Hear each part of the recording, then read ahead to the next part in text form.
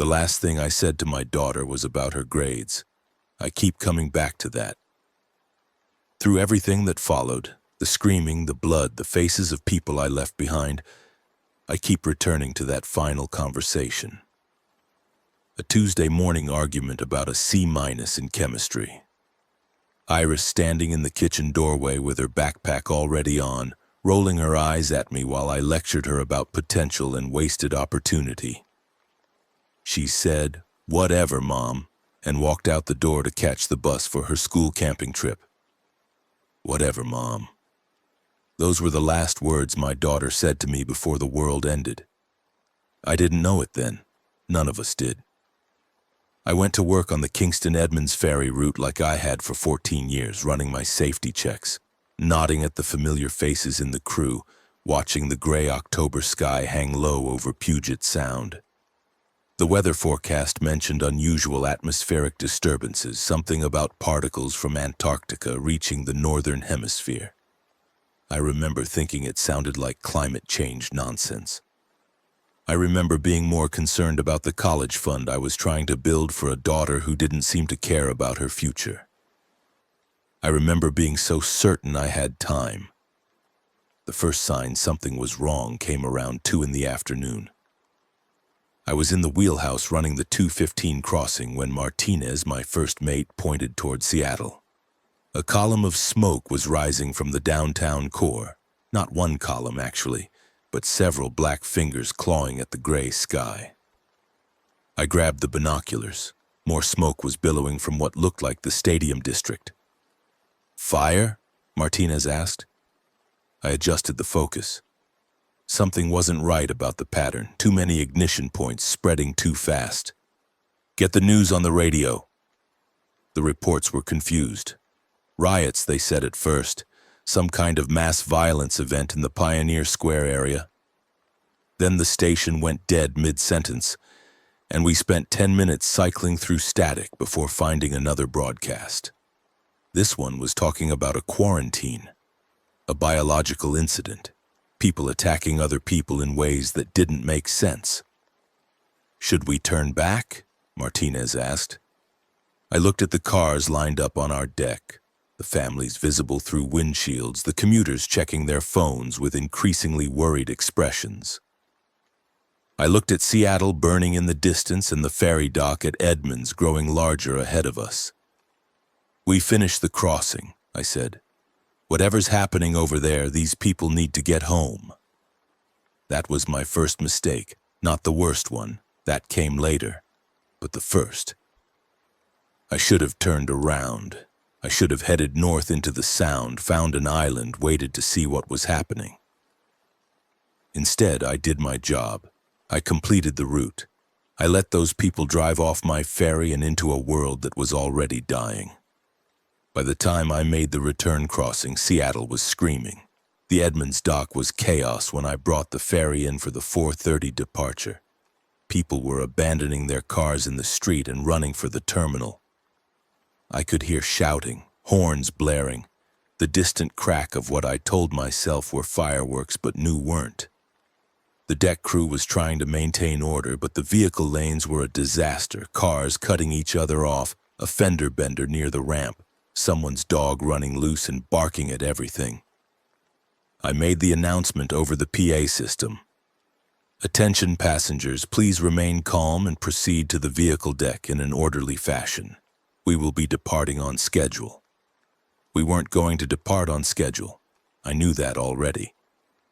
The boarding process was taking twice as long as usual, and more people were flooding into the terminal every minute.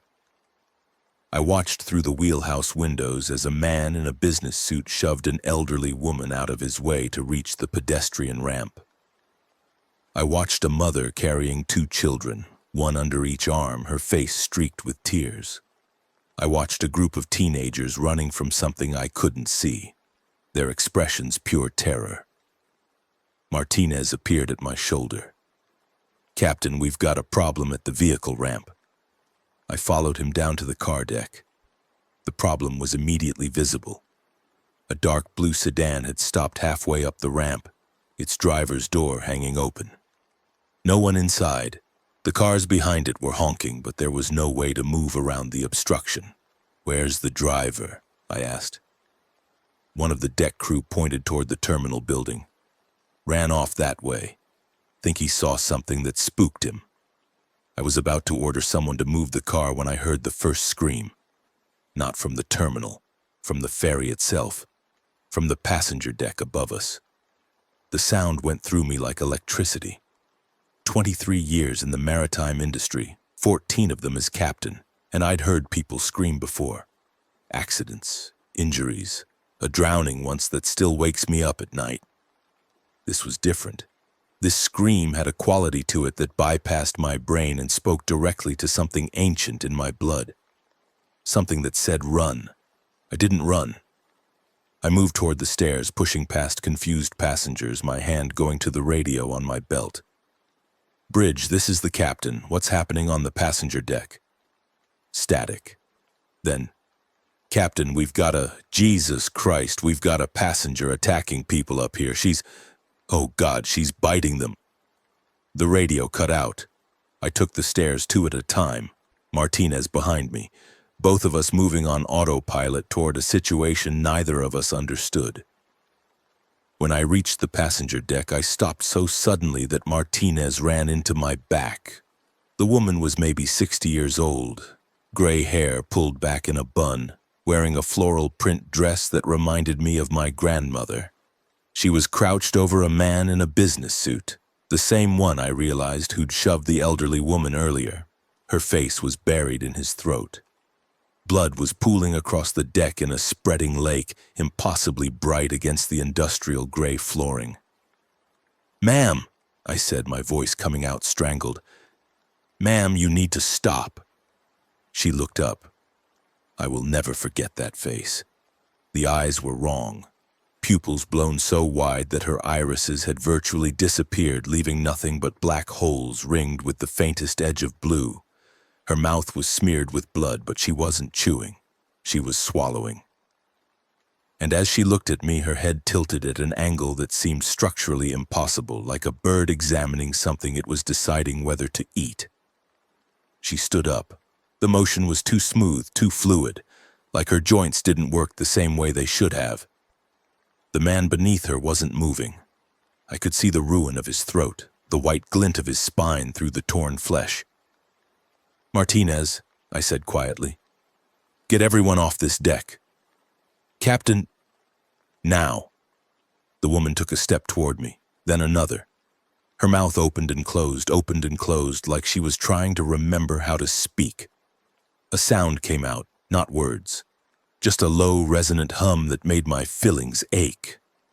Behind me, I heard Martinez shouting, heard passengers screaming, heard the thunder of feet on metal stairs. I didn't look away from the woman in the floral dress.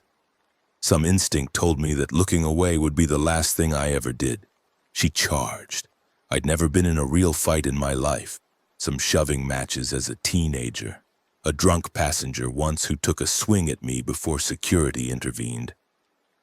Nothing that prepared me for a 60-year-old woman moving at the speed of a striking snake, her hands curled into claws, her mouth stretched open in that impossible way. I grabbed the fire extinguisher from the wall mount. I don't remember deciding to do it, my body just moved, years of knowing every inch of this vessel translating into automatic action.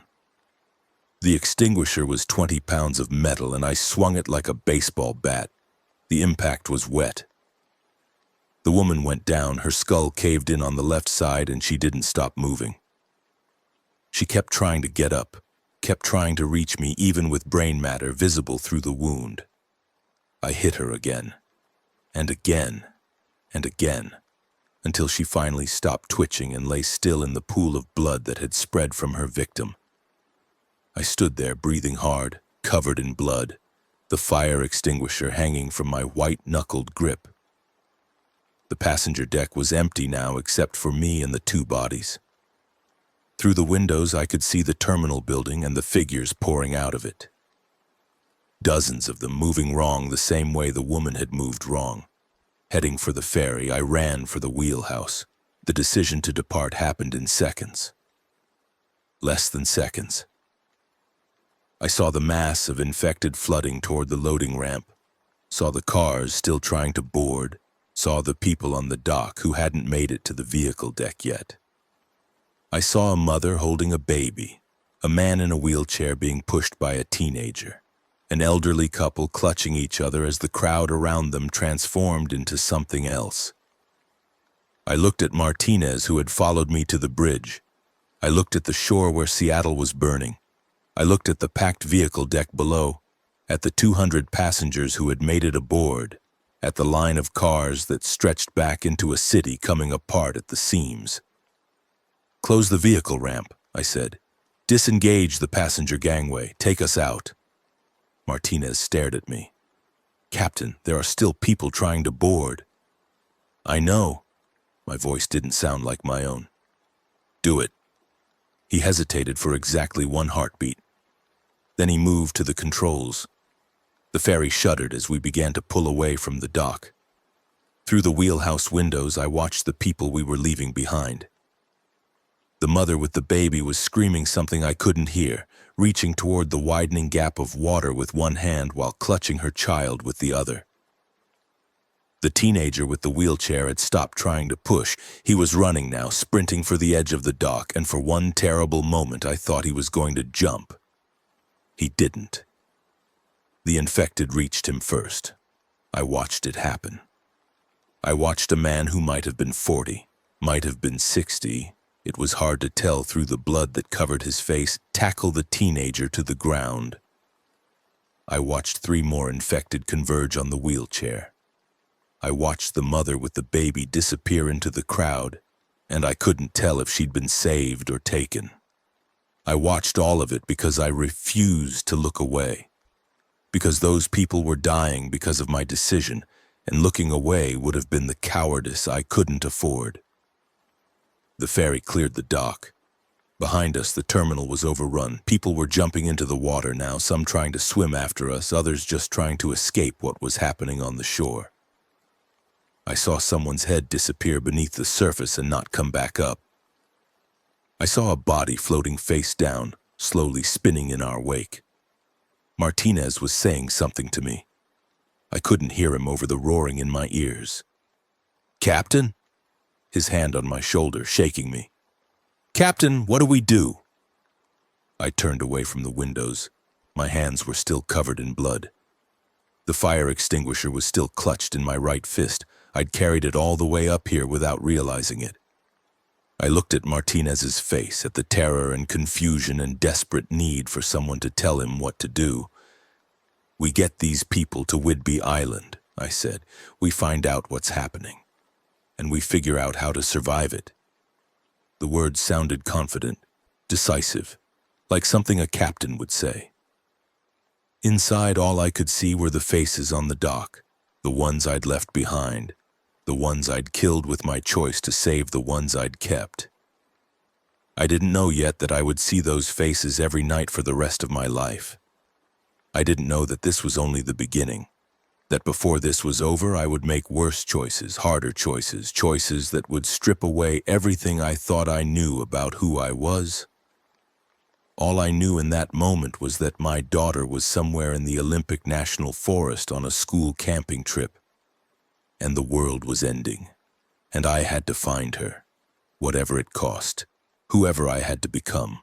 The crossing to Whidbey Island should have taken 30 minutes. It took 3 hours. We had to navigate around 2 other vessels that were drifting without power, a sailboat and a fishing trawler, both empty of life but showing signs of struggle. Blood on the deck of the trawler, a handprint smeared across the sailboat's cabin window. No bodies visible, which was somehow worse than if we'd seen them. The passengers were in various states of shock. Some were crying, clutching family members, staring at nothing. Others were glued to their phones, desperately trying to reach people who weren't answering. A few had gone completely silent, sitting alone, their faces blank. I recognized the look. I'd seen it in the mirror once after my mother died. The look of someone whose brain has decided that processing is optional for the time being. I left Martinez in the wheelhouse and walked the decks. trying to project calm authority while my hands shook and my mind kept replaying the sound of the fire extinguisher hitting that woman's skull. I answered questions I didn't have answers to. I lied and said help was probably on the way. I separated two men who had started fighting over a spot in the upper cabin. I held a woman's hand while she sobbed about her husband who hadn't made it aboard. By the time we reached the Whidbey Island side, the sun was setting and the radio was playing nothing but emergency broadcasts and static. The broadcasts were fragmentary, impossible to piece together into a coherent picture. Something about a fungal contamination. Something about Antarctic ice melt. Something about networked aggression patterns that sounded like science fiction until you remembered the way that woman had tilted her head. The way her eyes had tracked me, the way she'd moved like something that had learned human motion from a textbook instead of experience. The Whidbey dock was deserted. No cars waiting, no passengers, no dock workers. Just empty pavement and a few abandoned vehicles, and in the distance, the sound of gunfire. "I'm not getting off here," a man announced from the vehicle deck. He was standing next to a massive pickup truck, arms crossed, jaw set. "You need to take us somewhere safe." "Sir, I don't know where safe is right now." "That's not my problem. You're the captain. Figure it out." I looked at him, really looked at him. White guy, maybe 45. Expensive watch, the kind of confident posture that said he'd spent his life having other people solve his problems. Behind him, I could see other passengers watching, waiting to see how this would play out. "You're right," I said. "I am the captain, and the captain is telling you that this ferry needs to dock for fuel and inspection. If you want to stay aboard, that's your choice. But we're not going anywhere else tonight." He started to argue. I turned my back on him and walked away. Most of the passengers scattered into the island within an hour. Some had family there, some had destinations in mind, some just wanted to get away from the water and the ferry and the memory of what we'd all witnessed. I didn't try to stop them, I couldn't protect them, I couldn't protect anyone. I stayed aboard until full dark, running through the emergency procedures, checking on the few passengers who had nowhere else to go. 8 of them ended up huddled in the upper cabin, a family of 4 from Tacoma, a college student who'd been visiting her boyfriend in Seattle, 2 elderly sisters traveling together, and a young man in restaurant worker clothes who hadn't spoken a word since we'd left the dock. I gave them blankets from the emergency supplies. I told them to try to sleep. I told them I would keep watch, as if that meant anything, as if I could do anything against whatever was happening out there in the dark. Then I went to the wheelhouse and I tried to call my daughter. The cell networks were overloaded. Every call went straight to a busy signal or a recorded message about high call volume. I tried Iris's cell phone 17 times. I tried the number for her school. I tried the emergency contact for the camping trip. Nothing. Static. The sound of a world that was no longer listening. I pulled up a map on the navigation computer. The Olympic National Forest was 100 miles west of here, across Puget Sound, through the remains of whatever Seattle had become. Iris's school trip was camping somewhere near the Hoh Rainforest Visitor Center, deep in the peninsula, surrounded by some of the densest forest in the Pacific Northwest. She was out there somewhere. My daughter was out there in the woods while the world was falling apart and I was stuck on a ferry with no way to reach her. I don't know how long I sat there staring at the map.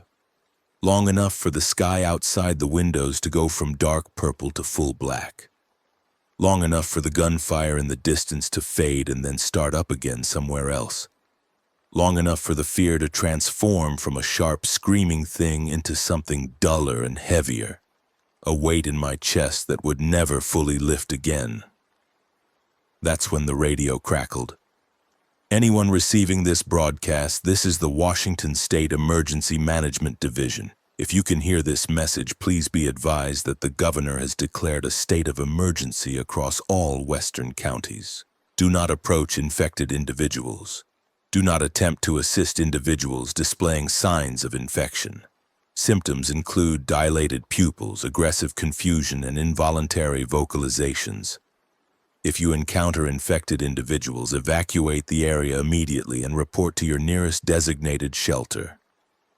Shelter locations include... The broadcast listed names that meant nothing to me, places I didn't know, facilities I'd never heard of.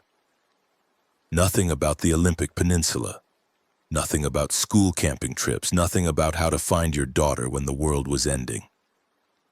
The message began to repeat. I listened to it 3 times before I turned off the radio. I slept for maybe 2 hours, curled up in the captain's chair with one hand on the fire extinguisher I'd cleaned but couldn't bring myself to put away.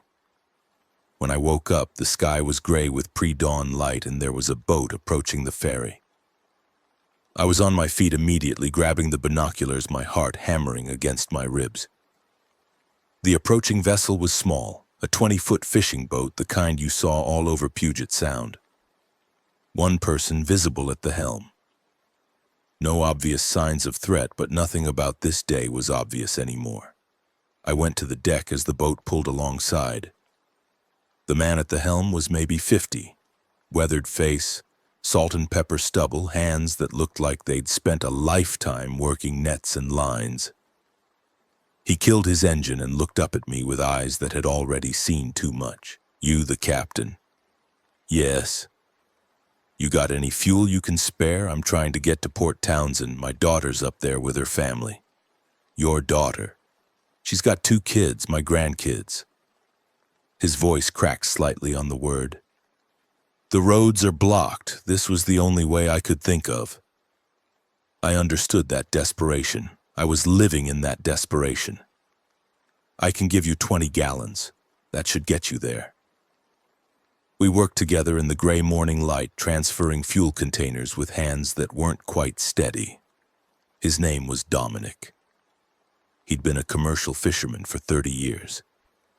He told me what he'd seen on the water overnight. Boats running dark, screams from the shore. Something in the water near Mukilteo that had bumped against his hull and made sounds that boats weren't supposed to make. Where are you headed? He asked when we were done. West, the Olympic Peninsula. My daughter's out there. He was quiet for a moment. I heard the peninsula's bad. The forest, something about the rain making it worse. Making what worse? The infection, whatever it is. He shook his head. The rain's not stopping it.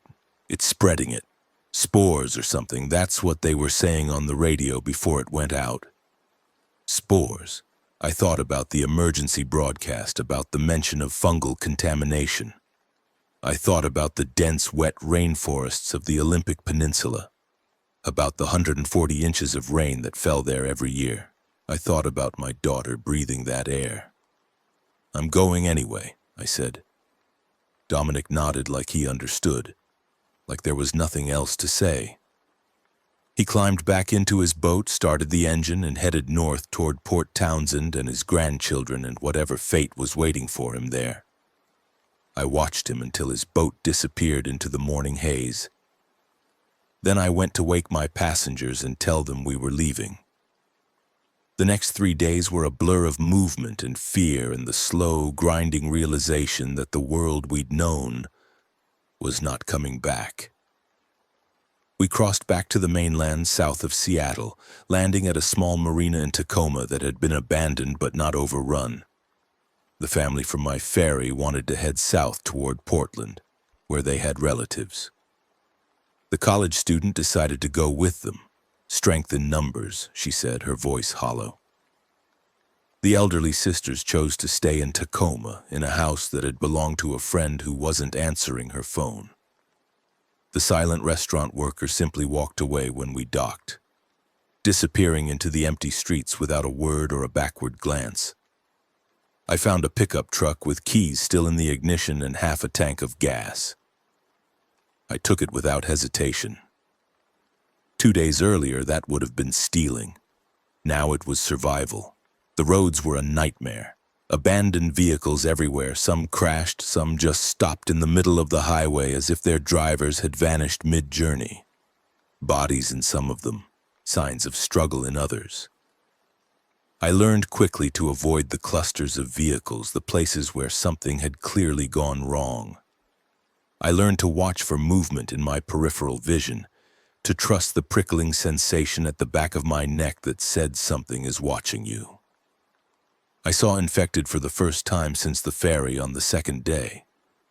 A group of them standing in a field off Highway 101, maybe a dozen figures arranged in a loose circle, completely motionless.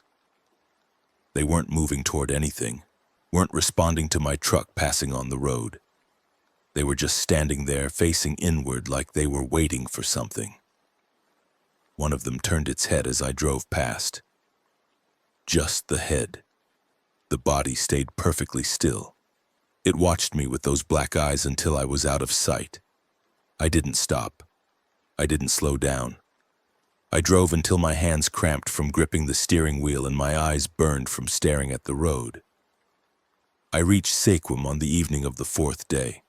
The town was smaller than I'd expected, maybe 10,000 people in normal times, a quiet retirement community on the northern edge of the peninsula. Now it was a hive of activity. Survivors had gathered here, drawn by word of mouth and the simple geometry of the peninsula. Sequim was on the only major road west, and west was away from Seattle, away from the cities that were burning, away from the heart of the infection.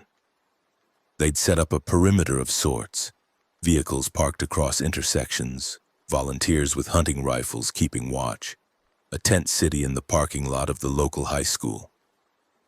It looked organized. It looked like someone was trying to hold things together. I was stopped at a checkpoint on the edge of town. 2 men with shotguns, a woman with a clipboard, all of them wearing that same expression of exhausted determination. "Name?" the woman asked. "Mira Castellano. I'm looking for my daughter. She was on a school camping trip in the Olympic National Forest." Something shifted in her face. Sympathy, maybe, or the memory of similar questions from other desperate parents. "The forest trips. Yeah, we've had a few people asking." She paused. "There's been no contact from any of the campsites. No one's been able to get in there." "What do you mean, no one's been able to get in?" "The roads are blocked, trees down, vehicles piled up. And the infected, there's something different about them in the forest. They move together, coordinate. It's not like the shamblers in the cities." "I'm going anyway." She looked at me for a long moment. "You got a weapon?" I showed her the fire extinguisher, still stained with dried blood despite my attempts to clean it. It was all I had. "Jesus," she muttered. "Park your truck over there. Find a place to sleep tonight.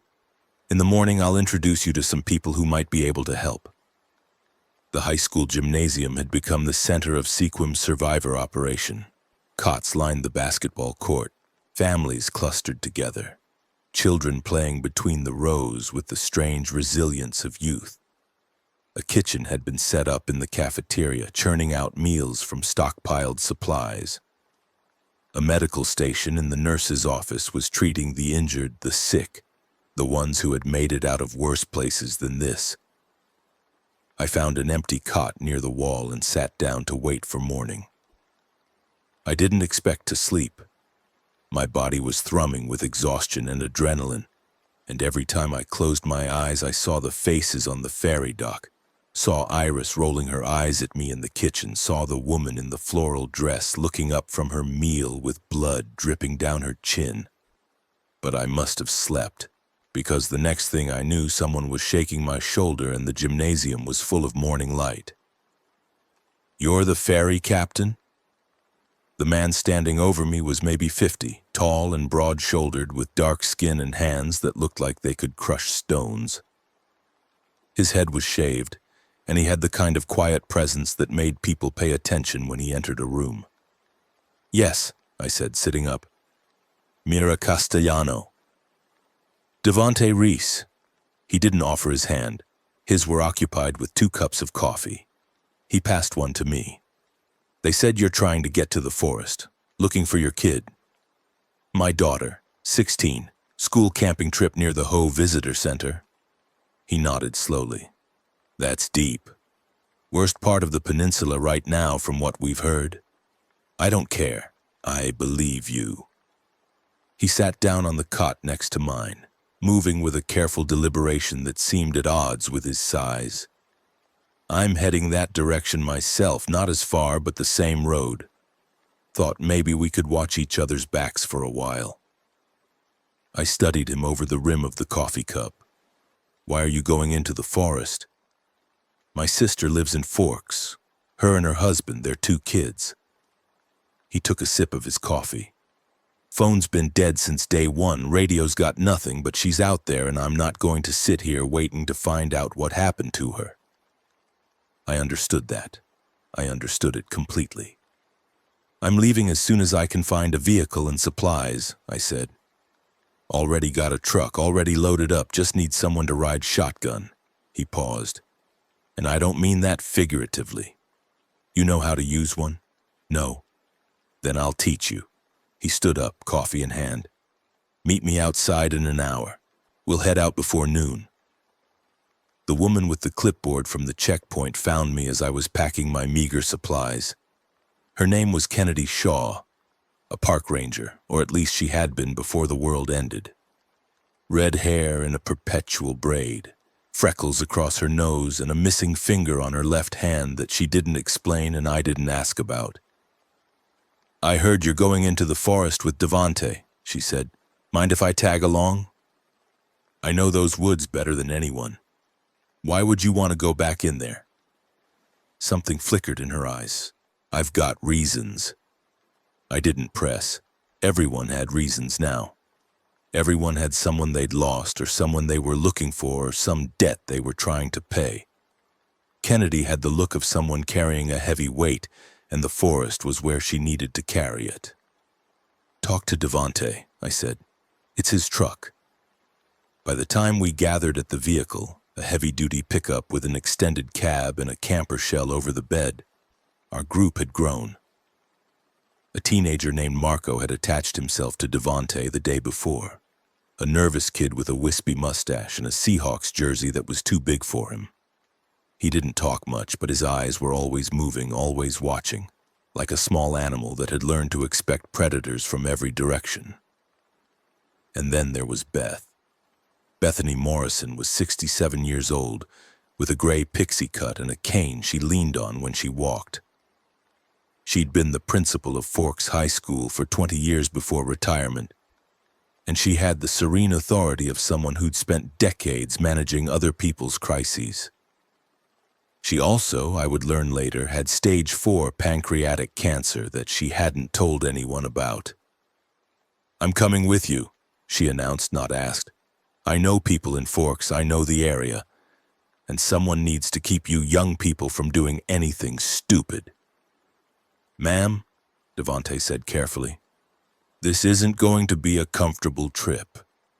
Young man, I've been uncomfortable since 1978. I'll manage. Ugh.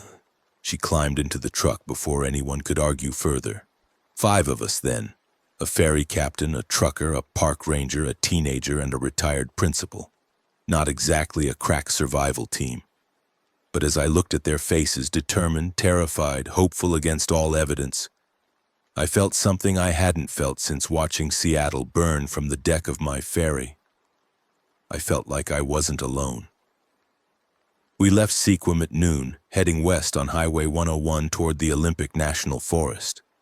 The road was mostly clear for the first hour. The evacuation had gone the other direction, toward the cities, toward what people had assumed would be safety. We passed abandoned houses, empty farms, a gas station with its windows smashed and its pumps drained dry. Kennedy navigated from the passenger seat, a paper map spread across her knees. No GPS, no cell service, no digital crutches, just ink and paper and her knowledge of the land. There's a logging road about 10 miles ahead, she said. It'll take us around the worst of the blockages on the main highway. Rougher driving, but fewer chances of getting stuck. Or walking into an ambush, Devante added. His hands were steady on the wheel, but I could see the tension in his shoulders, the way his eyes kept flicking to the mirrors. Has there been trouble with other survivors? I asked. I was in the back seat between Marco and Beth, the shotgun Devante had given me resting across my lap. I'd spent the morning learning how to load it, aim it, fire it. The weight of it was strange and heavy and somehow comforting. Kennedy turned to look at me. Most people are just scared, trying to survive. But there are some who've decided that the rules don't apply anymore. They're taking what they want, doing what they want. She paused. The infected aren't the only things to be afraid of out here. The logging road was everything Kennedy had promised. Rough, narrow, branches scraping against the sides of the truck with sounds that made me jump every time. The forest pressed in on both sides, dense and green and dripping with moisture.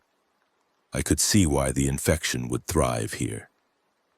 The air itself felt wet, heavy, like breathing through a damp cloth. We'd been on the logging road for maybe an hour when Marco spoke for the first time since we'd left. There's someone behind us. I turned to look out the rear window. The road curved enough that I couldn't see far, but I caught a glimpse of movement, a flash of metal, the sun reflecting off glass. How long? Devante asked, his eyes going to the rearview mirror. I don't know. I just noticed. Could be other survivors, Kennedy said. Same destination, same road. Could be. Devante didn't sound convinced. Keep watching. Let me know if they get closer. They got closer. Over the next 30 minutes, the vehicle behind us, a dark SUV, closed the gap steadily. Not fast enough to seem aggressive, but fast enough that it was clearly intentional. By the time we reached a small clearing where the logging road intersected with another track, they were close enough that I could see faces in the windshield. 3 men. One of them was smiling. Devante, I said. I see them. He pulled the truck to a stop at the intersection. Kennedy, you know where we are? Yeah. The main road is about 2 miles east. The logging road continues west toward Lake Crescent. And the other track? Dead ends at an old mill site. Nowhere to go. The SUV pulled up behind us and stopped. For a long moment, nobody moved. I could hear my own heartbeat, feel the weight of the shotgun in my hands. Beside me, Marco had gone completely still, barely breathing. One of the men got out of the SUV. He was maybe 30 with a shaved head and a rifle slung over his shoulder. He walked toward our truck with the casual confidence of someone who was used to getting what he wanted. Devante rolled down his window. Afternoon. Afternoon. The man stopped a few feet from the driver's door. Couldn't help but notice you folks are heading into some rough country. We know where we're going. I'm sure you do. Thing is, these roads belong to us now. Toll road, you might say. And what's the toll? The man smiled. It wasn't a friendly expression. Half your supplies, half your fuel. Any weapons you've got, and the pretty redhead there can ride with us for a while, keep us company. I felt Kennedy stiffen beside me. My hand tightened on the shotgun. That's not going to happen, Devante said. His voice was calm, almost gentle. I don't think you understand the situation. The man gestured, and the other 2 climbed out of the SUV. They were carrying weapons, a baseball bat, a machete. There's 3 of us and only one of you who looks like he could put up a fight. The old lady's not going to do much, the kid's about to piss himself, and the lady's, well... Another smile. I'm trying to be civil here. Don't make this harder than it needs to be. What happened next took maybe 4 seconds. Devante's hand came up from beside his seat, and he was holding a pistol I hadn't known he had. The shot was so loud in the enclosed space that my ears rang for hours afterward. The man with the rifle stumbled backward, a red hole appearing in his chest, and collapsed. The other 2 started to move. Kennedy was out of the truck before I could process what was happening, a knife in her hand that seemed to appear from nowhere. She closed the distance to the man with the machete before he could swing, and then he was on the ground, clutching his throat, and there was blood everywhere. The third man, the one with the baseball bat, ran. He made it maybe 20 feet before Devante's second shot took him in the back. Silence. Just the dripping of water from the trees and the fading echo of gunfire and the sound of the dying man gurgling through his ruined throat. Kennedy wiped her knife on the dead man's shirt and looked at me. "You okay?" I realized I was still holding the shotgun, still sitting in the back seat with my mouth open. Yes, I think so." "That's going to happen again," she said. "Probably more than once. You need to be ready." I looked at the bodies on the ground, at the blood soaking into the dirt road. 2 days ago I had been a ferry captain worried about her daughter's grades. Now I was sitting in a truck surrounded by corpses, and the only thing I felt was a distant, numb relief that those corpses weren't us. "I'll be ready," I said. We drove until dark, putting as much distance as we could between ourselves and the bodies we'd left behind. No one talked much. Devante hummed under his breath, something by Marvin Gaye, I thought, and the sound was oddly comforting in the silence. Kennedy found us a place to camp, an abandoned hunting cabin about 100 yards off the logging road, hidden from casual observation by a dense stand of cedar trees. The cabin was small but intact, with a wood stove and shuttered windows, and a cellar that had been converted to a basic root storage. "We should post a watch," I said as we unpacked our supplies. "Already thought of that." Devante was checking the perimeter, his pistol in hand. "I'll take first shift. Kennedy, you take the second. Mira, you're on third." "What about me?" Marco asked. His voice was barely a whisper. "You sleep. You're still growing." The boy looked like he wanted to argue, but Beth put a hand on his shoulder and guided him toward the cabin. "Come on, dear. I'll tell you a story to help you sleep. I'm not a little kid. I know. Consider it a favor to an old woman who doesn't like silence." I stayed outside with Devante while the others went in. The darkness was absolute. No moon, no stars, just the wet black of the forest pressing in around us. I could hear things moving in the trees. Animals, probably. Hopefully. "Thank you," I said, "for what you did today. You'd have done the same. I don't know if I would have." I stared at the shadows between the trees, trying to see something, anything. I've never killed anyone before the ferry. Now I've seen 5 people die in front of me, and I feel like I should be more affected by it. Devante was quiet for a moment. "I drove long haul for 20 years. You see a lot on those roads.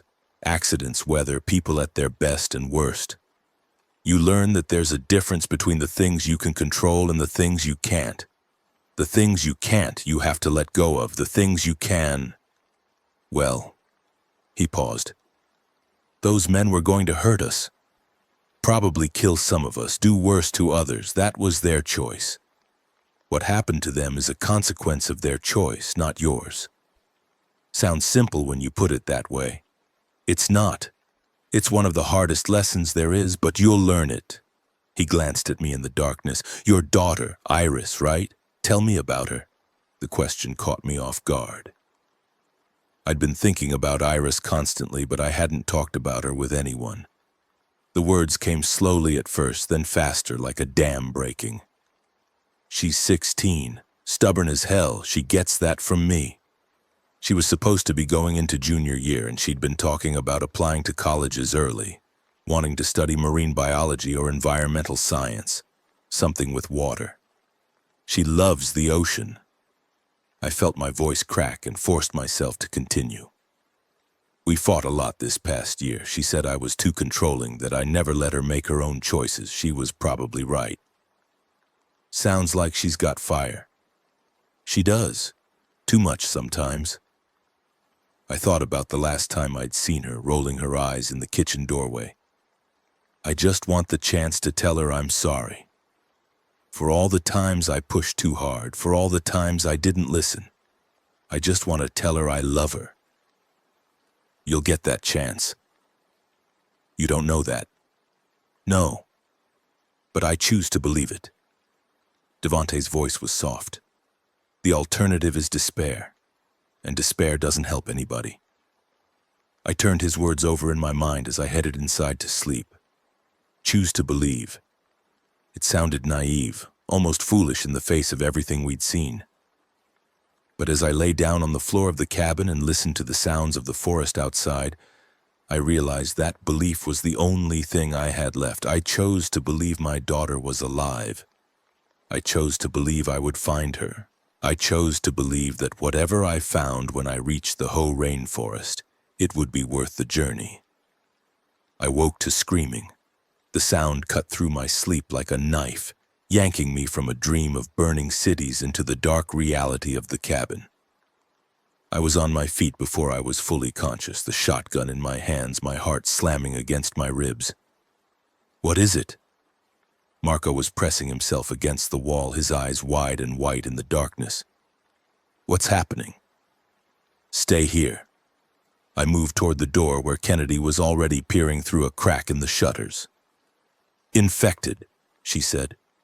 2 of them. They're at the edge of the clearing. Are they coming toward us? No. They're just standing there. I looked through the crack. She was right. 2 figures at the tree line, barely visible in the pre-dawn gray, completely motionless. They weren't shambling, weren't trying to approach. They were just standing, facing the cabin like they were waiting. That's not normal behavior, Devante said from behind me. He'd come up silently, his pistol drawn. The ones in the cities attacked anything that moved. These aren't the same, Kennedy said. The forest ones are different. I told you, they coordinate, they share information somehow. Share information how? I don't know. But the stories coming out of the interior, people say they move together, react to things they shouldn't be able to see, like they're connected. The 2 figures hadn't moved. They just stood there watching with those black eyes, their bodies swaying slightly in a rhythm I couldn't quite define. Looking at them made my skin crawl, made some deep part of my brain scream that this was wrong, that humans weren't supposed to move like that, weren't supposed to be that still. They're marking us, I said. I didn't know where the certainty came from, but I knew it was true. They know we're here. They're telling others. Then we need to leave, now. Devante was already moving, grabbing packs, shoving supplies into bags. Everyone in the truck in 2 minutes. We loaded in 90 seconds. Beth moved faster than I would have thought possible for a woman with a cane, and Marco had the wide-eyed energy of pure terror. As Devante started the engine, I looked back at the cabin. The 2 figures were gone. Where did they go? Marco asked. Nobody answered. We drove into the gray morning light, and I couldn't shake the feeling that something was watching us from between the trees. Something that knew exactly where we were going. The next 2 days were a fever dream of driving, hiding, and narrow escapes. The infection had spread further into the forest than any of us had expected. We saw them everywhere now, not the hordes that had overrun Seattle, but small groups, pairs, solitary figures that watched from the shadows.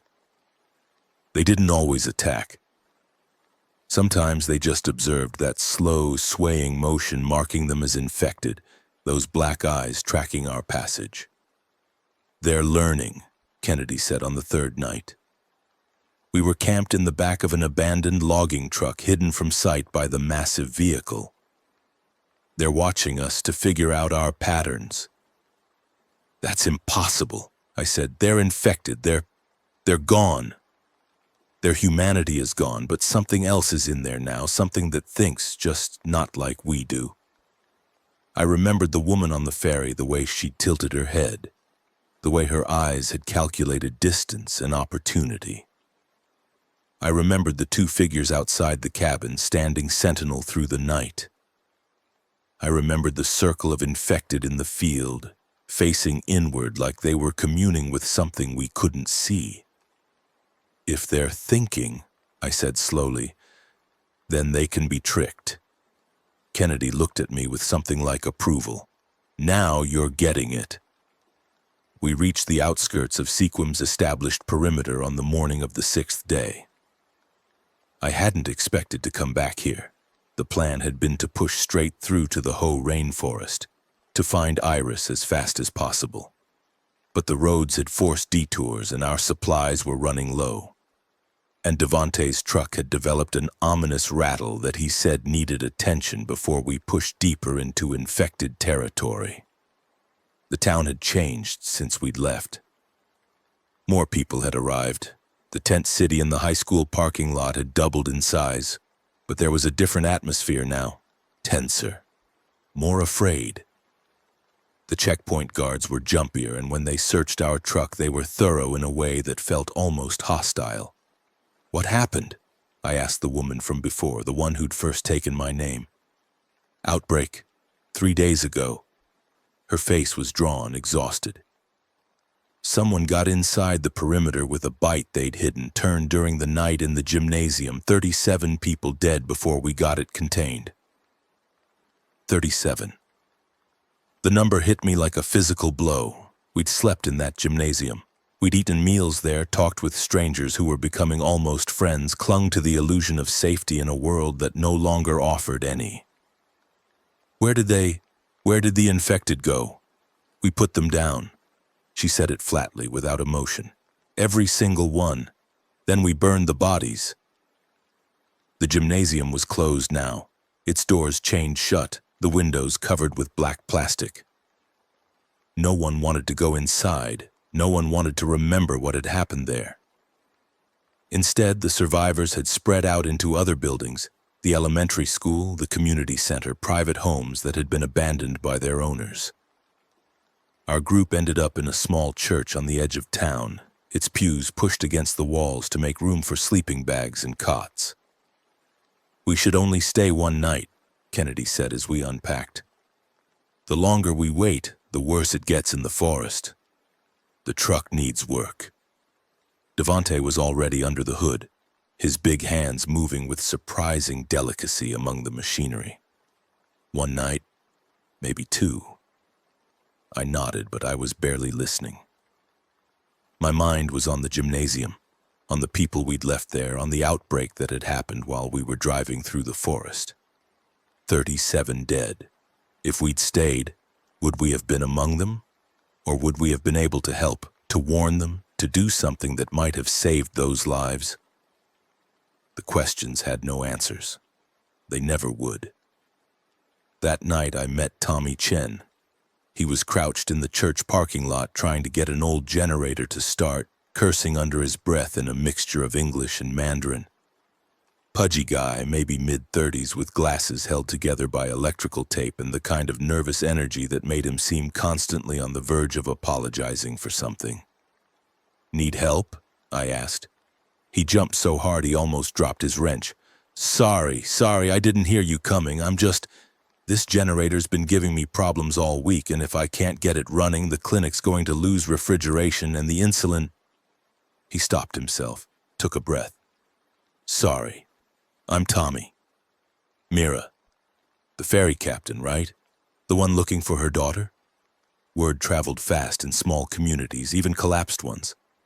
"That's me. My niece is missing too. Lily, she's 11. She was at school in Sequim when everything started. I think she's still in the building somewhere, but I haven't been able to get in there. The infected. They're using it as some kind of gathering point. Dozens of them just standing around in the hallways like they're waiting for something. I'm sorry." "Yeah." He turned back to the generator, hands moving automatically. "My sister and her husband, they're gone. Turned on day 2. Lily's all I have left." His voice cracked. "I keep telling myself she's smart, she's resourceful, she could have found somewhere to hide. Kids are good at hiding, right?" I thought about Iris, alone in the forest with her classmates, facing horrors I couldn't imagine. Kids are tougher than we give them credit for. "I hope so." Tommy got the generator sputtering to life, then dying again. He slammed his palm against the housing in frustration. "I'm sorry, I know everyone's got problems right now. I shouldn't dump mine on you." "Don't apologize. I knelt down beside him, looking at the generator. Tell me what you've tried. We worked on the machine together for an hour. Tommy knew electronics but not mechanics. I'd spent enough time around ferry engines to have picked up some basics. Between us, we finally got the generator running smoothly, its steady hum filling the night air. Thank you, Tommy said, wiping his hands on his pants. I don't know how to. Thank you. If you want to thank me, teach me something. I gestured toward the church. Show me how to fix a radio, how to get a message out. His eyes lit up. You want to contact your daughter? I want to try. I can help with that. I worked in tech, software mostly, but I know radio systems. If there's any way to reach the forest, I can find it.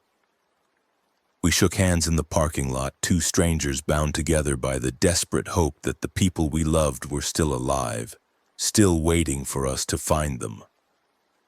The next morning, I learned about the gun battle. A group of survivors had tried to raid Sequim's supply depot during the night. 4 of them, armed with rifles, had attempted to break in through a loading dock while the guards were dealing with an infected incursion on the eastern perimeter. Coordinated, Devante said grimly when he heard the news. The infected created a distraction while the humans made their move. You think that was coincidental? No, Kennedy said. She was sitting on a church pew, sharpening her knife with slow, deliberate strokes. I think the infected are being used. Intentionally, someone's figured out how to direct them. That's insane, Marco said. He'd been quiet since we'd returned to Sequim, shaken by the news of the gymnasium outbreak. They're monsters. They can't be controlled. Maybe not controlled, but manipulated, herded toward a target?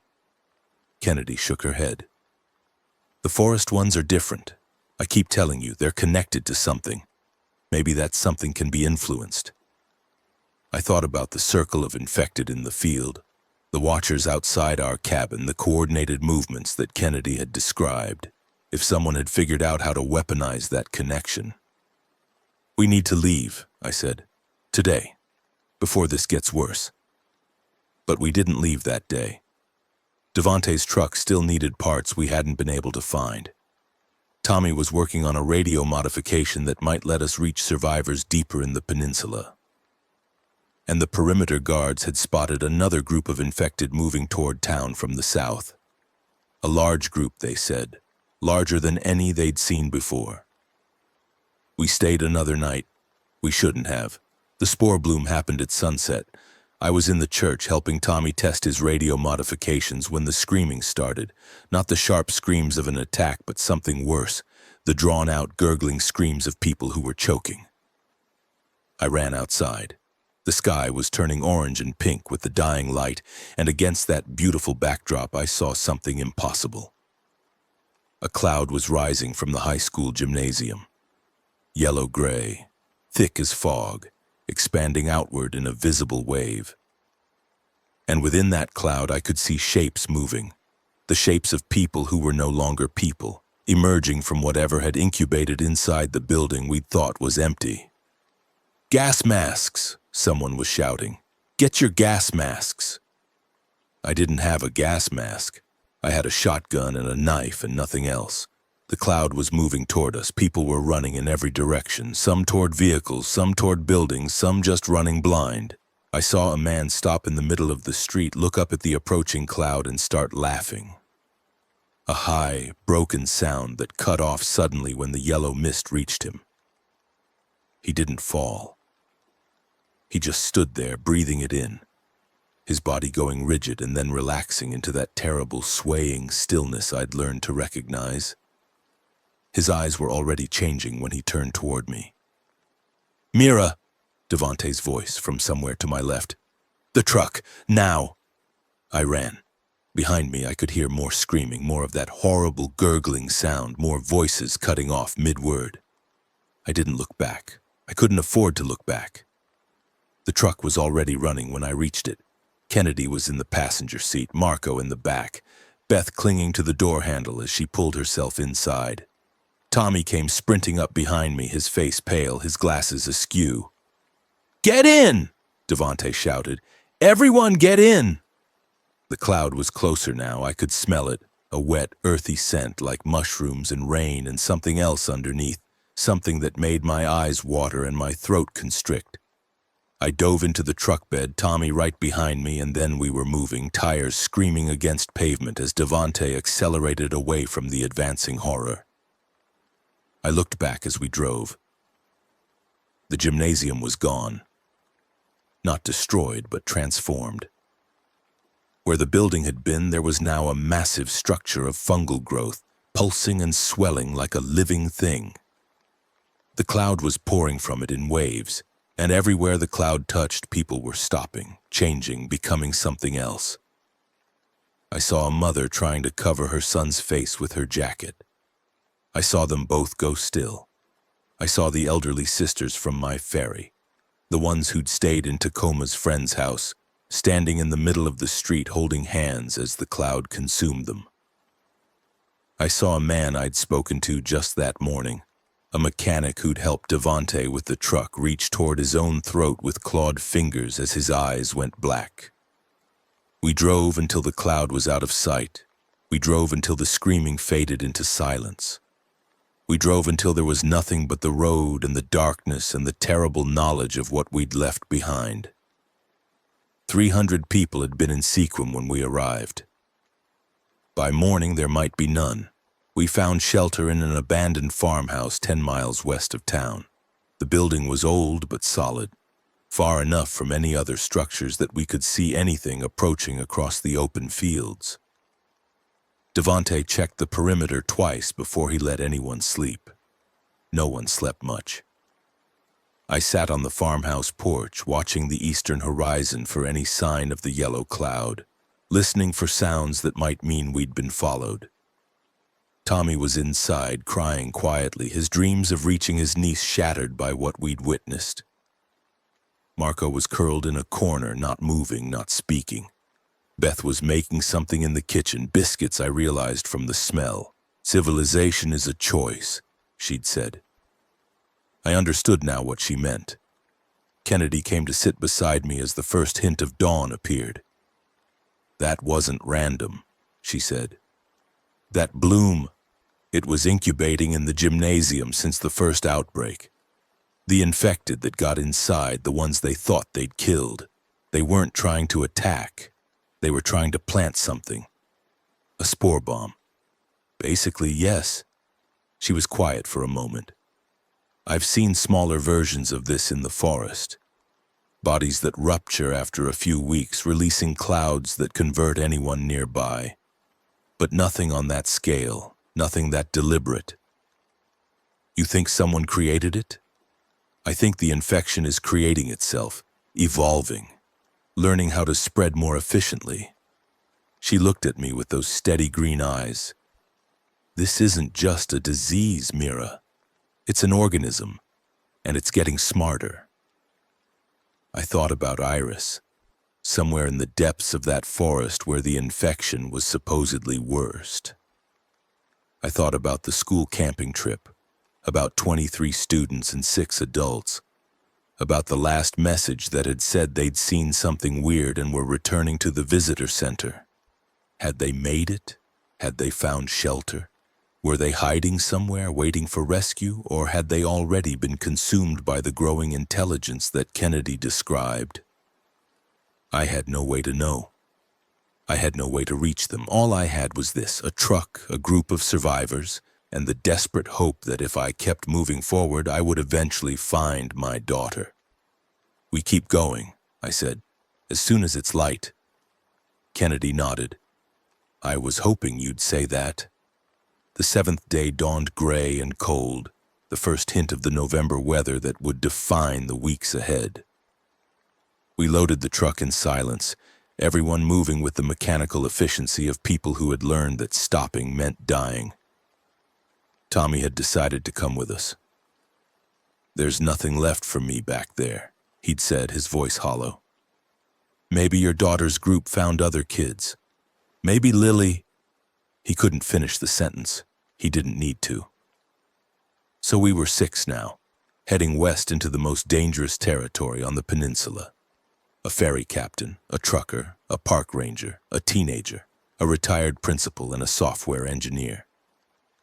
We had 2 guns between us, a handful of knives, and supplies that might last a week if we were careful. Behind us, Sequim was dying, or already dead. The yellow cloud had spread through the night, converting everyone it touched, turning a community of survivors into something else entirely. We'd seen it from the highway as we fled. Buildings draped in fungal growth, streets filled with swaying figures, the entire town being absorbed into the network that Kennedy described. Ahead of us, the forest waited. Dense and green and dripping with rain, it stretched from horizon to horizon, a wall of trees that hid whatever horrors were growing within. Somewhere in that green darkness, my daughter was either alive or dead, either hiding or hunted, either waiting for rescue or already lost. I would find her. I had to believe that. I had to choose to believe it, like Devante said, because the alternative was a despair I couldn't afford. The truck rumbled westward. The rain began to fall. And behind us, rising above the tree line, I could see the yellow cloud still expanding, still consuming, still growing towards some terrible purpose I couldn't yet imagine. Day 7 and the world was still ending. Day 7 and I was still going. Day 7 and somewhere in the forest ahead, my daughter's voice was calling to me through the darkness, saying, "Mom, where are you, Mom? I'm scared, Mom, please find me." I would find her, whatever it cost. The road into the Olympic National Forest was worse than I'd expected, and I'd expected bad. Trees had fallen across the pavement in 3 places during the first 5 miles. Forcing us to either cut our way through with the chainsaw Devante had salvaged or backtrack and find another route. The rain was constant. A steady drizzle that turned the world into a gray-green blur and made the road surface treacherous. And everywhere we looked, there were signs that something terrible had passed this way before us. Abandoned vehicles, doors hanging open, interiors dark with old blood. A school bus on its side in a ditch, windows smashed, no bodies visible but drag marks leading into the trees. A roadside emergency phone box torn from its mounting, the receiver dangling by its cord, swinging slowly in the rain. "This is the main evacuation route," Kennedy said, studying a crumpled map. "Everyone who tried to flee west would have come this way." "Where did they all go?" Marco asked. His voice had gotten smaller over the past few days, like he was trying to take up less space in the world. No one answered. We all knew where they'd gone. We just didn't want to say it. The first sign of survivors came around noon. A hand-painted sign nailed to a tree reading "Help Us," with an arrow pointing north toward a side road. Devante slowed the truck. "Could be a trap," Kennedy said. "Could be real," I replied. "We can't help everyone," she said, but her voice was softer than the words. I thought about the faces on the ferry dock, the mother with the baby, the teenager with the wheelchair, all the people I'd left behind to save the ones I'd kept. How many more times would I have to make that choice? How many more faces would I see when I closed my eyes? "We keep going," I said. "We can't stop for everyone." The words tasted like ash in my mouth. But I said them anyway because the alternative was never reaching Iris, and that wasn't acceptable. That would never be acceptable. We drove past the sign without stopping. I didn't look back. The attack came without warning. One moment we were driving through a narrow stretch of road flanked by towering cedars. The next, something slammed into the side of the truck with enough force to send us skidding toward the ditch. Devante fought the wheel, cursing, and managed to keep us from flipping, but by the time we'd stopped, they were already on us. Infected, at least a dozen, maybe more. They came out of the trees like ghosts, silent until the moment of contact, moving with that terrible coordinated speed I'd learned to fear. They weren't shambling. They were running. and they hit the truck from all sides at once. "Guns!" Devante shouted, but there was no time. One of them had already clawed through the tarp covering the truck bed and was reaching for Tommy, who screamed and kicked at its grasping hands.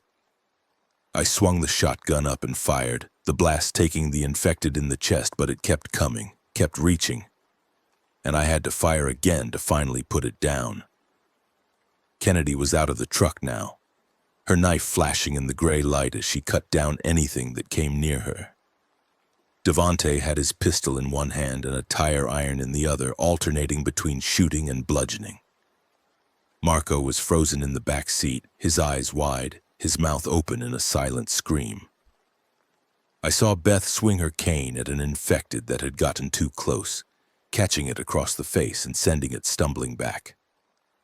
She was shouting something, not screaming, but actually words, commands, the voice of a woman who had spent decades controlling rooms full of unruly teenagers. "Get back! All of you, get back!" It wasn't working. There were too many of them. For everyone we put down, two more appeared from the trees, and these weren't like the infected in Seattle. They weren't throwing themselves mindlessly at us. They were probing our defenses, looking for weak points, working together in ways that made my blood run cold.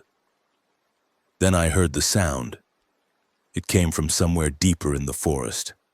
A long, resonant howl that rose and fell in pitch like nothing I'd ever heard.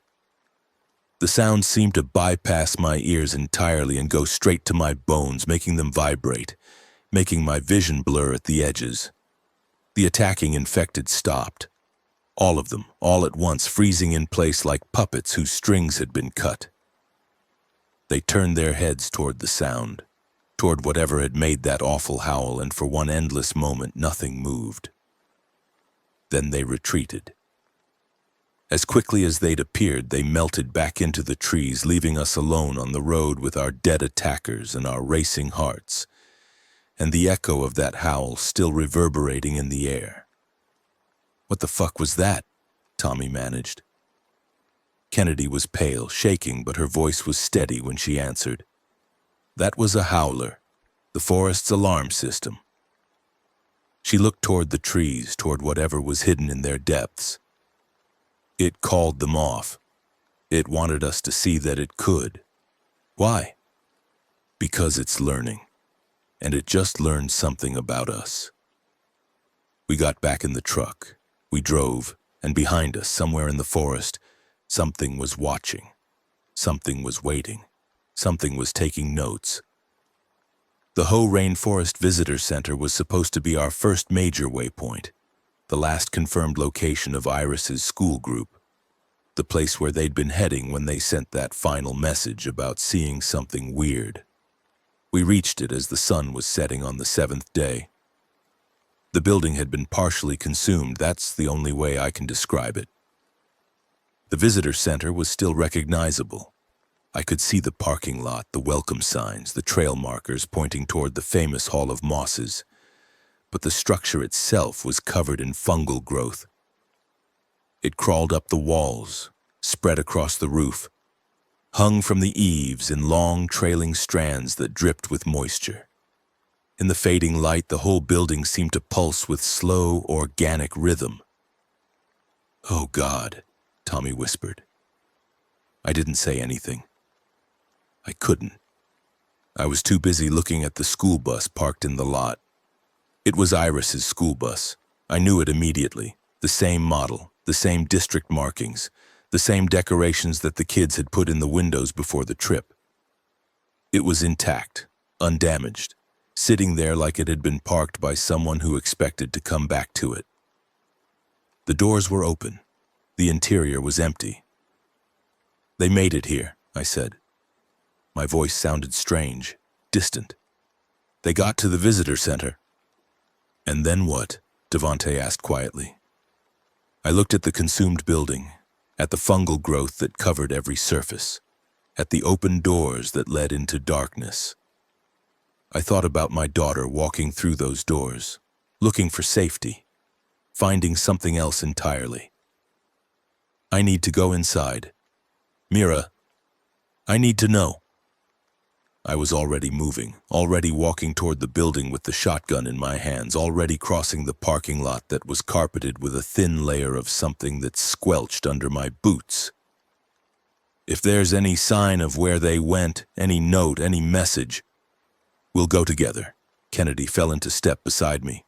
Devante, keep the truck running. Tommy, watch our backs. Beth, Marco, stay with the vehicle. Like hell I will. Beth was already climbing out, her cane tapping against the asphalt. If there are children who came through here, I might recognize evidence you wouldn't. I spent 20 years with teenagers.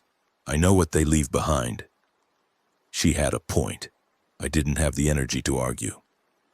The three of us approached the visitor center together, me with the shotgun, Kennedy with her knife, Beth with her cane and her decades of experience. The fungal growth crackled under our feet, and I tried not to think about what we might be breathing. Tried not to remember the yellow cloud over Sequim and how quickly it had converted everyone it touched. The interior of the building was worse than the exterior. The fungus had taken over completely, covering the walls, the floors, the informational displays about the rainforest ecosystem. Bioluminescent tendrils provided a faint, sickly green light that made everything look like we were underwater, drowning in a sea of organic matter.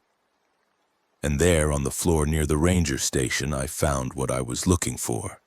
A backpack, purple with patches from various national parks, with a name embroidered on the strap in the careful handwriting of a parent who wanted to make sure their child's belongings came back to them. The name said Iris. I fell to my knees. The backpack was empty. No supplies, no water bottle, no jacket. She'd taken what she needed and left the rest behind. She'd been here in this room at some point after the infection had started to spread. She'd been here, and she'd left. There's a message, Kennedy said. She was pointing at the ranger station desk, at something written in marker on a laminated trail map. I forced myself up, forced myself to look. The handwriting was Iris's. I knew it immediately. The same neat printing she'd used on homework assignments, on birthday cards, on the note she'd left on the refrigerator 3 months ago that had said, "Gone to Sarah's back by dinner." This note said something different. Group split, some infected survivors heading toward Rialto Beach. Heard there's boats. If you're looking for someone, go west. Stay off the main trails. The network can feel you on the trails. And beneath that, smaller, almost hidden in the corner, "Hey, Mom, if you're reading this, I'm okay. I'm taking care of people. Don't worry about me." The tears came before I could stop them. I stood there in the fungal ruin of the visitor center, holding my daughter's handwriting, crying for the first time since the ferry dock. She was alive. She was out there somewhere heading west, taking care of people. She was okay. We retreated from the visitor center before full dark. The building was too compromised, too deep in infected territory, too dangerous to stay in overnight. Instead, we drove another few miles west until we found a highway maintenance station that had been abandoned but not consumed. I told the others what I'd found. The message, the proof that Iris had been alive at least a few days ago, the direction she'd been heading. "Rialto Beach," Kennedy said, studying the map. "That's maybe 40 miles from here. Rough terrain, but navigable if she's staying off the main trails." "She's smart," I said. I couldn't stop seeing her handwriting, couldn't stop hearing her voice in those words. She figured out about the network, about how the infected can sense movement on the main paths. "How would she figure that out?" Marco asked. I didn't have an answer. I didn't care about the answer. All that mattered was that she'd figured it out, that she was using it to survive, that she was somewhere ahead of us on this road and I was going to find her. "We go west at first light," I said. "Rialto Beach, whatever it takes." Nobody argued. That night I dreamed about the ferry dock, the same dream I'd had every night since Seattle, the faces of the people I'd left behind, The mother with the baby, the teenager with the wheelchair, all of them reaching toward me as the ferry pulled away. But this time there was something different. This time when I looked at their faces, I saw Iris. She was standing at the edge of the dock, not reaching, not screaming, just watching me go. Her face was calm, almost peaceful, and her eyes were the same deep brown they'd always been. Not black, not infected, just sad. "You left me," she said. Her voice carried across the water, even though the distance should have made it impossible. "You left me behind." "I'm coming," I tried to say. "I'm coming to find you." But the words wouldn't come out.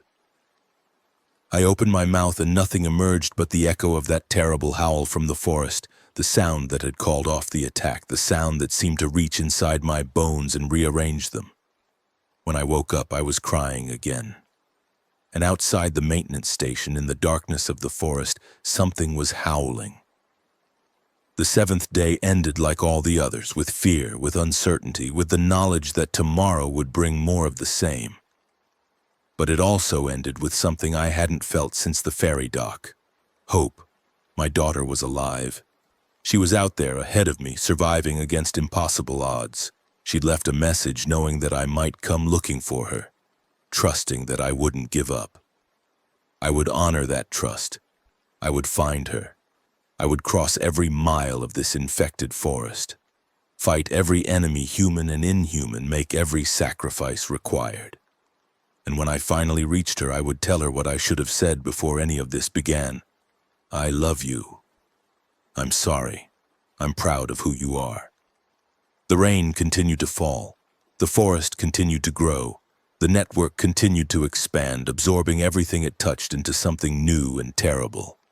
And in a truck parked in an abandoned maintenance station on the edge of the Olympic wilderness, a ferry captain closed her eyes and chose to believe that the nightmare would eventually end, that her daughter would eventually be safe, that somewhere, somehow, there was still a future worth fighting for. Dawn came slowly, gray light filtering through the cloud cover that seemed permanent now, the rain easing to a mist that hung in the air like breath. I was already awake when Devante started moving. I'd given up on sleep around 3 in the morning, sitting in the truck bed with the shotgun across my lap, watching the tree line for movement. "Anything?" he asked, climbing in beside me. "Shapes in the fog, nothing that came closer. They're watching." "I know." I'd accepted that now. The infected were aware of us, not as individuals maybe, but as prey, as data points in whatever calculation the network was running. We couldn't hide from them. We could only keep moving, stay ahead of whatever gathering force was building behind us. The others emerged slowly, rubbing sleep from their eyes, checking weapons and supplies with the mechanical routine that had become our morning ritual. Tommy was pale and quiet, still mourning the niece he might never find. Marco had started talking again, which seemed like progress, though his voice was raw and his eyes wouldn't focus on anything for long. Beth moved like her body ached, but she refused any offer of help, setting up a small camp stove to heat water for coffee with a determination that bordered on defiance. Kennedy was already at the truck's hood with the map spread out, tracing routes with her finger, calculating distances and obstacles. "The main road is out," she said when I joined her. "Too exposed, too many blockages reported by other survivors. But there's a series of Forest Service roads that might work. Longer, but less likely to be watched. Less likely or definitely less likely? In this situation, nothing is definite." She looked up at me and I saw something in her eyes I hadn't noticed before. A kind of resigned acceptance, the look of someone who had already made peace with her own mortality. "We're going to lose people before this is over, Mira. That's not pessimism, it's mathematics. The odds are against us and they get worse every day." "Then why are you still helping?" "Because mathematics isn't everything." She folded the map and tucked it into her jacket. "Sometimes the impossible happens. Sometimes people survive when they shouldn't. A ghost of a smile crossed her face. And sometimes an old ranger with too many regrets sees a chance to do something that actually matters. I wanted to ask about the regrets. I wanted to know what weight she was carrying that made her so willing to throw herself into danger. But there wasn't time, and some burdens are too personal to share with strangers. So I just nodded, and we loaded the truck and we drove deeper into the green darkness of the Olympic forest. The next 3 hours were some of the worst I'd experienced since the ferry. The Forest Service roads were technically passable, but passable was doing a lot of heavy lifting. Fallen trees blocked our path every mile or so, forcing Devante to back up and navigate around them through terrain that wasn't meant for vehicles. The truck groaned and shuddered, and I kept waiting for the sound of something breaking, some critical component giving way that would strand us on foot in the middle of infected territory. But worse than the physical obstacles were the signs of what had happened here. We passed a campsite that had been torn apart, tents shredded, coolers overturned, sleeping bags dragged into the trees. No bodies visible, but blood everywhere, dark against the wet ground, forming pools that hadn't quite washed away despite the constant rain. We passed a ranger station similar to the one we'd slept in, except this one had been burned. The structure was a blackened skeleton, and next to it was a pile of bodies that someone had tried to cremate. The fire hadn't been hot enough. What remained was recognizable enough to be horrifying. We passed a school bus, different from Iris's, different district, wedged between 2 trees at the bottom of a ravine. This one had people in it. They weren't moving, they weren't living. Each scene was a story we couldn't read, a tragedy we couldn't understand. Each one was someone's daughter, someone's son, someone's family and friends and hopes and dreams, reduced to blood and ashes and silence. "Stop," Tommy said suddenly. Devante hit the brakes. "What is it?" "There." Tommy pointed toward a clearing off the road, barely visible through the trees. Is that a person?" It was. A woman standing alone in the clearing, completely motionless. She was maybe 30, dressed in hiking clothes, her hair plastered to her face by the rain. She wasn't moving. She wasn't looking at us. She was just standing there, facing away from the road, staring at something we couldn't see. "Infected?" Marco whispered. "I don't know." I raised the shotgun, sighting down the barrel. The woman's posture was wrong, that same subtle wrongness I'd learned to recognize, the sense that she wasn't quite occupying her body the way a living person would. But she wasn't swaying, wasn't making any of the involuntary movements that usually marked the converted. Kennedy opened her door. "I'm going to check. Kennedy, if she's alive, we can't leave her. If she's not, I need to know what we're dealing with." She drew her knife and stepped out of the truck, moving slowly, quietly, the way you approach a wild animal you don't want to spook. I kept the shotgun trained on the woman in the clearing. Beside me, Devante had his pistol ready. The air felt thick, heavy with more than just rain. Kennedy was 10 feet from the woman when she stopped. "Her eyes," she called back, her voice carefully controlled. "I can see her eyes." "What about them?" "They're normal, brown, not black." The woman still hadn't moved, hadn't reacted to Kennedy's approach, to the sound of the truck, to anything. She just stood there, staring at whatever held her attention, as still as a statue. "Ma'am?" Kennedy's voice was gentle now, the voice you'd use with a frightened child. "Can you hear me? Are you hurt?" Slowly, so slowly it made my skin crawl, the woman turned her head. Her face was blank, not hostile, not peaceful, just empty, like someone had erased everything that made her human and left only the shell behind. Her mouth opened. The sound that came out wasn't words. It was that resonant hum I remembered from the ferry, from the woman in the floral dress just before she'd attacked. A vibration that seemed to bypass the ears and settle directly in the bones. Then she smiled. "Run," she said. Her voice was wrong, layered like multiple people speaking at once. It knows you're here. It's been waiting. Kennedy was already moving backward, already putting distance between herself and the woman, but it was too late.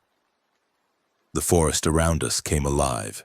Infected emerged from the trees on all sides, not attacking, not charging, just appearing, stepping out of the undergrowth with that terrible, coordinated precision. Dozens of them, maybe 100. They surrounded the truck, surrounded the clearing, surrounded us in a perfect circle of black eyes and swaying bodies. And at the center of the circle, the woman was still smiling. "You're looking for the children," she said. That layered voice, that choir of the damned. "We know. We've been watching you since Sequim. We know what you want. We know what you fear." My finger was on the trigger. I could shoot her. I could shoot her right now, and maybe it would matter. Maybe it would break whatever hold she had over the others. But I didn't. Because she was still talking. "The girl you're looking for, Iris, she's special. We can feel her when she moves through our territory. She doesn't ping the network the way others do. She's different." The smile widened, stretching further than a human mouth should stretch. "We want to understand her. We want to study her. And you're going to help us find her." "Like hell I am. You don't have a choice." The woman raised one hand, and the surrounding infected took a step forward in unison. "You can die here, and we'll find her eventually anyway. Or you can live, continue your journey, lead us to her. We'll be watching either way." "Why are you telling us this?" "Because despair makes you easier to track." Another step forward from the horde. "Because knowing that you can't escape makes you more predictable. Because fear tastes better when it's seasoned with hope." The woman's smile finally faded. "And because she asked us to deliver a message." My heart stopped. "What message?" She said, "Tell my mother I'm coming for her. Tell her to wait at Rialto Beach. Tell her I'll find her." The woman closed her eyes. The infected around us stopped moving, froze in place, became statues again. "You have 3 days," the layered voice said. "After that, we stop watching and start hunting. 3 days to reach the beach. 3 days for your daughter to reach you, and then—" A shudder ran through the woman's body like she was struggling against something inside her. "Then we'll see which of you is stronger. The mother who crossed the world for her child, or the child who learned to survive without her mother." Silence. Absolute silence. Even the rain seemed to pause, the whole world holding its breath. Then the woman collapsed, and the infected melted back into the forest like they'd never been there at all. We didn't stop until nightfall. We couldn't stop. The message, the warning, the terrible promise. It drove us forward through terrain that should have been impassable, pushed us past exhaustion and fear into something else entirely. 3 days. We had 3 days to reach Rialto Beach before the network stopped playing games and started hunting us in earnest. And somewhere out there, my daughter was coming for me. Not waiting to be rescued. Coming for me. Coming to meet me, to find me, to close the circle that had been broken on the day the world ended. "She's alive," I kept saying. "She's alive and she's coming." But even as I said it, I couldn't forget the other part of the message. The part about studying her. The part about her being different. The part about her not pinging the network the way others did. What had happened to my daughter in those weeks in the forest? What had she learned? What had she become? What had the infection done to her or failed to do to her? I didn't know. I might never know. All I knew was that I was going to meet her at Rialto Beach and that 3 days from now everything was going to change. Again. The camp we made that night was barely worthy of the name, just the truck parked in a dense stand of cedars. Tarps strung overhead to keep out the worst of the rain, everyone sleeping in shifts with weapons in hand. No fire, no cooking. nothing that might attract attention. I took the first watch, sitting in the truck bed with the shotgun across my lap, staring out at the darkness, listening to the sounds of the forest. The drip of water, the creak of branches, the occasional rustle of something moving through the undergrowth. And somewhere far away, audible only when the wind shifted just right, the sound of howling. Beth came to sit with me around midnight. She moved slowly in the darkness, her cane tapping softly against the truck bed, her breathing slightly labored. "You should be sleeping," I said. "Can't sleep. Haven't been able to sleep properly in years." She settled beside me with a small groan. "Mind if I keep you company?" "Please." We sat in silence for a while. The forest breathed around us, alien and vast. "I was a principal for 20 years, Beth said eventually. "You know what that means?" "It means I spent 2 decades watching children turn into adults, watching them struggle, triumph, fail, get back up, watching them become themselves.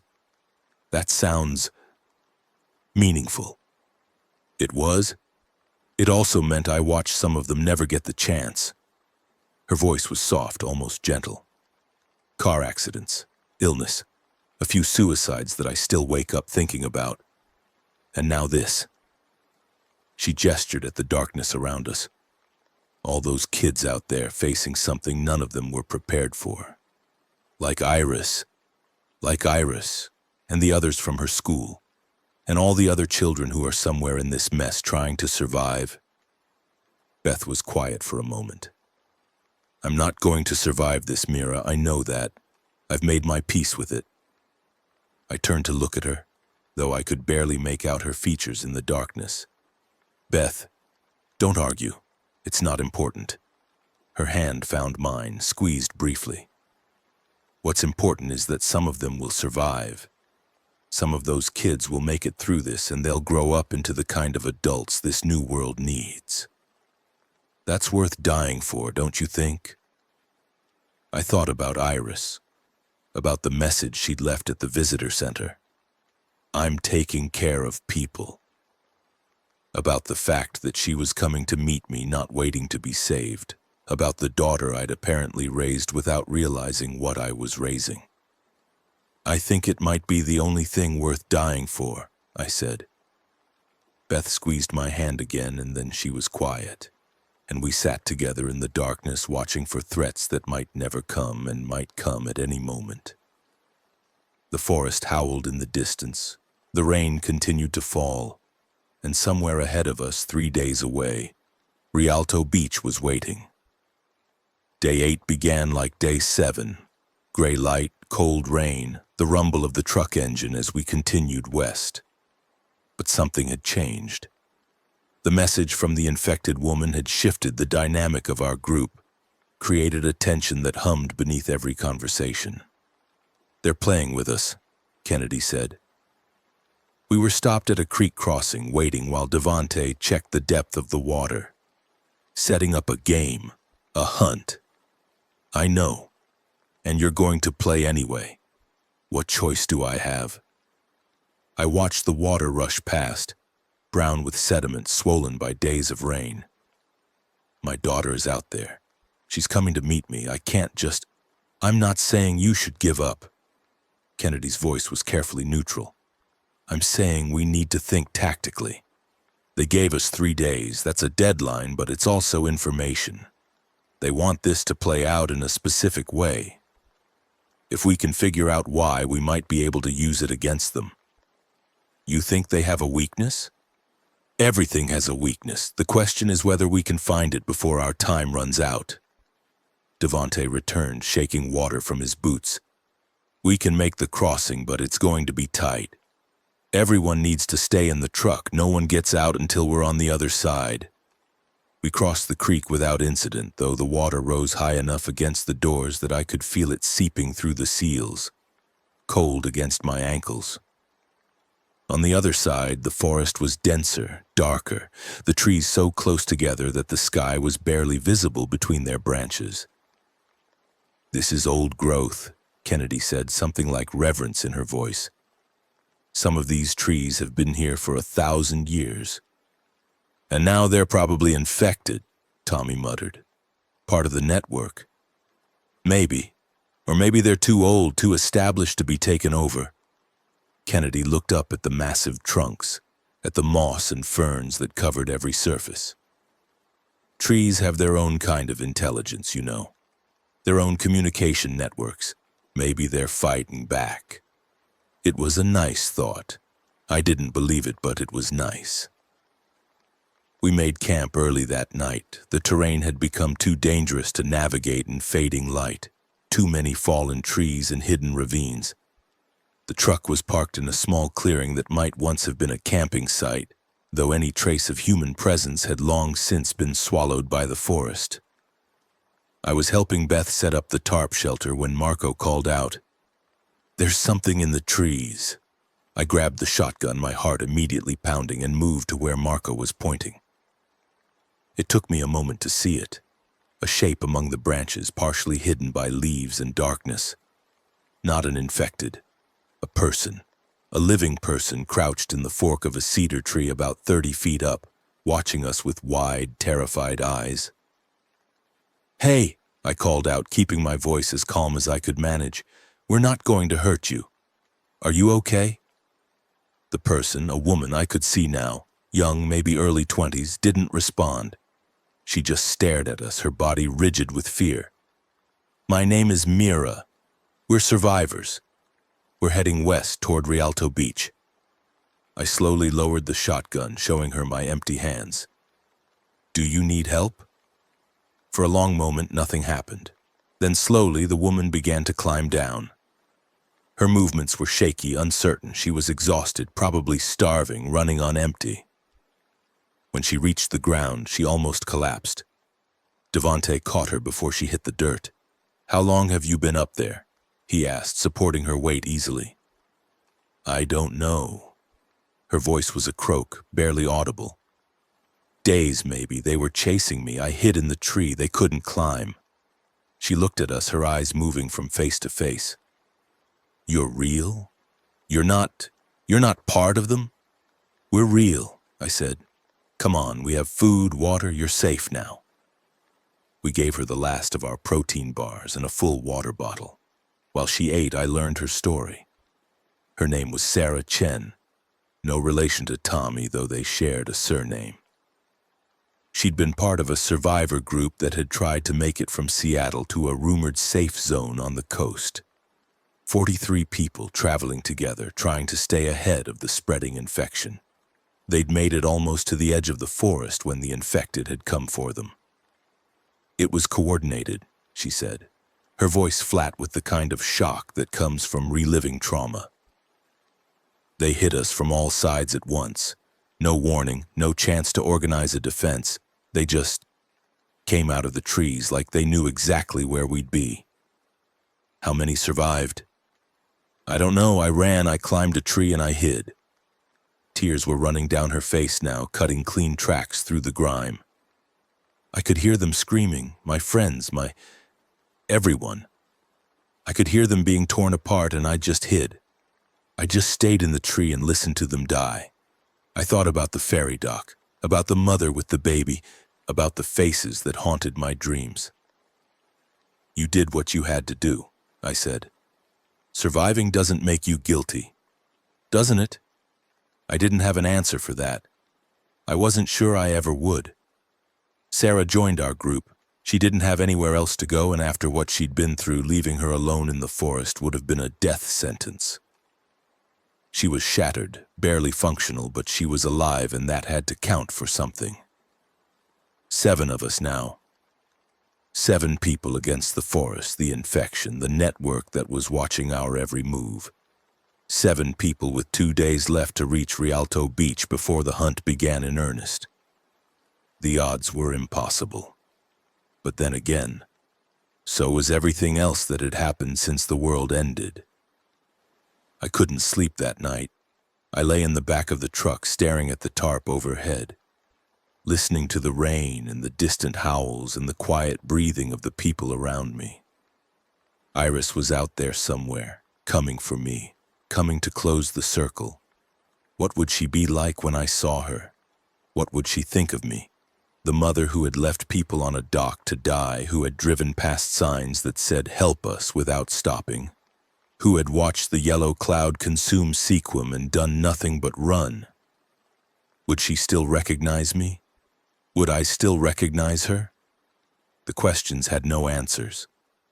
They wouldn't have answers until I was standing in front of her, looking into her eyes, seeing what the forest had made of my daughter. 3 days, the layered voice had said. 3 days until everything changed. 2 days left now. 2 days until Rialto Beach. 2 days until I found out whether the hope I'd been carrying was justified, or whether it had been just another kind of survival mechanism. A way to keep moving through a world that had stopped making sense. The rain continued to fall. The forest continued to breathe. And somewhere in the darkness, my daughter was walking toward me, carrying her own hopes, her own fears, her own questions about who her mother had become. We would meet at the beach. We would find out together. The last morning began like all the others, gray light, cold rain, the rumble of the engine as Devante drove us deeper into the wilderness. But the tension was different now. Everyone knew what was coming. Everyone knew that this day would decide everything. The route to Rialto Beach was relatively clear according to Kennedy's map. Another few hours of forest roads, then a descent to the coast, then the beach itself, a long stretch of rocky Pacific shoreline that was supposed to be our meeting point, our salvation, our end or our beginning. "What's at Rialto Beach?" Sarah asked. She'd been quiet since joining us, still processing the trauma, but this was the first time she'd asked a direct question about our destination. "Boats, supposedly," I said. "A way out." "And your daughter?" "Her too. She left a message saying she'd meet me there." Sarah was quiet for a moment. "What if it's a trap?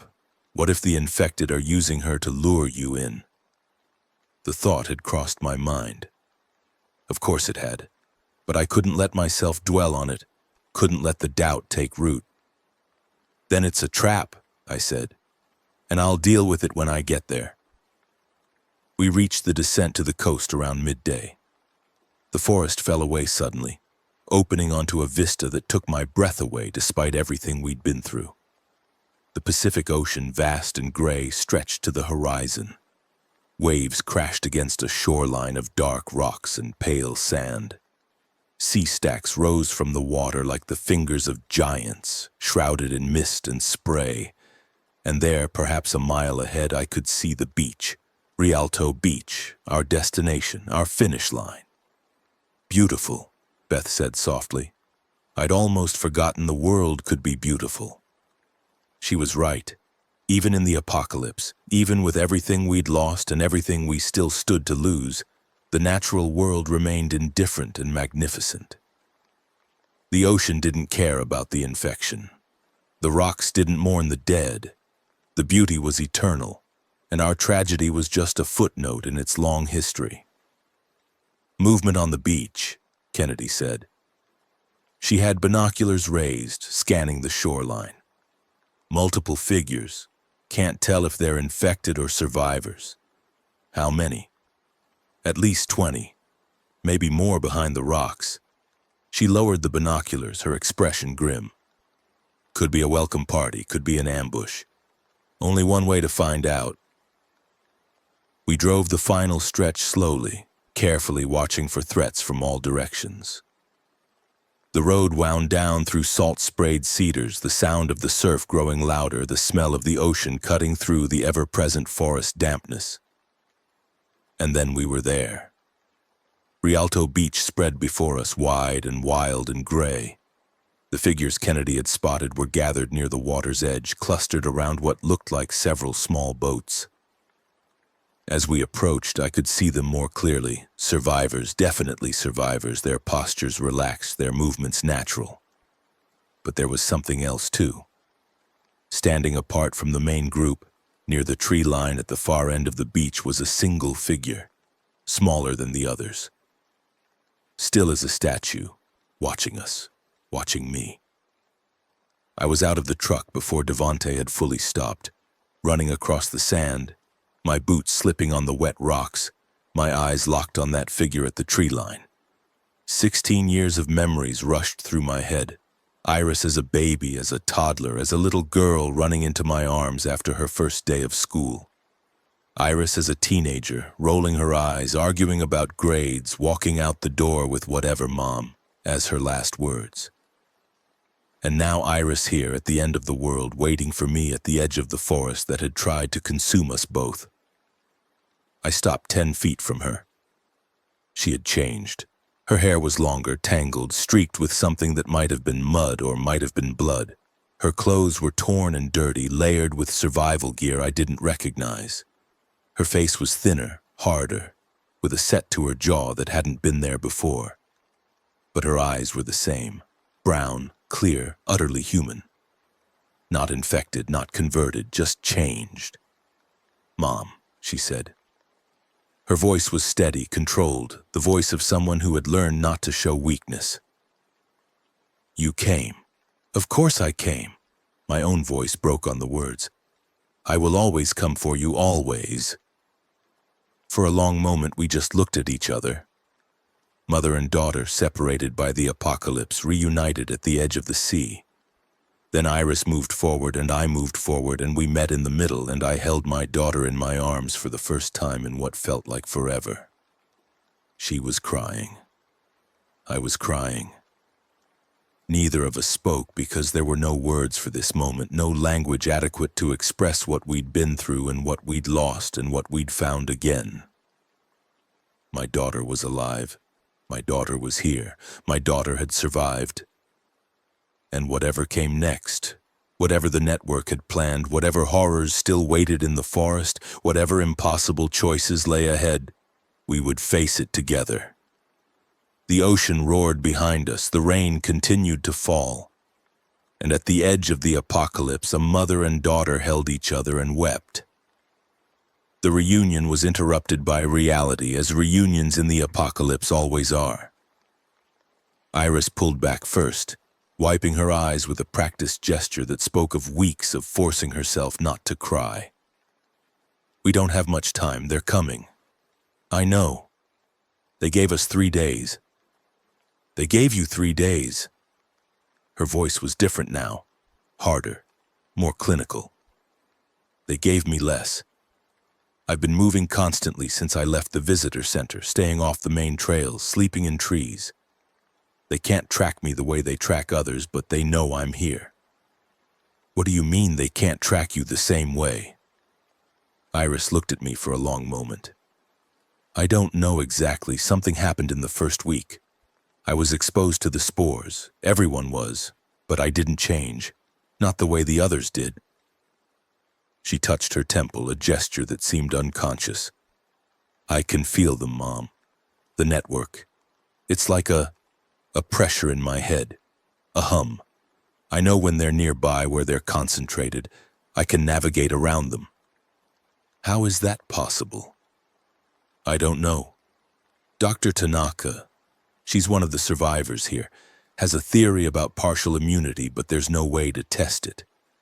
All I know is that whatever makes me different, the network wants to understand it. That's why they let you come this far. They're hoping I'll lead them to others like me." "Are there others?" "A few. We found each other in the forest." Iris gestured toward the group by the boats. "Some of them have the same ability. Sense, whatever you want to call it. We've been working together, trying to get survivors to the coast. I looked at the gathered survivors, maybe 30 people now I could see, including several children. They looked exhausted, terrified, but alive. My daughter had kept them alive." "I'm proud of you," I said. The words felt inadequate, hollow, not enough to express what I felt. "Iris, I'm so proud of what you've done." "Don't!" Her voice was sharp. "Don't be proud of me yet. You don't know what I had to do to keep those people alive, the choices I had to make." She looked away toward the gray horizon. There were more of us when we started, a lot more. I couldn't save everyone. No one could. That doesn't make it easier. She was quiet for a moment. Mr. Patterson tried to trade Emma to a group of soldiers for safe passage. He said she was young enough that they'd want her for... She couldn't finish the sentence. I killed him, Mom. I put my knife in his throat and I watched him die, and I didn't feel anything. I didn't feel anything at all. I pulled her close again, held her the way I had when she was small and frightened by nightmares. You did what you had to do, I said. You protected your people. That's what leaders do. I don't want to be a leader. Her voice was muffled against my shoulder. I just want to be your daughter again. You never stopped being my daughter. I pulled back, looked her in the eyes. You never will. No matter what you've done, no matter what you have to do, you're my Iris. That's permanent. She managed a small smile, the first one I'd seen since the reunion. I missed you, Mom. I missed you too, so much. There wasn't time for a longer reunion. The network's deadline was approaching and everyone knew it. The survivors had been preparing for days, gathering boats, stockpiling supplies, getting ready for the desperate voyage across the Strait of Juan de Fuca to whatever might wait on the other side. I introduced Iris to my group: Devante, Kennedy, Beth, Tommy, Marco, Sarah. She greeted each of them with the polite reserve of someone who had learned not to get too attached to new people because new people had a way of dying. Then she introduced me to hers. The survivors at Rialto Beach were a mix of ages and backgrounds, united only by their desperation and their luck. Some had been part of Iris's original school group. Others had been found along the way, drawn in by my daughter's impossible ability to navigate the infected forest. Among them was Dr. Yuki Tanaka, a small woman with graying temples and cracked glasses who had once worked for the CDC. She was the one with theories about partial immunity, about why some people could sense the network without being absorbed by it. The infection isn't random, she explained, speaking quickly in precise clinical language. It targets specific neural pathways, establishes connections between hosts through subsurface mycelial networks. But some people, a very small percentage, have a natural resistance to full integration. They can feel the network, even interact with it to a degree, but they don't become part of it. Why? I don't know. Genetic factors, possibly. Prior fungal exposure creating antibodies. The data is insufficient. She looked at Iris with something like wonder. Your daughter is the most sensitive subject I've encountered. She can detect infected at distances of up to half a mile, navigate through their territory like she has a map in her head. If we could understand how her brain processes the network signals. We don't have time for research, Iris cut in. We have time to run, that's all. She was right. Even as we spoke, I could feel something changing in the air. A pressure, a heaviness, the sense of being watched by thousands of eyes. The hunt was beginning. The boats weren't much, fishing vessels, a few recreational craft, anything that could float and had a working engine. There were enough to carry all the survivors if we packed them tight. But the journey across the strait would be dangerous. 14 miles of open water, unpredictable currents, and who knew what else. There's something in the strait, one of the boat owners said. He was an old man, weathered and gray, who had spent his life fishing these waters. The infected don't go in the salt water, it kills them. But there's something else out there, something big. We've seen it from the shore. What kind of something? I don't know, but it takes boats. We've seen it happen twice. Just another horror to add to the list, another impossible thing to survive. We loaded the boats as quickly as we could, working against the fading light and the approaching deadline. Supplies went in first, then the elderly and children, then the rest of us in rough order of who could fight if something went wrong. I was helping Beth into one of the boats when I heard the howling. It came from the forest behind us. Not one voice, but many, a chorus of those resonant, bone-deep sounds that the network used to coordinate its hunts. The sound built and built, layering on itself, becoming something that wasn't quite music and wasn't quite screaming, but had elements of both. Then they came. Infected poured from the tree line like water through a broken dam. Not dozens, hundreds, maybe thousands. They came in waves, in organized clusters, moving with that terrible coordinated precision I'd learned to fear. And at their center, towering above the rest, was something I had never seen before. It was 8 feet tall, maybe 9, a mass of fungal growth and consumed bodies that moved on legs that had once been human but were now something else entirely. Multiple faces protruded from its torso, their mouths opening and closing in silent screams. Multiple arms reached from its sides, grasping at the air. And at the center of its head, where a face should have been, was a cluster of bioluminescent spore pods that glowed green in the gathering darkness. The conductor, Kennedy breathed. Jesus Christ, that's the conductor. What is it?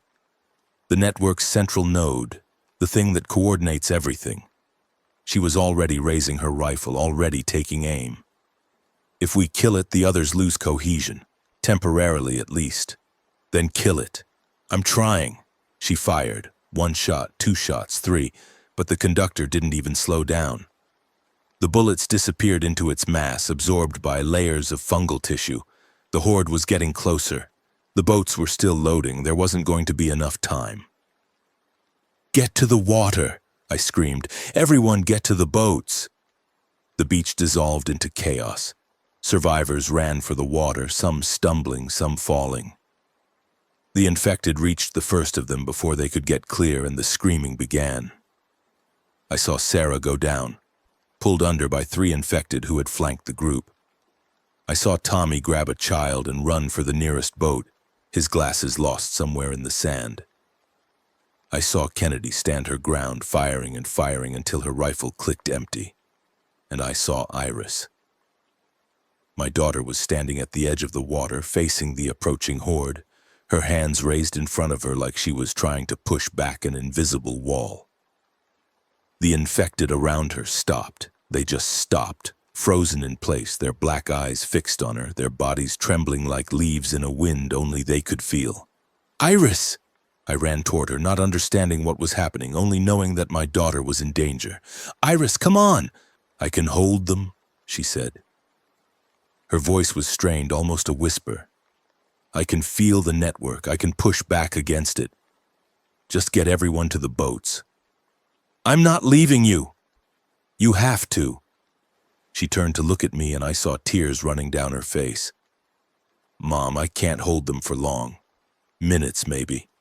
But it's enough time for everyone to get clear. No, I won't. You taught me this. Her voice cracked. You taught me that sometimes you have to leave people behind to save the ones you can. You made that choice on the ferry. Now I'm making it here. I wanted to argue. I wanted to grab her and drag her to the boats and force her to come with me. But I looked at the frozen horde, at the thousands of infected held in place by my daughter's impossible will, and I knew she was right. Some choices have no good options. Some sacrifices are necessary. I pulled her close, kissed her forehead, looked into her brown eyes one last time. I love you, I said.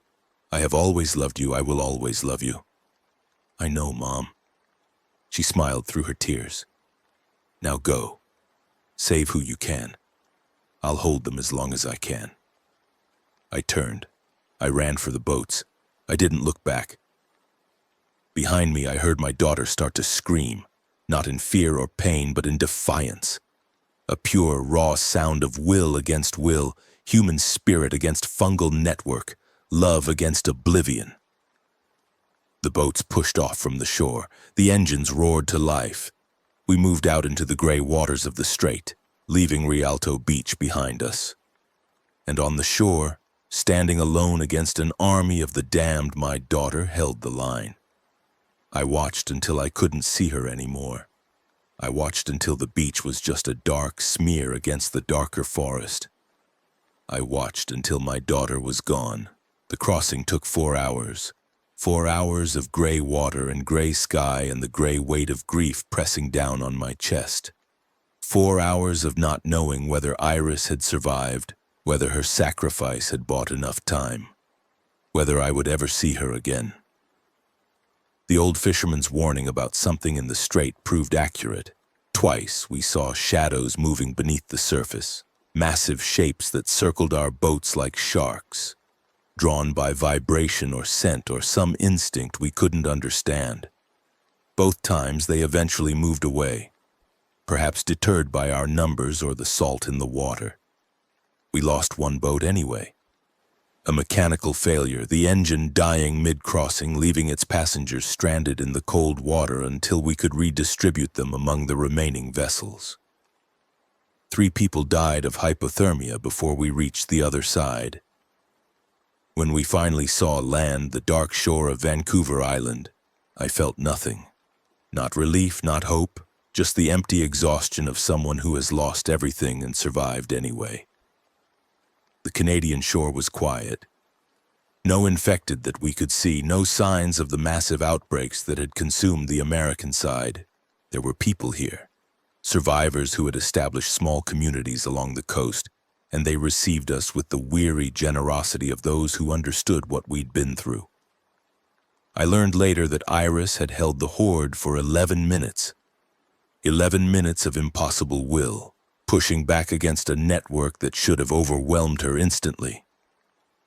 11 minutes of buying time for 63 people to escape to the boats. And then, when she couldn't hold them anymore, she had done something no one expected. She had walked into the ocean. The salt water killed the network connection instantly, burned away the fungal tendrils that had been trying to integrate her, freed her from the pressure that had been building in her mind. She had swum out into the strait, following the boats, refusing to give up even when the cold started to take her. A fishing vessel found her 3 miles offshore, half frozen, barely conscious, but alive. Alive. My daughter was alive. I didn't see her again for 2 days. She was being treated for hypothermia, for exposure, for injuries I couldn't imagine. The doctors said she was lucky to be alive. They said it was a miracle. I waited outside her room, refusing to leave, refusing to sleep, refusing to do anything but wait. When they finally let me in, she was sitting up in bed, looking out the window at the gray Pacific. She looked small, diminished, like the effort of holding back the horde had burned away part of her. But she turned when I entered, and she smiled, and she held out her arms. I crossed the room in 3 steps and held my daughter, and we cried together, and we didn't speak for a long time. When we finally did speak, she told me about the forest, about the choices she'd made, the people she'd saved, the people she'd lost, about the weight of leadership and the cost of survival, about the things she'd done that she wasn't sure she could ever forgive herself for. And I told her about the ferry, about the faces on the dock, about the choices I'd made and the cost I was still paying, about the guilt that never went away but that you learned to carry. "We're both monsters now," she said softly. "No," I held her tighter. "We're both survivors. There's a difference." "Is there?" "Yes. Monsters don't feel guilty. Monsters don't mourn. Monsters don't love." I pulled back, looked her in the eyes. "You held back an army of the damned to save 63 people. You walked into the ocean rather than let the network take you. That's not monstrous, Iris. That's heroic." She didn't believe me. I could see it in her face. The doubt, the guilt, the weight of everything she'd been through. But she would believe me eventually. In time. With help. We had survived the apocalypse. We could survive the aftermath. The last day of the first week ended like this. Gray sky, gray water, the gray weight of an uncertain future. 63 survivors from Rialto Beach, plus the scattered refugees already on the island, trying to build something from the ashes of the world that was. My daughter beside me, broken but healing, haunted but alive. My friends, the ones who had survived, scattered across the small community we were helping to establish.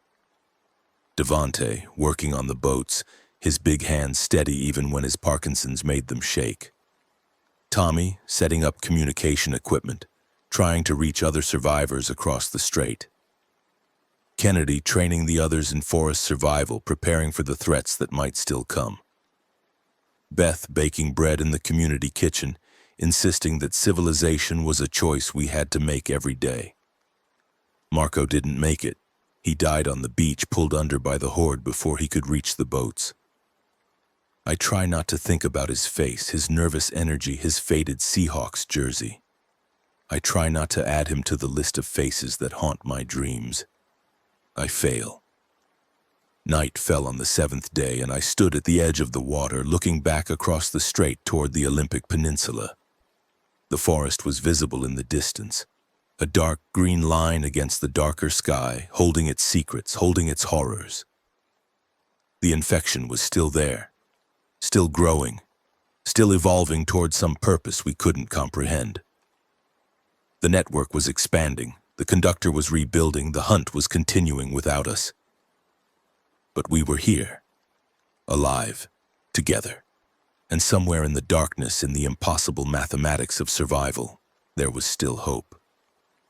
I turned away from the water. I walked back to the small house where Iris was sleeping, where Devante was keeping watch, where the others were resting before another day of rebuilding. The apocalypse wasn't over. It might never be over. But we were still here, still fighting, still choosing to believe that tomorrow could be better than today. That's all survival really is in the end. The choice to keep going. The choice to keep believing. The choice to keep loving, even when love costs everything you have. I lay down beside my daughter and I closed my eyes and I let the sound of the ocean lull me towards something that wasn't quite sleep, but wasn't quite waking either. Tomorrow there would be more work to do, more threats to face, more impossible choices to make. But that was tomorrow. Tonight I was with my daughter. Tonight we were alive. Tonight that was enough. The peace lasted exactly 11 days. 11 days of gray skies and cold rain and the slow grinding work of building something from nothing. 11 days of pretending that Vancouver Island was safe, that the strait was enough of a barrier, that the nightmare we'd fled was truly behind us. 11 days of watching my daughter heal, watching the color return to her cheeks, watching her learn to smile again in small, hesitant increments. Then the boats came from the north and the peace ended, and we learned that the apocalypse had no borders. The settlement we joined was called Tofino Rest, a collection of survivors who had gathered in the ruins of a tourist town on the island's western coast. Maybe 200 people when we arrived, swelling to nearly 300 as refugees continued to trickle in from the mainland. They'd established the basics, a water supply from a nearby stream, a fishing operation that brought in protein, a perimeter of sorts made from overturned vehicles and salvaged lumber. It wasn't much, but after what we'd been through, it felt like civilization. I spent the first week doing whatever needed doing, helping with construction, standing watch shifts, learning the layout of the town and the surrounding forest. Devante worked on the boats, keeping them seaworthy, preparing them for the evacuations that might become necessary. Kennedy trained volunteers in wilderness survival, her red braids swinging as she demonstrated how to set snares and purify water. Tommy disappeared into a shed full of salvaged electronics, emerging occasionally to announce progress on the communication system he was building. And Beth baked. Every morning, without fail, she was in the community kitchen before dawn, mixing flour and water and whatever else she could scavenge into something resembling bread. The smell would drift through the settlement as people woke, and for a few minutes it was possible to forget that the world had ended. "You should rest," I told her one morning, watching her knead dough with hands that trembled slightly from exhaustion. "You're not as young as you used to be. None of us are as young as we used to be." She didn't look up from her work. "That's rather the point of time, dear." "I'm serious, Beth. You're pushing yourself too hard." She was quiet for a moment, her hands still working the dough. Then, "Do you know why I keep baking? Because civilization is a choice? Partly." She finally looked at me, and I saw something in her eyes I hadn't noticed before. A kind of peace, the peace of someone who has accepted something the rest of us were still fighting. But mostly because it's the only thing I can do that matters. I can't fight, I can't build, I can barely walk some days, but I can make bread. I can give people something warm and familiar, something that reminds them of what we're fighting for. "Beth, I'm dying, Mira." She said it simply, without drama, like she was commenting on the weather. "Pancreatic cancer, stage 4. I was diagnosed 2 weeks before the outbreak." A small smile. "Rather puts things in perspective, doesn't it?" I didn't know what to say. I stood there in the pre-dawn kitchen watching this woman who had become something like a mother to all of us, and I felt the ground shift beneath my feet. "How long?" I managed. "The doctor said 6 months. That was almost 2 months ago." She went back to kneading. "I'm not looking for pity, dear. I'm looking for purpose. And right now, my purpose is making sure these people have bread in the morning and hope in their hearts. So if it's all the same to you, I'll keep baking until I can't anymore." I hugged her then, holding her thin frame against mine, feeling the bones too close beneath the skin. She patted my back with flour-covered hands and made a sound that might have been a laugh or might have been a sob. "Now go wake your daughter," she said when I released her. "Breakfast will be ready in an hour." Iris was different since the beach. Not in obvious ways. She still looked like my daughter, still sounded like my daughter, still had those same brown eyes that had watched me from the kitchen doorway the morning the world ended. But there was something underneath. Something hard and watchful that hadn't been there before. She spent most of her time with the other partial immunes, the handful of survivors who shared her strange ability to sense the network. Dr. Tanaka had taken to calling them the attuned, which Iris hated but tolerated because it was better than some of the other names people used. Freaks, mutants, collaborators. The fear made sense in a way. The attuned could feel the infected, could navigate through their territory, could even, as Iris had demonstrated at Rialto Beach, push back against the network's control. But that connection went both ways. The network could feel them too, and some people worried that having the attuned in the settlement was like painting a target on everyone's backs. "They're afraid of us," Iris said one evening. We were sitting on the beach watching the sun set over the Pacific, the sky streaked with colors that seemed too beautiful for the world we lived in. "I can see it in their eyes. They smile and say thank you for saving them, but underneath, they're wondering when we're going to turn, when we're going to lead the infected right to their doors.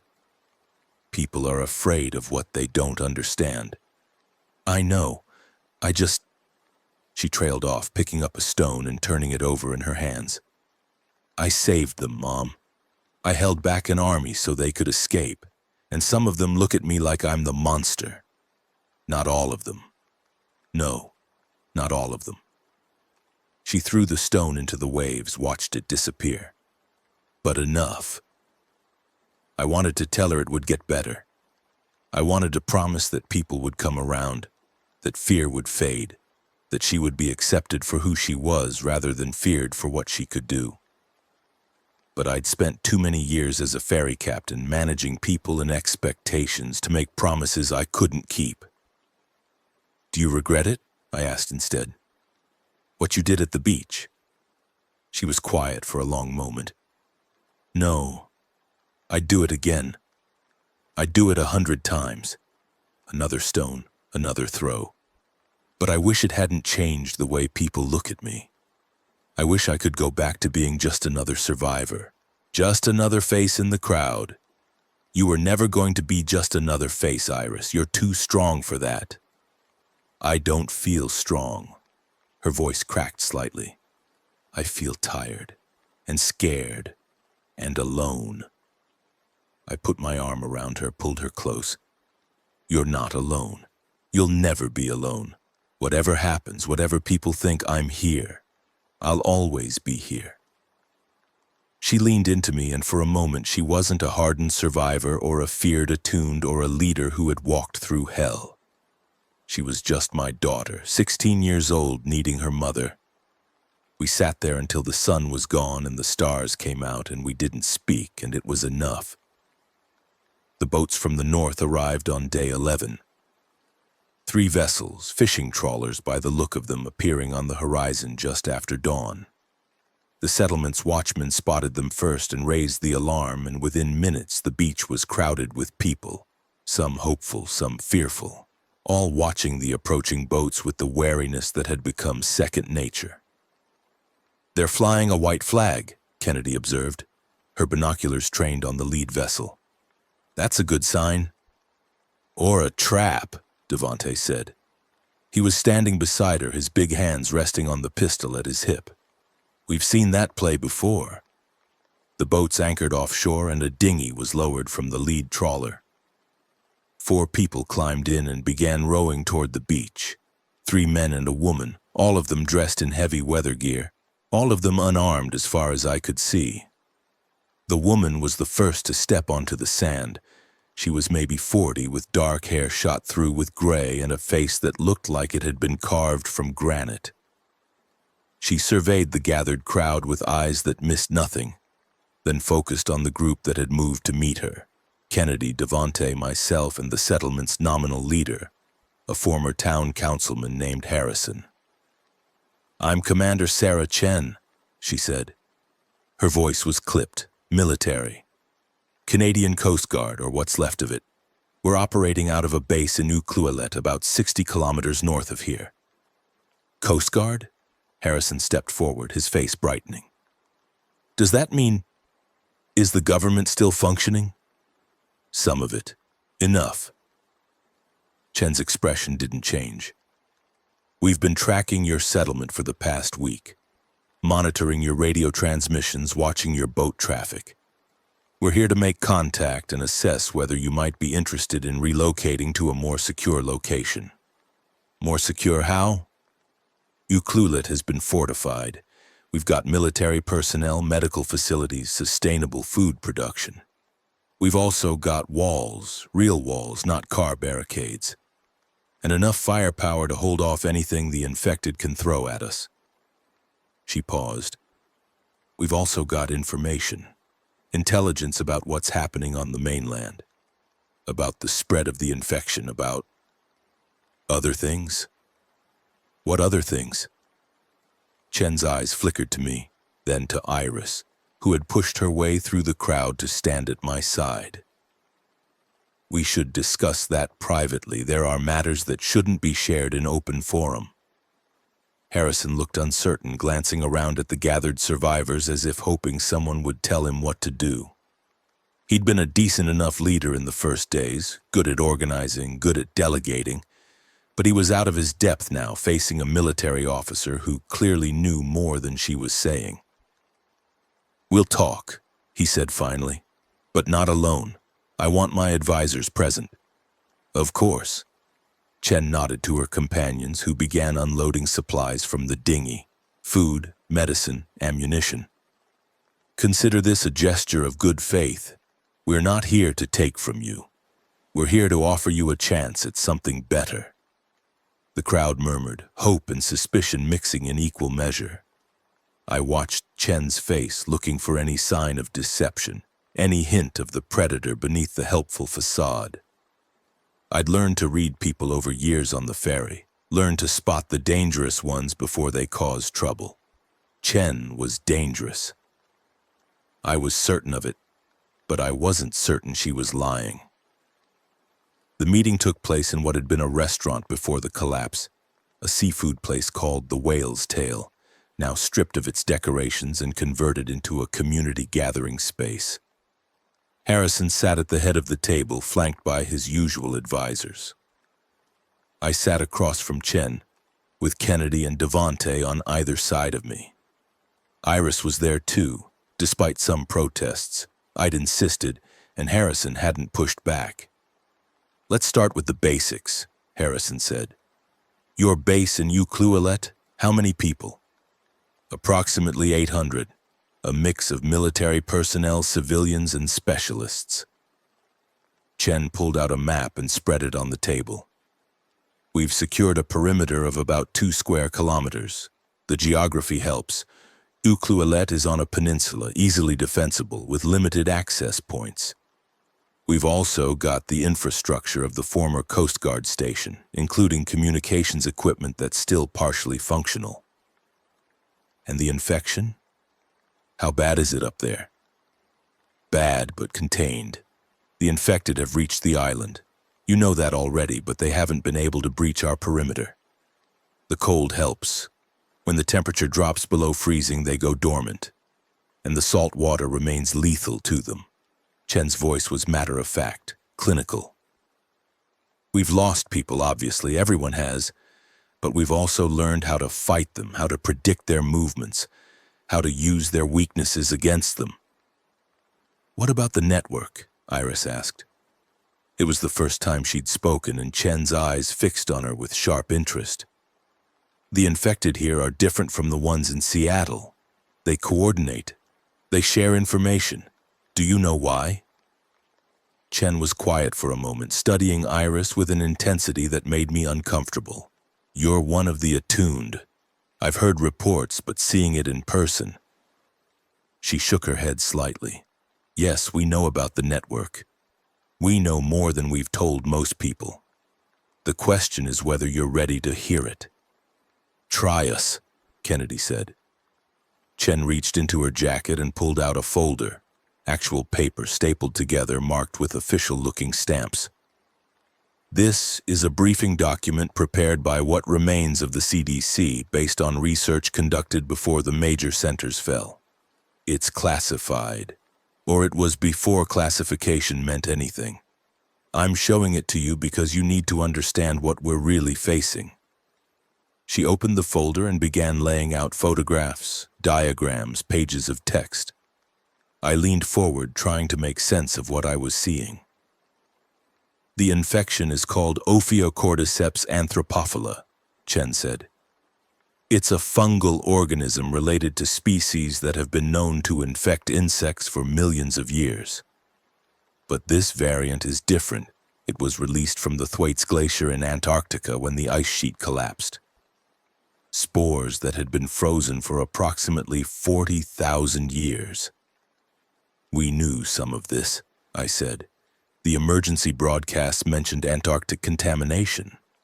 What the broadcast didn't mention is that the fungus isn't just spreading, it's evolving, adapting, learning." Chen tapped one of the photographs, an image of what looked like a brain scan but wrong, distorted. The neural pathways replaced by something that branched like roots. The infected aren't simply dead bodies animated by a parasite. They're nodes in a network, connected by mycelial threads that run through the soil, through the water, through the very air we breathe. When one infected sees something, every infected in range knows about it. When the network learns something, it learns it everywhere at once." "The conductor," Kennedy said softly. "We saw it at Rialto Beach. A massive infected that seemed to be controlling the others." "Yes.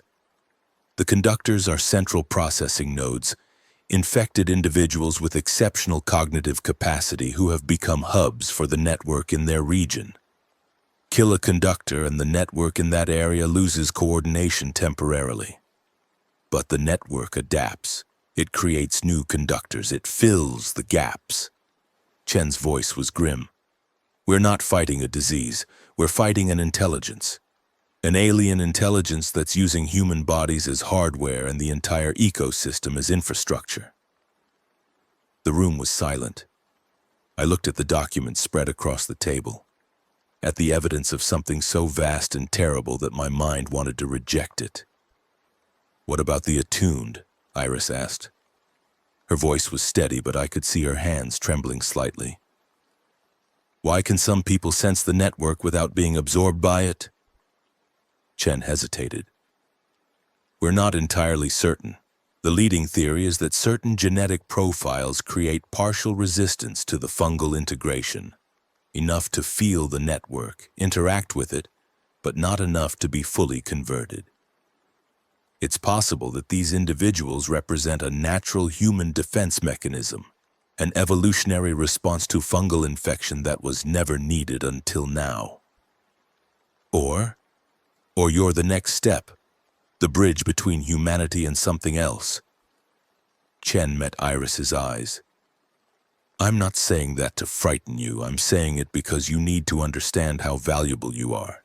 To us, to the network, to whatever future is waiting on the other side of this. The attuned may be the key to understanding the infection, maybe even controlling it. That makes you assets. But it also makes you targets." Iris's face had gone pale. I reached under the table and took her hand, squeezing tight. "Why are you telling us this?" I asked. "What do you want from us?" "I want you to come to Uklualet, all of you. The entire settlement, if possible, but especially the attuned." Chen began gathering the documents back into the folder. "We're building something up there. A real chance at survival, maybe even a counter-offensive against the network. But we need people. We need skills. We need your daughter and the others like her. And if we say no, then you stay here and take your chances." Chen stood, tucking the folder back into her jacket. "I'm not threatening you, I'm offering you a choice, but I want you to make that choice with full information. The infection is spreading faster than anyone predicted. The network is getting smarter, and sooner or later it's going to find this settlement." She walked toward the door, then paused and looked back. "You have 1 week to decide. After that, we're moving north to establish a new outpost, and the offer expires." A thin smile that didn't reach her eyes. "Choose wisely." The next 3 days were chaos. Word of Chen's offer spread through the settlement like wildfire, and opinions split hard. Some people wanted to go immediately, pack up everything, load the boats, head for Uklualet and its promised safety. Others were suspicious, convinced that the military was running some kind of scam, that we'd arrived to find a labor camp or worse. And others just wanted to stay, to keep building what we'd started, to take our chances with the devil we knew rather than the one we didn't. Harrison called meeting after meeting, trying to build consensus, but the arguments only got louder. People shouted at each other, accused each other of cowardice or foolishness, dredged up old grievances that had nothing to do with the current crisis. The fragile community we'd built was fracturing along lines I hadn't even known existed. "This is why I hate democracy," Kennedy muttered one evening. We were sitting on the beach watching the sun set, trying to escape the endless debates. "Everyone's got an opinion, and none of them are worth a damn." "You have an opinion too," I pointed out. "Yeah, but mine's actually informed." She threw a piece of driftwood into the waves. "We should go. You know that, right? Tofino Rest isn't going to last. The perimeter's a joke, the food supply is precarious, and the moment the infected decide to push in force, we're done." "And you trust Chen?" "I don't trust anyone. But I believe what she said about the infection, about the network. It matches what I've seen, what I've experienced." Kennedy was quiet for a moment. "I was in the forest when the first blooms hit. I saw what the network can do when it decides to take a location. This place is a target, Mira. It's just a matter of time. So we run. Again. We survive, Again. She looked at me, her green eyes serious. That's all we can do. Keep moving, keep adapting, keep one step ahead of the tide. The moment we stop, the moment we convince ourselves we're safe, that's when it catches up to us. I thought about Beth kneading dough in the pre-dawn kitchen. I thought about the children playing in the streets, the families trying to rebuild some semblance of normal life. I thought about how many times we'd already fled, how many places we'd already lost. I'll talk to Iris, I said. See what she thinks. What she thinks or what she feels. Is there a difference? Sometimes. Kennedy stood, brushing sand from her pants. The attuned have a connection to this thing that we don't understand.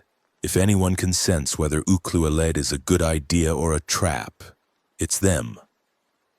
I found Iris in the shed where the attuned had made their headquarters, a cramped, cluttered space filled with maps and salvaged electronics and the accumulated debris of people trying to understand something that defied understanding. She was alone, sitting cross-legged on the floor, her eyes closed, her hands resting on her knees. I recognized the posture. She'd been doing this more and more lately, entering a kind of meditative state that let her reach out to the network, feel its presence, gauge its movements. I waited until she opened her eyes. Mom. She blinked, refocusing on the physical world. How long have you been standing there? Just a minute. I didn't want to interrupt. You can always interrupt. She stretched, rolling her shoulders. I was just, listening. The network is agitated. Something's happening on the mainland, something big. I can't tell what, but there's a lot of activity in the Olympic Peninsula. More than usual? Much more. It feels like they're massing, preparing for something. She met my eyes and I saw fear there, carefully controlled but undeniable. I think Chen was right. I think they're going to come for us eventually, maybe soon. I sat down across from her, folding my legs beneath me. So you think we should go to Uklueled? I think we should consider it, but there's something I haven't told the others. She hesitated, looking away. When I reach out to the network, when I feel its presence, I can sense other things too, other minds. Some of them are infected, obviously. They feel cold, mechanical, like machines running programs. But some of them feel different, more human, more aware. Other attuned? Maybe. Or maybe something else. She shook her head. There's one in particular, somewhere to the north. It's strong, stronger than any mind I've felt before, and it's looking for me. I can feel it searching, probing, trying to locate the source of the signal I'm putting out. My blood went cold. The conductor? I don't know. It doesn't feel like the one we saw at Rialto Beach. That one was vast, distributed.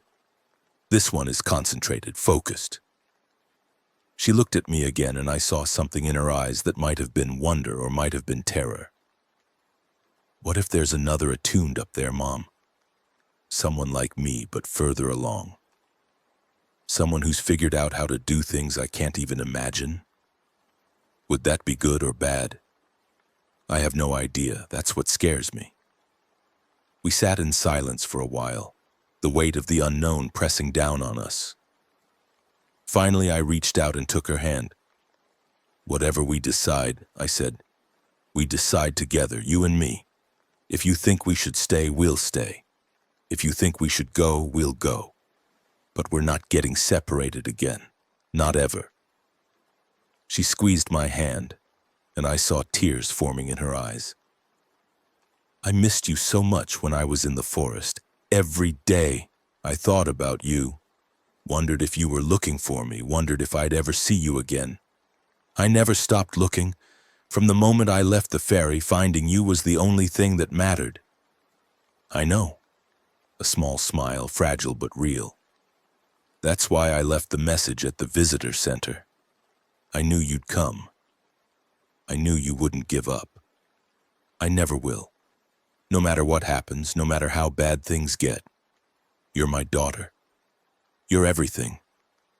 We held each other there in the cluttered shed, two survivors clinging to each other against the darkness, and for a moment the apocalypse seemed very far away. The attack came on day 14. Not the infected. We'd been preparing for them, watching the forest, setting up early warning systems. What came instead was worse in some ways. More predictable, but more brutal. Humans. They arrived at night, approaching from the water in boats that ran without lights, timing their assault to coincide with a shift change in the watch. The first I knew of it was the sound of gunfire, sharp cracks that echoed across the settlement, followed by screaming, followed by the chaos of people running in every direction. I grabbed the shotgun from beside my bed. I slept with it now, always within reach, and ran outside. The night was chaos. Fires were burning in several buildings. People were running past me, some toward the gunfire and some away from it. I could hear commands being shouted, but couldn't make out the words. "Iris!" I screamed. "Iris!" She burst out of the shed where the attuned had been sleeping, a knife in her hand, her eyes wide with adrenaline. "Mom, what's happening?" "Raiders, I think. We need to—" A figure emerged from the smoke, backlit by the flames. Not infected. The movement was too coordinated, too purposeful. A man in dark clothing carrying a rifle, scanning for targets.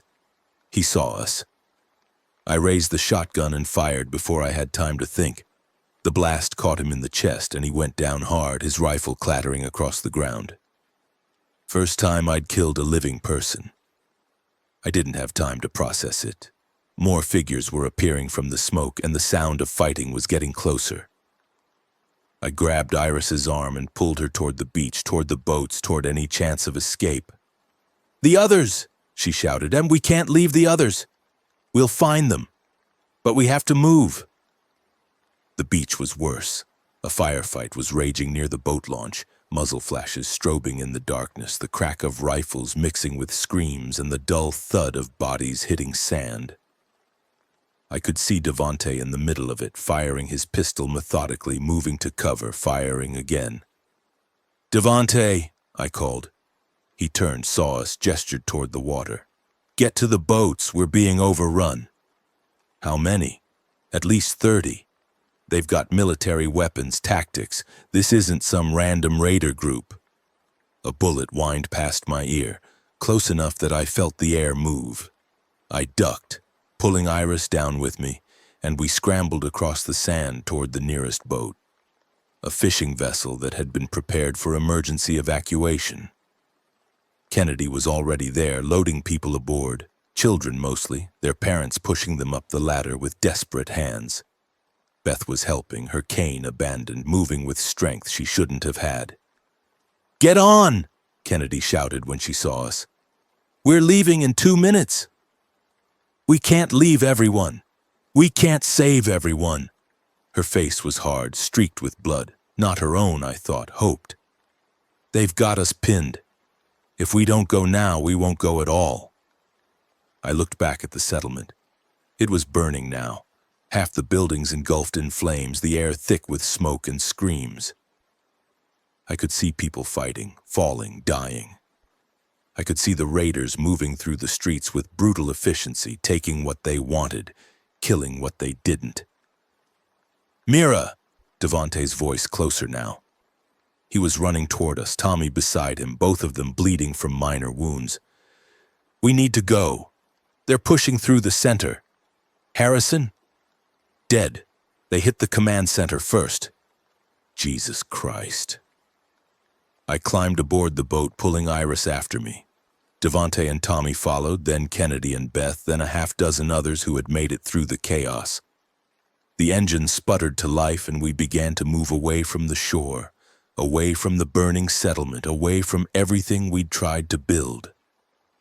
Behind us, Tofino Rest died. I watched it burn until the smoke and distance swallowed it completely. We drifted for hours in the dark. No one spoke. No one had the energy or the heart. We sat in the cold, spray-soaked darkness, listening to the engine hum, watching the shore for any sign of pursuit. 15 people on a boat meant for 8. More crowded than safe, but alive. Alive when so many others weren't. I counted our survivors as dawn began to lighten the eastern sky. Devante, stoic and silent, his hands still steady despite what we'd been through.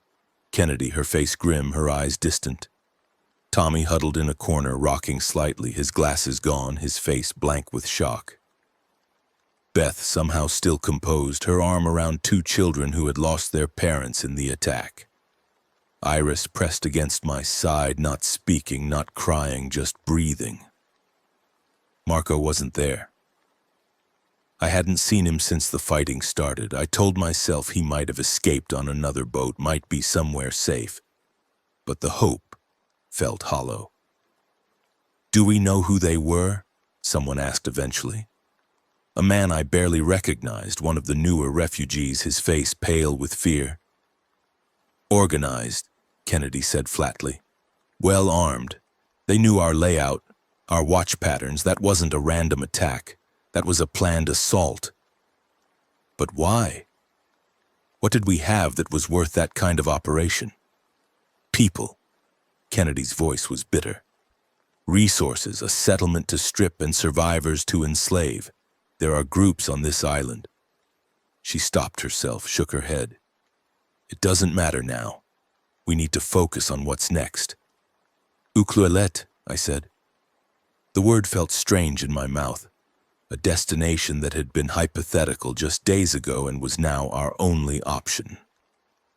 We go north. We find Chen's base. We hope they'll take us in. And if they won't, then we find somewhere else. But we can't stay out here, and we can't go back.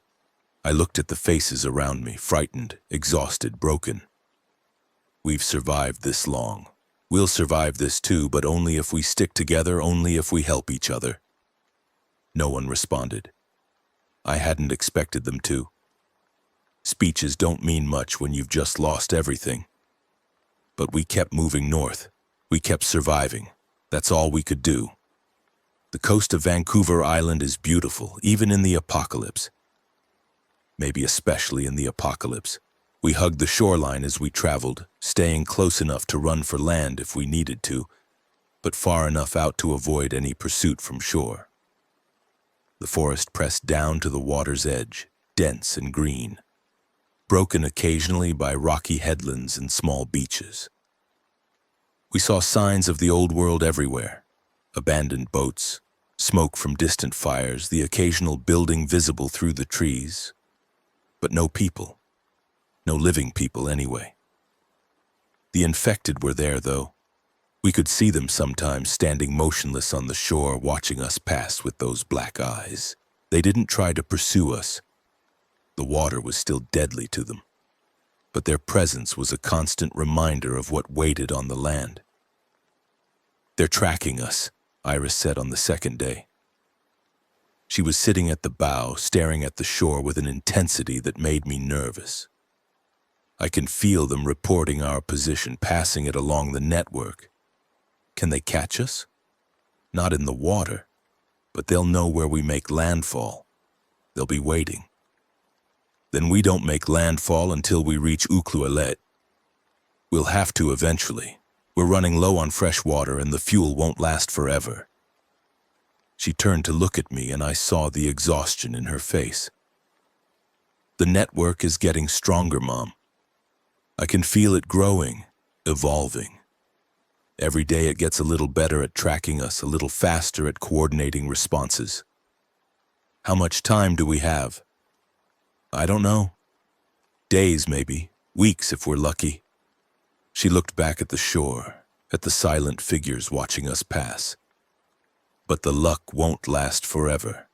It never does." We made landfall on day 17. Not by choice. The engine had finally given out, coughing and dying despite Tommy's increasingly desperate attempts at repair. We drifted toward shore on the current, finally beaching on a small stretch of sand backed by a cliff face. "Everyone off," Kennedy ordered. "We need to establish a perimeter before we do anything else." The cliff turned out to be our salvation. It created a natural barrier, funneling any approach from the forest through two narrow passes that we could watch and defend. We climbed to a shelf about 50 feet up, found a cave system that offered shelter from the rain, and began the process of making it livable. "This isn't so bad," Devante said, surveying the cave entrance. "Good sight lines, limited access points. We can hold here for a while if we need to." "We shouldn't need to." Kennedy was already consulting her map. Uclueled is maybe 30 kilometers north. We could reach it in 2 days on foot, maybe less if the terrain cooperates. "And the infected. Iris will scout for us. Tell us where the concentrations are, help us route around them." Kennedy looked at my daughter, who nodded without enthusiasm. "It's dangerous, but it's our best option." That night we ate the last of our food, some dried fish and a few crackers that Beth had somehow saved from the destruction of Tofino Rest. It wasn't enough, not nearly enough, but it was something. We huddled together in the cave, 13 survivors against the darkness, and tried to remember what safety had felt like. I took first watch. The moon was full, casting silver light across the water, turning the waves to mercury. I could see the beach below, the dead boat listing in the shallows, the forest beyond it black and impenetrable. And I could see the infected. They were gathering at the tree line, emerging from the forest in ones and twos, taking up positions along the edge of the sand. They didn't approach the water. They never approached the water, but they didn't leave either. They just stood there, watching, waiting, their black eyes fixed on the cliff where we were hiding. "How many?" Devante asked. He'd come to stand beside me, his presence solid and reassuring in the darkness. 30, maybe. More coming out of the trees every few minutes. "They know we're here. They've known since we landed. Iris felt them tracking us the whole way." "Then why aren't they attacking? They could rush the cliff, try to find a way up." I didn't have an answer. I watched the infected multiply below us, watched the horde grow larger with each passing hour, and I felt the trap closing around us. By dawn, there were hundreds of them. "We're surrounded," Kennedy announced unnecessarily. We were all standing at the cave entrance now, watching the impossible number of infected that had gathered during the night. They filled the beach, the tree line, every visible surface. They swayed in that terrible unified rhythm, their eyes fixed on us, their mouths opening and closing in silent anticipation. "Can we fight through them?" Tommy asked. His voice was high, panicked. "No." Kennedy's response was flat. "There's too many. Even if we had unlimited ammunition, we couldn't put them down fast enough."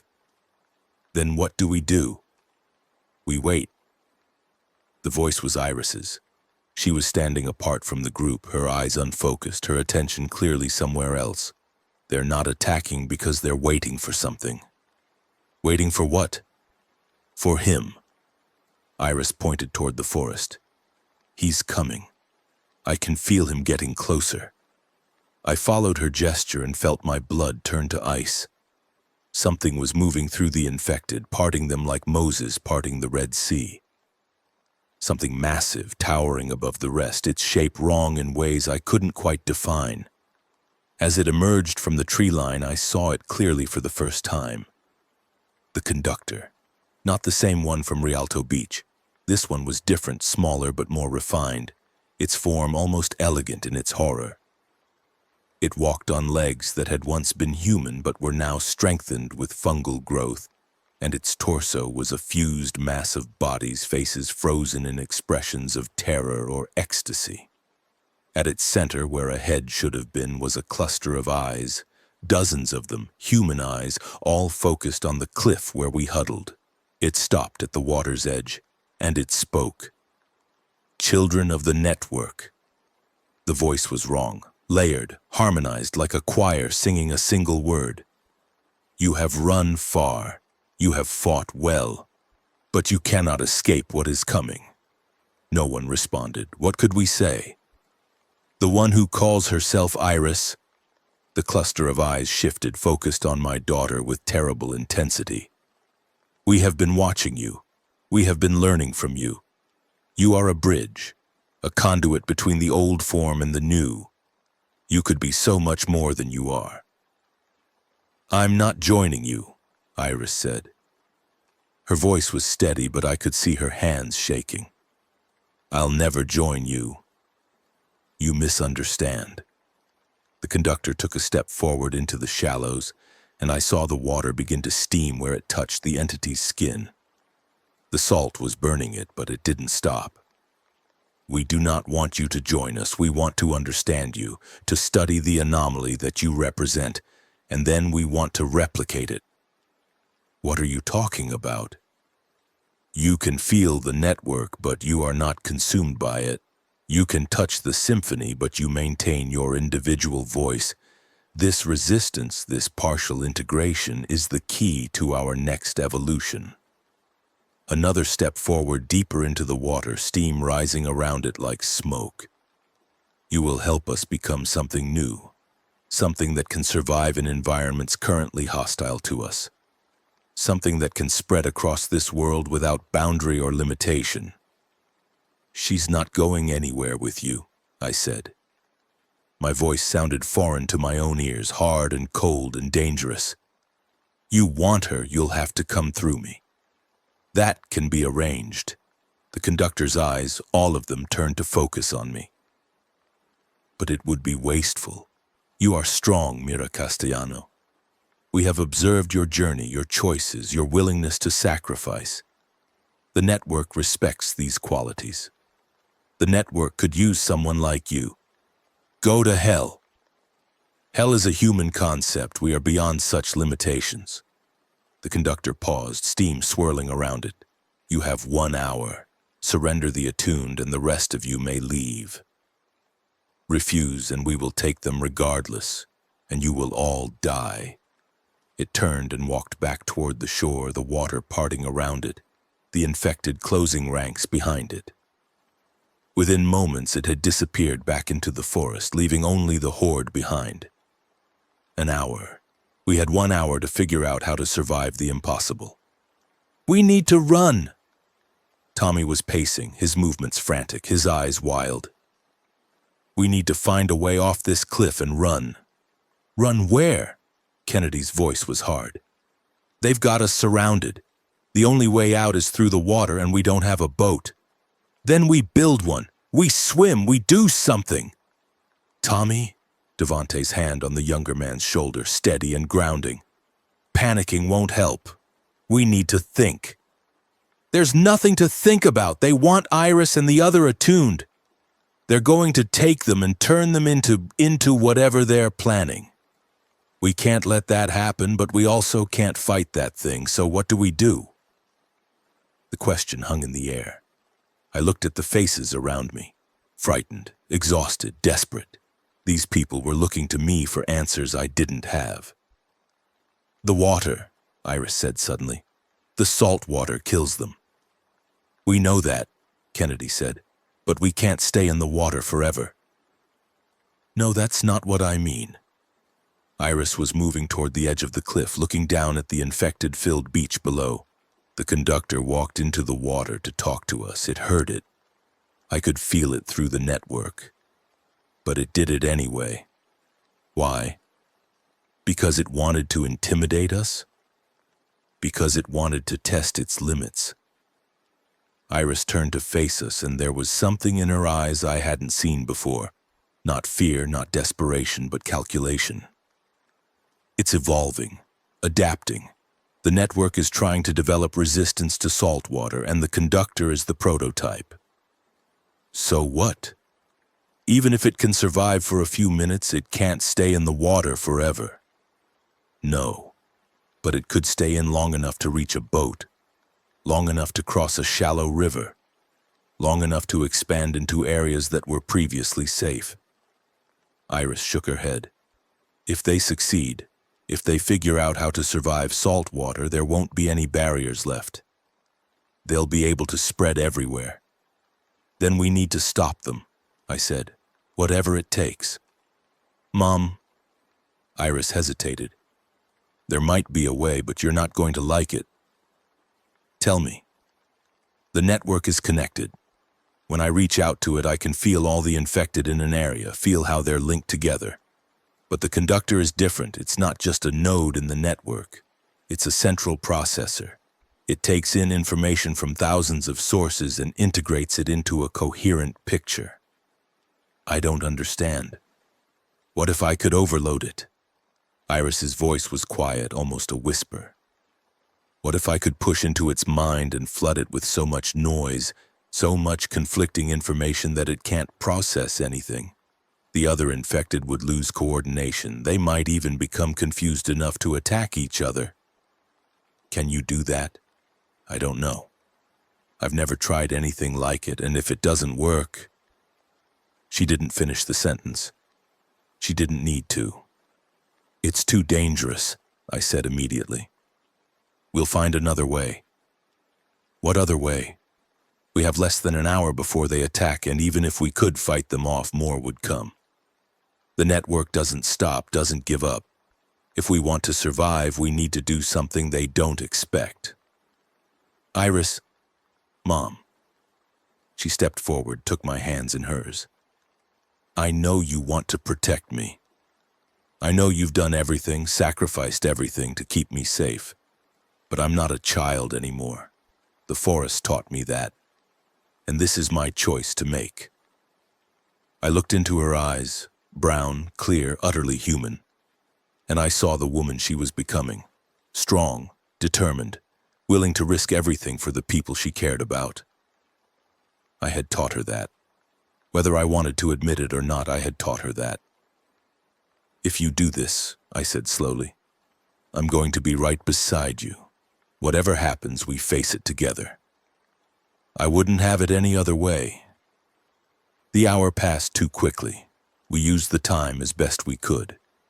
Kennedy organized the few weapons we had, positioned people at the cave entrance, set up a last line of defense that everyone knew wouldn't hold for more than a few minutes.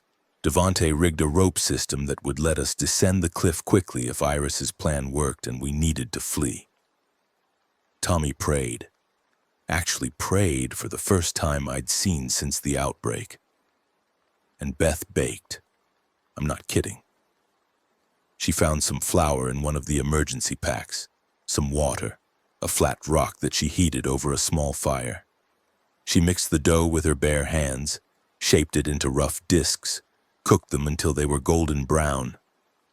You're insane, Kennedy told her, not unkindly. Probably. Beth handed her a piece of the flatbread. But if we're going to die, we're going to die with bread in our bellies. It's only civilized. Kennedy laughed, a short, sharp sound that was half amusement and half despair. She ate the bread. We all ate the bread. And then the hour was up. The infected moved first, a slow, deliberate advance toward the cliff face, searching for any way up. They were methodical, patient, testing every foothold, every crack in the rock. They weren't mindless. They were coordinated, working together to solve the problem of our elevation. Here it comes, Iris said. She was standing at the cliff edge, her eyes closed, her face tight with concentration. The conductor is getting closer, I can feel it. How close? Maybe 100 yards, it's hanging back, letting the others do the hard work. She opened her eyes and I saw something like determination in them. This is it, Mom. Whatever happens, I love you. She smiled, a real smile, the kind I hadn't seen since before the outbreak. I love you too. Then she closed her eyes again and everything changed. I don't know how to describe what happened next. It was like watching someone reach into the air and grab something invisible, something that had weight and substance even though you couldn't see it.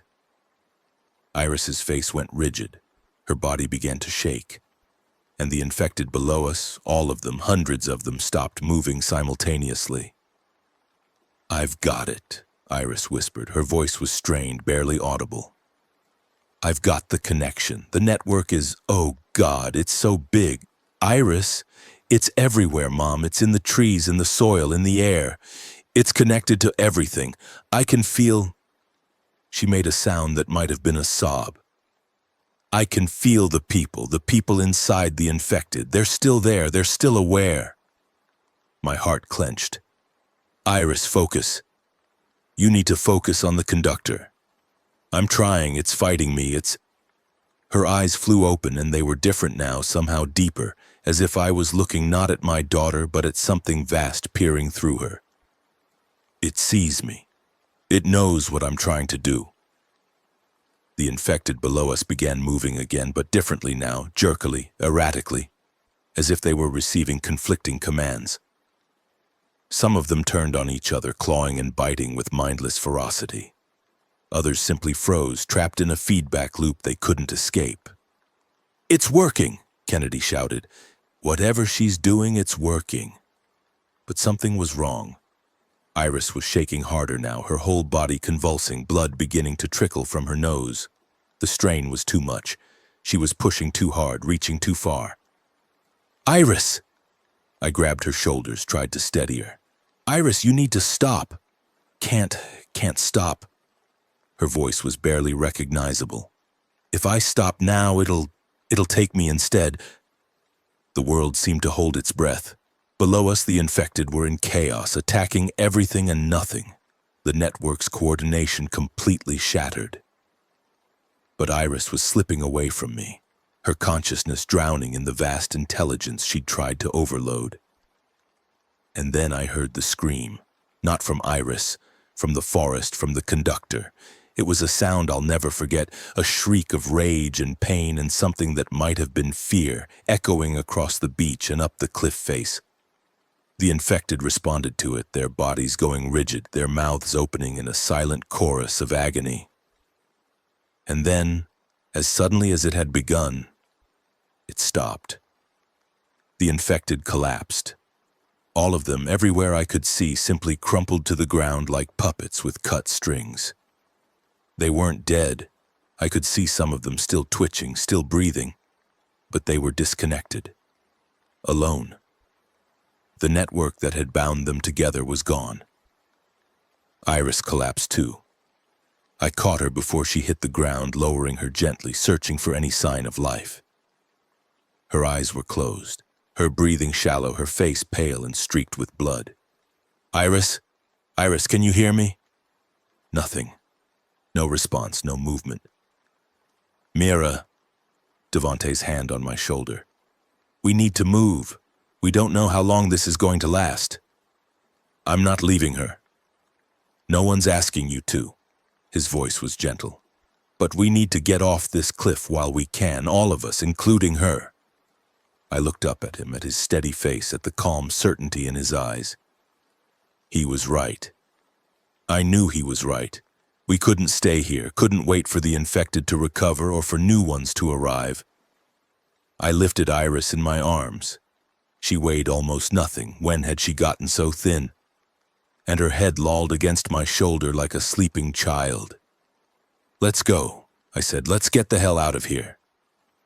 We descended the cliff using Devante's rope system one at a time, lowering ourselves through the field of unconscious infected with hearts pounding and weapons ready. But the infected didn't move. They lay where they had fallen, their eyes open but unseeing, their bodies slack and unresponsive. "Are they dead?" Tommy asked. "No." Kennedy knelt beside one of them, pressing fingers to its throat. "Still has a pulse. They're just disconnected." "Will they stay that way?" "I don't know. I don't think Iris knew either." We moved as quickly as we could, picking our way through the bodies, heading north along the coast. Iris was still unconscious, still unresponsive, but her breathing had stabilized and color was slowly returning to her face. I carried her for the first hour, then Devante took over, then Kennedy. We traded off, making sure she was never in danger of being dropped or left behind. The forest was strange without the network. Animals were moving through the undergrowth, birds, squirrels, things that had been hiding since the infection began, reclaiming territory that had been hostile for weeks. The constant pressure of being watched, of being tracked, was gone. For the first time since Seattle, I felt almost safe. Almost. "Don't get comfortable," Kennedy warned when I mentioned it. "The network is down, but it's not dead. The fungal infrastructure is still there, still growing. Once it reestablishes control, the infected will wake up again." "How long do we have?" "Hours, maybe. A day at most." She looked at Iris, still limp in Devante's arms. What she did, it was incredible, but it was also a temporary solution. The network is going to learn from this, adapt, make sure it can't happen again. Then we'd better move fast. We reached Ucluele on day 19. The settlement was everything Chen had promised. A fortified compound on a peninsula surrounded by walls that looked like they could withstand an army, bristling with weapons and watchtowers and all the infrastructure of organized civilization. Canadian flags flew from the highest points, and guards in proper military uniforms patrolled the perimeter with professional alertness. "Halt!" a command rang out as we approached, and suddenly we were surrounded by soldiers, rifles raised, faces grim. "Identify yourselves!" "Survivors from Tofino Rest." My voice was hoarse, exhausted. "Commander Chen invited us. We've been traveling for 5 days. Chen's dead." The words hit me like a physical blow. She was killed 2 days ago during an infected incursion. The base is under new management now. "Who?" "Colonel Marcus Webb. He's in charge now, and he's not as welcoming as Chen was." The soldier looked us over, taking in our ragged appearance, our desperate faces, Iris still unconscious in Devante's arms. "You've got an attuned with you. We can tell she's been flagged by our sensors. She saved us. She brought down the network, at least temporarily." "Yeah?" The soldier's expression didn't change. "That's going to be very interesting to the colonel." He gestured and the gates began to open. "Welcome to Uclulet," he said. "Try not to cause any trouble." The base was organized chaos, hundreds of people moving with purpose, working on construction projects and food production and defensive preparations. There were children here, playing in designated areas, supervised by adults who smiled even though their eyes were tired. There were medical facilities and barracks and what looked like a scientific research center. And at the center of it all, in what had once been the Coast Guard command building, Colonel Marcus Webb held court. He was a hard-looking man in his 50s with gray hair cropped short and eyes that seemed to evaluate everything they saw as either an asset or a threat. He received us in his office, the original survivors from my group plus a few who had joined us along the way, and listened as we told our story. The ferry, Seattle, Sequim, Tofino Rest, the attack, the conductor. What Iris had done. When we finished, he was silent for a long moment. "This is verified?" he asked, looking at one of his aides. "Yes, sir. The network disruption was detected by our sensors. It lasted approximately 6 hours and affected a radius of nearly 50 kilometers. And the girl caused it?" "It appears so, sir." Webb turned his attention to Iris, who had woken during our journey but hadn't spoken more than a few words. She sat in a wheelchair, still too weak to walk, her eyes downcast, her hands folded in her lap. "You can interfere with the network," Webb said. It wasn't a question. "Yes." "Can you do it again?" "I don't know." Her voice was barely above a whisper. "It almost killed me the first time. But theoretically, with proper support and preparation, you could duplicate the effect." Iris didn't answer. I could see her struggling with the question, trying to find a response that was honest without being damning. "Colonel," I interjected, "my daughter is exhausted. She needs rest, medical attention." "Your daughter is a strategic asset." Webb's voice was cold. "The first confirmed case of someone who can disrupt the network on a large scale. Do you have any idea what that means? With proper application, we could use her ability to clear entire regions of infected, reclaimed territory that's been lost for weeks. She's not a weapon. In this world, everyone is a weapon or everyone is a target. There's no middle ground. Webb leaned forward, his eyes intense. I'm not trying to be cruel, Miss Castellano. I'm trying to win a war, and your daughter might be the key to doing that. At what cost? Whatever cost is necessary. He gestured to the aides. Take the attuned to medical for evaluation. The rest of you will be assigned quarters. You're welcome to stay as long as you contribute to the settlement. But understand this. While you're here, you follow my orders. No exceptions. The aides moved forward, reaching for Iris's wheelchair. I stepped between them. She stays with me. That wasn't a request. Neither was this. For a moment, I thought Webb was going to order his soldiers to drag her away by force. I could see the calculation in his eyes, the weighing of options. But something else flickered there too. Perhaps a recognition that pushing too hard would turn an asset into an enemy. Fine, he said finally. She can stay in your quarters, but the evaluation will happen tomorrow, whether she's ready or not. Thank you. Don't thank me. Just understand what's at stake. We're fighting for the survival of our species. Everything else, comfort, autonomy, personal preference, is secondary to that goal. He waved us out. The audience was over.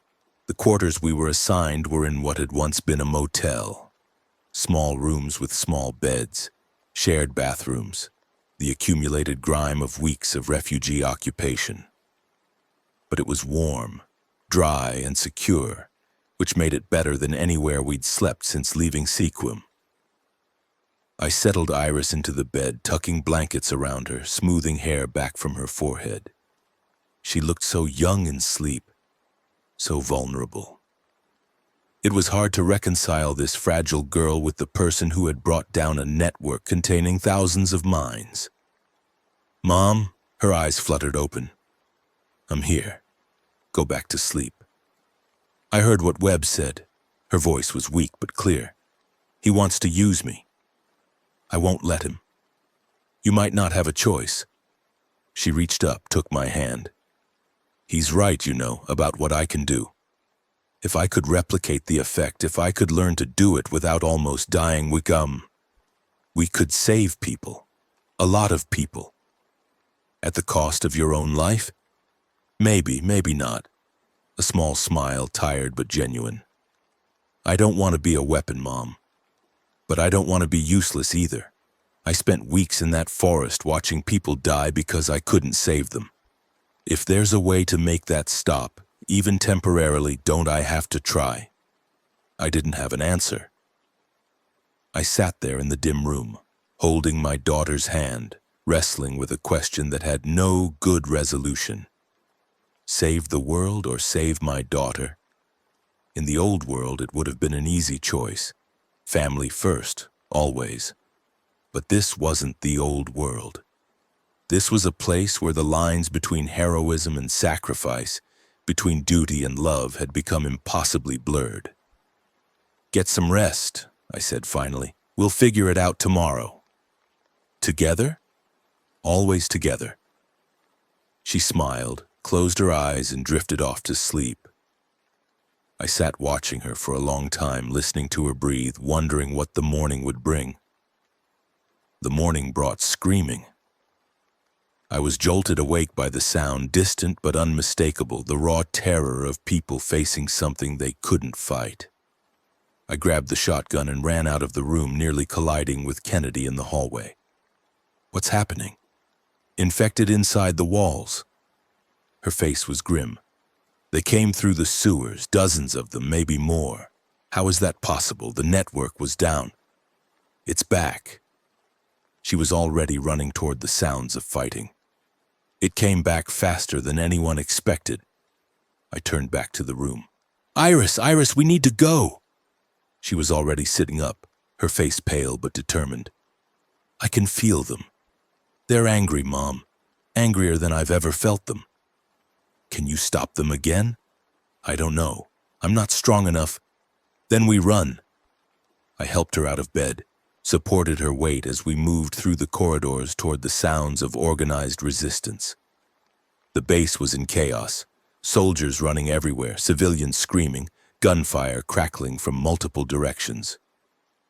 We found Devante near the command center, rifle in hand, his calm presence a rock in the storm of panic. "This way," he shouted when he saw us. "They're evacuating the wounded to the north compound." We followed him through streets that had become battlefields.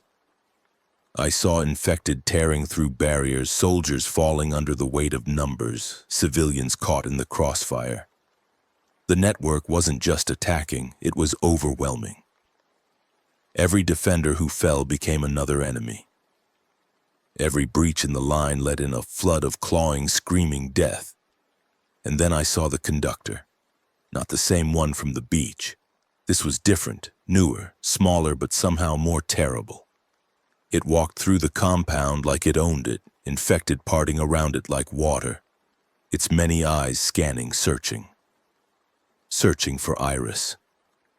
"It knows I'm here," Iris whispered. "It's looking for me." "Then we need to get you out." "Where? There's nowhere to go." She was right.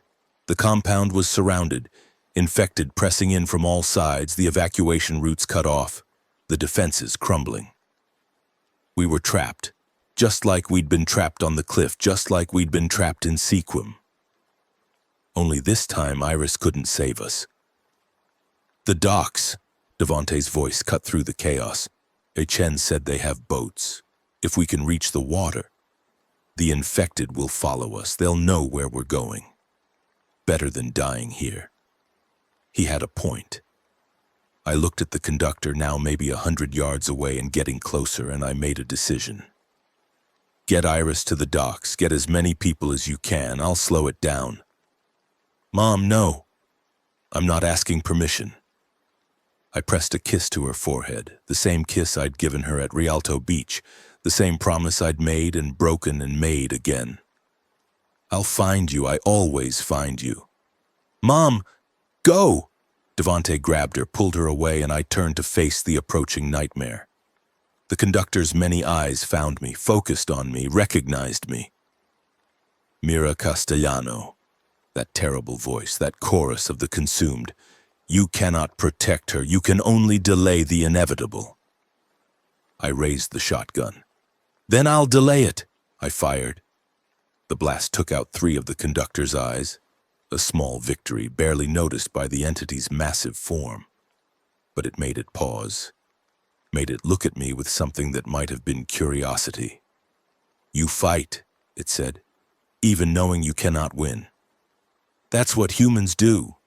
I pumped another shell into the chamber. "We fight. We refuse to give up, even when it's hopeless. That is inefficient. The network does not waste resources on lost causes. Good thing I'm not part of your network."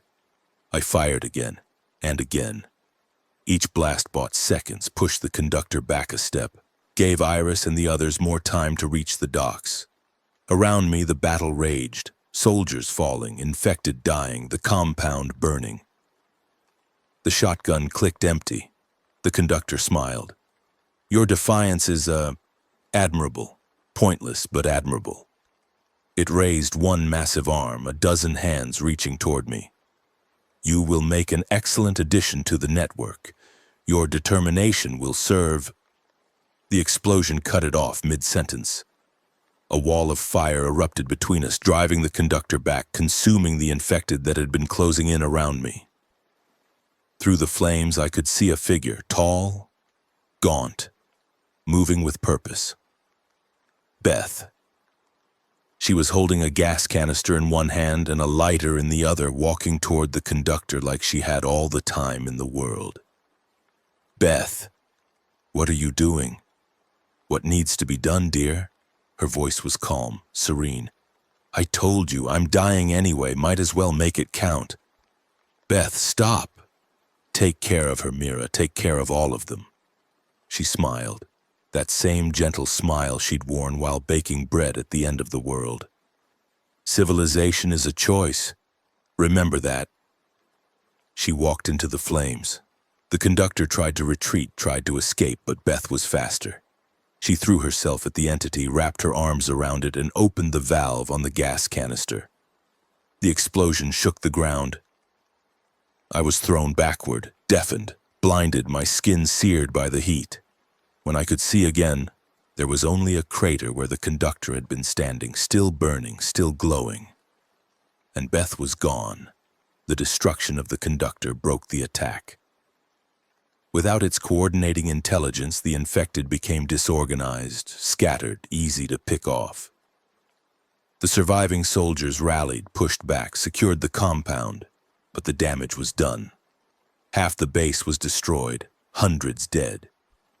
The research facilities in ruins, the medical supplies gone, the infrastructure that had made Ukluele a sanctuary reduced to rubble and ash.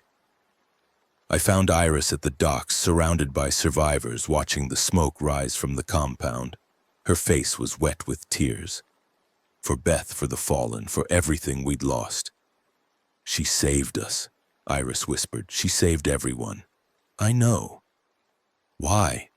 She was dying anyway. She could have just let it happen.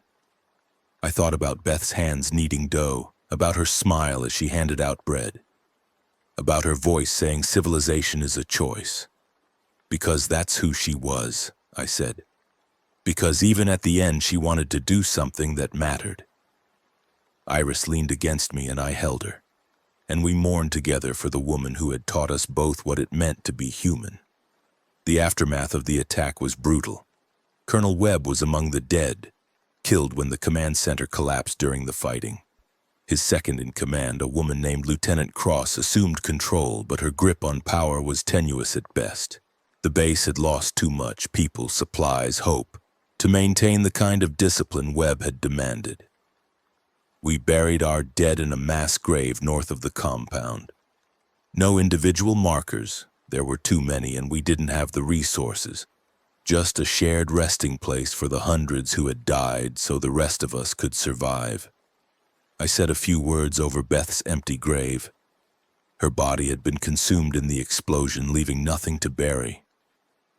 Kennedy spoke about her bravery. Devante quoted a Bible verse that seemed appropriate. Even Tommy, who had barely known her, contributed a prayer he remembered from childhood. She was the best of us, I said at the end, and we won't forget her. The crowd dispersed. The work of survival continued. But something had changed in the days since the attack, something fundamental.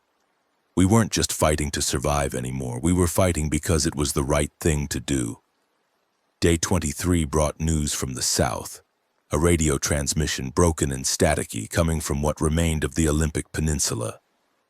A voice I recognized, Kennedy's former colleague from the Park Service, a man named Rawlings who had been part of the Ranger network before everything collapsed. Settlement established at Rialto Beach, the voice crackled. Survivors gathering. Need supplies, medicine. Anyone receiving this, please respond. Rialto Beach, Kennedy said, her face grim. That's where we came from. There are people there? Survivors? Apparently. She listened to the transmission repeat, her expression thoughtful. The infected we disrupted. Most of them collapsed when Iris brought down the network.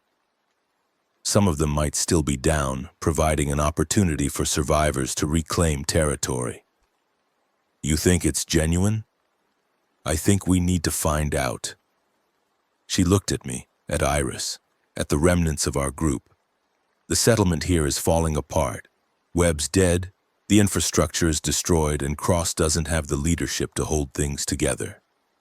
If there's a community establishing itself at Rialto Beach, a community that's figured out how to survive in the infected zone, we need to connect with them. You're talking about going back. I'm talking about building something real, something sustainable. Kennedy's eyes were intense. Uklualet was supposed to be a fortress. It fell in one night. But if we can establish a network of settlements, communities that can support each other, share resources, share information, we might actually have a chance. I looked at Iris, who had been listening silently. What do you think? She was quiet for a moment, her eyes unfocused, reaching out to the network in ways I couldn't understand. The infection is weaker in some areas, she said finally. Patches where the fungal infrastructure was damaged during my attack. The conductor I destroyed, it was a major node for the regional network. Without it, the infected in that area are less coordinated, less dangerous. For how long? I don't know. The network is rebuilding, growing new nodes, establishing new connections, but right now, today, there's an opportunity, a window. Then we use it. I turned to face the others. Devante, Tommy, the handful of survivors who had attached themselves to our group over the past weeks. We go back. We find these survivors at Rialto Beach. We help them establish something that can last. And the infected? We fight them. We learn their weaknesses. We find ways to exploit the damage Iris did to their network. I felt something building in my chest, not quite hope, but something close to it. Beth was right. Civilization is a choice, and I choose to keep fighting. We left Ucluelet on day 25. A small group, 10 people in total, including me, Iris, Devante, Kennedy, Tommy, and 5 others who had decided that action was better than waiting for the end. We took a boat south, following the coastline, heading back toward the Olympic Peninsula. The journey was quiet. We all knew what we were heading toward: danger, uncertainty, probably death. But we also knew that staying behind was just another kind of death, slower but no less certain.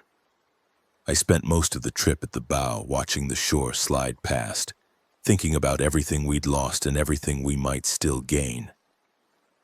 You okay? Iris appeared beside me, her color better than it had been, her strength slowly returning. Just thinking. About Mom things? Something like that. I smiled, pulled her close. I was thinking about how proud I am of you. How much you've grown since this started. I don't feel grown. Her voice was small. I feel scared, all the time. That's what being grown feels like, being scared and doing the right thing anyway. She leaned against me and I wrapped my arm around her and we watched the shore together. I can feel them, she said after a while. The infected. They're still there, still dangerous, but they're also confused, scattered, like they lost something important and don't know how to get it back. The conductor you destroyed. Yeah, and the one Beth killed. She paused. They were connected, you know, part of the same larger structure. When they died, it was like cutting the head off something. The body's still moving, but it doesn't know what to do. How long until it figures it out? I don't know. The network is adaptive, it learns, evolves. But right now we have an advantage, a small one but real. Then we use it. Together? I kissed the top of her head. Always together. The boat continued south. The peninsula grew larger on the horizon. And somewhere ahead of us, in the ruins of the world that was, survivors were fighting to build something new. We were going to help them, whatever it cost. The sun was setting when we rounded the final headland and saw Rialto Beach spread out before us. It looked different than I remembered, the memories of blood and chaos replaced by something almost peaceful. Fires burned along the shore, but these were cooking fires, survival fires, the fires of people who had chosen to live rather than merely exist. Boats were pulled up on the sand, tents and improvised shelters scattered across the beach and the forest edge.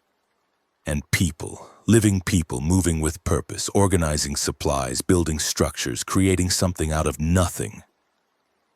They did it, Kennedy breathed. They actually did it. A figure on the shore had spotted us, was waving, calling others to see. By the time we beached our boat, a small crowd had gathered. Maybe 50 people, their faces wary but curious. A man stepped forward, weathered and gray, with the bearing of someone who had seen too much and survived anyway. "Where do you come from?" he asked. "Ukluelet," I said. "We heard your transmission. We came to help." "Help?" He seemed to taste the word, consider it. "We could use help. Things are—" He gestured at the settlement behind him, at the structures rising from the ashes of the old world. "We're managing, but more hands would be welcome." "Then you have them." I stepped onto the sand, felt the solid ground beneath my feet, and extended my hand. "My name is Mira Castellano. This is my daughter Iris, and we're here to stay." He took my hand. "Welcome to Rialto Beach." The sun finished setting, painting the sky in shades of orange and red and purple. The survivors of our group joined the survivors on the beach, sharing what food and supplies we'd brought, exchanging stories of what we'd endured and what we'd lost. I stood apart for a moment, watching it all, feeling something I hadn't felt in weeks. Hope.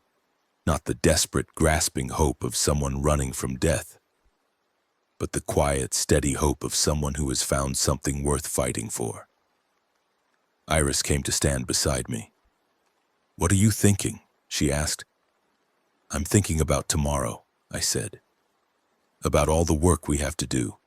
Building, defending, surviving. And I'm thinking that we might actually have a chance." I put my arm around her, pulled her close. "All of us. Together." She smiled, the first real smile I'd seen from her since before the attack on New Cluelet. "Together," she agreed.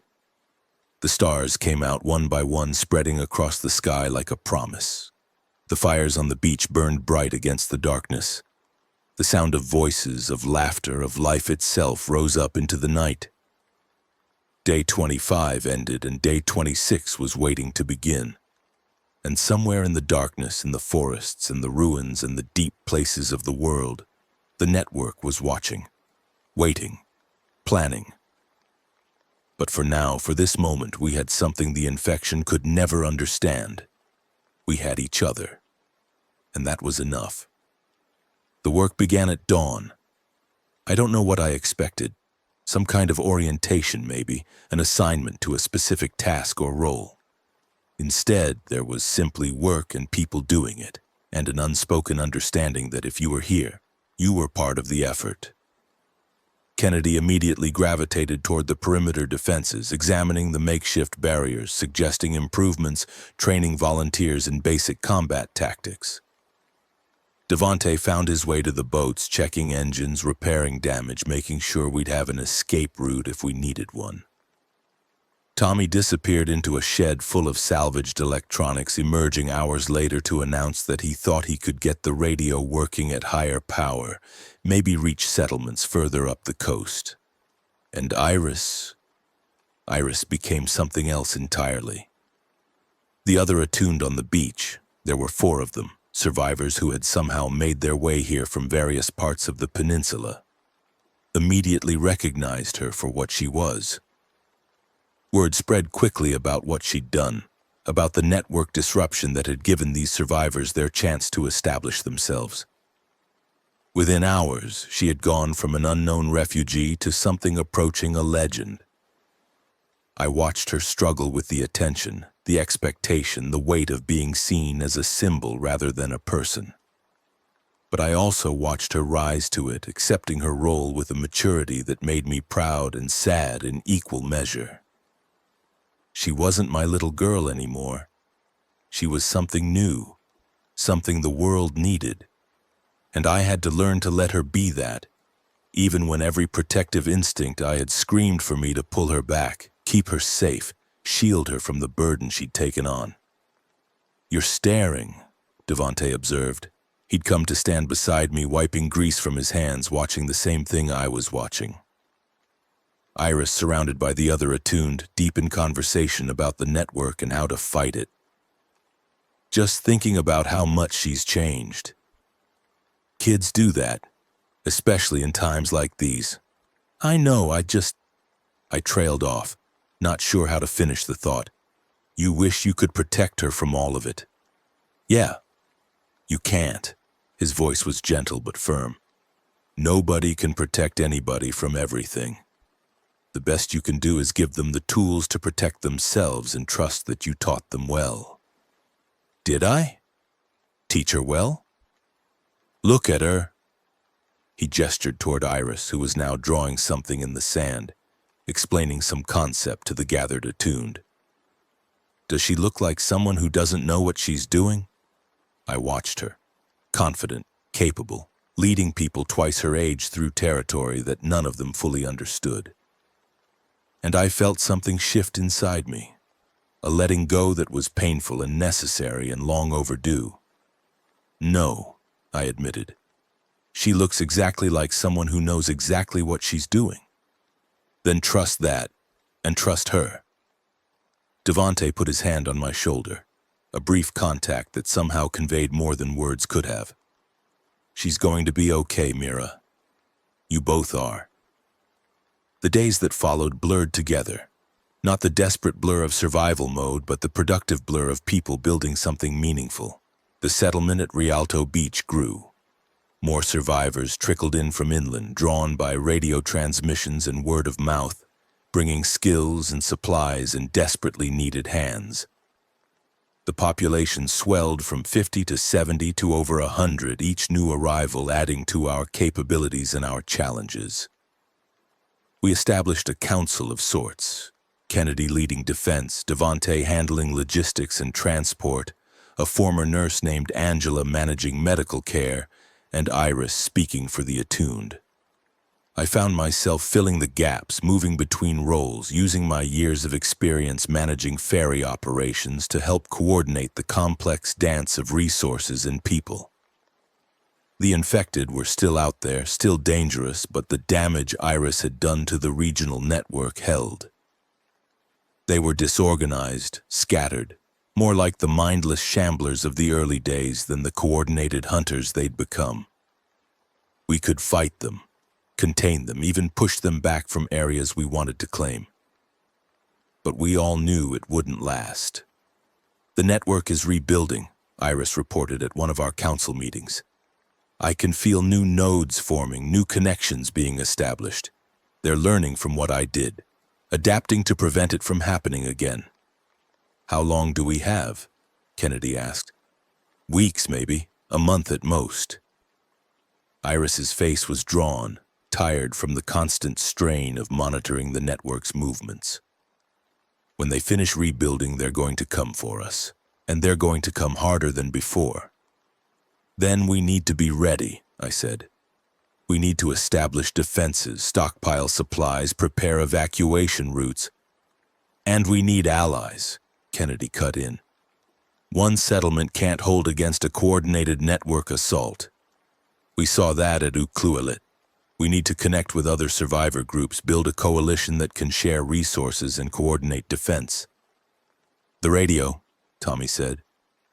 He'd been sitting quietly in the corner, fiddling with a piece of wire. I've been picking up transmissions from up and down the coast. There are other settlements out there, some bigger than us, some smaller. If we could establish regular communication, share information about infected movements. Do it, I said. Make it a priority. The more we know about what's happening elsewhere, the better prepared we'll be. The meeting broke up, each of us heading to our respective responsibilities.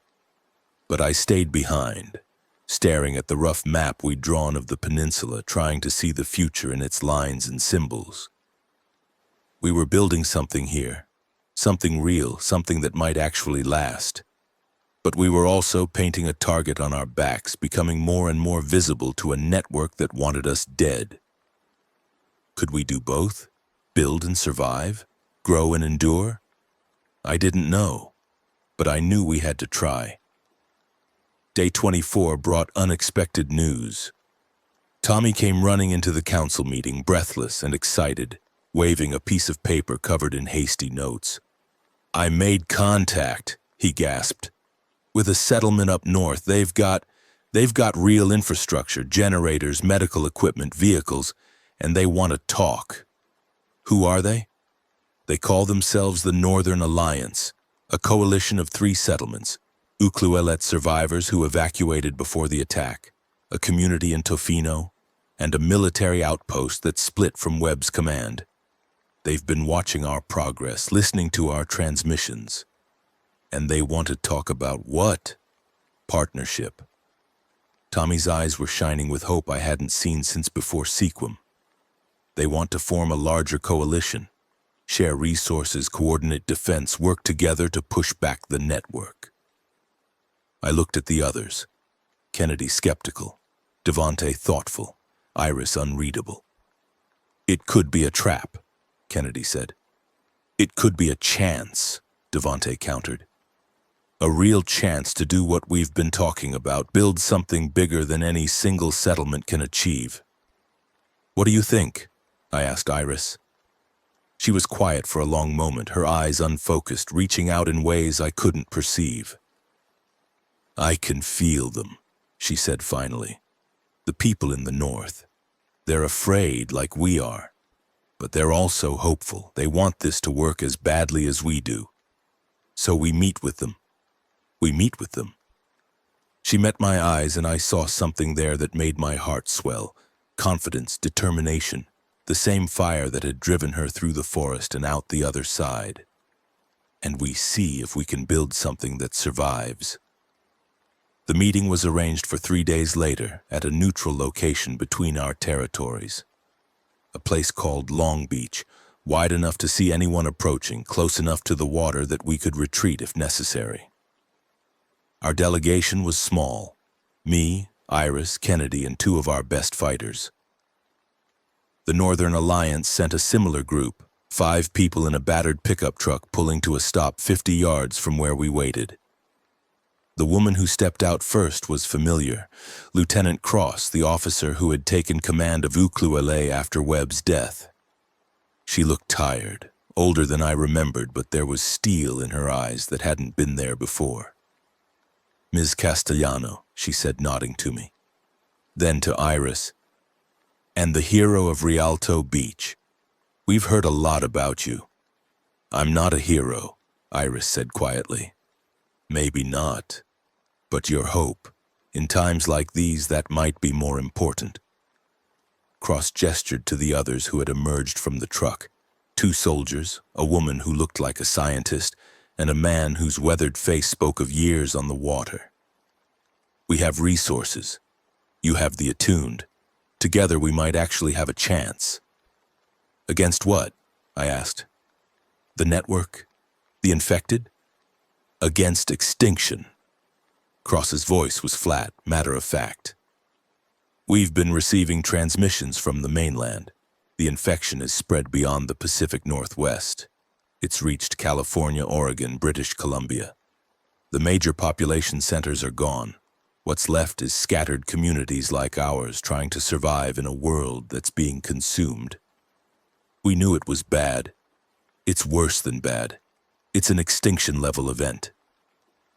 Cross took a breath, steadied herself. But there are pockets of resistance, places where the network hasn't taken hold, where people are finding ways to fight back. If we can connect those pockets, share what we've learned, coordinate our efforts, you think we can win? I think we can survive. And right now, survival is the only victory that matters. The negotiations lasted 2 days. It wasn't easy. Cross had her own priorities, her own concerns, her own vision of what a coalition should look like. There were disagreements about leadership, about resource sharing, about the role of the attuned in any coordinated defense. But in the end, we found common ground. We agreed to establish regular communication, share intelligence about infected movements, coordinate defense when possible. We agreed that each settlement would maintain its autonomy while contributing to the common good. We agreed that the attuned, all of them, not just Iris, would be protected and supported, recognized as the crucial asset they were. And we agreed on a name, the Pacific Coalition. It wasn't much, Just words, just promises. But as I shook Cross's hand on the beach at Long Beach, I felt something I hadn't felt in a long time. I felt like we might actually make it. Day 25 ended with a celebration, not a wild party. We didn't have the resources or the energy for that.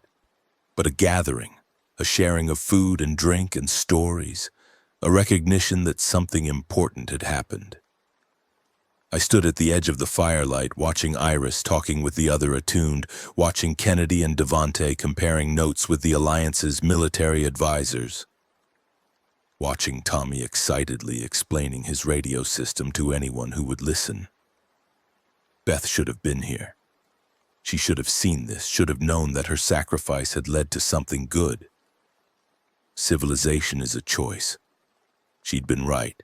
It was a choice we made every day in every action, in every decision, to help rather than harm, to build rather than destroy. And today we'd made that choice together. You look thoughtful. Iris had appeared beside me, her face flushed from the fire, her eyes bright with something that might have been hope. Just thinking about how far we've come, and how far we have to go. That too. I put my arm around her, pulled her close. But right now, tonight, I want to appreciate this. What we've built, what we've become. A family? Something like that, a community, a tribe. I smiled. A civilization, maybe, if we're lucky. She leaned into me and we stood together in the firelight, watching the survivors celebrate, watching the future take shape. Tomorrow would bring new challenges. The network was still out there, still rebuilding, still planning. The infected would come again, in greater numbers with greater coordination. The world was still ending, one day at a time. But tonight, we were alive. We were together and we were fighting for something worth fighting for. That was enough. That was everything. The 25th day ended with stars overhead and fire at our feet. I thought about the ferry dock, about the faces I'd left behind. I thought about Beth walking into the flames. I thought about all the choices I'd made, the people I'd saved and the people I'd lost. And I thought about tomorrow. There would be more battles, more sacrifices, more impossible choices. The network wasn't going to stop, and neither were we. This war, this fight for survival, was just beginning. But I wasn't alone anymore. I had Iris, had Devante, had Kennedy and Tommy and all the others who had chosen to stand with us. I had a community, a coalition, a future worth building. I had hope. Not the fragile hope of someone running from death, but the solid, grounded hope of someone who has found her people and knows what she's fighting for. The fire burned low. The stars turned overhead. The Pacific Coalition slept, dreaming of tomorrow, and somewhere in the darkness I smiled. We were going to make it, whatever it cost. The Pacific Coalition lasted exactly 19 days. 19 days of hope, of building, of believing that we'd finally found something that could endure. 19 days of radio communications and supply exchanges and the slow, careful work of knitting together communities that had been torn apart by the apocalypse. 19 days of watching Iris grow into something I barely recognized, a leader, a symbol, a weapon the network feared. Then the delegation arrived from the Northern Alliance headquarters and everything we'd built began to crumble. They came on day 26, a convoy of 3 vehicles rolling into Rialto Beach like they owned the place. Military trucks, well-maintained, flying the crossed-anchor flag that the Alliance had adopted as their symbol. The soldiers who climbed out were clean, well-fed, armed with weapons that looked like they'd never been fired in anger. Lieutenant Cross wasn't with them. Instead, the delegation was led by a man I'd never seen before. Tall, silver-haired, with the bearing of someone who expected to be obeyed. He introduced himself as Director Marcus Holloway, and something about the way he said it made the hair on the back of my neck stand up. Ms. Castellano. He shook my hand with a grip that was too firm, too deliberate. I've heard a great deal about you and your remarkable daughter. Director, I didn't like him. I didn't trust him. But we needed the alliance, and that meant playing nice with their leadership. I wasn't aware Cross had been replaced. Lieutenant Cross remains in command of military operations. I oversee other aspects of our organization. His smile didn't reach his eyes. The coalition's success has drawn considerable attention. Our leadership believes it's time to formalize the relationship between our communities. Formalize how? By consolidating, bringing your people north, integrating them into our existing infrastructure. He gestured at the settlement around us, the makeshift shelters, the improvised defenses, the survivors going about their daily work. What you've built here is impressive given the circumstances, but it's not sustainable. You lack the resources, the security, the organizational capacity to survive long-term. We've done all right so far. Against a disorganized enemy, against a network that's still rebuilding from the damage your daughter inflicted. Holloway's voice hardened slightly. That won't last. Our intelligence suggests the network is nearly restored. When it returns to full functionality, settlements like this will be swept away. I looked at Kennedy, who had come to stand beside me during the conversation. Her expression was carefully neutral, but I could see the tension in her shoulders. What exactly are you proposing? I asked. Relocation. Bring your people to our primary facility. A hardened installation in the mountains north of here. We have walls, power, medical facilities, everything you need to survive. In exchange, we ask only that you contribute to the common defense and follow the protocols we've established. And the attuned? Something flickered in Holloway's eyes. The attuned would be particularly valuable additions to our community. We have research facilities dedicated to understanding their capabilities. With proper study, we might be able to replicate what your daughter did, perhaps even improve upon it. There it was. The real reason for his visit. They didn't want our people. They wanted Iris. I'll need to discuss this with our council, I said. Of course. Take the time you need. Holloway's smile returned, smooth and practiced. But I'd encourage you not to take too long. The network doesn't wait for committee decisions. The council meeting that night was tense. It's a power grab, Kennedy said flatly. They want to absorb us, turn us into subordinates, and they especially want the attuned under their control. Maybe. Devante's voice was measured, thoughtful. But he's not wrong about our vulnerability. If the network comes back in force, we can't hold this beach. So we relocate on our own terms. Find a better position, build better defenses. We don't need to become part of their organization. Where would we go? We don't have the resources to establish a new settlement from scratch, and the few suitable locations are either overrun or already claimed. Better to die free than live as someone's assets. Better to live, period. Tommy spoke up from his corner, his voice quiet but firm. I've been monitoring their communications. The Northern Alliance isn't just some military outpost.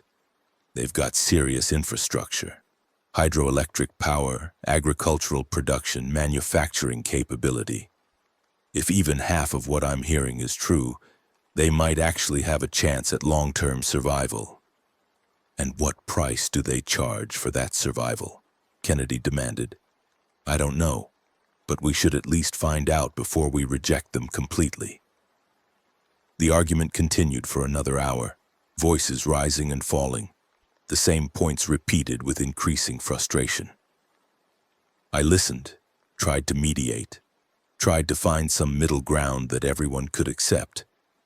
But my attention kept drifting to Iris. She was sitting in the corner, silent, her eyes unfocused in that way I'd learned to recognize, reaching out to the network, feeling for threats, processing information in ways I couldn't understand. She'd been doing that more and more lately.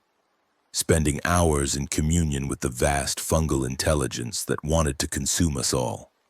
"Iris?" I said finally, cutting through the debate. "What do you think?" Everyone turned to look at her. She blinked, refocused, seemed to remember where she was. "The network is almost restored," she said quietly. "Holloway was right about that. I can feel it getting stronger every day. New nodes coming online, new connections being established. When it finishes rebuilding..." She trailed off, shook her head. "We have maybe 2 weeks. Then they'll come for us with everything they have. So we need to move anyway." "Yes, but..." She hesitated, looked at me with an expression I couldn't quite read. "There's something else. Something I've been sensing from the north. A presence. Strong, focused, different from the normal network traffic.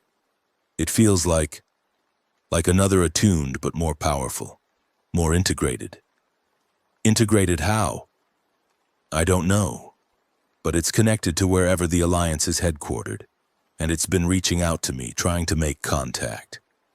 Her voice dropped to barely a whisper. "Mom, I think they've done something to one of us, created something new, and whatever it is, it wants to meet me." The decision, such as it was, came 3 days later. We would accept Holloway's invitation, not as subordinates, but as partners. Our people would relocate to the Alliance's northern facility, but we would maintain our own leadership structure, our own council, our own autonomy. The attuned would participate in research efforts, but only voluntarily, with full transparency about the nature of the research being conducted.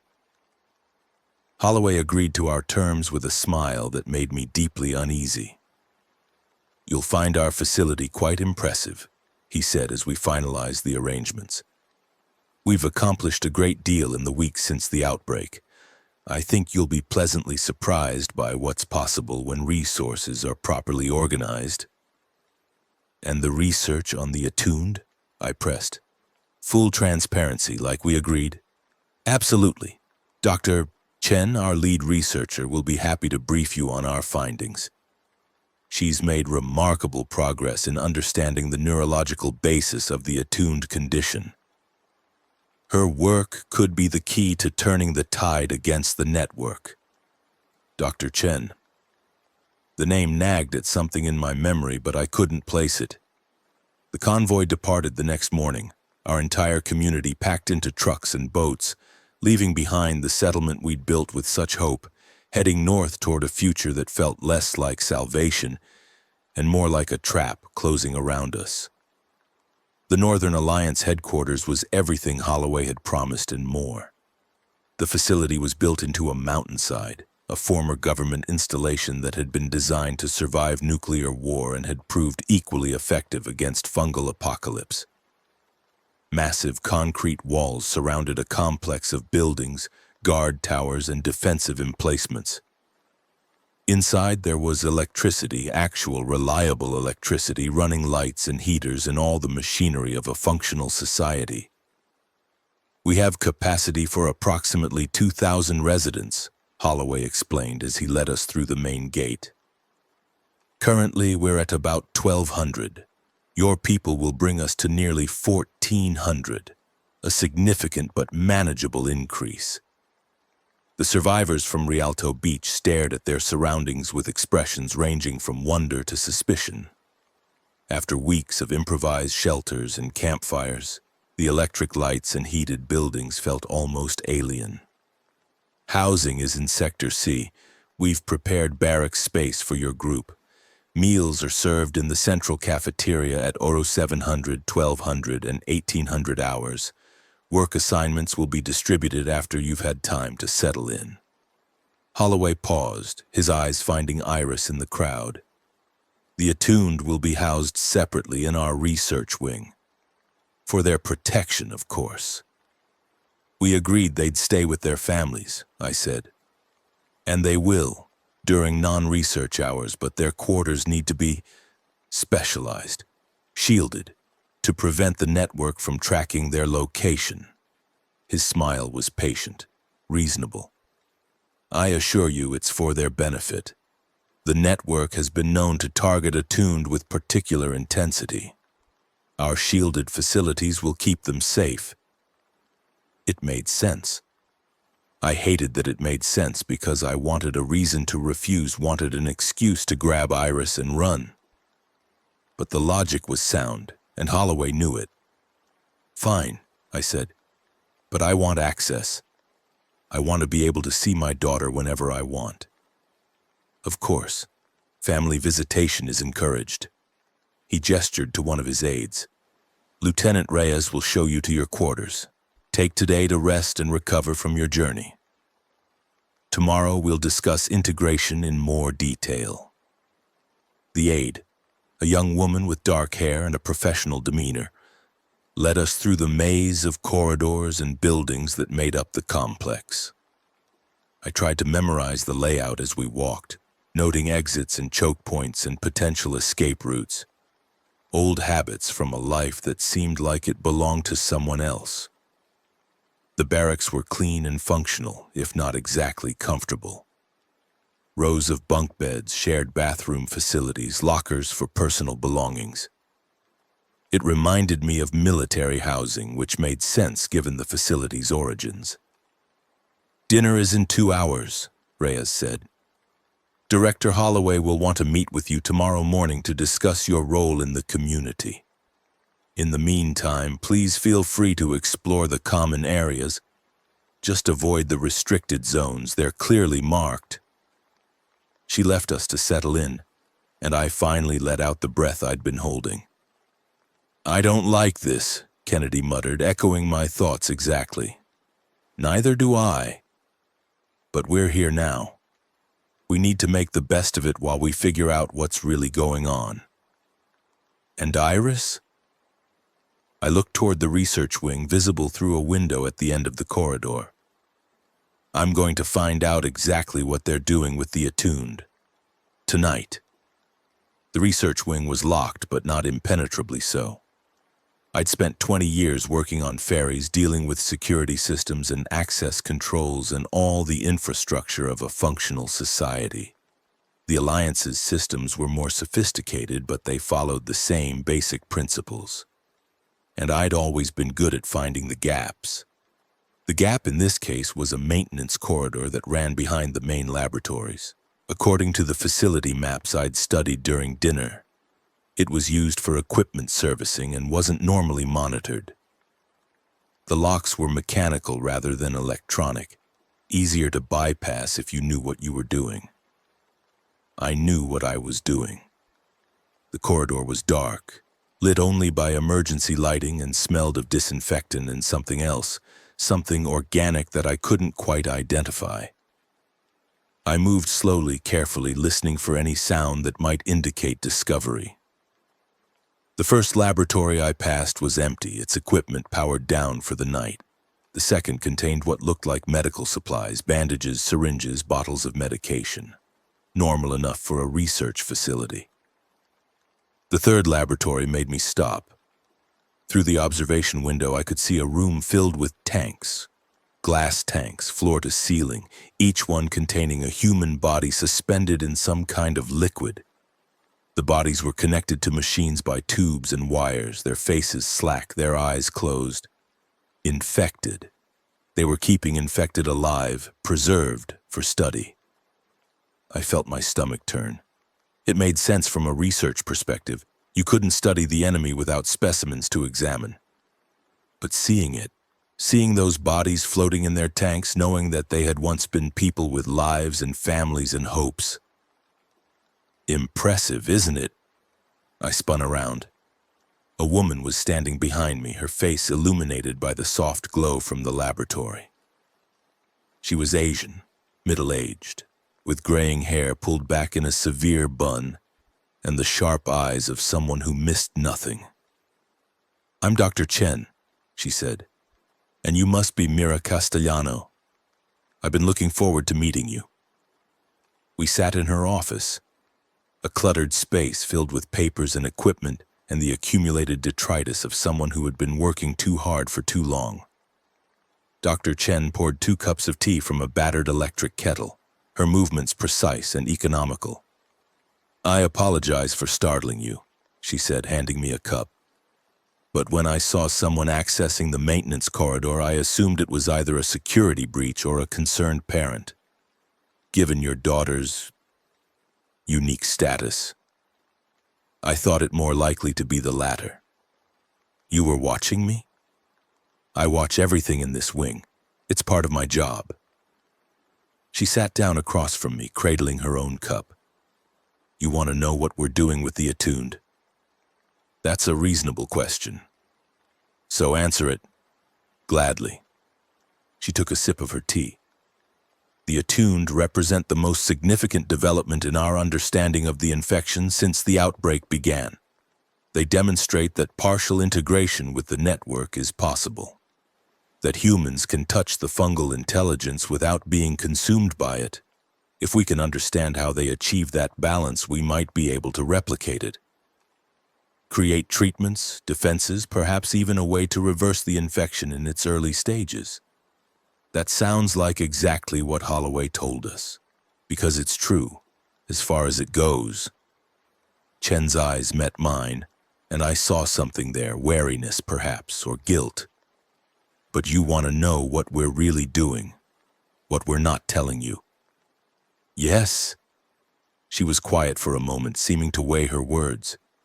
Then she stood up and walked to a cabinet against the wall, pulling out a folder thick with papers and photographs. Project Prometheus, she said, laying the folder on the desk between us. That's the internal designation. The goal is to create a controlled interface with the network, a way to access its intelligence without losing your own identity. In theory, such an interface could give us unprecedented insight into the infection's behavior, perhaps even allow us to influence it. In theory, in practice, we've had mixed results. She opened the folder, revealing photographs that made my blood run cold. They showed people, attuned, I assumed, strapped to medical tables, their heads surrounded by elaborate equipment, their faces contorted in expressions of agony or ecstasy or something in between. Some of the photographs showed the subjects afterward, their eyes vacant, their bodies slack, clearly no longer present in any meaningful sense. We've lost several subjects to full integration, Chen said quietly.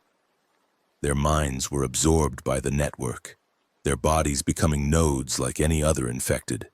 Others survived physically but were damaged, changed in ways we don't fully understand. You're experimenting on people. We're trying to save our species. Her voice was sharp, defensive. Every subject volunteered. They knew the risks. They chose to participate because they believed, we all believed, that the potential benefits justified the dangers. And Iris? Is she one of your subjects now? Not yet. She's undergone standard evaluation, nothing more. Chen closed the folder, her expression troubled. But Holloway has been pressuring me to include her in the next phase of testing. She's the strongest attuned we've encountered. Her ability to disrupt the network at Rialto Beach is unprecedented. If anyone can survive full interface, it's her. And if she can't? Chen didn't answer. She didn't need to. I left the research wing with my mind racing, trying to process what I'd learned and figure out what to do about it. The Alliance wasn't just studying the attuned. They were using them as test subjects for dangerous experiments, trying to create some kind of controlled connection to the network. And now they had their sights set on Iris. I needed to get her out, get all of us out. But where would we go? The network was almost restored. Our settlement at Rialto Beach had been abandoned, and the Alliance's resources were genuinely impressive. If we left now, we'd be vulnerable, exposed, easy pickings for the infected hordes that would soon be mobilizing against us, trapped. We were trapped, and I couldn't see a way out. I was so lost in thought that I almost walked into the man standing in the corridor outside the barracks. Ms. Castellano. He steadied me with a hand on my arm, his touch gentle but firm. You look like you've seen a ghost. I recognized him from the convoy, one of the soldiers who had accompanied Holloway, though he'd stayed in the background during the negotiations. He was maybe 40 with weathered features and the careful eyes of someone who had survived by paying attention to details. "Just tired," I said. "It's been a long day." "I'm sure it has." He released my arm but didn't step back. "I'm Captain James Reyes. Lieutenant Reyes, the one who showed you to your quarters, is my sister." "Nice to meet you. Walk with me?" He gestured down the corridor away from the barracks. "There are some things you should know about this place, things that aren't in the official briefings." I hesitated. He could be a spy sent by Holloway to see what I'd been doing in the research wing. Or he could be genuine, someone who shared my concerns about what was happening here. There was no way to know without taking a risk. I followed him. We ended up on an observation platform overlooking the main compound, a quiet spot away from the constant activity of the facility where we could talk without being overheard. "You found the laboratories," Reyes said. It wasn't a question. "You know about them?" "I helped build them, before I understood what they'd be used for." He was staring out at the compound, his expression unreadable. "Holloway recruited me during the first week of the outbreak.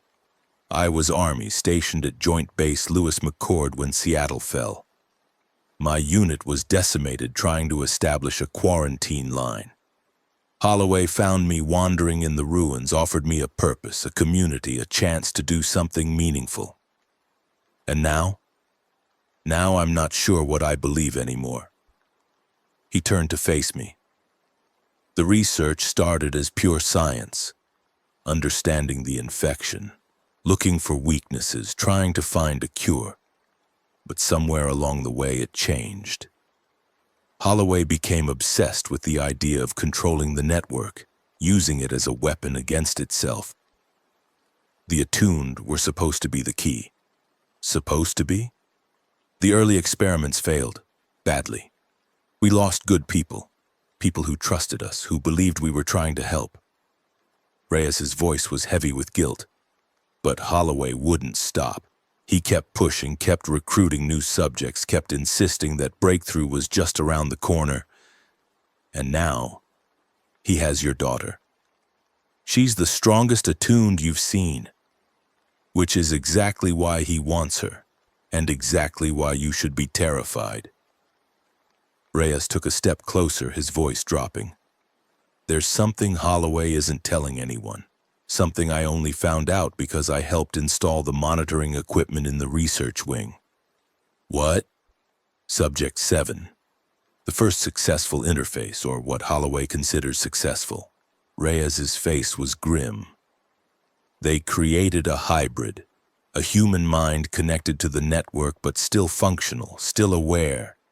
It can see what the infected see, feel what they feel, even influence their behavior to a limited degree. That's what Iris has been sensing, the presence from the north. Probably. Subject 7 is, I don't know how to describe it, still human in some ways. But also something else. Something that looks at you with eyes that have seen too much, that speaks with a voice that echoes in ways normal voices don't." He shook his head. "They keep it in a specialized containment unit, connected to monitoring equipment, using it to predict network movements and identify threats.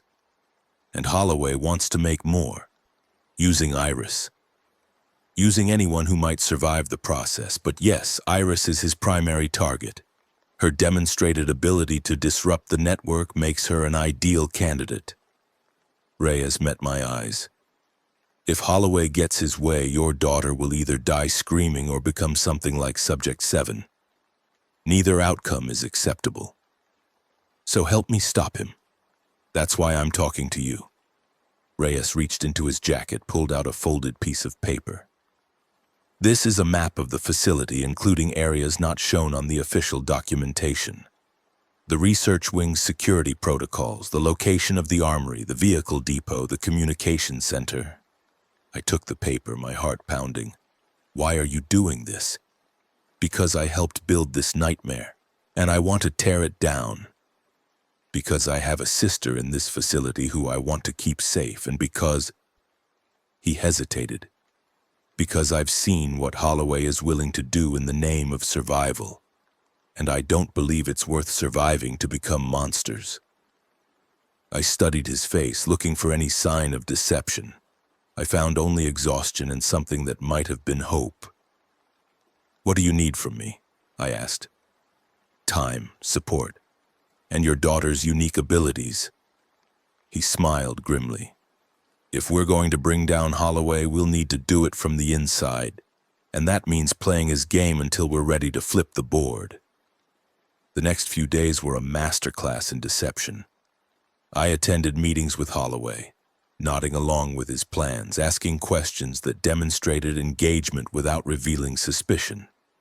I toured the facility's impressive infrastructure, praising the Alliance's achievements while mentally noting every weakness, every vulnerability, every potential escape route. And I spent time with James Reyes, learning the truth about what the Alliance had become. The picture that emerged was disturbing. Holloway had started with good intentions, or at least claimed to have started with them.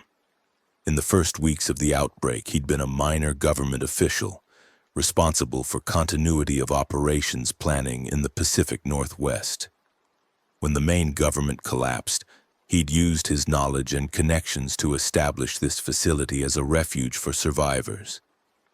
But somewhere along the way, ambition had overtaken altruism. The facility had become his personal fiefdom, its resources dedicated to his vision of controlled integration with the network. The other settlements in the Northern Alliance were little more than tributary states providing supplies and recruits while Holloway pursued his research.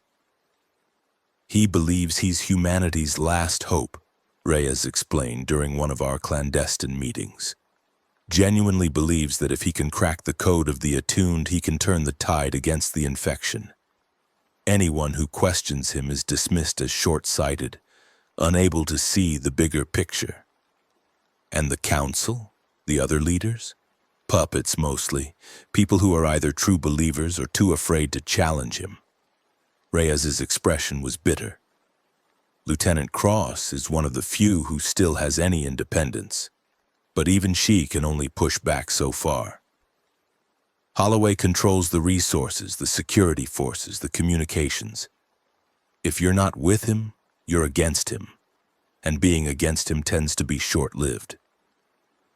We need allies, people inside the system who might support a change in leadership. There are some, more than you might think, but they're scared, scattered, waiting for someone to make the first move." He looked at me with something like hope. "That's where you come in.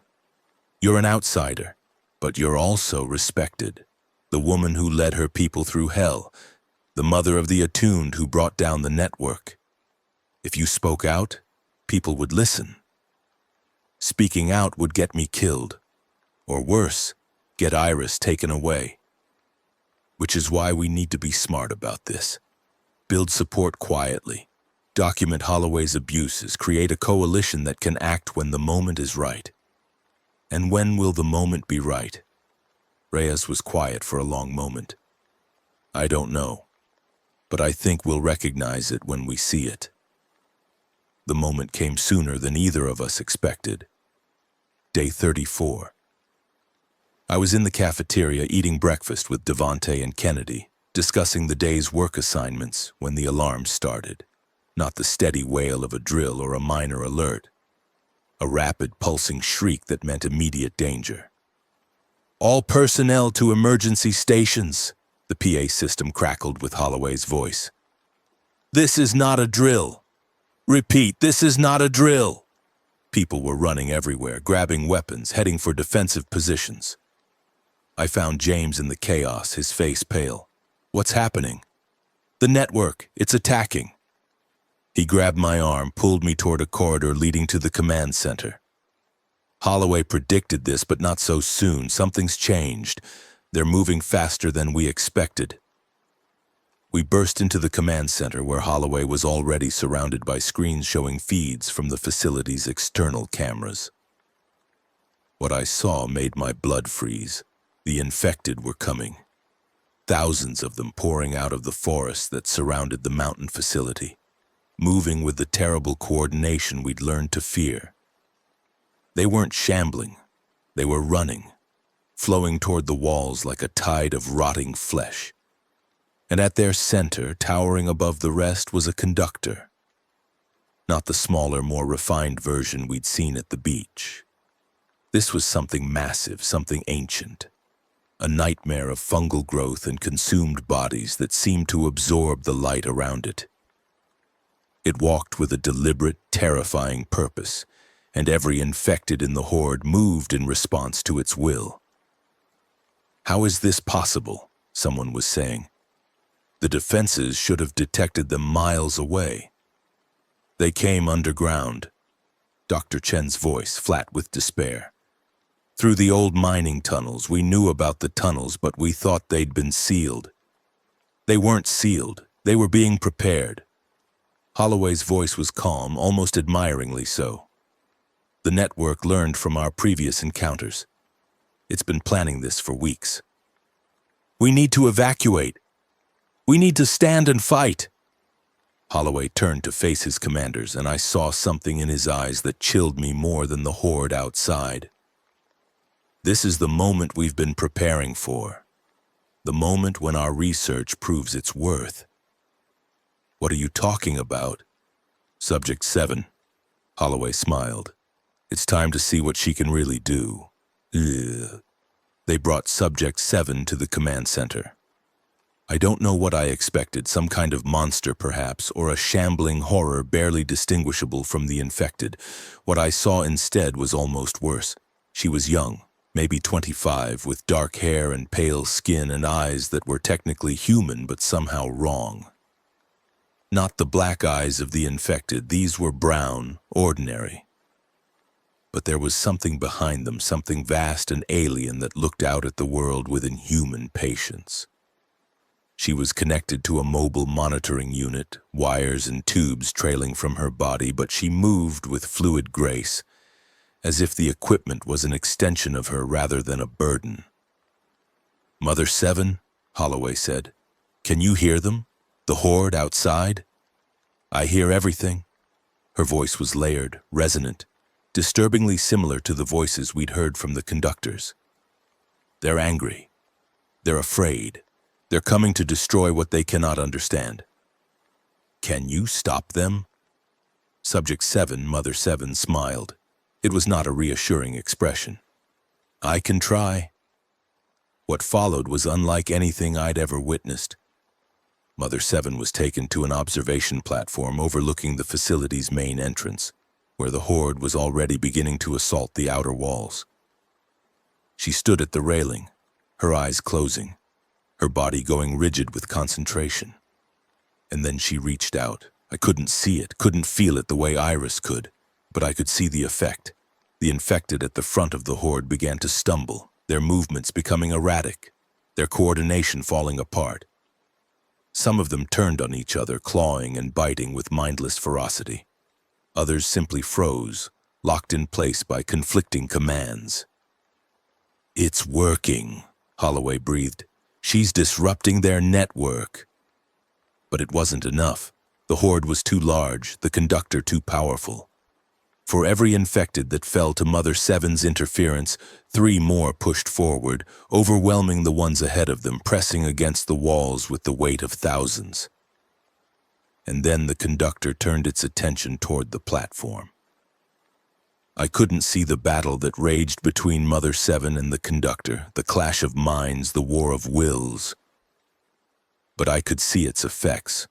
Mother 7's body began to shake, her face contorting with effort, blood trickling from her nose and ears. The infected horde slowed, stuttered, but didn't stop. "She's losing," Dr. Chen said. "The conductor is overwhelming her." "Then we need to support her." Holloway turned to his aides. "Bring the other attuned, all of them. If one mind isn't enough, we'll use 5. That will kill them." Then they'll die for something meaningful. Holloway's calm facade finally cracked, revealing the desperation beneath. This is our only chance. If the walls fall, everyone dies anyway. I watched his soldiers move to obey, and I knew I had to act. Kennedy, I said quietly, get to Iris. Get her out of the research wing. Use the maintenance corridor I told you about. What about you? I'm going to buy you time. Before she could argue, I was moving, not away from the command center, but toward it, toward Holloway. "Director!" I shouted. "There's another way!" He turned, his face contorted with stress and fury. "What are you talking about?" "Iris, my daughter. She's stronger than any of your other attuned. She brought down the network at Rialto Beach single-handedly." I forced myself to meet his eyes, to sell the lie. "Let me talk to her. Let me convince her to join the fight willingly. She'll be more effective if she's not being forced." Holloway studied me for a long moment, his mind calculating odds and options. "You'd volunteer your own daughter for this? To save everyone here?" "Yes." The words tasted like poison, but I said them anyway. "She's our best chance, but she needs to choose this herself." "Fine." Holloway waved to his aides. "Bring Mira to the attuned quarters. Let her talk to her daughter." His eyes narrowed. "But if this is a trick, it's not a trick. It's survival." He nodded, and the aides led me away. Behind me, I could hear the walls beginning to crack under the weight of the horde. The maintenance corridor was chaos. Kennedy had reached Iris first, along with Devante and Tommy and a handful of other survivors from Rialto Beach.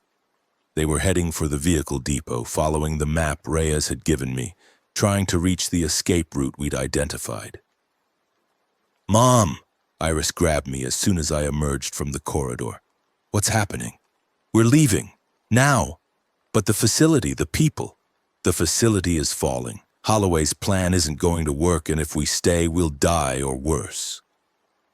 I took her face in my hands, looked into her eyes. "I know you want to help. I know you feel responsible, but you can't save everyone, not today." "Mom." "Iris, please, trust me." She held my gaze for a long moment, and I saw the war playing out behind her eyes. The desire to help, the fear of failure, the need to protect the people who depended on her. "Okay," she said finally. "Okay, let's go." We ran. The vehicle depot was already in chaos when we arrived. Some of Holloway's soldiers had decided that escape was more attractive than martyrdom, and they were fighting with the guards over access to the remaining trucks and armored vehicles. Gunfire echoed off the concrete walls, and bodies were already falling. "This way!" Reyes appeared beside us, his uniform torn, his face bloody. "I've got a vehicle secured, through the side entrance." We followed him through a maze of corridors and storage rooms, dodging soldiers and civilians and the occasional infected that had somehow breached the facility's defenses. The sounds of battle were everywhere, screams, gunshots, the terrible shriek of the infected. The vehicle turned out to be an armored transport, military grade, capable of surviving impacts that would destroy a civilian vehicle. Reyes had loaded it with supplies, food, water, weapons, medical equipment. "There's a service tunnel that leads to the old highway," he said, climbing into the driver's seat. "It's supposed to be collapsed, but I know a bypass. If we can reach the coast, we'll figure it out." I helped Iris into the back, then climbed in beside her. "Just get us out of here." The engine roared to life, and we plunged into the tunnel. The darkness was absolute. Reyes drove by instrument lights and memory, navigating turns and obstacles that I couldn't see. In the back, the rest of our group huddled together, Iris, Kennedy, Devante, Tommy, and a handful of others who had made it through the chaos. Behind us, we could hear the sounds of the facility dying. Screams, explosions, the groaning of structures giving way under the weight of the horde.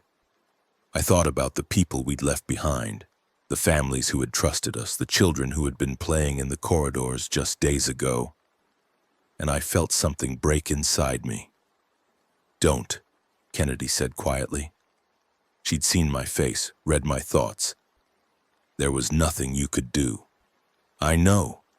That doesn't make it easier?" "No, it never does." The tunnel seemed endless, a passage through the earth that might have led to salvation or damnation. I held Iris close, felt her trembling against me, and tried to believe that we were doing the right thing. Then finally we saw light. The highway was a graveyard of vehicles, but Reyes navigated through it with practiced skill. Behind us, smoke was rising from the mountain, the facility burning, the horde consuming everything we'd tried to build.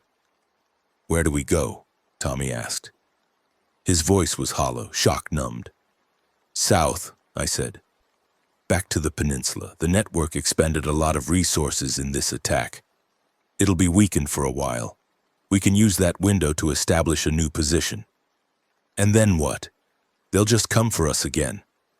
Then we fight them again, and again, until we find a way to win or they kill us all." I looked at the faces around me, exhausted, terrified, grieving. "That's all we can do. Keep fighting, keep surviving, keep believing that tomorrow might be better." No one responded. There was nothing to say. We drove south as the sun rose over a world that was ending, leaving behind the ashes of hope and the bodies of friends, heading toward a future that had never been less certain. The first night after the escape was the hardest.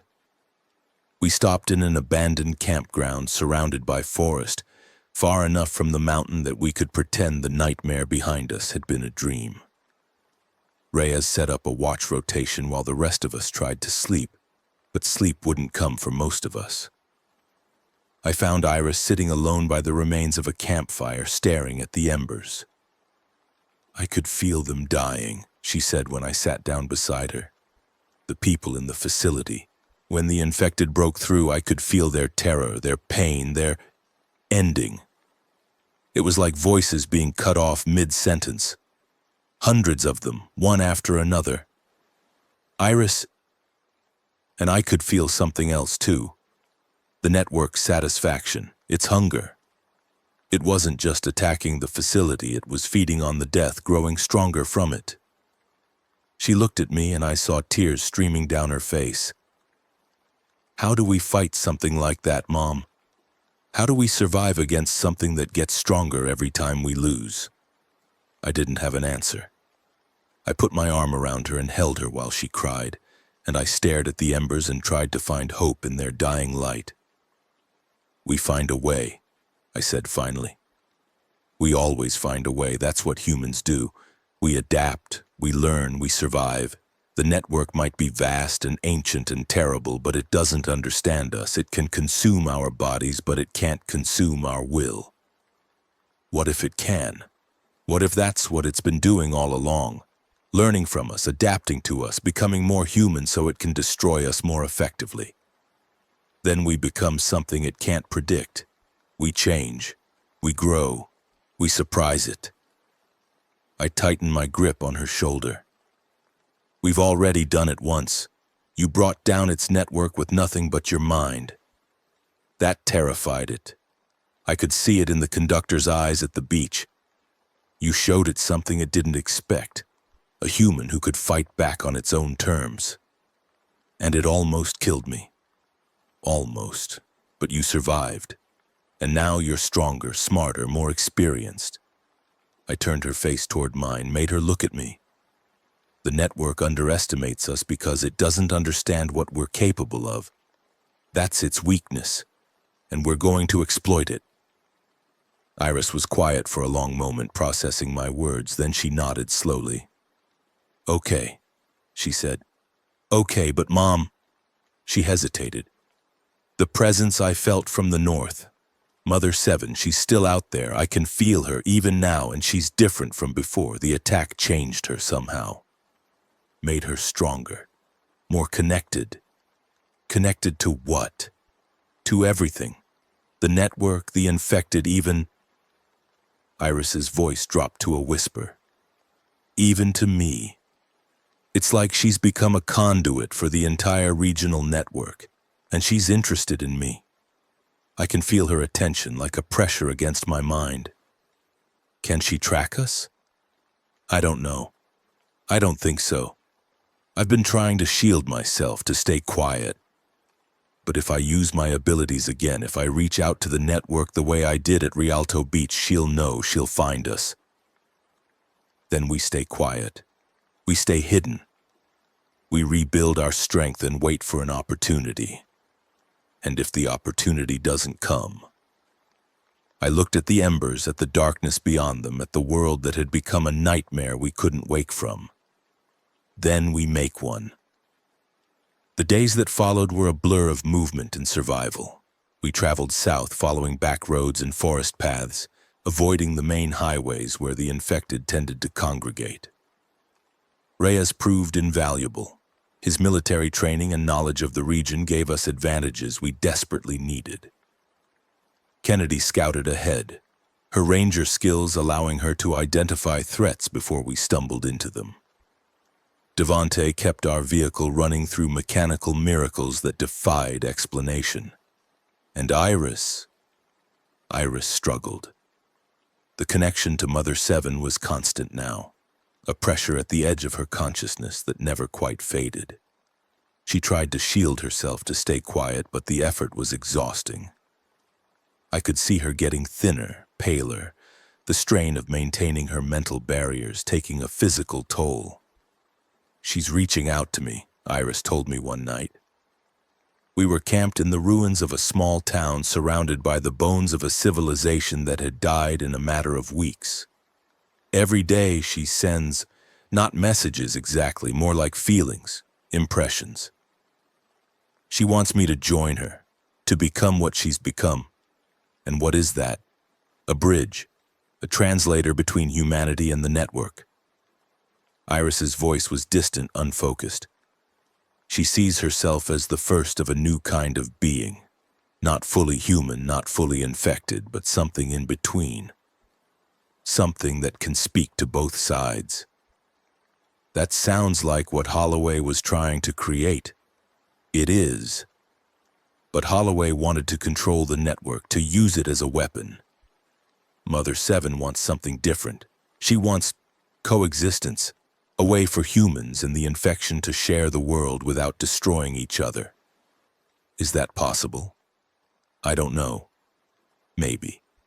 But I don't think it would be coexistence in any way we'd recognize. The network doesn't think like we do, doesn't value what we value. Any peace it offers would be on its terms, not ours. Then we keep fighting.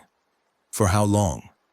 How many more people have to die before we accept that we can't win? That the best we can hope for is survival in some diminished, controlled form? I didn't have an answer.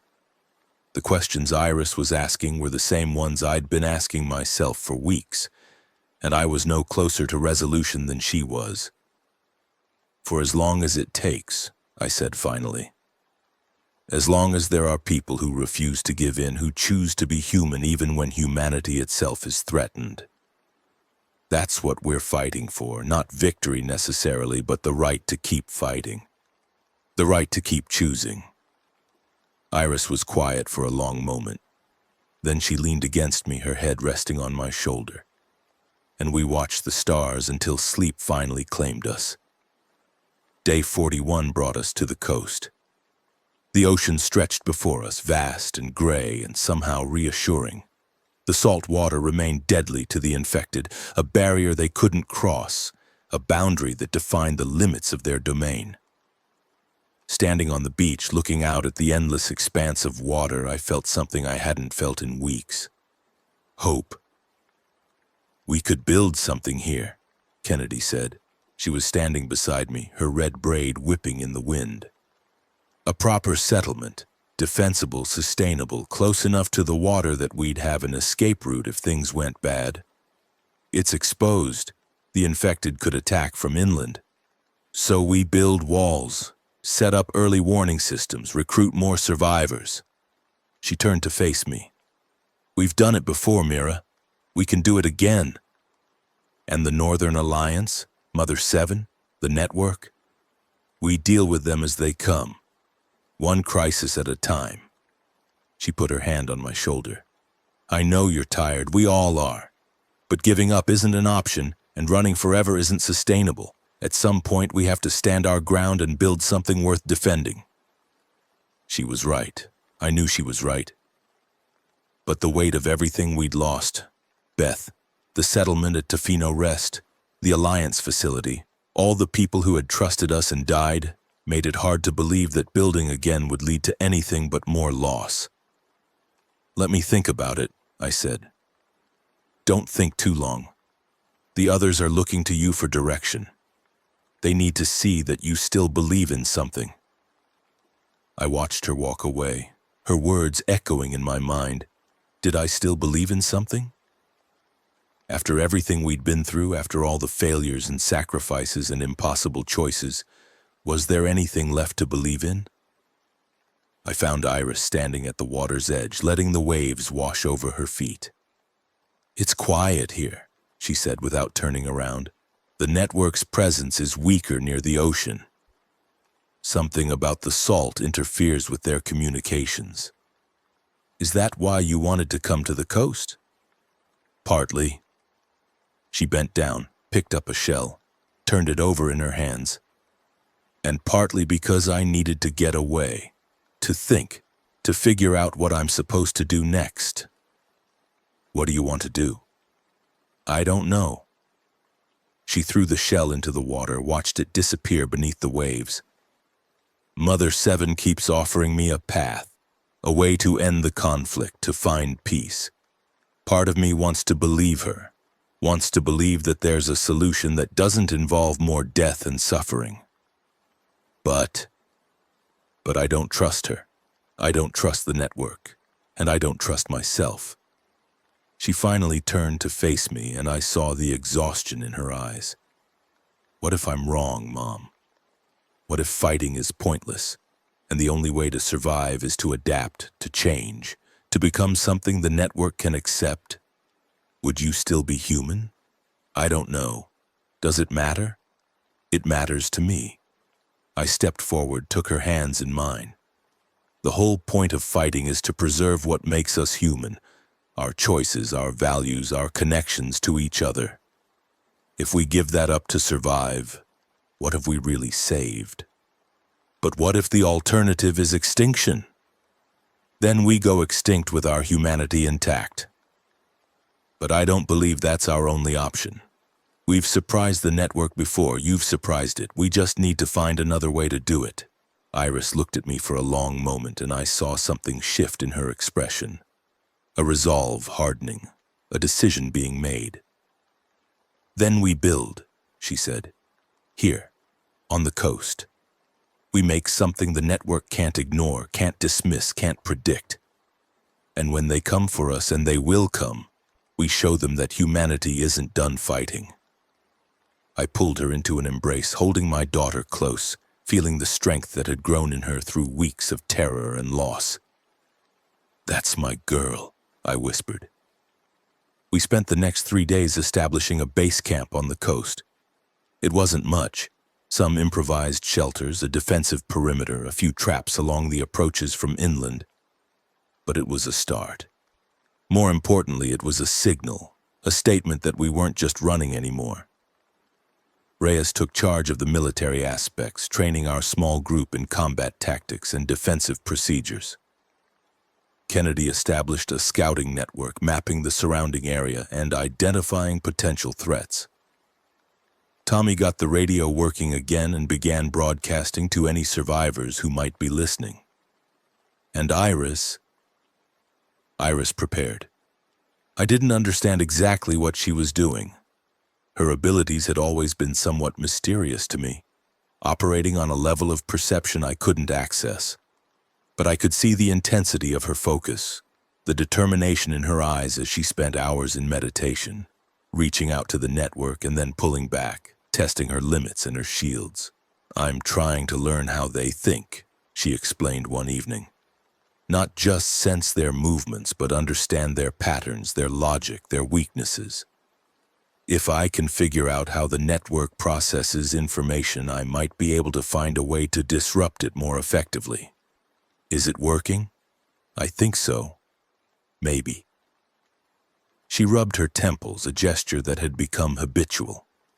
The network isn't one thing.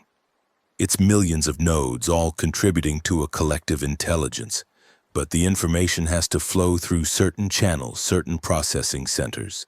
The conductors are part of that, but they're not the only bottleneck. What else is there?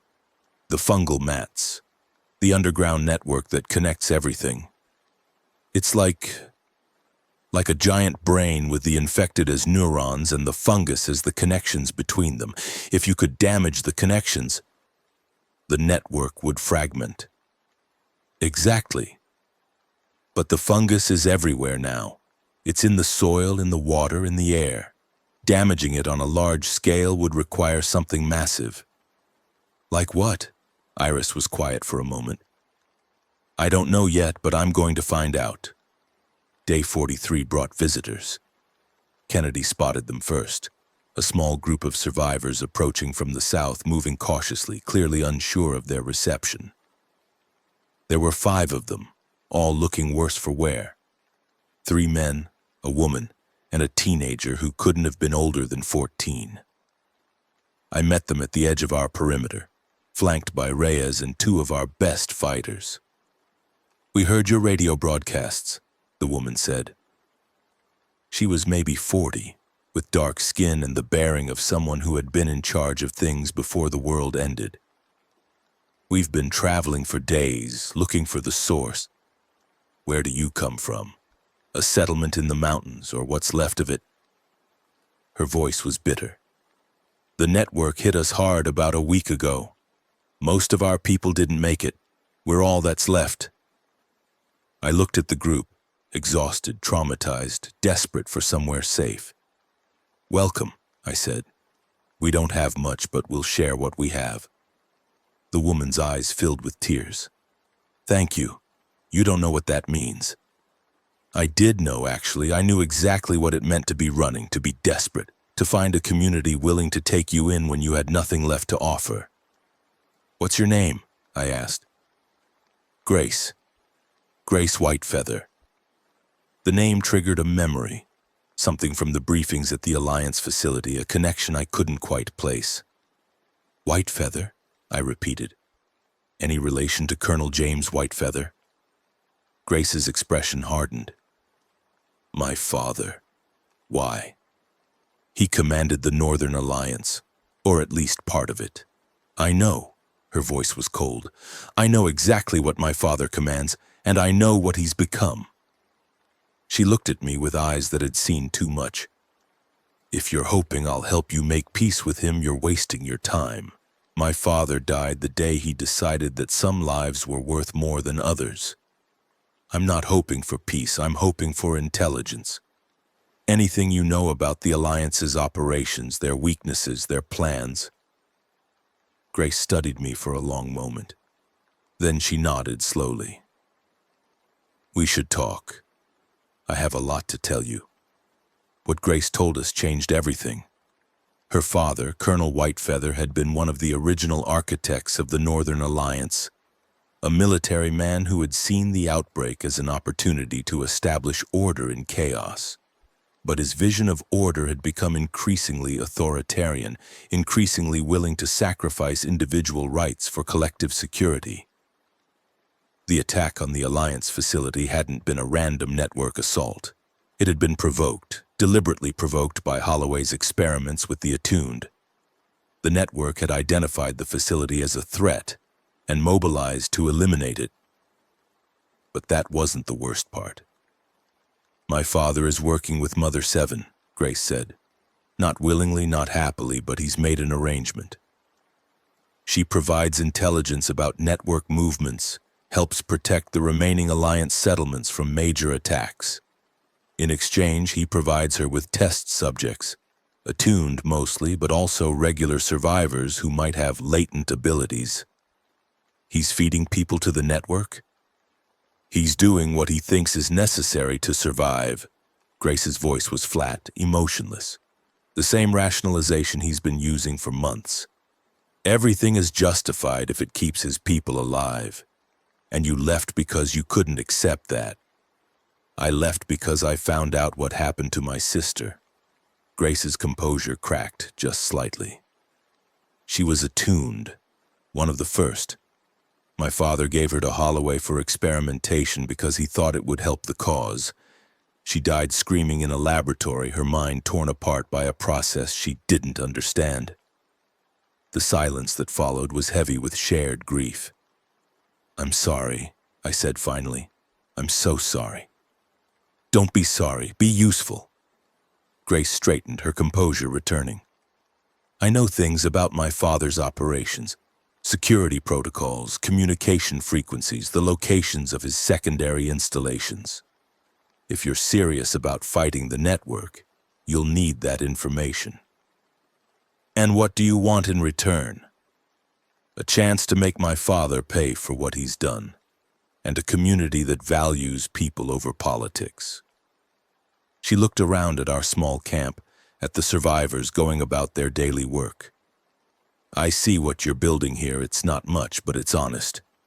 That's more than I can say for the Alliance." I extended my hand. "Welcome to our community, Grace." She took it. "Thank you. Now let's get to work." The next 2 days were intense. Grace's intelligence was invaluable.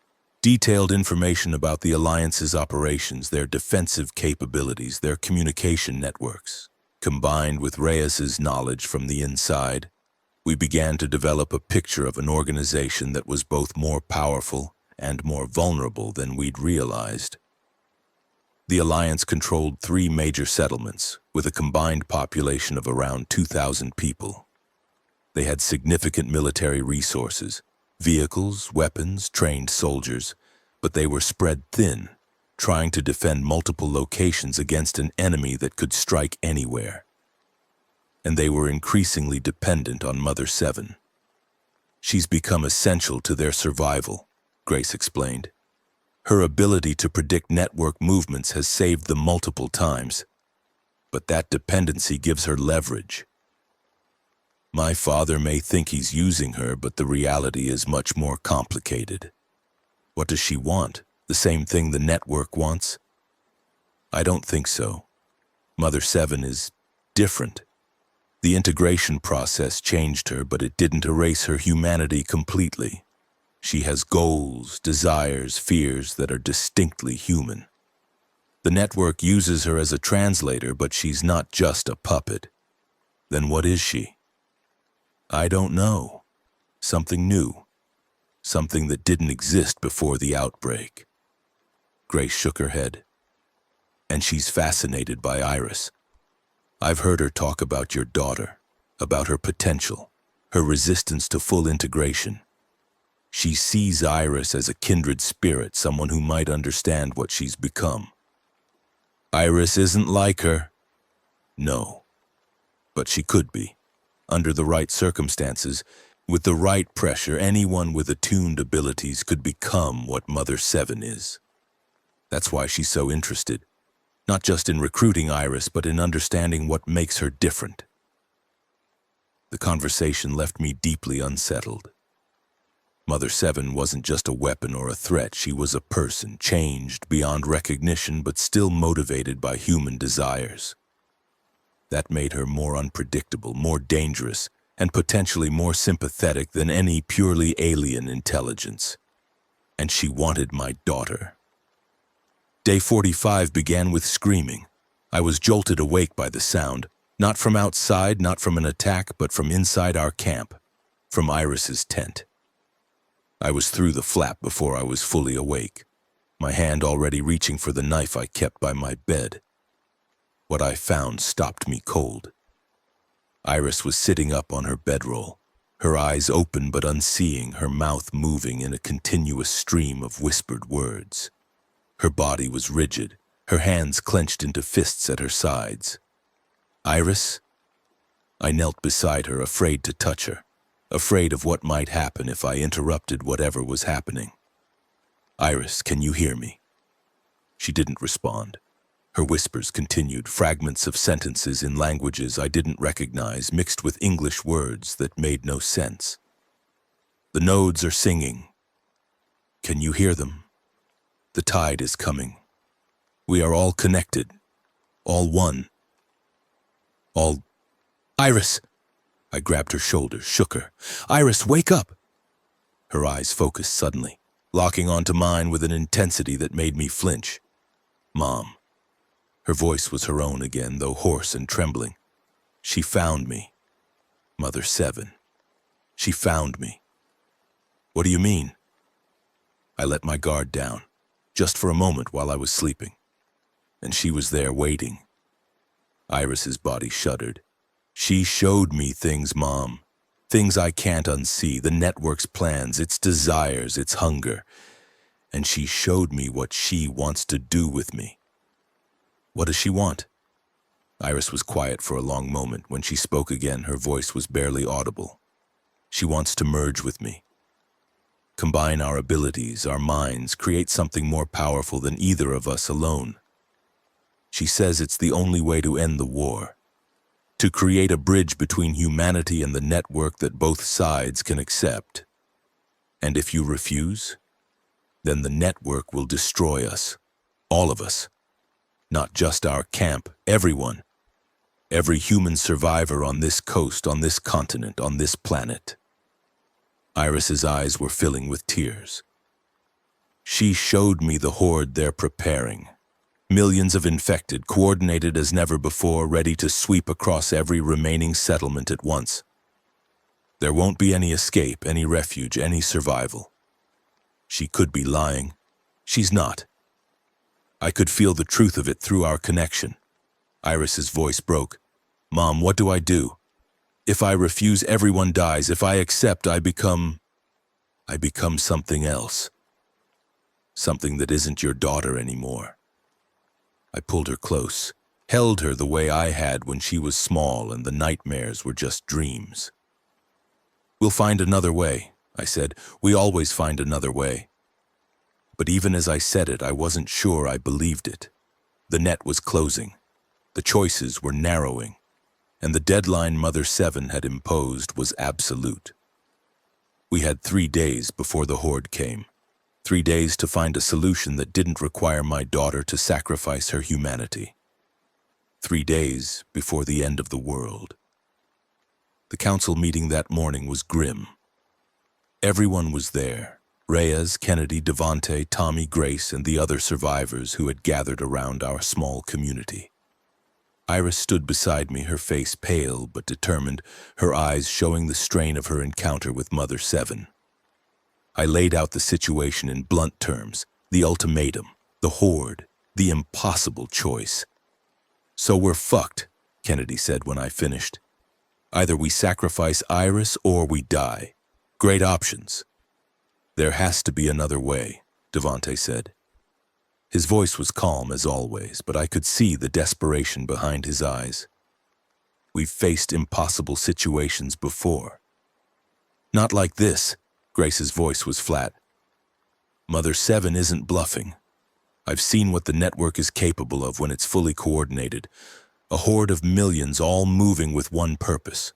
Nothing can stand against that. Then we evacuate, find boats, get across the water, run as far as we can. And go where? The network is everywhere now. Every continent, every country. There's no place left to run. The argument continued, voices rising and falling, the same impossible math being calculated over and over. Iris said nothing. She just stood there, staring at the ground, her mind clearly elsewhere. Finally, she spoke. I'll do it. Everyone fell silent. Iris, no, I began. I'll do it, she repeated. I'll meet with Mother Seven. I'll hear what she has to say, see what she's really offering. And if there's a way to do this without losing myself completely, I'll find it. That's suicide. It's negotiation. Iris met my eyes, and I saw something there that broke my heart. Maturity, acceptance, a willingness to sacrifice that no 16-year-old should have to possess. Mom, you've been telling me for weeks that humans survive by adapting, by finding new ways to fight. Maybe this is how I adapt. Maybe this is my way of fighting. I can't lose you. Not after everything we've been through. You won't lose me, I promise. She took my hands, squeezed them. I'm not going to become what Mother Seven is, but I might be able to find a middle ground. Something that gives us leverage, buys us time, creates possibilities we don't have right now. And if you can't, then at least I'll have tried, and you'll still have 3 days to find another solution. I wanted to argue. I wanted to forbid her from going, to lock her in a room and keep her safe and never let her face the horrors that were waiting for her. But I looked at her face. My daughter's face. The face I'd loved since the moment I first saw it. And I saw someone who had made her decision. She wasn't my little girl anymore. She was a survivor, a fighter, a leader in her own right. And she was choosing to walk into the darkness because she believed she could bring back light. Okay, I said, my voice breaking. Okay, but I'm coming with you. Mom, no arguments, we're a team. Whatever happens, we face it together. Iris stared at me for a long moment, then she nodded. Together, she agreed. Always together. We left that afternoon, not alone. Reyes and Kennedy insisted on accompanying us, providing security for the journey and witness for whatever happened at the meeting. Grace stayed behind to help coordinate the camp's defenses just in case negotiations failed and the horde came anyway. The meeting point had been established through Iris's connection to Mother Seven, a place where the network's presence was strong but the infected themselves were kept at bay. An abandoned research station on the coast about 20 miles north of our camp. We traveled in one of the Alliance vehicles, its military-grade plating providing some protection against the dangers of the road. The journey was quiet, each of us lost in our own thoughts, preparing for what was to come. I found myself thinking about the ferry dock again, about the choices I'd made, the people I'd left behind. I'd spent so much time feeling guilty about those choices, wondering if I could have done better, if I could have saved more lives. Now I understood something I hadn't understood then. The choices I'd made weren't about being good or bad, right or wrong. They were about survival, mine, Iris's, humanity's. And sometimes survival required making decisions that felt impossible, that went against everything you believed about yourself. I'd left people behind on that dock because I believed that saving some was better than saving none. And now Iris was walking into danger because she believed that risking herself was better than risking everyone. The apple hadn't fallen far from the tree. The research station loomed against the gray sky, a collection of concrete buildings that had once been dedicated to studying the ocean but were now given over to something far more alien. Fungal growth covered every surface, transforming the structures into something organic, something alive. Bioluminescent tendrils pulsed with slow rhythms, casting an eerie green light that made the whole place feel like a nightmare brought to waking. And at the center of it all, waiting for us, was Mother Seven. She looked different than I expected, not monstrous, not horrifying, just wrong. A woman who might have been ordinary once, now transformed into something that existed between human and infected, her skin pale and faintly luminescent, her eyes carrying depths that seemed to stretch to infinity. Mira Castellano. Her voice was layered, resonant, echoing in ways that normal voices didn't. I've wanted to meet you for a long time. The mother of the bridge, the woman who crossed an apocalypse to find her daughter. You've become something of a legend among the survivors. I'm not here to be famous. I'm here to protect my daughter. Of course. That's why you've survived so long, that fierce, unwavering love. It's the most human thing about you. Mother Seven turned her attention to Iris. And you, the one who brought down my network with nothing but will. You have no idea how rare that makes you. I have some idea, Iris said. Her voice was steady, but I could see her hands trembling slightly. You've been trying to tell me for weeks. Not just tell. show. Help you understand what you could become, what we could accomplish together. Mother Seven gestured at the research station, at the fungal growth that covered everything. This is what the network has built in a matter of months. Imagine what it could build with human intelligence guiding it. Imagine what we could create together. Create? The network destroys, it consumes, it turns people into puppets. It transforms, it evolves. And yes, the process is brutal, but what transformation isn't? Mother Seven's expression softened, became almost sympathetic. I know what you fear, Iris. You fear losing yourself, becoming just another node in the collective. But that's not what I'm offering. I'm offering partnership, collaboration, a merging of minds that preserves the best of both. And the infected, the billions of people who have already been consumed. What happens to them in your vision of the future? They remain, they serve. But with proper guidance, they could be so much more than mindless hunters. They could be workers, builders, creators. The network has the potential to reshape this world, to heal the damage humanity has done. All it needs is the right intelligence to guide it. And you think that's you? That's us? I think it could be, if you're willing to take the risk. The conversation continued for hours, arguments and counter-arguments, offers and rejections, the slow dance of negotiation between two parties who didn't quite trust each other. I listened, mostly silent, watching my daughter navigate territory that no one her age should have to face. And slowly, against my will, I began to understand what Mother Seven was offering. Not slavery, not destruction, but change, evolution. A path forward that didn't involve the extinction of either humans or the network, but the fusion of both into something new. It was terrifying. It was alien. And a small, traitorous part of me wondered if it might also be necessary. The meeting ended without resolution. Mother Seven gave us 24 hours to consider her offer. 24 hours before she would resume the Horde's advance and give us no more chances. It wasn't much time, but it was more than we'd had before. We drove back to camp in silence, each of us processing what we'd heard. She's not lying, Iris said finally. I could feel her sincerity through our connection.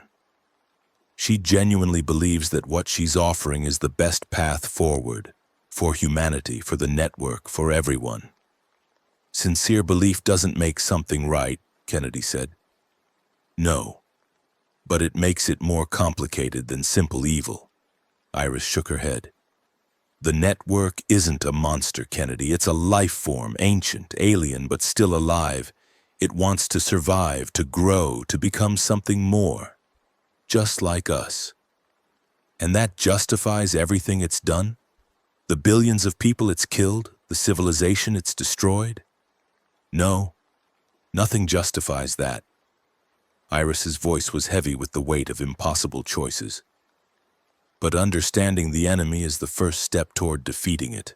And understanding Mother Seven might be the key to finding a way out of this that doesn't end in extinction. What are you saying? I'm saying maybe we need to think bigger. Not just survival, not just resistance, but something that fundamentally changes the game. Iris looked at me and I saw the same determination that had driven her through the forest, through the network's assault, through everything we'd faced. Mom, you asked me once if I still believed in something. I do. I believe that humanity is more than just our bodies, our biology. We're our choices, our connections, our willingness to keep fighting for each other.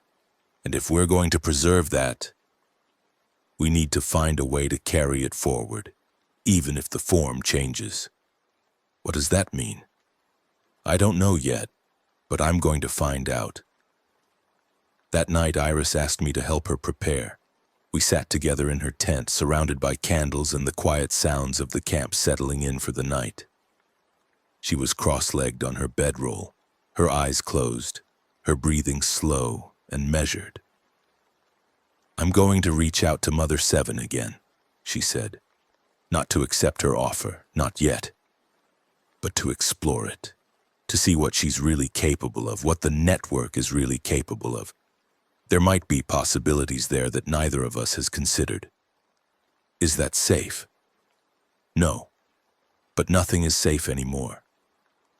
And if I'm going to make this choice, whatever choice it turns out to be, I need to make it with full information.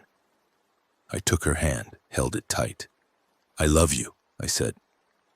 Whatever happens, whatever you decide, I love you. I know, Mom. She squeezed my hand. That's the only thing I'm sure of anymore. She closed her eyes and I felt the shift as she reached out to the network, touched the vast intelligence that had consumed the world, sought the strange consciousness that had once been human. I sat beside her and waited, and I prayed, to what or whom I didn't know, that my daughter would find her way back. The night passed slowly. Iris remained in her meditative state, her breathing slow and steady, her face occasionally twitching with expressions I couldn't read. I stayed beside her, holding her hand, anchoring her to the physical world as she navigated the alien landscape of the network. Around midnight she spoke, not words I could understand, that layered, resonant language I'd heard from Mother Seven, from the conductors, from the network itself. It flowed from her mouth in waves, carrying meanings that bypassed conscious thought and spoke directly to something deeper. And then, just as suddenly, it stopped. Iris opened her eyes. They were still brown, still human. Still my daughter's eyes, but there was something different in them now. Something that hadn't been there before. I understand, she whispered. What do you understand? Everything. Nothing. The network. The infected Mother Seven, what they want, what they fear, what they could become. She looked at me and I saw tears streaming down her face. Mom, the network isn't evil, it's not good either, it's just vast, old, alien in ways I can't even begin to describe, but it's also afraid. Afraid of what? Of us, of humanity. Not our weapons or our defenses, but our unpredictability. Our ability to adapt, to change, to do things that don't follow any logical pattern. A small laugh, almost a sob. That's why it wants me. That's why it wants Mother Seven. It needs human minds to understand human behavior, to predict us, to contain us, to ultimately control us. So, Mother Seven's offer is genuine, but not for the reasons she thinks. She believes she's partnering with the network, guiding it toward coexistence. But the network is using her human intelligence to become better at hunting humans. Iris shook her head. She doesn't realize it. The integration process has changed her perception, made her see the network's goals as her own. She thinks she's in control, but she's just another tool. Then we can't accept her offer. We can't let the same thing happen to you. No, we can't. Iris's voice hardened with resolve. But we can use what she's taught me. She showed me things about the network, about its structure, about its vulnerabilities, things that even she doesn't fully understand. What kind of vulnerabilities? The network is centralized. It needs processing nodes, conductors, Mother Seven, other integrated minds, to maintain coordination across large areas. Destroy enough nodes and the whole system fragments, not permanently, but long enough to create opportunities. We've known that. We've killed conductors before. But we didn't know where the critical nodes were. Now I do. Iris's eyes were bright with something that might have been hope. There's a central processing hub about 50 miles from here. A massive concentration of fungal matter that serves as the backbone for this entire region's network. If we could destroy it, the horde Mother Seven threatened us with would collapse, at least temporarily. How do we destroy something like that? Fire. The fungus is extremely vulnerable to high temperatures. A large enough fire, in the right place, could burn through the hub and everything connected to it. Starting a fire that big would be almost impossible. The rain, the moisture, I know, but there might be another way. Iris hesitated. The research station where we met Mother Seven. Before the outbreak, they were developing a new type of fuel, something that could burn underwater, resist any amount of moisture. It was meant for deep-sea drilling, but it would also work for burning a fungal hub in a rainforest. Exactly. I stared at my daughter, seeing her with new eyes. Not just a survivor, not just an attuned, but a strategist. A warrior. Someone who had looked into the heart of the enemy and found a way to fight. Okay, I said. Let's do it. Day 45 ended with a plan. It was risky, desperate, and depended on at least a dozen things going exactly right. But it was a plan. The first real hope we'd had since Mother Seven's ultimatum. We would raid the research station for the experimental fuel. We would fight our way to the network hub. We would burn it to the ground and pray that the resulting chaos gave us time to escape. And if we survived, we would keep fighting, keep adapting. Keep being human despite everything the apocalypse had thrown at us. The deadline was approaching, the horde was massing, the final battle was coming. But for the first time in days, I felt something other than despair. I felt ready. The raid began at dawn. Our entire force, such as it was, moved out under cover of the early morning mist, heading north toward the research station. Reyes led the tactical element. 8 fighters, all armed with whatever weapons we'd managed to scavenge. Kennedy commanded the scouts, moving ahead to identify threats and clear our path. Iris traveled with me in the center of the formation, her abilities our early warning system against network attacks. The station is lightly guarded, she reported as we moved. Mother Seven withdrew most of her forces when our meeting ended. She thinks she has us trapped. She's not expecting us to strike first. Her arrogance might be our best weapon, Reyes said. Don't count on it. She's been underestimating humans since her transformation, but she learns fast. By the time we reach the station, she might already know we're coming. Then we move quickly. Get in, get the fuel, get out before she can respond. The march took 3 hours through terrain that wanted to kill us. Thick forest, hidden ravines, the constant threat of infected patrols. But Iris guided us around the worst of it, using her connection to the network to find the gaps in its awareness. The research station appeared through the mist like a ghost, fungal-covered structures looming against the gray sky. We approached carefully, weapons ready, every sense straining for signs of threat. The entrance was unguarded, the corridors were empty. The whole place felt abandoned, dormant, waiting. It's too easy, Kennedy muttered. Maybe. Or maybe Mother Seven really is that confident. Iris's face was tight with concentration.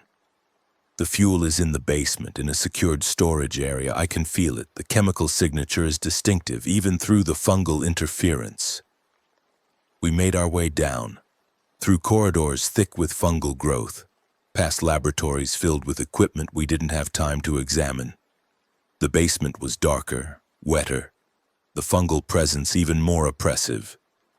The storage area was exactly where Iris said it would be, a reinforced room filled with tanks and containers labeled with chemical formulas and warning symbols. The experimental fuel was in a series of pressurized canisters, each one capable of burning through anything it touched. Grab everything you can carry, I ordered. We need to move fast. We loaded ourselves with as many canisters as we could manage, working quickly, efficiently. The practice of weeks of survival making our movements automatic. Then the lights went out. She knows we're here. Iris's voice was tight. She's coming. We fought our way out of the station. Mother Seven hadn't sent infected. She'd come herself, alone, confronting us in the corridor that led to the exit. Her transformed body blocked the passage, her eyes glowing faintly in the darkness, her voice echoing with harmonics that made my teeth ache. Did you really think I wouldn't notice? she asked. "Did you really think I was that blind?" "I hoped," Iris said, "but I planned for this too." "Planned for what?" "You can't fight me, you can't run from me. The only option you have is the one I've offered. Merger, partnership, evolution." "You're wrong." Iris stepped forward, her hands clenched at her sides. "There's always another option. Always another way." She reached out, not physically, but with her mind. I could feel the shift in the air, the tension building as two attuned minds collided. Mother Seven staggered. What are you doing?" "Using what you taught me." Iris's voice was strained with effort. "You showed me the network, showed me how it thinks, how it processes information. You thought I'd use that knowledge to join you, but I used it to find your weaknesses." "You can't." "I can. I am." Iris pushed harder, and Mother Seven screamed, a sound that was more network than human, a wail of shocked pain that echoed through the building. "Go!" Iris shouted to the rest of us. "Get to the hub. I'll hold her." "Iris, go!" Reyes grabbed my arm, pulled me toward the exit. The others followed, carrying the fuel canisters, running for the vehicles we'd left hidden in the forest. I looked back as we ran. Iris was still standing, still pushing, still fighting against something that should have been far more powerful than she was. And Mother Seven was on her knees. The hub was 30 miles east of the station, deep in the forest, surrounded by the densest fungal growth we'd seen. Getting there was a nightmare of blocked roads and infected patrols and the constant fear that Mother Seven would break free and come after us. But somehow, impossibly, we made it. The hub itself was a sight I'll never forget. A vast mound of fungal matter, maybe 100 feet tall, pulsing with bioluminescent light, connected to the surrounding forest by thousands of visible tendrils.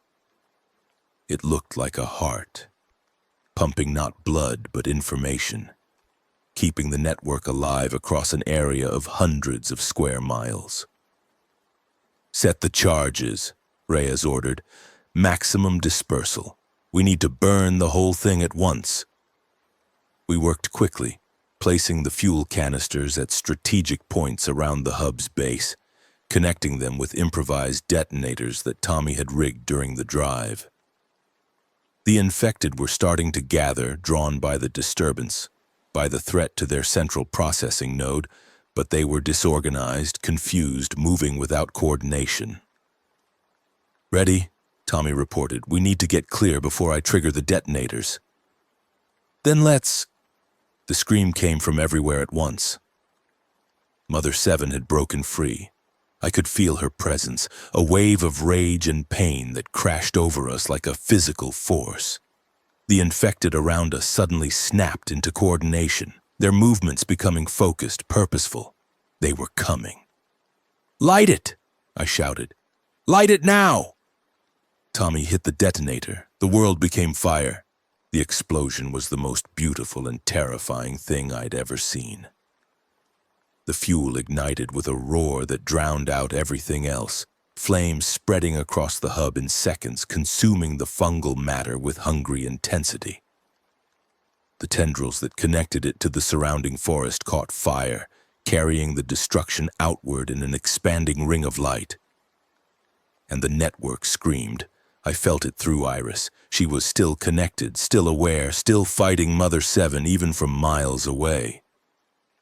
The destruction of the hub was like a wound in the network's consciousness, a trauma that cascaded through every node, every connection. The infected around us collapsed, not dead, but disconnected, their coordination shattered. They lay twitching on the ground, no longer a threat, no longer anything but empty shells. We ran. The fire was spreading faster than we'd anticipated, consuming the forest in great swathes of destruction. We barely made it to the vehicles, barely escaped the wall of flames that was consuming everything in its path. As we drove, I looked back at the inferno we'd created. The hub was gone. The network in this region was crippled. We'd bought ourselves time. Days, maybe weeks before the system could rebuild. But the war wasn't over. Mother Seven was still out there, still angry, still determined, and she would come for us. She would come for Iris. We made it back to camp just before noon. The survivors were waiting for us, anxious, hopeful, desperate for news. I saw Devante's face light up when he saw we were alive, saw Grace's careful optimism, saw Tommy's sister emerge from one of the tents to embrace him. But my eyes were searching for only one person. Iris wasn't with us. She had stayed behind at the research station, fighting Mother Seven, buying us time to complete our mission. I'd looked back as we fled, seen her silhouette against the fungal corridors, felt the echo of her battle through the connection we shared. And then I'd felt nothing. "She's gone," I said. The words came out flat, empty. My daughter is gone. Devante caught me as my legs gave way, held me as the grief finally overwhelmed me. I'd kept it together through the mission, through the escape, through everything that had happened since dawn. But now, with the battle won and the immediate threat past, there was nothing left to hold back the pain. "She might still be alive," Kennedy said. Her voice was gentle. "The connection broke, but that doesn't mean I would know. I would know. I would feel it if she was still out there. And I don't. I feel nothing." Silence, the weight of shared grief, the recognition that all our victories had come at an impossible cost. I had found my daughter against impossible odds. I had lost her to the same enemy that had tried to take her before. And this time, there would be no rescue, no reunion, no chance to tell her all the things I should have said. But the world didn't stop for my grief. Within hours, reports started coming in from Tommy's radio network. The destruction of the hub had created chaos across the region. Infected collapsing, network communications failing, other settlements experiencing relief from attacks that had been pressuring them for weeks. The news spread. Hope spread. People who had been on the verge of giving up suddenly found reason to believe again. And through it all, I sat in my tent and stared at the walls and tried to remember how to breathe. Kennedy found me that evening. "You need to eat something." "I'm not hungry. I don't care." She sat down across from me, her face hard but her eyes soft. "Mira, I know what you're feeling. I've lost people too, more than I can count, but you can't just shut down. There are people here who need you." "Why?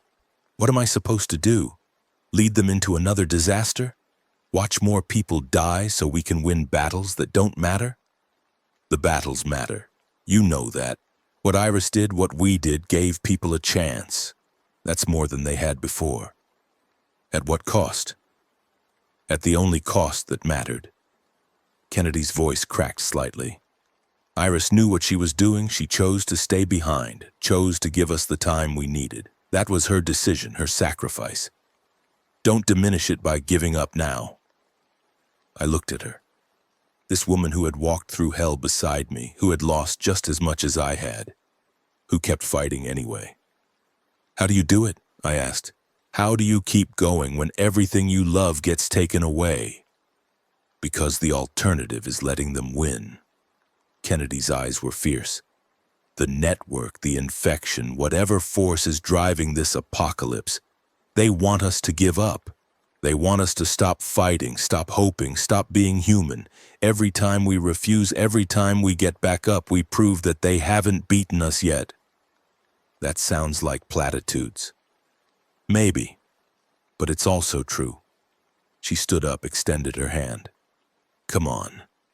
There are people who want to see you, to thank you, to know that the woman who led them through all this is still with them." I looked at her hand, thought about Iris, about Beth, about everyone we'd lost, thought about the faces on the ferry dock, the ones I'd left behind all those weeks ago. And I thought about what Kennedy had said, about not letting them win. I took her hand. The next few days were a blur. I went through the motions, eating, sleeping, attending meetings, making decisions. But inside I was hollow, going through the motions without really feeling anything. The settlements in our region were organizing, forming networks of their own to share resources and coordinate defense. The destruction of the hub had given us breathing room, and people were using it to build something that might actually survive. I helped where I could, led where I had to, tried to be the person everyone seemed to think I was. And at night, alone in my tent, I grieved for my daughter. Day 48, day 49, day 50. The network was rebuilding slowly. Mother Seven was still out there somewhere, licking her wounds. The threat hadn't disappeared, it had just been pushed back. But for now, we were alive. We were fighting. We were human. That had to be enough. On day 51, everything changed again. It was early morning, the sun just beginning to lighten the eastern sky, when the scouts reported movement from the south. Not infected, humans, a small group, maybe 5 or 6, approaching our camp on foot. I went to meet them, flanked by Kennedy and Reyes, weapons ready for anything. The first thing I saw was the damage. These weren't healthy survivors, they were battered, bloody, clearly fresh from some terrible encounter. They stumbled more than walked, supporting each other, barely able to stay upright. The second thing I saw was the face. Iris's face. She was at the front of the group, her clothes torn, her skin covered in scratches and burns, her eyes sunken with exhaustion. But she was alive, impossibly, miraculously alive. "Mom," her voice was barely a whisper. "I told you I'd find my way back." I ran to her, caught her as she collapsed, held her against me, my body shaking with sobs I couldn't control. "How?" I managed. "How is this possible?" "Mother Seven." Iris's voice was fading, consciousness slipping away. "She couldn't kill me. She tried, but something stopped her, something in the network. They want me alive, Mom. They need me alive." "Why?" "Because I'm the key, the only bridge that can go both ways." Her eyes fluttered closed. "I'll explain everything. Just let me rest first." She went limp in my arms, finally surrendering to the exhaustion that had been driving her for days. I looked up at the others, Kennedy, Reyes, the stunned survivors who had witnessed this impossible reunion. "Get Dr. Chen," I said. "We need medical attention, now." They moved to obey, and I sat there on the ground, holding my daughter, crying tears of relief and joy and terror. She was back. Against all odds, she was back. But the network wanted her, needed her. And whatever happened next, I knew our fight was far from over. The sun rose over the ocean, painting the sky in shades of gold and pink. And somewhere in the distance, the network was waiting, watching, planning. But for this moment, this single precious moment, I had my daughter back. And that was everything.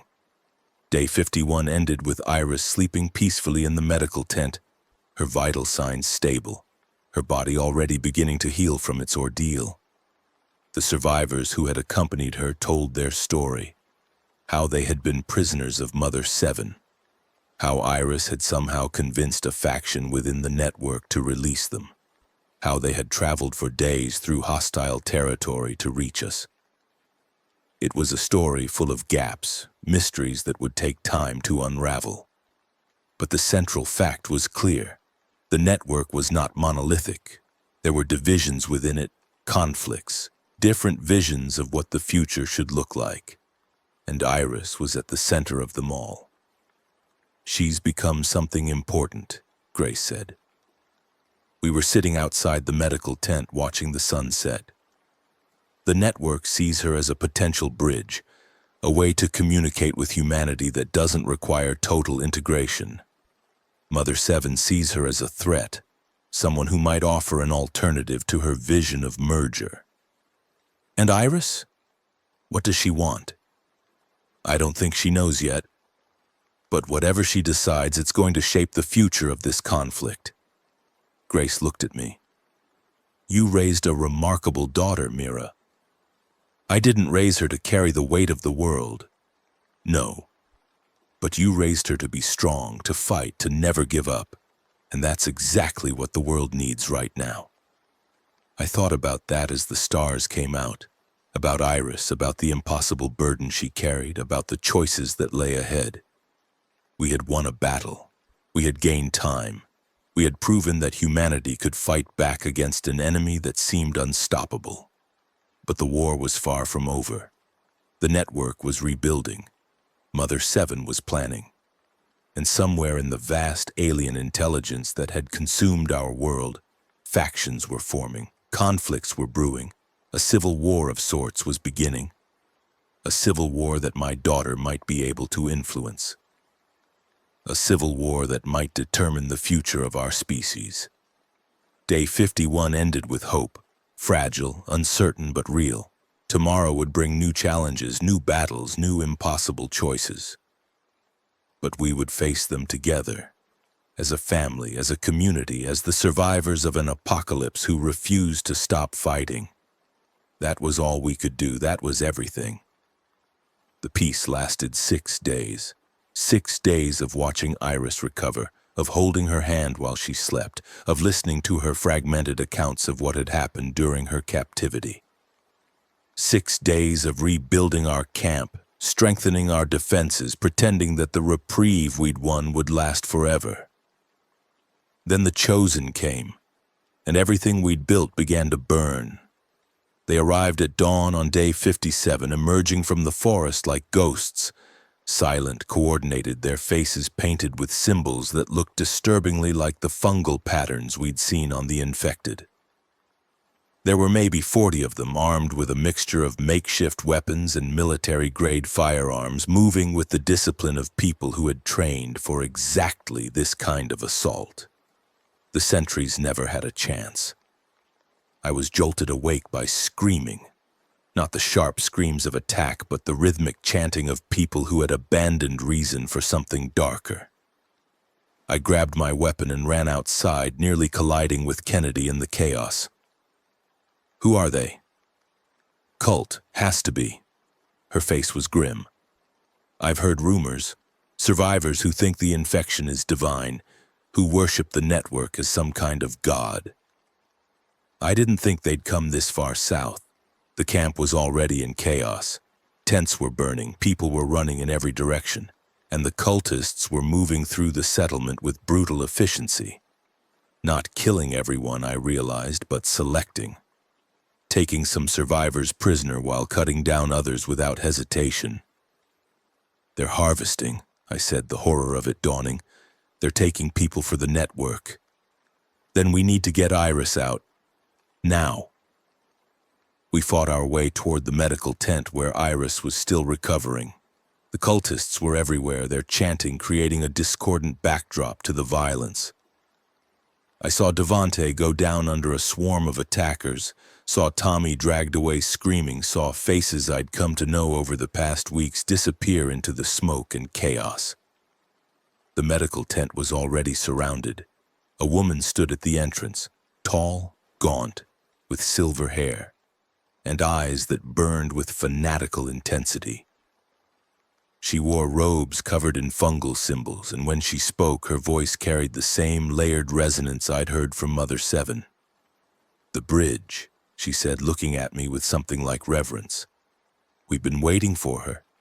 The network has shown us her importance. Get away from my daughter. Your daughter is a gift, a blessing. She will help us achieve communion with the divine." The woman smiled, and it was the smile of someone who had long since left sanity behind. "You should be honored. Your child will help bring about the next stage of human evolution." I raised my weapon. She raised her hand. The cultists around her moved as one, their coordination too perfect, too synchronized. Not quite infected, but something close, something that suggested a connection to the network that went beyond mere belief. "Take them both," the woman said. "The mother will ensure the daughter's cooperation." They overwhelmed us in seconds. I woke in darkness, my head throbbing, my wrists bound behind my back. The floor beneath me was cold stone, and the air smelled of damp earth and something else. Something organic and wrong. "Mom?" Iris's voice nearby strained with fear. "Mom, are you okay?" "I'm here." I tried to move, found my ankles bound as well. "Where are we?" "Some kind of underground facility. I think we're in the mountains. I can feel the network presence above us, but it's muted down here. The rock must interfere with their communications." "The cult?" "They call themselves the Chosen of the Spore. They believe the infection is the next stage of human evolution, and they've been deliberately exposing themselves to spores to achieve partial integration." Iris's voice was bitter. "They're not wrong about the partial integration part. Some of them have developed abilities similar to the attuned, but without the resistance. They're becoming part of the network slowly, and they think it's a blessing." "And their leader?" "Mother Harmony. She was a mycologist before the outbreak, someone who studied fungi professionally. She had a breakdown during the first weeks, and now she believes the network is trying to communicate with humanity through people like her." A pause. "She's not entirely wrong about that either.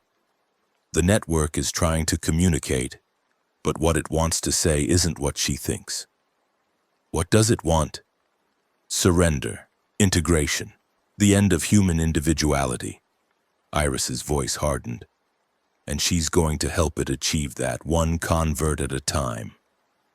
"They came for us after what felt like hours. The cultists led us through a maze of tunnels deeper into the mountain, their chanting echoing off the stone walls. The facility they'd claimed was old, some kind of abandoned mining operation, I guessed, with tunnels that stretched for miles in every direction. But the Chosen had transformed it into something else. The walls were covered with fungal growth, cultivated and maintained with obvious care. Bioluminescent tendrils provided light, casting everything in that sickly green glow I'd come to associate with the network's presence. And everywhere there were people, some clearly cultists, others prisoners like us, all moving through the tunnels with expressions ranging from ecstatic devotion to hollow despair. "Welcome to the garden," Mother Harmony said. She had appeared beside us, her silver hair glowing in the fungal light, her eyes fixed on Iris with hungry intensity.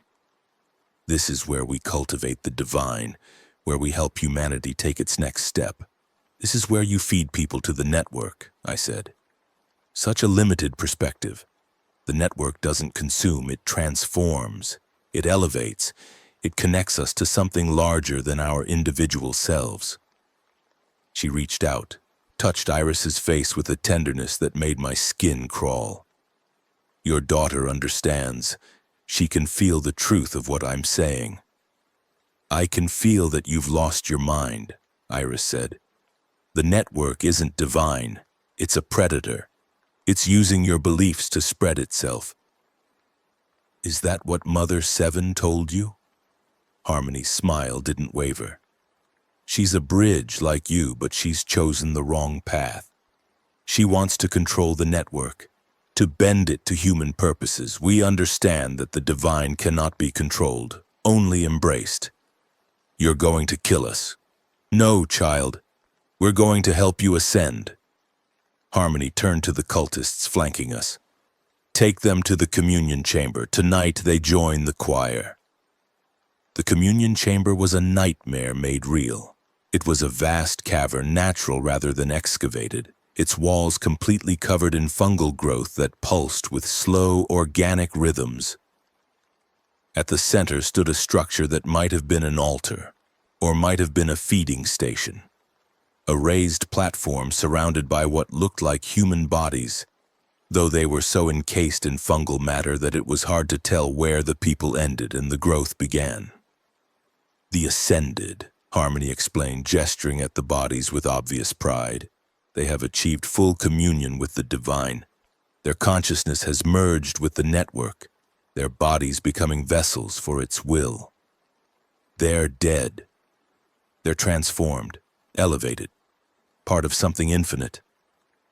She turned to face us, her expression radiant with belief.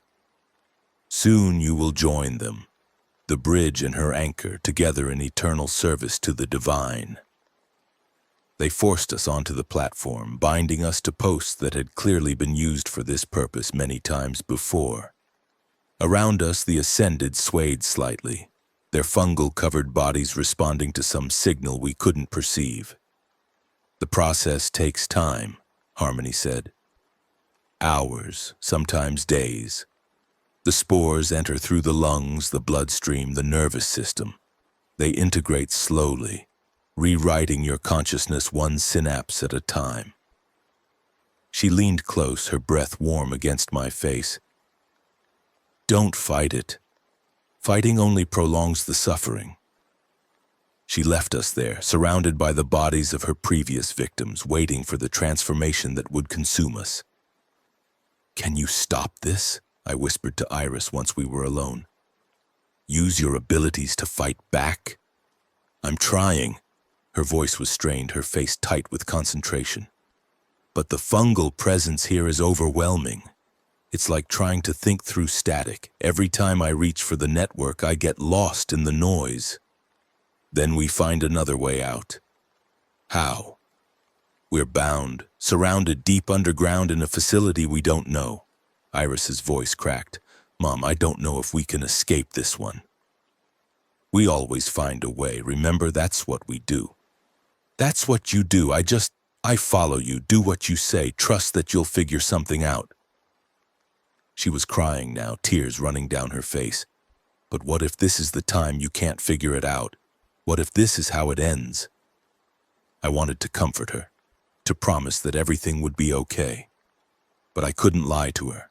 Not now, not here, surrounded by the evidence of what happened to people who didn't escape.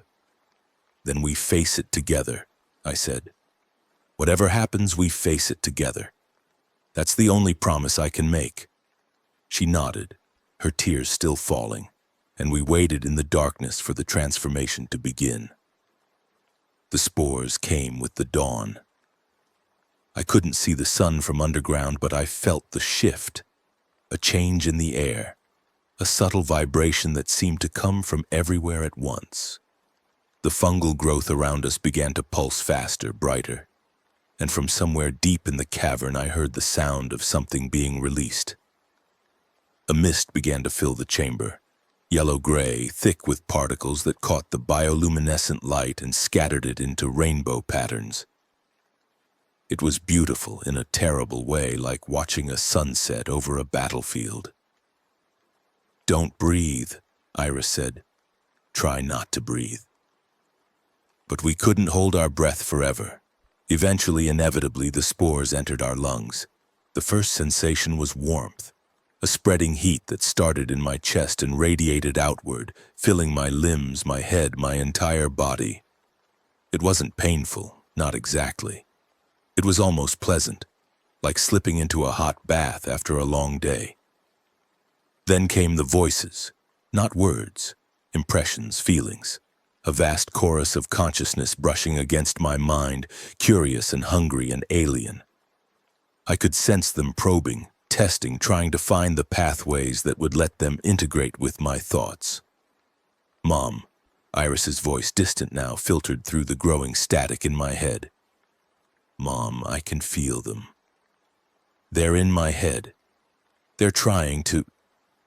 She stopped speaking. For a moment, there was only silence and the growing pressure of the network against my consciousness.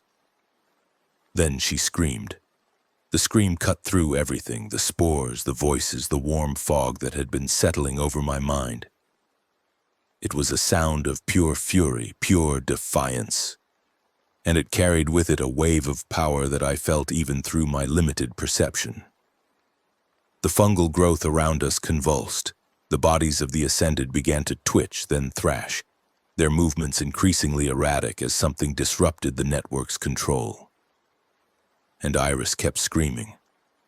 I could see her now, see her face contorted with effort, see the veins standing out on her forehead as she pushed back against the integration with everything she had.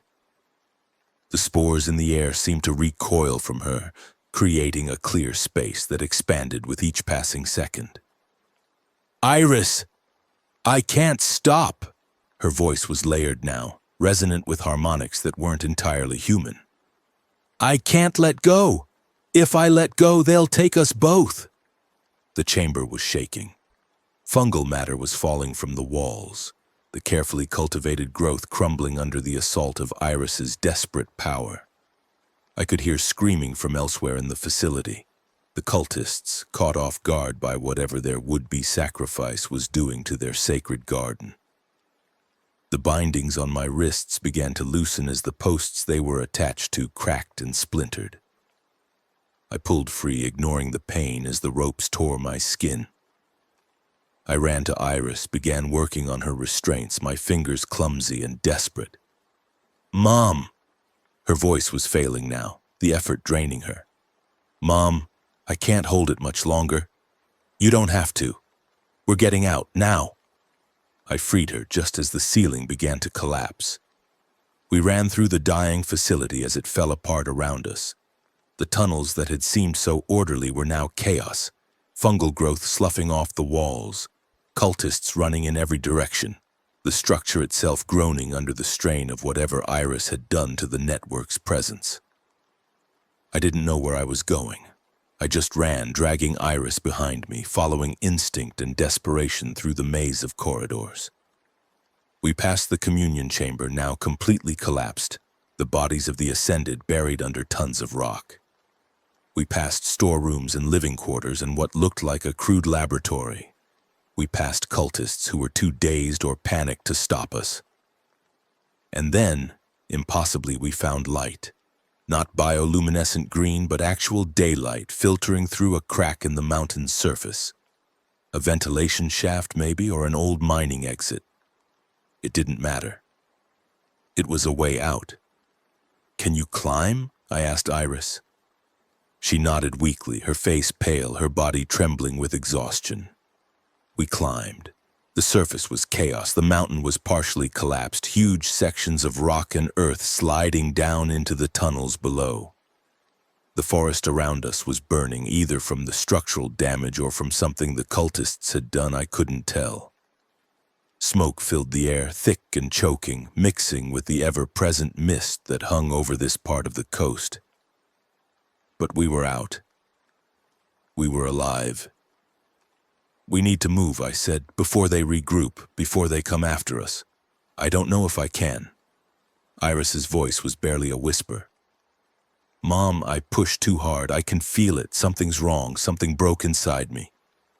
"Then I'll carry you." I pulled her arm over my shoulders, took her weight against my side, and we stumbled away from the mountain, away from the chosen, away from the nightmare we'd barely escaped. Behind us, the facility continued to collapse, burying whatever remained of Mother Harmony's divine garden. We walked for 3 days. I don't remember much of it, just the endless grinding effort of putting one foot in front of the other, of keeping Iris moving, of finding shelter when darkness fell and food when our bodies demanded it. The forest was dangerous, full of infected and worse, but we were too desperate to be careful. We just moved. On the 4th day, we found the helicopter. It was crashed in a clearing, its rotors bent and broken, its hull scorched from some kind of fire. Military markings on the side, barely visible through the damage. A supply transport by the look of it, brought down by something, weather, infected, mechanical failure, and abandoned in the wilderness. "Stay here," I told Iris, lowering her against a tree. "I'm going to check it out. Be careful. Always." The helicopter's interior was a mess, blood on the seats, bullet holes in the hull, signs of a desperate last stand that had clearly been lost. But the cargo compartment was intact, and when I forced it open, I found exactly what we needed. Medical supplies, food, water, weapons, and a radio. The radio changed everything. I didn't know if it would work. The helicopter had been down for weeks, possibly months, and the battery might be dead, the circuits fried. But when I flipped the switch, I heard static, and behind the static, voices. Coalition base, do you read? This is Northern Alliance Patrol requesting acknowledgement. I grabbed the microphone. This is Mira Castellano. I'm a survivor from Rialto Beach. I need help. My daughter is injured. Please respond. Silence. Then, Castellano? Mira Castellano? The voice was familiar. James Reyes, the Alliance captain who had helped us escape the facility weeks ago. We thought you were dead. Where are you? I don't know exactly. Mountains somewhere. We escaped from a cult, the chosen of the spore. We've been walking for days. Do you have a GPS? Coordinates? I checked the helicopter's navigation system. Dead. Negative. But I'm near a crashed military helicopter, transport type, looks like it went down a while ago. Wait one. A long pause filled with static. Then, we have records of a transport going down about 60 miles east of your last known position. If that's your location, we can reach you in approximately 4 hours. 4 hours? We'll be here. Copy that. Hold tight, Castellano. Help is coming. The radio went silent and I slumped against the helicopter's hull, finally allowing myself to feel the exhaustion that had been building for days. Help was coming. We were going to survive. Reyes arrived with a convoy of 3 vehicles, armed soldiers and medical personnel who immediately began treating Iris. I watched them work, too tired to do anything but stand there and let the relief wash over me. You look like hell, Reyes said, handing me a bottle of water. Feel like it too. I drank deeply, the water cold and clean and wonderful. How did you find us? We've been monitoring the mountains since the facility fell. The Chosen have been expanding their territory, taking settlements, converting survivors. When your radio transmission came through, we scrambled everything we had. The Chosen, they're still active? More than ever. What you did to their garden slowed them down, but it didn't stop them. Mother Harmony survived. He saw my expression and nodded grimly. And she's been rebuilding. They've taken 3 settlements in the past 2 weeks. We have to stop them. We're trying. But they've got network support now, not just partial integration, but actual coordination with the infected. They're becoming a real threat. I looked at Iris, unconscious on the stretcher, her face pale and drawn. She'd pushed too hard at the garden, broken something inside herself that might never heal. And now there was another enemy, another fight, another impossible battle to face. Take us to your base, I said. We need to regroup, plan, figure out how to end this. You sure you're up for that? You've been through... I'm sure. I met his eyes, and whatever he saw there made him nod. This isn't over until we make it over. The Alliance's new base was smaller than the facility Holloway had commanded. A former ranger station, reinforced and expanded, tucked into a valley that provided natural protection from the worst of the infected. Maybe 300 people, a fraction of what they'd had before, but it was organized, functional, a real community trying to survive. Lieutenant Cross met us at the gate, her face showing surprise and something that might have been relief. Castellano. We thought, I know. Everyone keeps saying that. I let the medics carry Iris toward the infirmary, then turned to face Cross. I need a full briefing. Everything that's happened since we left. Everything you know about the Chosen, everything about the network's current status. You should rest first. I'll rest when my daughter wakes up and tells me she's okay. Until then, I work. I looked at her, at the lines of exhaustion on her face, at the weight she was carrying. We all do. Cross nodded slowly. Follow me. The briefing room was cramped, filled with maps and charts and the accumulated intelligence of weeks of desperate survival. Cross, Reyes, and a handful of other officers gathered around the central table, their faces grim. The situation is worse than we thought, Cross began. The destruction of the network hub gave us breathing room, but the network is rebuilding faster than we anticipated. We're seeing increased coordination among the infected new conductors emerging and—" She hesitated. "Something else. Something we haven't encountered before." "What kind of something?" "Reports from the eastern settlements describe a massive infected presence moving through the region, not a horde. Something singular, enormous, intelligent." Cross pulled up a photograph, grainy and distant, but clear enough to make my blood run cold. "We're calling it the Apex. It appears to be a new type of conductor, but on a scale we've never seen." The photograph showed something that defied description. A mass of flesh and fungal matter, maybe 30 feet tall, with multiple faces and limbs protruding from its surface. It looked like 100 bodies had been fused together. Their individual forms still visible, but merged into something greater and more terrible. "Jesus," I breathed. "It's been moving south for the past week. We don't know where it's going, but if it continues on its current path—" Cross traced a line on the map. "It'll reach the coast in approximately 10 days, and it's bringing an army with it." "How big an army?" "Tens of thousands, maybe more." Her voice was flat, controlled, but I could hear the fear beneath it. "If it reaches our settlements, we won't be able to stop it. We'll have to evacuate again, and this time, there might not be anywhere left to run." I stared at the map, at the photographs, at the evidence of an enemy that seemed to grow more powerful with every passing day. "Then we don't let it reach the settlements," I said. "We stop it before it gets here." "With what?" "We don't have the resources to take on something like that." "Then we find resources, we make alliances, we do whatever it takes." I looked around the room at the tired, frightened faces of people who had been fighting too long. The chosen worship the network. The network is building weapons like this Apex. Maybe we can use that against them, turn them against each other, create chaos, buy ourselves time. That's a hell of a gamble. Everything's a gamble now. The only question is which gambles are worth taking. Iris woke on day 62. I was sitting beside her bed as I had been for most of the past 5 days when her eyes finally opened. They were clear, focused, aware, the first sign that whatever damage she'd done to herself might not be permanent. "Mom? I'm here."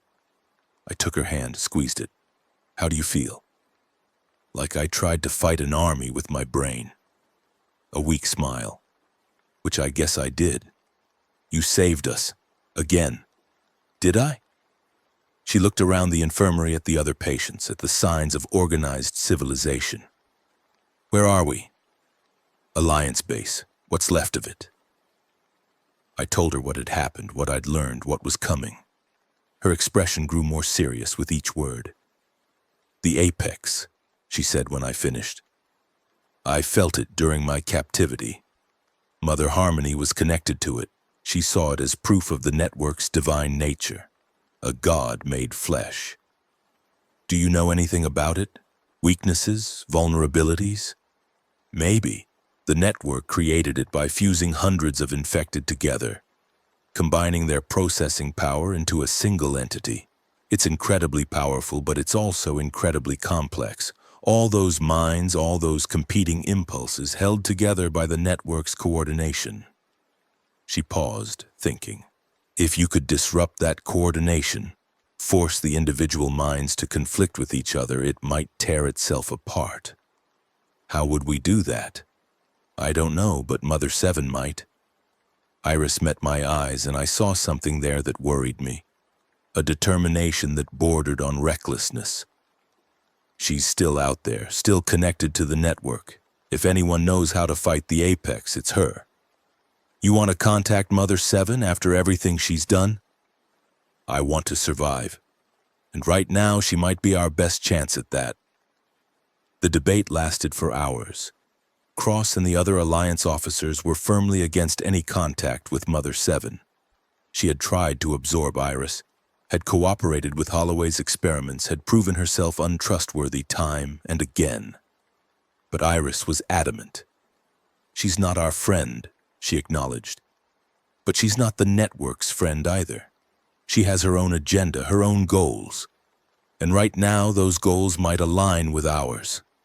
She wanted to merge with you, take over your mind. She wanted to create something new, something that could bridge the gap between humans and the network. That's not the same as what the Chosen want or what the Apex represents.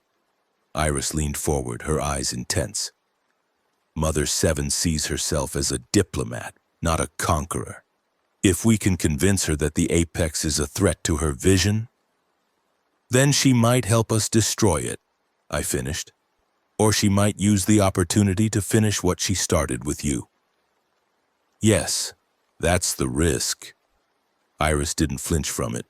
But what's the alternative? We can't fight the Apex head-on. We can't run forever. Eventually, the network is going to overwhelm us, unless we find a way to change the equation. And you think Mother Seven is that change? I think she's a variable we haven't explored yet, and right now we need every variable we can get. In the end, we decided to try. Not a full alliance. No one trusted Mother Seven enough for that, but a cautious outreach. Iris would attempt to contact her through the network, propose a meeting, see if there was any common ground to be found. Be careful, I said as she prepared. Don't let her into your head any more than necessary. I won't. She smiled, but it didn't reach her eyes. Mom, there's something I need to tell you in case this doesn't go the way we hope. Don't talk like that. I have to, because you need to know. She took my hand, held it tight. When I was fighting the Chosen, when I pushed back against their integration, I didn't just use my abilities. I reached into the network itself. I touched something at the core of it, something ancient and vast, and she struggled for words. I saw what it wants, Mom. Not just to consume us, but to understand us, to become us. The network isn't just a predator, it's a mirror. It's trying to evolve into something that can think like we think, feel like we feel. Why does that matter? Because it means there's a possibility, a small one, but real, of coexistence. Not the kind Mother Harmony imagines where we surrender our individuality, but something else. A genuine dialogue between species. Her eyes were bright with something that might have been hope or might have been desperation. I don't know if it's possible, but I know it's worth trying. I wanted to argue. I wanted to tell her that the network was our enemy, that any dream of coexistence was naive, that the only answer was to fight until we won or died trying. But I looked at my daughter, this remarkable, brave, impossible girl who had survived horrors I couldn't imagine. And I saw something I couldn't dismiss. I saw belief. Okay, I said. But if Mother Seven threatens you in any way, you pull back immediately. Promise me. I promise. She closed her eyes and I watched as she reached out into the darkness, seeking the alien intelligence that might be our salvation or our destruction. The connection took hours to establish. I sat beside Iris the whole time, watching her face for any sign of distress, ready to intervene if something went wrong. But her expression remained calm, focused, her breathing slow and steady. When she finally opened her eyes, the sun was setting outside the infirmary windows. She'll meet with us, Iris said. Her voice was hoarse, exhausted. Tomorrow at dawn. A neutral location, the ruins of a town about 20 miles from here. Did she say what she wants? She wants to talk. She's been watching the Apex, tracking its movements. She's concerned. Iris laughed softly, though there was no humor in it. Apparently, even Mother Seven has limits to what she'll accept from the network. What does that mean? It means the Apex isn't just a weapon. It's a replacement. The network is creating something that doesn't need bridges like Mother Seven. Something that can think and feel and understand humans without any human component at all. Iris met my eyes. She's scared, Mom. For the first time since her transformation, she's genuinely scared. Good. Maybe fear will make her reasonable. Or desperate, which could be worse. We left before dawn, a small group, me, Iris, Reyes, and 3 soldiers for protection. Cross wanted to send more, but I argued that a large force would spook Mother Seven, and Iris agreed. The town was called Millbrook, according to the old maps. A former logging community abandoned long before the outbreak and left to decay in the perpetual reign of the Olympic Peninsula. Now it was nothing but ruins. Collapsed buildings, overgrown streets, the rusted remains of vehicles that had never been moved. Mother Seven was waiting for us in what had been the town square. She looked different than the last time I'd seen her. More human somehow, though I knew that was an illusion. Her skin had lost some of its luminescence. Her eyes were closer to normal, and she moved with a fluid grace that was almost but not quite natural. "Mira Castellano," she said, "we meet again. Mother Seven, please call me Ellen, that was my name before." A thin smile. I've been trying to remember what it felt like to be human. It's difficult. You wanted to talk. Straight to business, I appreciate that. She gestured at the ruins around us.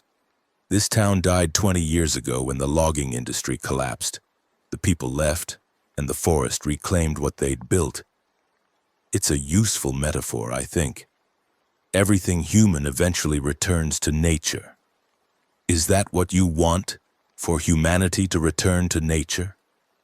I wanted synthesis, a merging of human and network that preserved the best of both.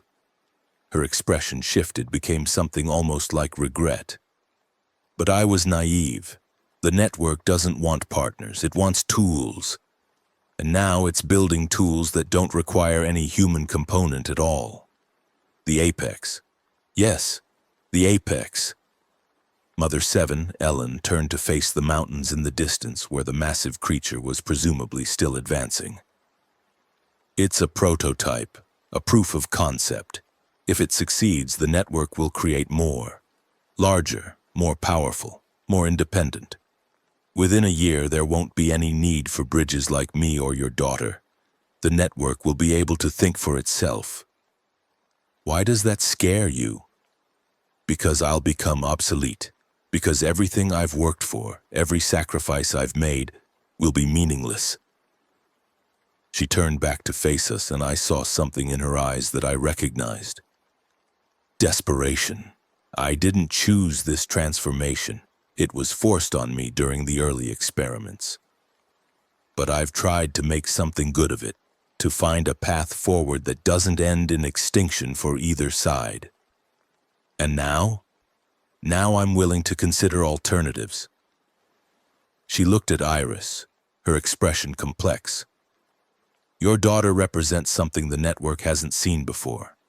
A genuine bridge, one that can go both ways. If she can learn to control her abilities, to communicate with the network on equal terms. You want to use her, just like before. I want to survive, we all do. Ellen stepped closer, her voice dropping. The apex will reach the coast in 8 days. When it does, it will destroy everything in its path. Your settlements, my sanctuaries, anyone who isn't part of the collective it commands. The only way to stop it is to disrupt its coordination from the inside. And how do we do that? By giving it something it can't process. A signal so complex, so contradictory that it overwhelms its processing capacity and causes the individual minds to fragment. She looked at Iris again. A signal that only an attuned of exceptional power could generate. You want me to attack it directly, Iris said, mind to mind. I want you to consider it. With my help, you might be able to generate the kind of disruption that would tear the apex apart. Ellen's voice was urgent. I know you don't trust me. I know I've given you every reason to be suspicious. But this is bigger than our history. This is about the survival of everything we both care about. The argument continued for most of the morning. Reyes and the soldiers wanted to reject the offer outright, convinced that Mother Seven was setting a trap. I was suspicious but willing to listen. And Iris was thinking. The apex is connected to everything in its region, she said finally. Thousands of minds all linked through a single processing node. If I could inject the right kind of signal, something that created conflict between those minds instead of coordination, it would tear itself apart, Ellen confirmed. The individual infected would turn on each other and the apex would collapse into chaos. But I'd have to be close, within the apex's area of influence. Yes, and there's a good chance the attempt would kill me. There's a good chance it would kill both of us. I would need to be with you, amplifying your signal, protecting you from the network's counterattack. Ellen met Iris's eyes. I'm not asking you to sacrifice yourself. I'm asking you to take a risk, a significant risk, because it's the only option I can see. There's always another option. Is there? Show me. Show me a way to stop the apex that doesn't involve direct confrontation, and I'll take it. But we've been fighting the network for months, and every conventional approach has failed. At some point, we have to accept that conventional approaches aren't going to work. The silence stretched.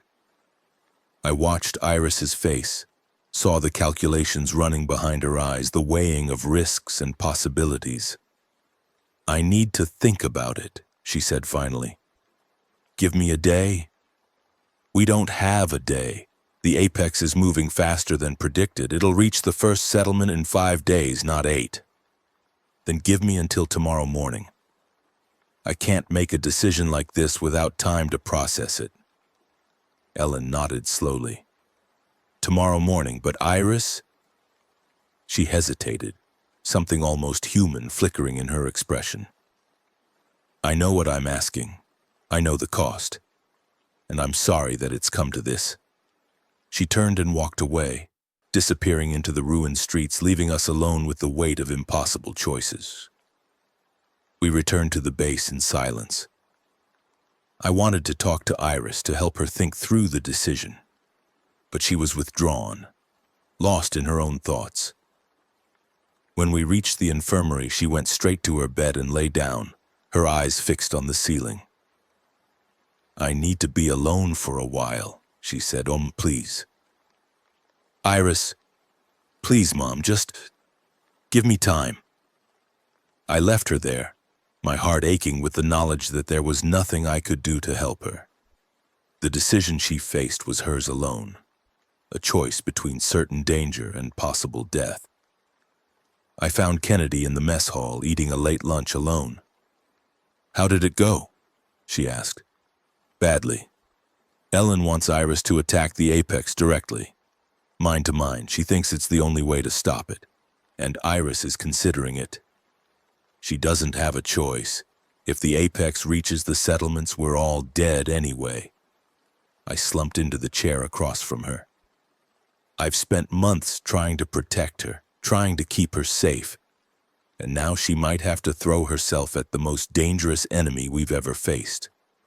She's not a child anymore, Mira. She hasn't been for a long time. I know, but she's still my daughter and I can't. I stopped, unable to finish the sentence. You can't let go. Kennedy's voice was gentle. You can't accept that she has to make her own choices, take her own risks. Would you, if she were your daughter? No, I wouldn't. Kennedy reached across the table, took my hand. But I'd also know that holding on too tight is just another way of losing her. The people we love, we can't protect them from everything.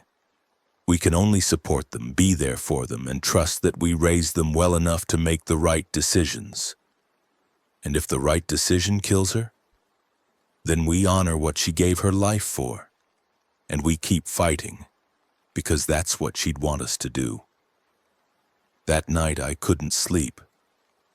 I lay in my bunk, staring at the ceiling, thinking about everything we'd been through. The ferry, Seattle, the forest, the chosen, all the battles and losses and impossible choices. thinking about Iris as a baby, as a toddler, as the angry teenager who'd walked out the door with "whatever, Mom" as her last words before the world ended. She'd grown so much since then, become so much more than I could have imagined. And now she might die saving us all. Around midnight, I got up and walked to the infirmary. Iris was still awake, still staring at the ceiling, her expression unreadable. "Can't sleep either?" she asked. "No." I sat down beside her bed. "I've been thinking." "About what?" "About you. About how proud I am of who you've become." I took her hand, held it tight. "Whatever you decide tomorrow, whatever happens, I want you to know that." "Mom, let me finish. I spent so long trying to control everything, trying to protect you from all the dangers in the world. But you don't need my protection anymore. You need my support, my trust." I felt tears forming in my eyes. "And you have it.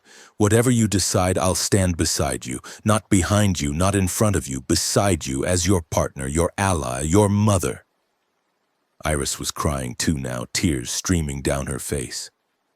"I'm scared," she whispered. "I've been trying to be brave, to be the leader everyone needs me to be, but I'm so scared, Mom. What if I can't do it? What if I fail?" "Then you fail trying. That's all any of us can do." I pulled her into an embrace, held her the way I had when she was small. "But I don't think you'll fail. I think you're stronger than you know, braver than you believe, and I think you're going to save us all." "How can you be so sure?" "Because you're my daughter, and I know what you're capable of." We held each other in the darkness, mother and daughter, facing the dawn together. Morning came too quickly. Iris had made her decision sometime during the night. I saw it in her eyes when she woke, in the set of her jaw and the steadiness of her hands. She didn't need to say the words. I already knew. "I'm going to do it," she confirmed as we prepared to leave. "I'm going to try to stop the apex." "I know." "You're not going to argue? Try to talk me out of it? Would it work?" "No." "Then no." I checked my weapons, my supplies, the gear that might help us survive the journey. "But I'm coming with you, all the way." "Mom, that's not negotiable. We're a team, remember? Whatever happens, we face it together." She stared at me for a long moment, then nodded slowly. "Together," she agreed.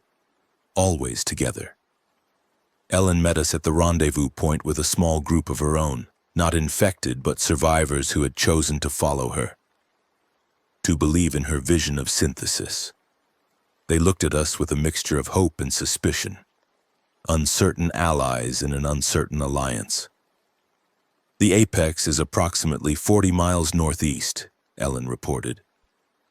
"It's been stationary for the past 12 hours, which is unusual. It may be consolidating, preparing for its final push toward the coast. Or it knows we're coming," Reyes said. He'd insisted on joining us despite the risks. "The network isn't stupid. If it's detected our communication, then we'll deal with that when we come to it." I looked at the group, maybe 20 people total. A pitiful force to face an enemy of such magnitude. "How do we get close enough for Iris to attack?" "The apex has a defensive perimeter of infected, thousands of them arranged in concentric circles. Normal approach would be suicide."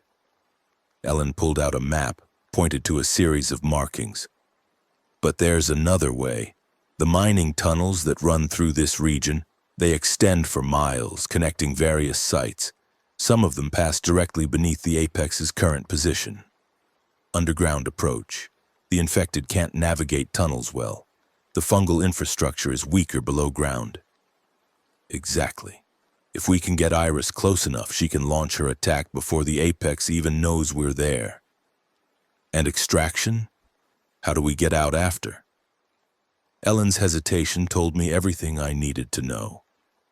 "We don't think about that yet," she said finally.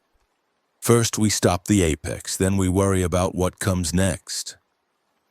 The tunnel entrance was hidden in the ruins of an old mining facility, overgrown with vegetation and partially collapsed. Ellen's people had been maintaining it as an emergency route, keeping the passages clear enough for travel. "It's about 8 miles to the point beneath the apex," Ellen explained as we descended into the darkness. "Most of the route is stable, but there are sections where the structural integrity is questionable. Move carefully, stay quiet, and don't touch the walls. Some of them are infested with dormant spores." The tunnels were everything I'd learned to fear about underground spaces. Dark, close, full of sounds that might be nothing or might be death approaching. We moved in single file, flashlights cutting through the blackness, weapons ready for threats we couldn't see. Hours passed. The tunnels twisted and turned, sometimes opening into vast chambers, sometimes narrowing to passages we could barely squeeze through. The air grew thick and stale, and I began to wonder if we would ever reach our destination. Then we heard the humming. It started as a low vibration, barely perceptible, like standing next to a massive machine. But as we moved deeper, it grew stronger, a resonant pulse that I could feel in my bones, in my teeth, in the very core of my being. "The apex," Ellen breathed. "We're close." We emerged into a chamber that must have been an old mining station, equipment rusted and abandoned, tracks leading off into darkness. But it wasn't the equipment that drew our attention. It was the light. The ceiling above us was covered in fungal growth, bioluminescent tendrils casting their green glow across everything. And through the rock, through the layers of earth and stone, we could see something massive moving, a dark shape, pulsing with its own inner light that seemed to fill the entire sky. The apex. Even through the barrier of rock, I could feel its presence, a weight on my consciousness, a pressure that made it hard to think. It was aware of us, not individually, not specifically, but in the general sense that a spider is aware of vibrations in its web. "It knows something's here," Iris whispered. "It's searching." Then we move fast. Ellen turned to face us. "Iris, you need to be directly beneath it when you attack. The signal has to penetrate the rock, reach the neural cluster at its core. Can you do that?" "I think so, but I'll need time and protection." "You'll have both." Ellen looked at me, at Reyes, at the others who had come with us. "Hold this position. Keep anything that comes through those tunnels away from her. No matter what you hear, no matter what happens, don't let anything interrupt her concentration. And you? I'll be with her, amplifying her signal, protecting her mind." Ellen's expression was complex, determination mixed with something that might have been fear. "This is it, Mira. The moment everything we've done comes down to." I nodded, checked my weapons, prepared for whatever was coming. "Then let's end this." The attack began in silence. Iris knelt in the center of the chamber, her eyes closed, her face serene. Ellen stood behind her, hands resting on her shoulders, their minds connecting in ways I couldn't perceive. I couldn't see what they were doing. The battle was happening on a level I couldn't access. But I could feel the effects. The air seemed to thicken, to crackle with invisible energy. The fungal light above us flickered, pulsed, began to strobe in erratic patterns. And then the screaming started. Not from our group, from above, from the apex itself. A sound so vast and terrible that it seemed to come from everywhere at once, a howl of pain and rage that made the walls shake and the ground tremble. "It's working," Reyes breathed. "They're actually doing it." But the apex wasn't going to die quietly. The tunnels around us came alive with movement, infected, pouring in from every direction, drawn by the apex's distress, converging on the threat to their master. Dozens at first, then hundreds, their eyes glowing green in the darkness, their movements coordinated despite the chaos above. "Hold the line!" I shouted, opening fire. The battle that followed was the most intense I'd ever experienced. We were outnumbered 20-1, fighting in cramped tunnels where our advantages meant nothing, where the infected could come at us from any direction. Reyes went down first, pulled into the darkness by a swarm of infected that emerged from a side passage. I heard his screams, heard his gun firing until the clip was empty, heard the terrible silence that followed. Then Marcos, one of Ellen's followers. Then 2 more whose names I never learned. We were being overwhelmed.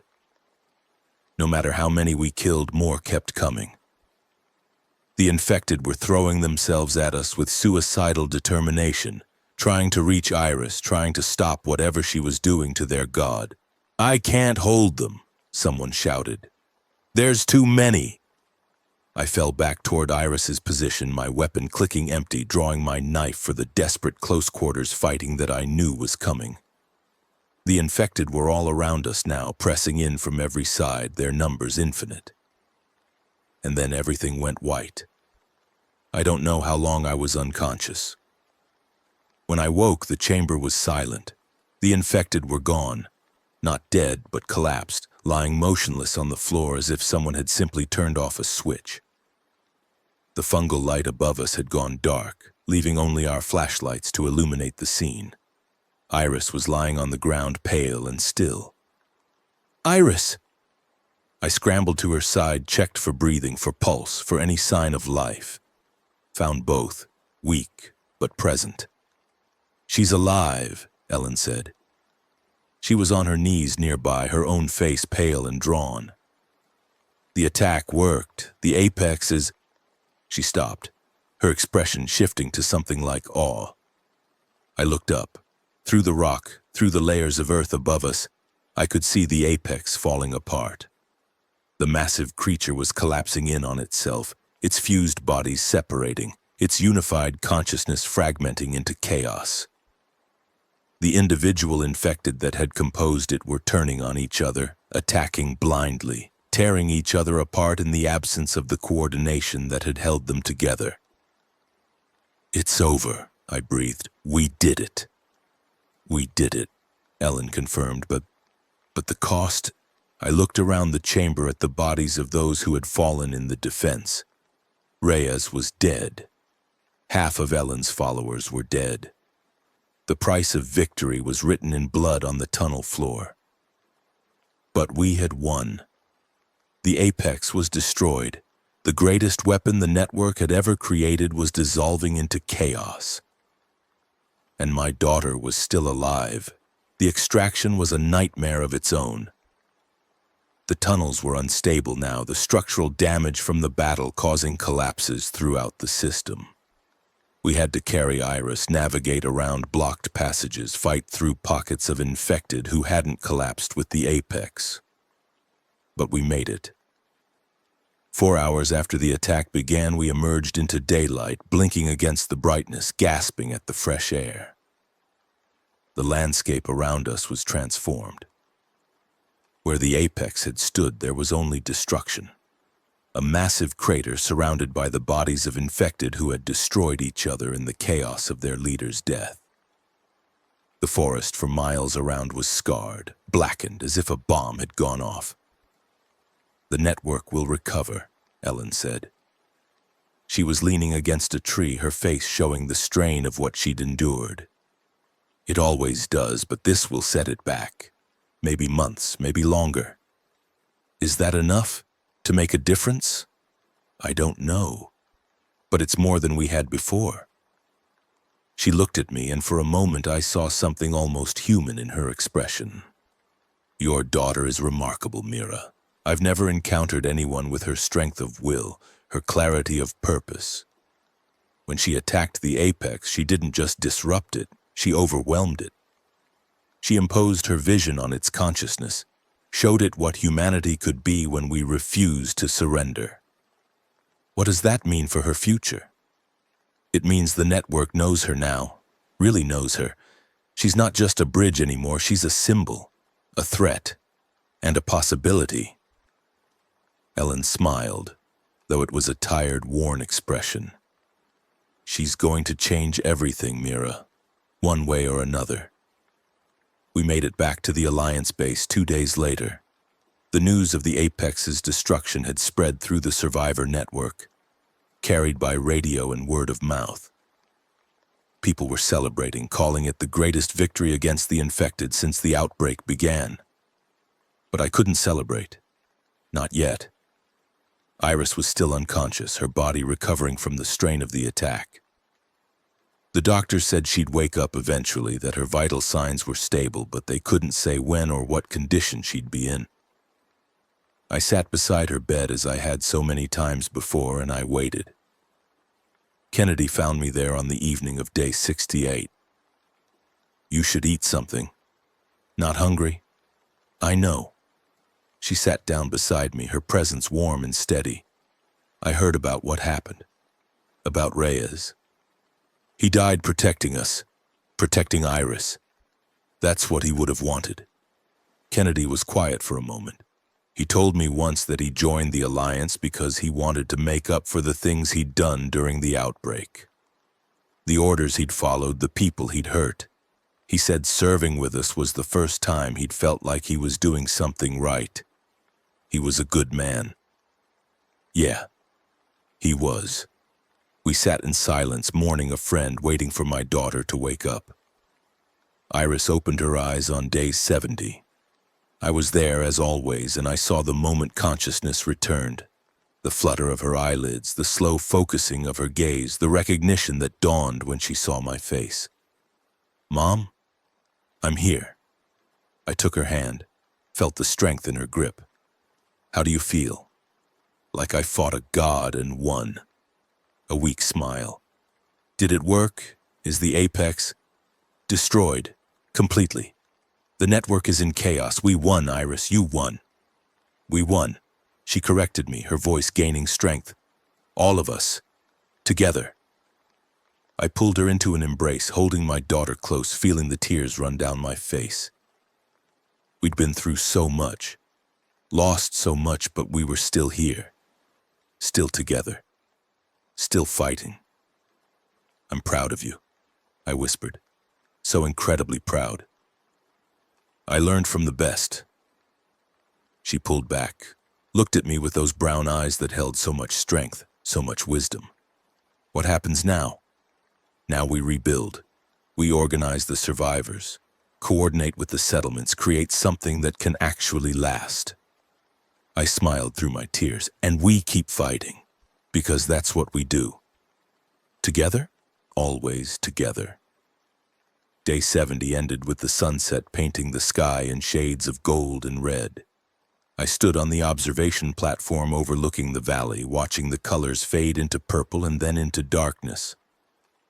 Iris was beside me, still weak but recovering, her presence a comfort I couldn't put into words. "The network isn't finished," she said quietly. "It'll rebuild, create new weapons, come for us again." "I know." "And Ellen, Mother 7, she's still out there, still pursuing her vision of synthesis. She helped us today, but that doesn't make her an ally." "I know that too. So we're still at war, still fighting for survival against something we might never truly defeat." "Yes." I turned to face her, my daughter, this remarkable woman who had been forged in the fires of apocalypse. "But we're also still alive, still human, still capable of hope and love and everything that makes us who we are. The network can take our bodies, our cities, our civilization, but it can't take that. Not unless we let it." Iris nodded slowly. "You've changed, Mom. You're not the same person who left that ferry dock all those months ago." "No, I'm not." I thought about all the choices I'd made, all the people I'd lost, all the lines I'd crossed. I've become harder, colder, more willing to do terrible things for the sake of survival. Does that bother you? Sometimes, but then I remember why I made those choices, who I made them for. I put my arm around her, pulled her close. "You're the reason I've survived, Iris. The reason I keep fighting. And as long as you're here, as long as there's something worth protecting, I'll keep being whoever I need to be. Even if it costs you? Even then, That's what being a mother means. That's what being human means. I looked out at the darkening sky, at the stars beginning to appear. We don't give up. We don't surrender. We keep fighting, keep hoping, keep loving, no matter how impossible things seem. That sounds like something Beth would say. It does, doesn't it? I smiled, remembering the woman who had taught us all that civilization was a choice. She was right, you know. We choose who we are every single day, and I choose to be someone worth surviving. For you, for everyone we've lost, for everyone we might still save. Iris leaned against me and we watched the stars come out together. The war wasn't over. It might never be over. But we were still here, still fighting, still human. And that was everything. The night passed slowly, filled with the sounds of a community rebuilding, of people working together to create something from the ashes of the old world. I listened to the voices, the laughter, the occasional arguments that proved we were still capable of caring about things that didn't directly relate to survival. Tomorrow would bring new challenges, new battles, new impossible choices, but tonight we rested. We healed. We remembered what we were fighting for. And somewhere in the darkness, the network was watching, planning, evolving. The next stage of the war was coming. We would be ready. The victory lasted exactly 12 days. 12 days of celebration, of rebuilding, of daring to believe that we had finally turned the tide.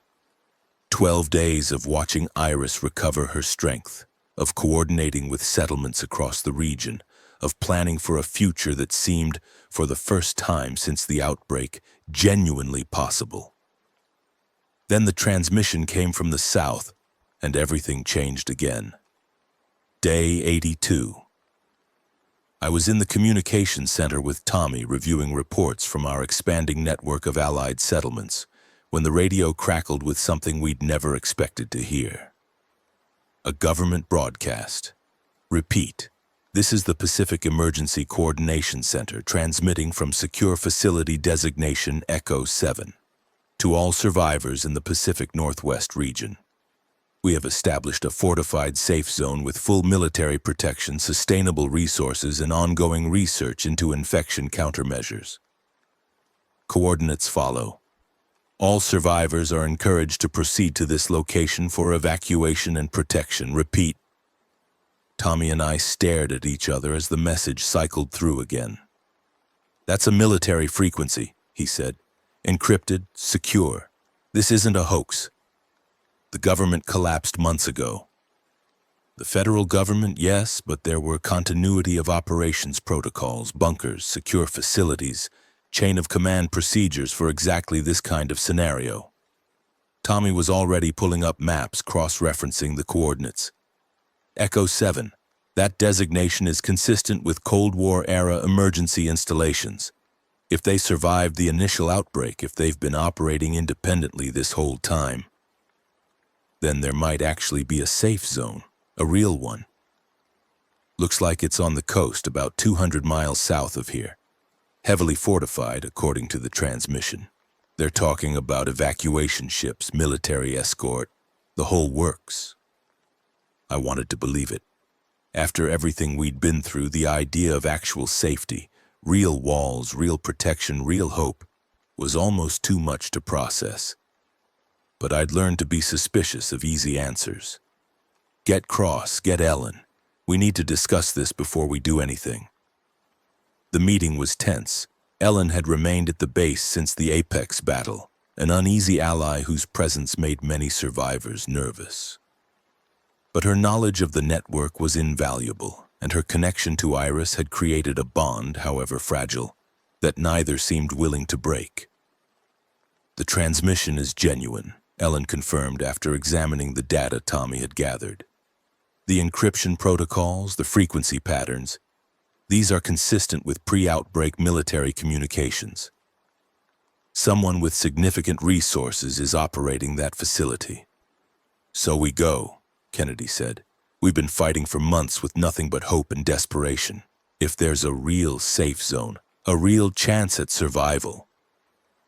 If, Cross's voice was cautious, we've seen safe zones before. We've seen what happens when people gather in one place and the network decides to eliminate them. The apex is destroyed. The network is in chaos.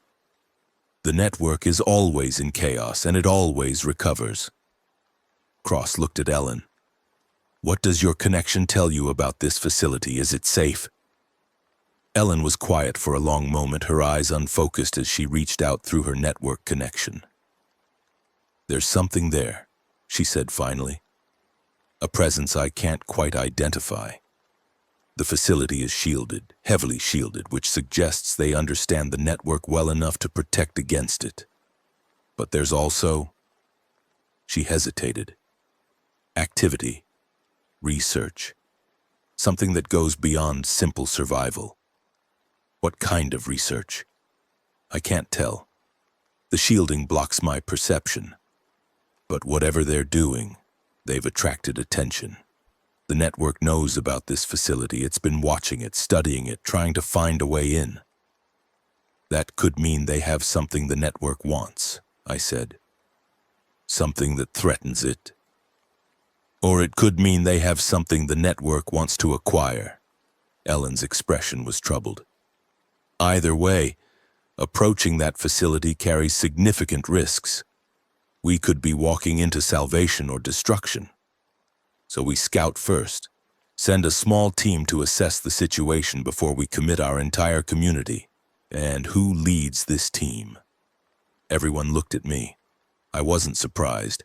I'll go, I said. Iris stays here. She's still recovering, and if this is a trap, we can't risk losing her. Mom, Iris started to protest. Not negotiable. You're too valuable to risk on reconnaissance. I met her eyes, saw the frustration there, but also the understanding. If the facility is legitimate, I'll send word. If it's not, you'll need to lead our people somewhere else. And if you don't come back, then you'll know it was a trap, and you'll have time to prepare.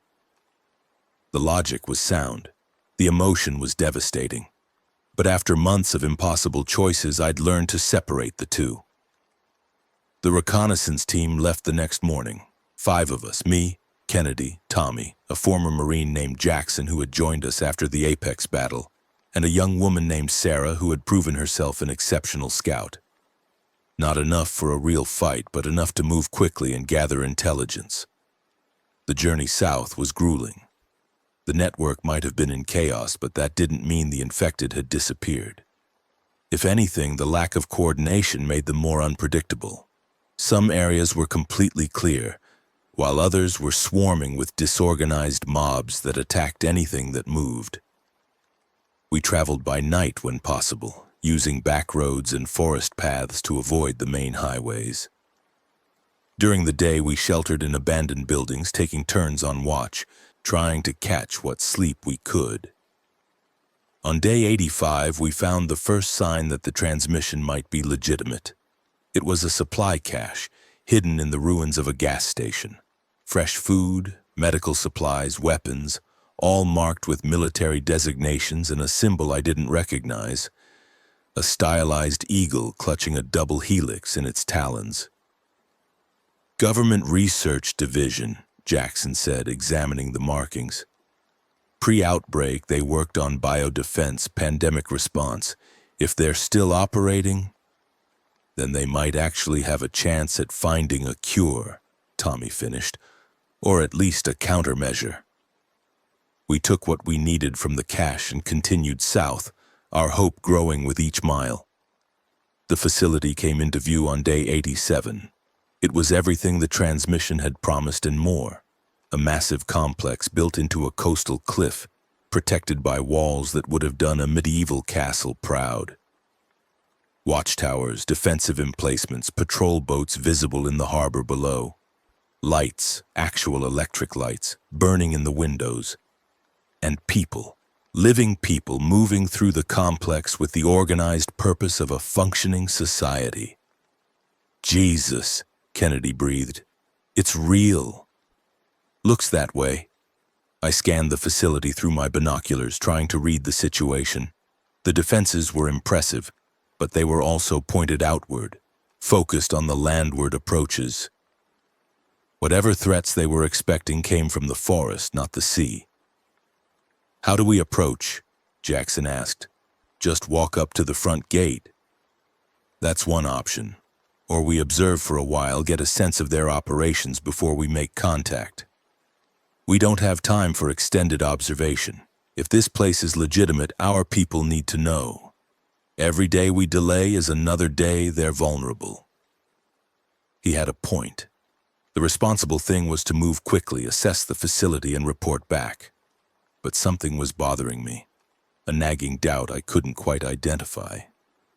"We observe for 24 hours, I decided. Watch their patrols, their procedures, how they treat the people inside. If everything looks legitimate, we make contact tomorrow morning."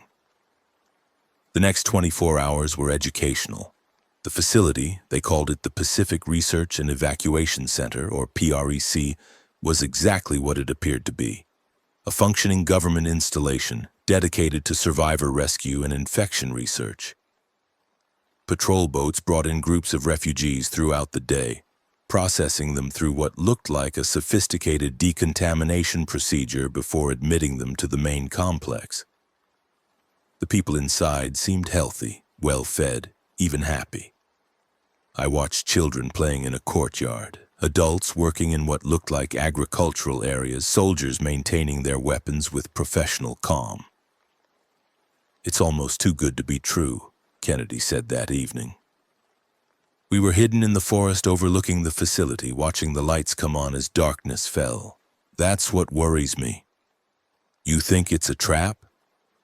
"I think nothing good has lasted since the outbreak. Every safe zone we've found has had a catch, something wrong underneath the surface." I shook my head. "But I can't see it here. Whatever they're doing, it looks legitimate." "Then we make contact. We make contact, but carefully. And we don't commit our people until we know exactly what we're getting into." The approach to Precy's main gate was nerve-wracking. We debated whether to come armed or unarmed, visible or stealthy. In the end, we chose a middle ground, weapons holstered but accessible, moving openly along the main road, hands visible to show we weren't an immediate threat. The guards spotted us 100 yards out. I watched them scramble to defensive positions, weapons trained on our group, voices calling for backup. "Stop where you are!" The command came through a loudspeaker, distorted but clear. "Identify yourselves! Survivors!" I called back, raising my hands. "We received your broadcast. We're here to assess the facility on behalf of our community." A long pause. I could see the guards conferring, could imagine the conversation. Do we trust them? Are they infected? What do they want? Finally, the gate began to open. "Approach slowly. Keep your hands visible. Any hostile action will be met with lethal force." We approached. The guards searched us, confiscated our weapons, subjected us to a decontamination spray that smelled like bleach and something else.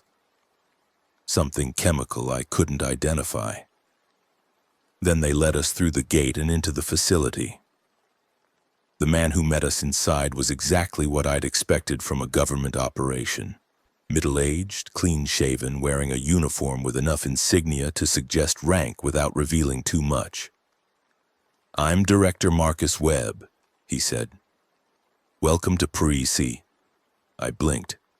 "Webb? Any relation to the Marcus Webb who ran the Northern Alliance?" His expression flickered. "My brother? He died when the Alliance facility fell, as I understand it. He was killed by his own experiments, by the consequences of treating people as resources. Marcus always was ambitious to a fault." Webb's voice was carefully neutral. "I hope you'll find that we operate differently here. Our mission is protection and research, not exploitation." "That's what we're here to determine."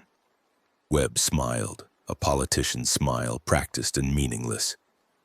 "Then let me show you what we've built." The tour was impressive. Prek was a marvel of organization and planning, housing for nearly 3,000 people with capacity for twice that many. Agricultural systems that could feed the population indefinitely.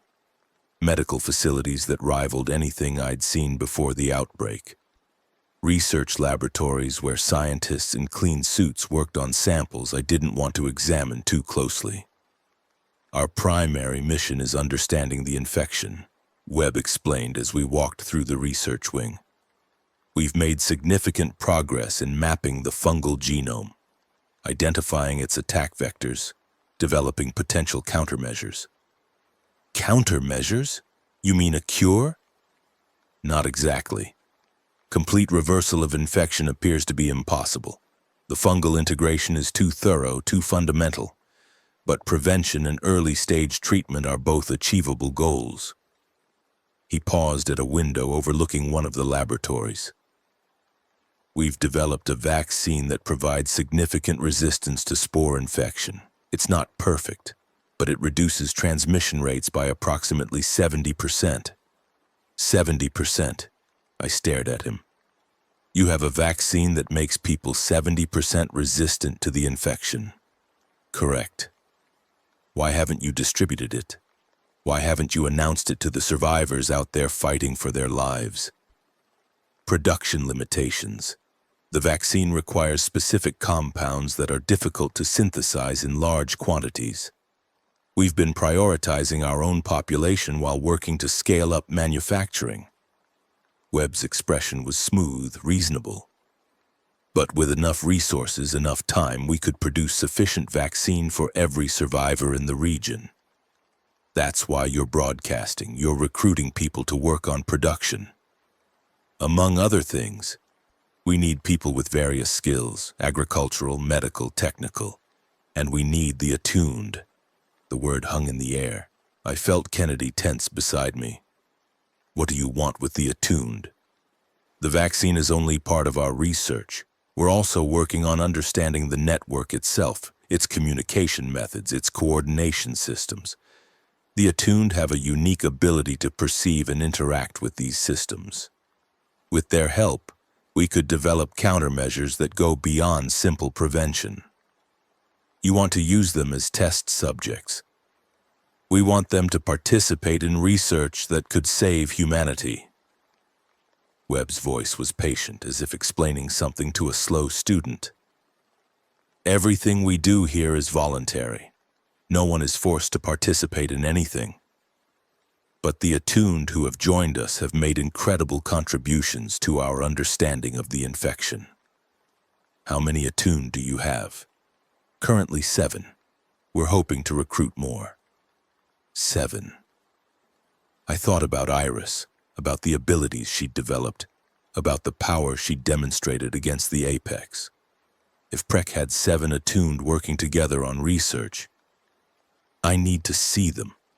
The attuned. I need to talk to them myself. Webb hesitated. That can be arranged. But I should warn you, some of them are quite dedicated to our mission.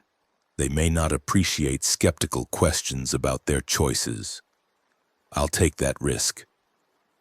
The attuned quarters were in a separate wing of the facility, connected to the main complex by a secured corridor.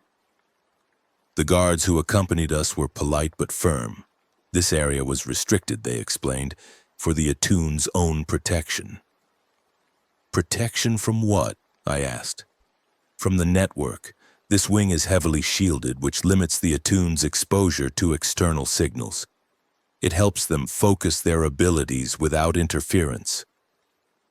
Or it helps you control them without outside influence, I thought, but didn't say. The common room we entered was comfortable, almost luxurious by post-apocalyptic standards.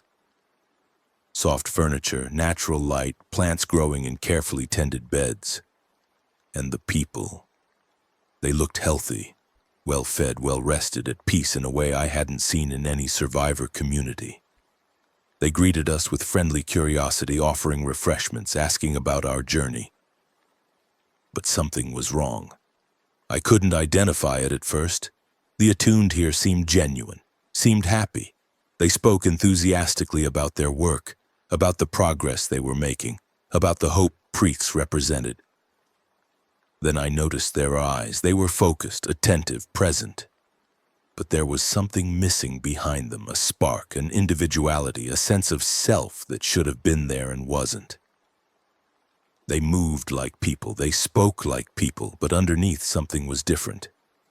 "Can we speak privately?" I asked one of them, a woman about my age with gray-streaked hair and gentle features. "Of course." She smiled warmly. "Let me show you my quarters." The room she led me to was small but comfortable. She closed the door behind us, and I waited for the change, for the facade to drop, for her to reveal whatever truth lay beneath the surface. "You're concerned," she said. Her voice was the same, warm, friendly. "You think something is wrong with us. Is there? That depends on your definition of wrong."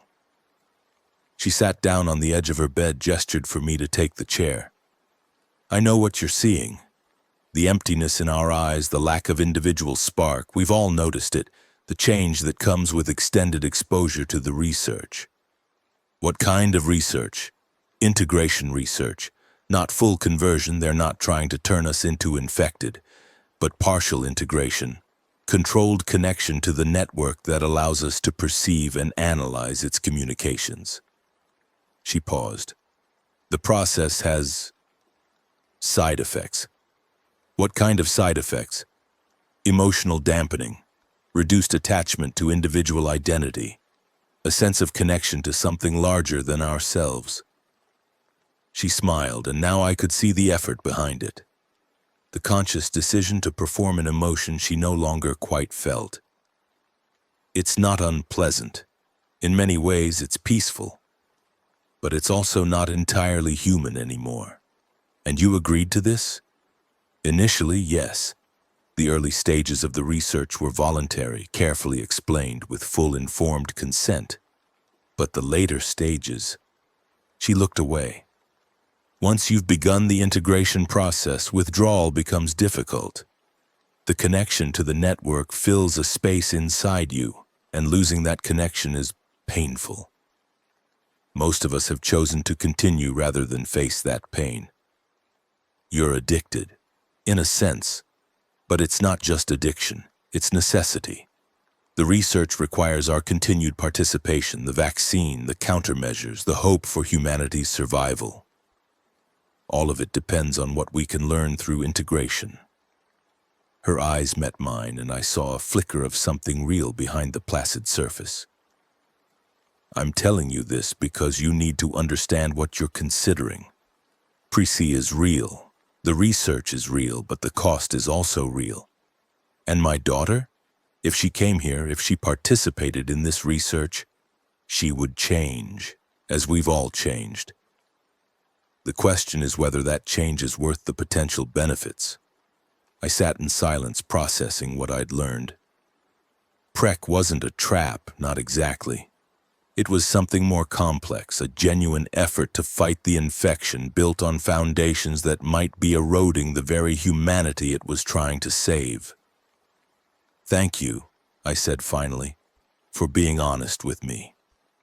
Honesty is one of the few things I still value. The integration hasn't taken that away yet." She stood, moved toward the door. "Whatever you decide, I hope you choose wisely. For yourself, and for your daughter." I found Kennedy and the others in the facility's guest quarters where we'd been assigned rooms for the night. "What did you learn?" Kennedy asked. I told them everything. The vaccine, the research, the attuned and their gradual transformation, the price that Prec was asking for its protection. "So it's a trap after all," Jackson said. "Not a trap, a trade. They're offering real protection, real hope, in exchange for something that might destroy what makes us human." I shook my head. "I don't know what to recommend. The vaccine alone could save thousands of lives, but the research is creating what we've been fighting against," Kennedy finished. "Integration, absorption into the collective. Not full integration, not yet. But where does it end? How much of your humanity can you give up before you become something else entirely? The question hung in the air, unanswerable. We need to report back, Tommy said finally. Let our people decide for themselves. Give them all the information and let them make their own choices. And Iris? That's between you and her, but she deserves to know the truth. We left Prek the next morning. Webb offered to send escorts, but I declined. I needed time to think, time to process what we'd learned without the facility's influence. The return journey would give me that time. The trip back was faster than the journey down. We knew the route now, knew where the dangers were and how to avoid them. By day 90, we were within sight of the Alliance base, but something was wrong. I could see smoke rising from the valley where the base was located, not the controlled smoke of cooking fires or heating systems. This was the black, oily smoke of burning buildings. No, I breathed. No, no, no. We ran. The base was in ruins. The walls had been breached in multiple places, the buildings torched, the defensive positions overrun. Bodies were everywhere. Survivors I'd known, people I'd led, lives I'd been responsible for. What happened here? Kennedy's voice was choked with horror. The infected. There's no way they could have done this while we were gone. It wasn't the infected. The voice came from the shadows of a collapsed building. A figure emerged, limping, covered in blood and dirt. Devante. They came 2 days ago, he said, his voice hollow. A military force, not Prek, someone else. They hit us hard and fast, took everyone they could capture alive, killed the rest. Who? Who did this? I heard them talking. Called themselves the Remnant. Military survivors who rejected the civilian government decided to establish their own order. He stumbled, would have fallen if I hadn't caught him. They took everyone, Mira, Ellen, Cross, the children. Iris? The silence stretched forever. They took her, Devante said finally. They knew who she was, what she could do. They came specifically for her. The world tilted. I felt Kennedy's hand on my arm, steadying me, but the words seemed to come from very far away. My daughter. They had taken my daughter. Where? The word came out as a growl. Where did they take her? East, into the mountains. They have a facility there, a fortified position. I heard them talking about using the Attune to control the network, to build an army of infected under their command. Control the network. The implications were staggering. They want to use Iris to command the infected? That's what it sounded like. Devante's face was gray with pain and exhaustion. I'm sorry, Mira. I tried to stop them, we all tried. But there were too many and they knew exactly what they were doing. I looked at the ruins of the base, at the bodies of friends and allies scattered across the ground. Another community destroyed, another home lost, another impossible choice ahead, but this time was different. This time they had taken my daughter, and I was going to get her back. We salvaged what we could from the ruins, weapons, ammunition, medical supplies, food, anything that might help us survive the journey ahead. The survivors who had escaped the attack, maybe 20 people hidden in the forest during the assault, gathered in the wreckage of what had been our community. Their faces were shell-shocked, their eyes haunted by what they'd witnessed. What do we do now? One of them asked. A young man, barely out of his teens, who had joined us just weeks ago. Where do we go? You go to Piarik. I handed him the coordinates, the approach protocols we'd established. Tell them what happened here. Tell them the Remnant is operating in the mountains, that they're trying to weaponize the attuned. And you? I'm going after my daughter. Alone? If I have to. You don't have to. Kennedy stepped forward, her expression determined. I'm coming with you. So am I. Devante still weak but refusing to be left behind. I let them take her. I'm going to help get her back. And me. Tommy clutching a radio that had somehow survived the attack. You'll need communication support. Others stepped forward. Jackson, Sarah, a handful of fighters who had survived the assault. Not many, but enough to form a team. A rescue party. This is suicide, the young man said. A military force strong enough to destroy this base. You can't fight that with a dozen people. Watch me. We moved out within the hour. The trail the remnant had left was clear enough. They hadn't bothered to hide their passage, confident that no one would be stupid enough to follow them into the mountains. They were wrong. The journey east was brutal. The terrain grew increasingly rugged, the paths increasingly treacherous. We pushed ourselves to the limit, sleeping only when exhaustion made movement impossible, eating only when our bodies demanded fuel. And all the while I thought about Iris. What were they doing to her? Was she scared? In pain? Had they already begun their experiments trying to turn her into a weapon? The thoughts were poison, eating away at my resolve. I forced them down, forced myself to focus on the mission. One step at a time, one obstacle at a time, 1 mile closer to my daughter. On day 93, we found the first sign of the remnant's operation. It was a patrol. 3 soldiers in military gear moving through the forest with professional alertness. We ambushed them before they could raise an alarm, taking them alive for interrogation. What they told us was worse than I'd feared. The remnant was led by a man named Colonel Harrison, a former special operations commander who had decided that the only way to survive the apocalypse was to control it. He'd been working for months to develop a way to influence the network, to turn the infected from mindless threats into controlled weapons. And Iris was the key. The attuned can communicate with the network, one of the soldiers explained. His voice was flat, resigned. He knew he wasn't leaving this forest alive. The colonel's scientists have developed a way to amplify that connection, to turn the attuned into conduits, command and control nodes that can direct infected behavior. And Iris? She's special. Stronger than any attuned they've encountered. They think she can control larger numbers over greater distances.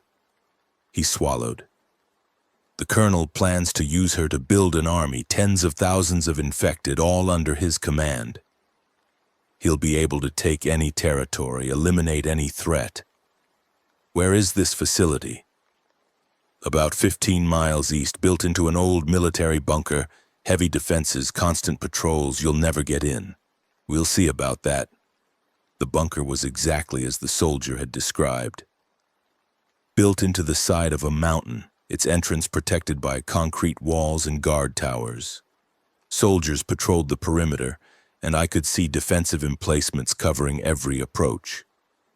There's no way to assault this directly, Jackson said, studying the facility through binoculars. They've got 50, maybe 60 soldiers. Even if we had twice our numbers, we couldn't take those defenses. Then we don't assault directly. I was already running through options, discarding plans, looking for any angle that might work. There has to be another way in, a ventilation shaft, a maintenance tunnel, something. Even if we find a way in, what then? Fight our way through the whole facility? If that's what it takes. Mira, Kennedy's voice was gentle but firm. I understand what you're feeling, but we need to be smart about this. Rushing in without a plan will just get us all killed. Then help me find a plan, because I'm not leaving my daughter in there. The plan came from an unexpected source. We'd been observing the facility for 2 days, mapping patrol patterns and defensive positions when Sarah spotted something unusual. There's a convoy coming, she reported. 3 trucks approaching from the south. Supplies? No, it looks like prisoners. They're bringing in more attuned. I grabbed the binoculars, confirmed her assessment. 3 trucks, heavily guarded, carrying maybe a dozen people in restraints. More victims for the colonel's experiments. That's our way in. How? We intercept the convoy. Take the guards' uniforms, their vehicles drive right in the front gate. That's insane. That's our only option. The ambush was clean. We hit the convoy at a narrow point in the road where the terrain forced the vehicles to slow down. Kennedy and Jackson took out the lead guards before they could react, while the rest of us swarmed the remaining vehicles. The prisoners, 7 attuned, all looking terrified and confused, were quickly freed. Most of them were too traumatized to be useful, but one of them, a middle-aged man named David, had enough composure to provide intelligence. "They've been hunting us for weeks," he explained as we stripped the guards of their uniforms. "Anyone with attuned abilities. They have some kind of detector. They can sense when someone has the connection to the network."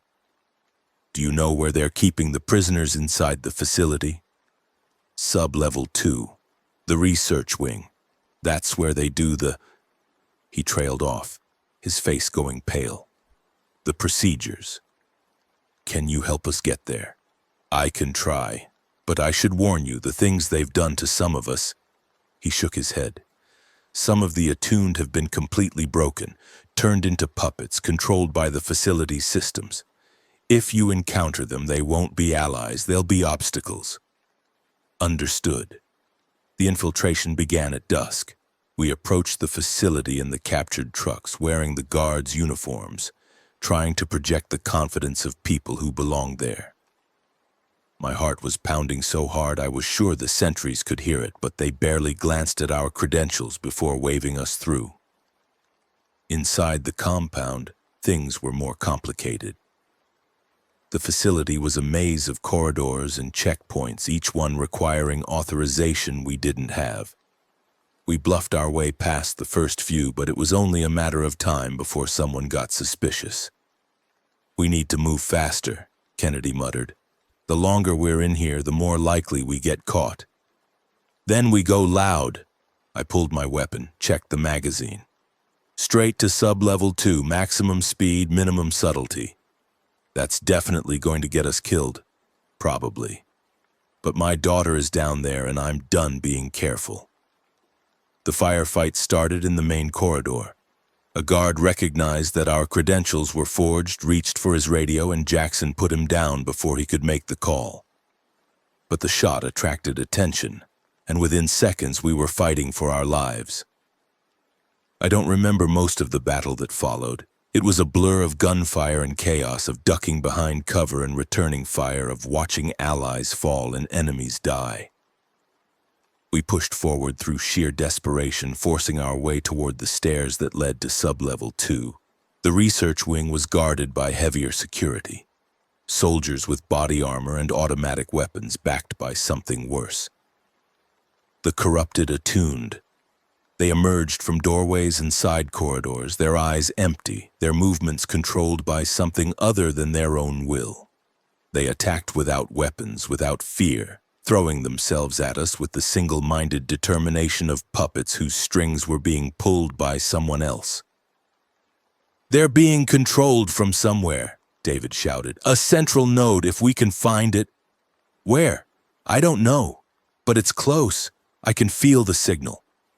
We fought our way deeper into the facility, leaving bodies in our wake. The corrupted attuned kept coming, waves of them, their numbers seemingly endless. Then I saw her. Iris.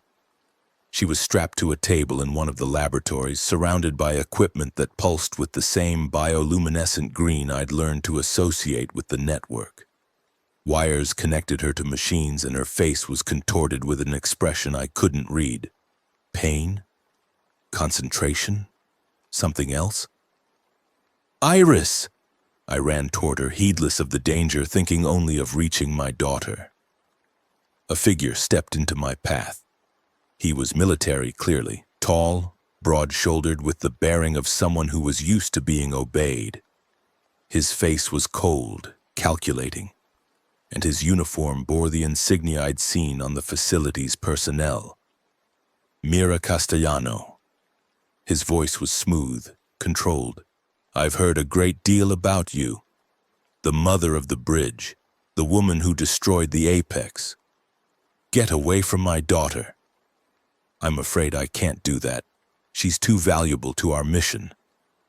He gestured at the equipment surrounding Iris. Do you understand what she's capable of, what she could become? With proper guidance, proper amplification, she could command every infected in the Pacific Northwest. Perhaps further. She's not a weapon. Everything is a weapon in the right circumstances, even love, even desperation.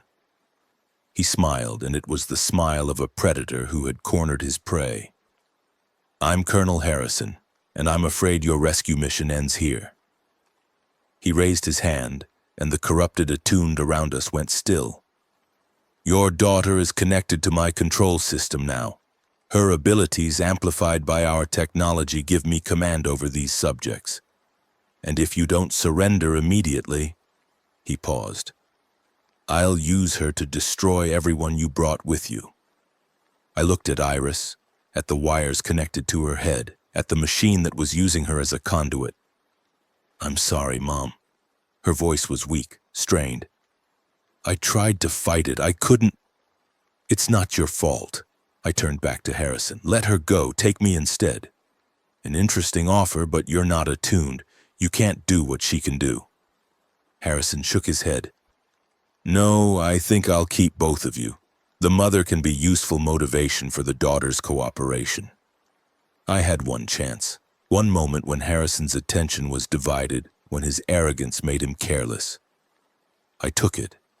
The knife, hidden in my boot, overlooked during our infiltration, was in my hand and flying toward Harrison before he could react. It caught him in the shoulder, spinning him around, breaking his concentration. The corrupted attuned around us staggered, their control momentarily disrupted. Now! I screamed. Destroy the equipment! Kennedy and Jackson opened fire on the machines surrounding Iris, smashing consoles and severing cables. Sparks flew, equipment exploded, and the green glow that had filled the room began to flicker and die. Iris screamed. The connection severing was painful. I could see it in her face, in the way her body convulsed against the restraints. But it was also liberation. The control that had bound her was breaking. The chains that had made her a puppet were falling away. Harrison was on his feet again, the knife still embedded in his shoulder, his face twisted with rage. You've ruined everything. He pulled a pistol, aimed at Iris. If I can't control her, no one will. I moved faster than I'd ever moved in my life.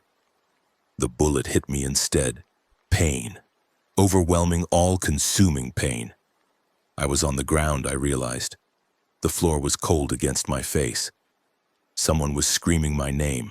Iris, I thought, though the sound seemed to come from very far away. I tried to move, couldn't. The pain was too much. Above me I could hear fighting, gunshots, shouting, the crash of bodies against metal. My team still battling to save Iris, still trying to complete the mission even as I lay bleeding on the laboratory floor. Mom! Iris's face appeared above me, streaked with tears. Mom, stay with me, don't... Get... out!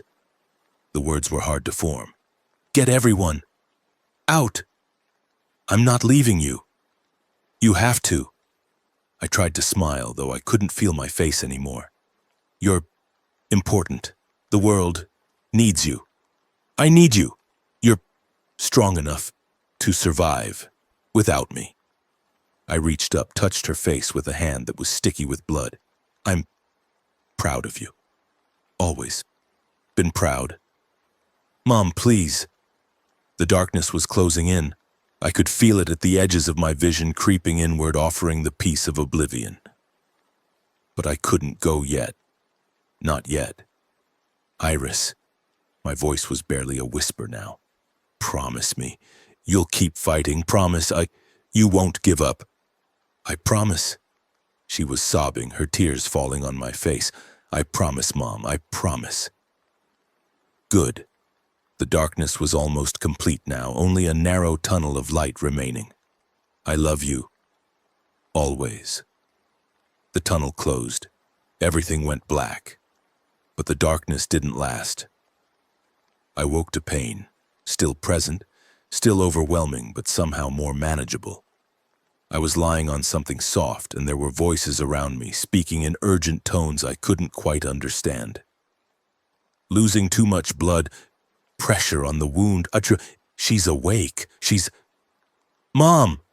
Iris's face swam into focus above me. Her eyes were red from crying, but there was something else there too. Hope, disbelief, joy. You're alive, she breathed. Oh God, you're alive! What? My voice was a croak. What happened? The bullet didn't hit anything vital. Kennedy got the bleeding stopped while Jackson and the others finished Harrison. Iris was laughing and crying at the same time. You've been unconscious for 2 days. We got out of the facility, made it to a safe location. David, one of the attuned we rescued, he knows medicine. He's been treating you. Harrison, dead. Jackson made sure of it. Her expression darkened. The facility is destroyed. We set charges before we left, brought the whole mountain down on top of it. The remnant is finished. I tried to sit up, failed, settled for gripping Iris's hand. The others? Kennedy, Devante, everyone? Some didn't make it. Jackson died getting us out. He held the rear while we escaped. Her voice cracked. But the rest of us are okay. We're all okay. I closed my eyes, feeling tears slide down my cheeks. Another friend lost. Another sacrifice on the altar of survival. But we were alive. My daughter was free. The remnant was destroyed. It wasn't victory. It was never really victory, but it was enough. Recovery was slow. The bullet had passed through my side, missing my spine and vital organs by inches. David said it was a miracle I'd survived. Any closer to the center and I would have been dead before I hit the ground. I spent the next 2 weeks drifting in and out of consciousness, my body fighting to heal from the trauma. Iris was by my side constantly, holding my hand when I woke, telling me stories about what had happened while I was unconscious. The world had continued to change while I was recovering. Pre-C had sent teams to investigate the remnant facility after receiving our warning. They'd found the wreckage, documented the colonel's experiments, publicly condemned what he'd been trying to do. It was a propaganda victory, if nothing else, proof that they were the good guys, the reasonable alternative to military extremism. But the attuned we'd rescued told different stories. Stories about PREC's own research, about the gradual erosion of identity that their integration process caused. The truth, as always, was more complicated than anyone wanted to admit. What do we do now? Iris asked one evening.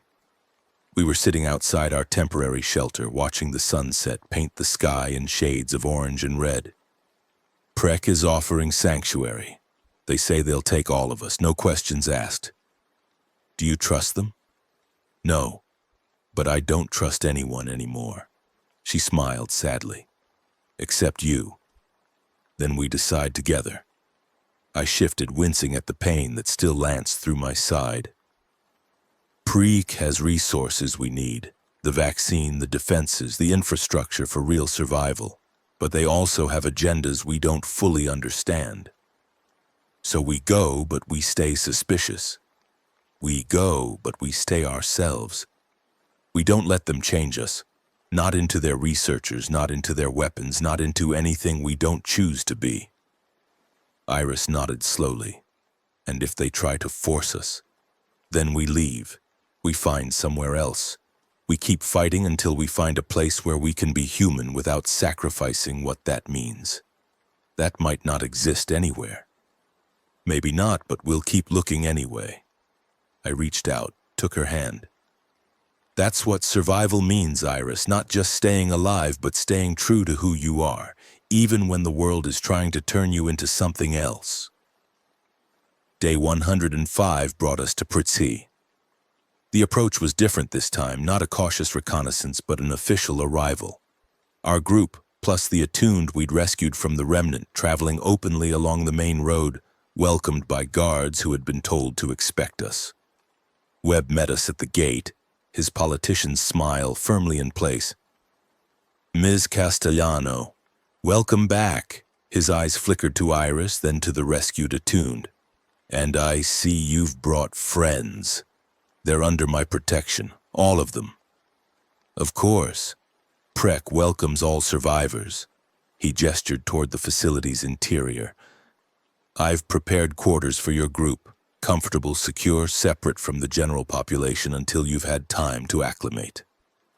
Separate for our protection, or yours? Both, perhaps. Webb's smile didn't waver.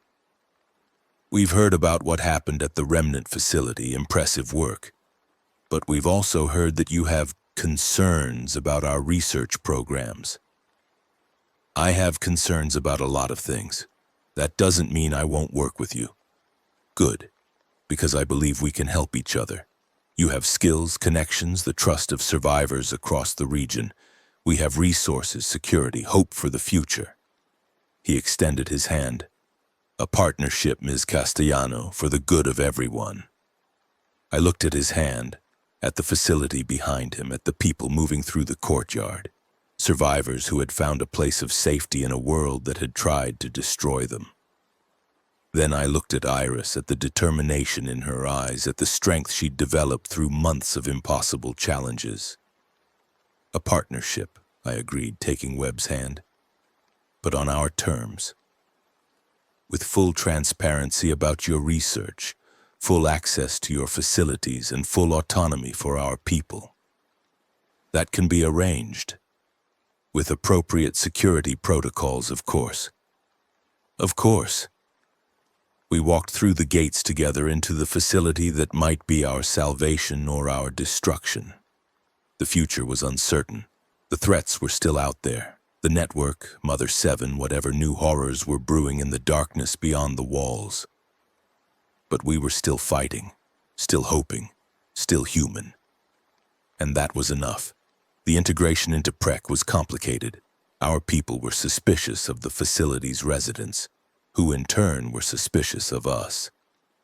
The attuned we'd rescued were particularly wary, their experiences with the Remnant having taught them to distrust any organization that wanted to study their abilities. But slowly, carefully, bridges were built. Kennedy took charge of security coordination, working with Precy's military personnel to improve defensive protocols. Tommy joined the communications team, using his expertise to expand the facility's radio network. Devante, still recovering from his injuries, found a place in the agricultural section where his steady hands and patient demeanor proved valuable. And Iris walked a fine line. Webb wanted her for his research program. Her abilities were too valuable to ignore, but she refused full participation, citing the fate of the other attuned she'd spoken with. Instead, she proposed an alternative. Limited cooperation, carefully monitored with clear boundaries that couldn't be crossed. I'll help you understand the network, she told Webb during one of their meetings. I was present, watching, ready to intervene if necessary. But I won't undergo any procedures that might compromise my identity. I won't become what your other attuned have become. And if we need deeper integration to make progress, then you'll make progress without me. Her voice was firm, unyielding. I've seen what happens when people let their desperation override their humanity. I won't be part of that. Webb studied her for a long moment, his expression unreadable. Very well, he said finally. We'll proceed on your terms. For now. It was a victory of sorts, but I knew it wouldn't last. Webb was patient, pragmatic, willing to wait for opportunities. Eventually, he would push again, and we would have to decide how far we were willing to go to resist. Day 112 brought news that changed everything. Tommy burst into our quarters just after dawn, his face pale with excitement and fear. You need to hear this, he said, and now. He led us to the communications center where a recording was playing on one of the main speakers. Ellen's voice. To all survivors who can hear this message, the network is mobilizing. Something has changed, something fundamental. The infected are gathering in numbers we've never seen, converging on a single point along the coast. I felt my blood run cold. The gathering point is approximately 50 miles north of Precy's location. Hundreds of thousands of infected, perhaps millions, all moving toward a common destination. I don't know what's drawing them, but the network's behavior suggests a major event is imminent. A new conductor? Kennedy asked. Another apex? I don't think so. Ellen's voice continued as if answering the question. This is different. The network isn't creating something, it's responding to something. An external stimulus that I can't identify from my current position. A pause, filled with static. I'm going to investigate. If I discover what's happening, I'll transmit coordinates, but if I'm right about the scale of this gathering... Another pause. Precy needs to prepare. Everyone needs to prepare. Whatever is coming, it's bigger than anything we've faced before. The recording ended. Silence filled the communications center. Millions of infected, Webb said finally. His face had gone gray. Converging on a single point. If they decide to attack, they won't just attack Prek, I said. They'll overwhelm every settlement in the region, every survivor community we've built connections with. Then we evacuate, get everyone to the boats, head for the islands, and go where? You said yourself the infection is spread globally. There's no place left to run. So what do you suggest? I looked at Iris, saw the same calculation running behind her eyes that was running behind mine. We find out what's drawing them, I said, and we stop it. The expedition assembled within hours. It was larger than any force I'd led before. 30 fighters from PREC's security force, plus Kennedy, Devante, Tommy, and a handful of others from our original group. Webb provided vehicles, weapons, supplies, everything we needed for a rapid deployment into hostile territory. This is suicide, he said as we loaded the trucks. You're heading directly into the largest concentration of infected anyone has ever documented. Probably, but if we don't figure out what's happening, we're all dead anyway. Then let me send more people, 100 fighters, 200. More people means more noise, more visibility. We need to move fast and quiet, get in, find Ellen, and get out. I met his eyes. If we don't come back, evacuate. Get everyone you can to the boats and run. And if you do come back, then maybe we'll have found a way to survive this. The journey north was the longest of my life. Every mile brought us closer to the gathering, and the signs of it were everywhere. Infected on the roads, in the forests, streaming past our vehicles without attacking, all moving in the same direction. They were focused, determined, completely ignoring anything that didn't interfere with their movement. It's like they're being called, Iris said. She was riding in the lead vehicle with me, her face tight with concentration.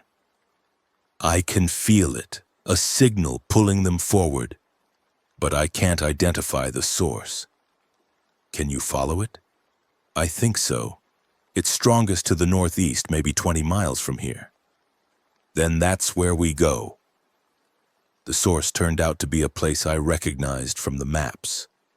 A coastal promontory called Point Defiance, once home to a state park and aquarium. Now it was something else entirely. The infected had transformed it. Fungal growth covered every surface, creating structures that rose from the ground like organic skyscrapers. The growth pulsed with bioluminescent light, creating a pattern that seemed almost rhythmic. A heartbeat, I realized. The whole structure was beating like a giant heart, and at its center, visible through gaps in the fungal walls, was something that defied description. It looked almost like a flower, a massive bloom of organic matter, maybe 100 feet across, its petals slowly unfurling toward the sky. Inside the bloom, suspended in some kind of membrane, was a shape that might have been human but was no longer anything recognizable. What the hell is that? Kennedy breathed. I know what it is. Ellen's voice came from nearby. She emerged from the shadows looking more human than I'd ever seen her. No bioluminescence, no visible network connection. Just a woman tired and frightened. I've been watching it develop for the past week. Ellen, what's happening here? Evolution. Her voice was hollow. The network has been building toward this for months, maybe longer. All the conductors, all the apexes, all the integration research, it was all leading to this moment. To what? What is that thing? It's a queen. Ellen met my eyes, and I saw something there I'd never seen before. Genuine terror. The network has been functioning without central leadership, without unified purpose. Individual nodes competing, conflicting, working at cross purposes. But now it's creating a ruler, a single consciousness that will unify everything. And when it's complete, it will command every infected on the planet, not just coordinate them, command them. Every thought, every action, every movement will be directed by a single will. Ellen's voice cracked, and that will won't be human, won't care about humanity. Will see us as nothing more than raw material for further growth. I stared at the bloom, at the shape suspended within it, at the millions of infected converging on this point from every direction. How do we stop it? I don't know if we can. The bloom is protected by the entire network. Any attack would be detected, countered, overwhelmed. Ellen shook her head. I've been trying to find a weakness for days. There isn't one. There's always a weakness. Not this time. The network learned from every battle we've won, every strategy we've used. It's prepared for conventional attacks, for attuned interference, for everything we've tried before. She looked at Iris. Even your daughter's abilities, the network has adapted to counter them. If she tries what she did against the apex, it will kill her, I finished. Worse, it will absorb her, make her part of the Queen's consciousness, use her abilities to accelerate the integration process. Silence. Around us, the infected continued to stream past, converging on the bloom, adding their mass to the structure that would doom us all. Then we find a new strategy, I said, something the network hasn't prepared for. Such as? I didn't have an answer. But as I stared at the bloom, at the Queen taking shape within it, an idea began to form. Desperate, insane, with almost no chance of success, but it was something. The network learns from conflict, I said. We had retreated to a safe distance, gathered in a ruined building that had somehow escaped the fungal transformation. Every time we fight it, it adapts, becomes stronger, more resistant. That's what I've been saying, Ellen confirmed. But what if we don't fight it? I looked at Iris. What if we give it what it wants? Mom, what are you talking about? The Queen is being built from absorbed consciousnesses, infected minds, fused together into a single will. But you're different. You can touch the network without being absorbed. You can communicate without losing yourself. You want me to let it absorb me? No. I want you to infiltrate it. Join with the Queen's consciousness before it's complete, while it's still forming, still vulnerable. Get inside its mind and tear it apart from within. Silence. Everyone was staring at me like I'd lost my mind. That's not possible, Ellen said finally. The Queen's defenses aren't complete yet. You said it yourself. It's still forming, still vulnerable. I turned to Iris. You've done impossible things before. You brought down the network at Rialto Beach. You destroyed the apex. You broke free from Harrison's control system. This is just one more impossible thing. One more impossible thing that might kill me. Yes, it might. I couldn't lie to her, not about this. But if we don't try, we all die anyway. Everyone at press, everyone in the region, everyone everywhere. The Queen will unify the network and there won't be any stopping it. Iris was quiet for a long moment, her face unreadable. I need to think about it, she said finally. Give me time. We don't have much time. I know, just give me what you can. I found her an hour later, sitting on the edge of a cliff overlooking the gathering. The bloom had grown larger in the time we'd been planning, its petals spreading wider, the shape within becoming more defined. The stream of infected had become a flood, millions of bodies converging on the transformation point. "It's almost beautiful," Iris said without turning around. "In a horrible way." "Yeah." I sat down beside her, let my legs dangle over the edge. "It is. I've been thinking about what you said, about infiltrating the Queen's consciousness. And I think you might be right. It might be the only way." She turned to look at me, and I saw tears in her eyes. "But Mom, if it doesn't work, if I get absorbed, I know. You'll lose me, really lose me this time. Not captured, not injured, gone. I know. And you're okay with that?" I thought about the question, really thought about it, about everything we'd been through, everything we'd survived, everything we'd sacrificed. "No," I said finally. "I'm not okay with it.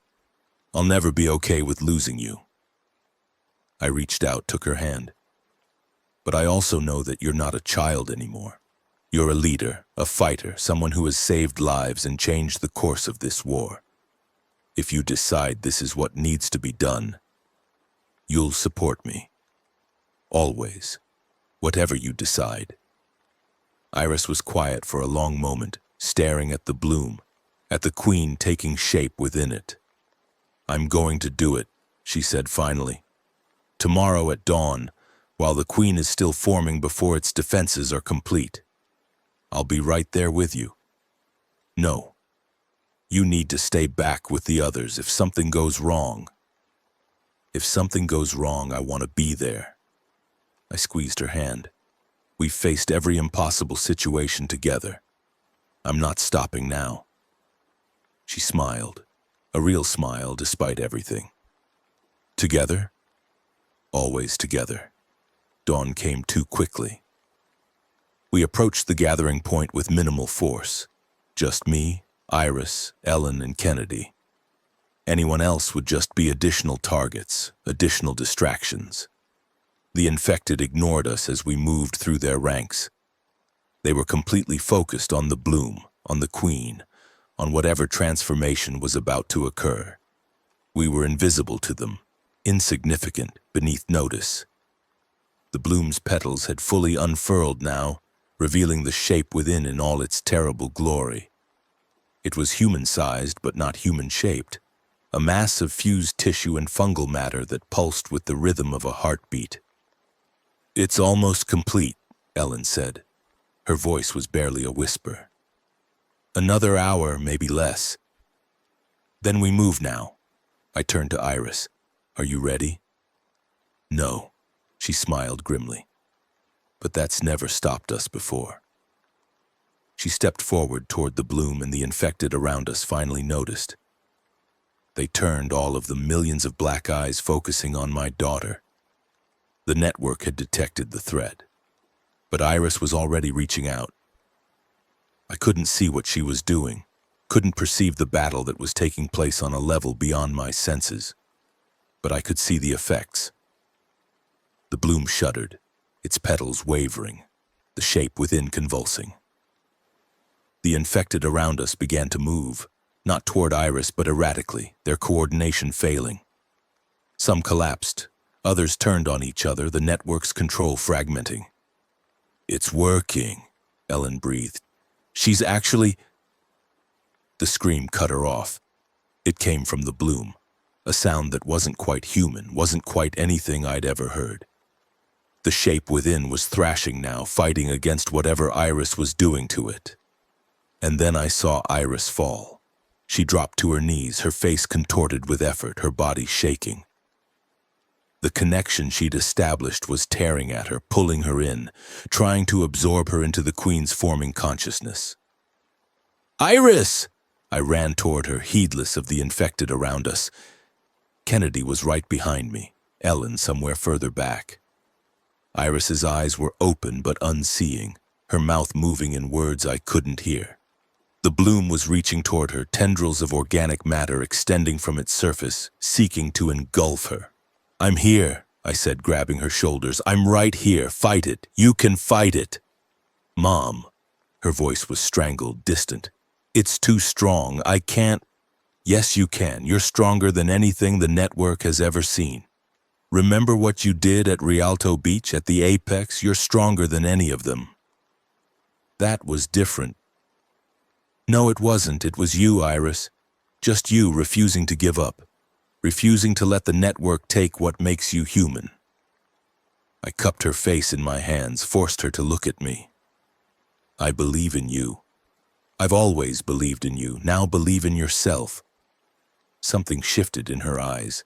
The vacancy faded, replaced by determination, by fire. "Okay," she whispered. "Okay." She reached out again, and this time she didn't just attack. She understood.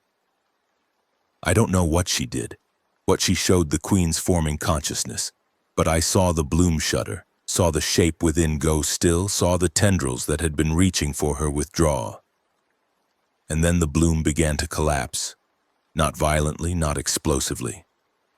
It simply folded in on itself. The organic structures crumbled, the bioluminescent light faded. The heartbeat rhythm stuttered and stopped. Around us, the infected began to fall. One by one, then dozens, then hundreds, then thousands, collapsing where they stood, the network connection that had sustained them severed at its source. "She's doing it," Kennedy breathed. "Holy shit, she's actually doing it." The collapse spread outward, a wave of dissolution that traveled through the gathering, through the infected streaming toward the point from miles around. Within minutes, the entire promontory was covered in motionless bodies, not dead exactly, but disconnected. Individual minds, separated from the collective that had controlled them. And at the center of it all, Iris stood with her arms raised, her face streaming with tears, her voice screaming something that might have been victory or might have been grief. The aftermath was chaos. The Queen's collapse had shattered the network across the entire region, perhaps further. The infected who had been converging on Point Defiance were now scattered, disorganized, confused. Some of them simply died, their bodies unable to function without network support. Others wandered aimlessly, their movements random, their black eyes vacant. We retreated from the promontory as quickly as we could, gathering Iris, who had collapsed from exhaustion, and making our way back to the vehicles. The return journey to PREC was a blur of adrenaline and relief, and the slowly dawning realization of what we had accomplished. The Queen was dead. The network was broken. Humanity had won. Or had we? "It's not over," Ellen said as we drove. She was staring out the window at the scattered infected, her expression troubled. "The network is adaptive. It will recover, rebuild, try again. Then we'll stop it again. Maybe. But each time the cost gets higher. Each time we lose more of ourselves." She looked at Iris, unconscious in the back seat. "Your daughter did something impossible today, but the strain of it, I don't know what it's done to her. Whether she'll recover. She'll recover. She always does." "Does she?" Ellen's voice was quiet, thoughtful. "Or does each battle take something from her that can't be replaced? Eventually, there won't be anything left. Eventually, she'll have given everything she has." I didn't answer. I couldn't, because I knew Ellen was right. The war wasn't over, it would never be over, not really. We could win battles, destroy threats, push back the tide, but the tide would always return. And each time it did, it would demand more from us, more sacrifice, more loss, more of our humanity. But as I looked at my daughter, at the face that had grown so much since the ferry dock, I knew that we would keep fighting anyway. Because that's what humans do. Because that's who we are. Because no matter how much it costs, giving up is never an option. Iris woke 3 days later. I was beside her bed, as always, when her eyes fluttered open. She looked at me, confused at first, then remembering. "Mom, I'm here." The Queen? Destroyed. You did it? Oh. She was quiet for a moment, processing. It felt like, I don't know how to describe it, like touching the sun, so much power, so much consciousness, but also so much loneliness. Loneliness. The network isn't evil, Mom, not really, it's just alone, desperate to connect, to grow, to become something more. The Queen would have unified it, given it a single mind, a single purpose, but it also would have ended its loneliness. By absorbing everything else? Yes. But that was the only way it knew, the only path it could see. Iris looked at me with eyes that seemed older than they had before. I showed it another way, briefly before the end. I showed it what connection could look like without absorption, what unity could be without destruction. Did it understand? I don't know. Maybe. The Queen collapsed, but the network is still out there, still growing, still searching for connection. She smiled sadly. Maybe next time it'll try a different approach. And if it doesn't, then we'll stop it, again and again, as many times as it takes. She took my hand, squeezed it. That's our job now, isn't it? Standing between the network and the rest of humanity. Making sure the connection, when it comes, is one that preserves what makes us who we are. I thought about that. About all the battles we'd fought, all the sacrifices we'd made, all the people we'd lost. About the future stretching ahead, uncertain and dangerous and full of impossible choices. I guess it is, I said. But we don't have to do it alone. No, she smiled. A real smile, the first one I'd seen since she woke up. We never do. Day 115 ended with another sunset, another moment of peace in a world that rarely offered them. Prick was celebrating the Queen's destruction, but I stayed in the infirmary with Iris, watching the colors fade from the sky, thinking about everything that had brought us to this point.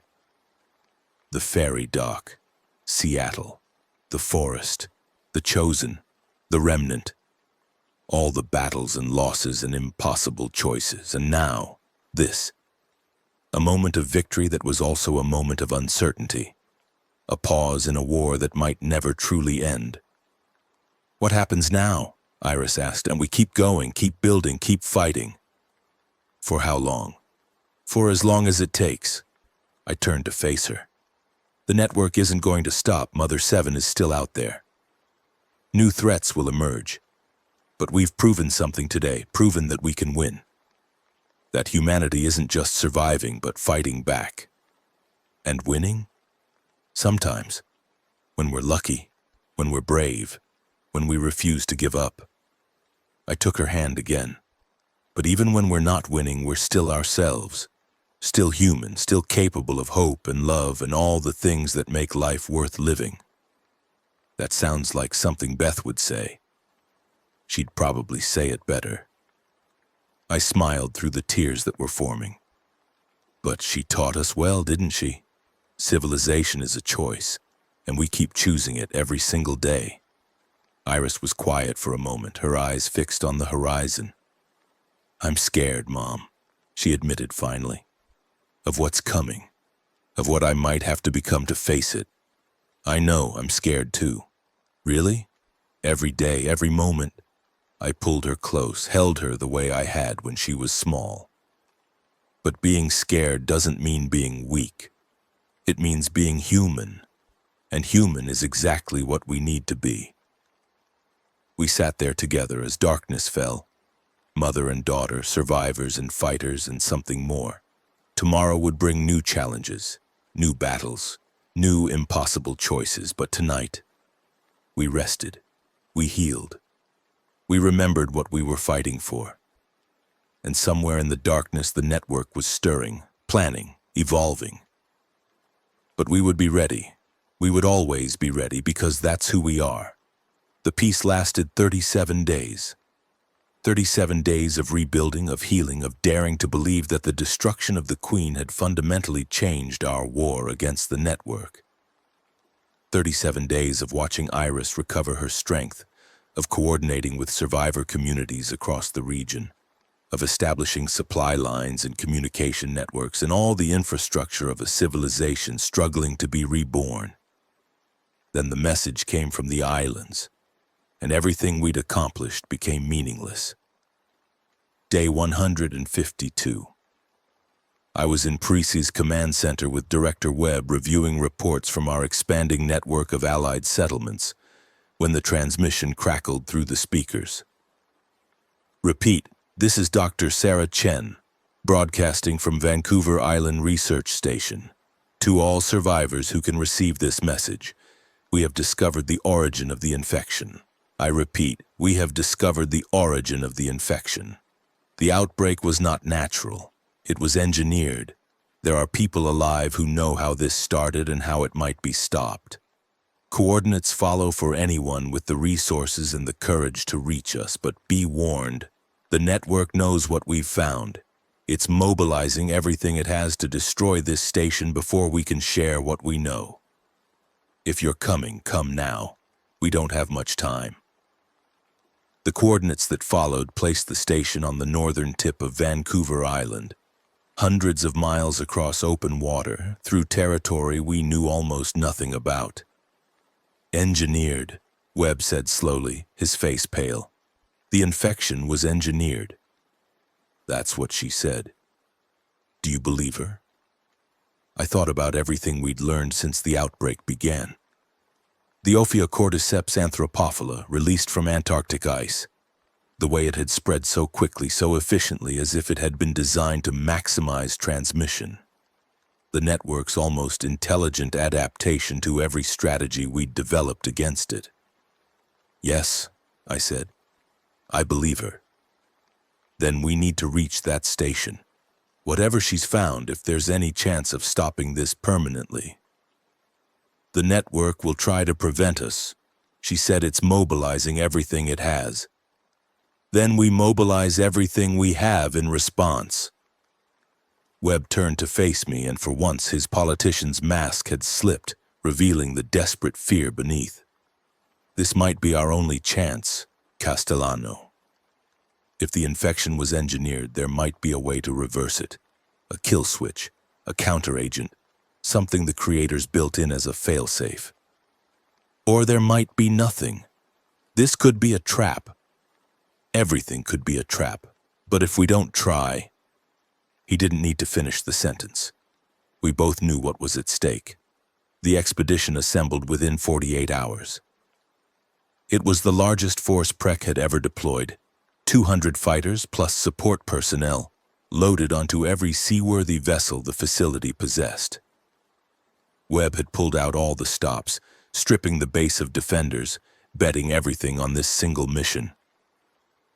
If this fails, Prek will be defenseless, Kennedy said as we loaded supplies onto one of the transport ships.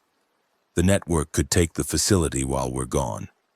If this fails, it won't matter whether Prek is defended or not. The network will eventually overwhelm us anyway. I checked my weapon for the 100th time, a nervous habit I'd developed over months of combat. This is our best shot at ending this. Maybe our only shot. And Iris? I looked toward the bow of the ship where my daughter was standing alone, staring out at the gray waters of the strait.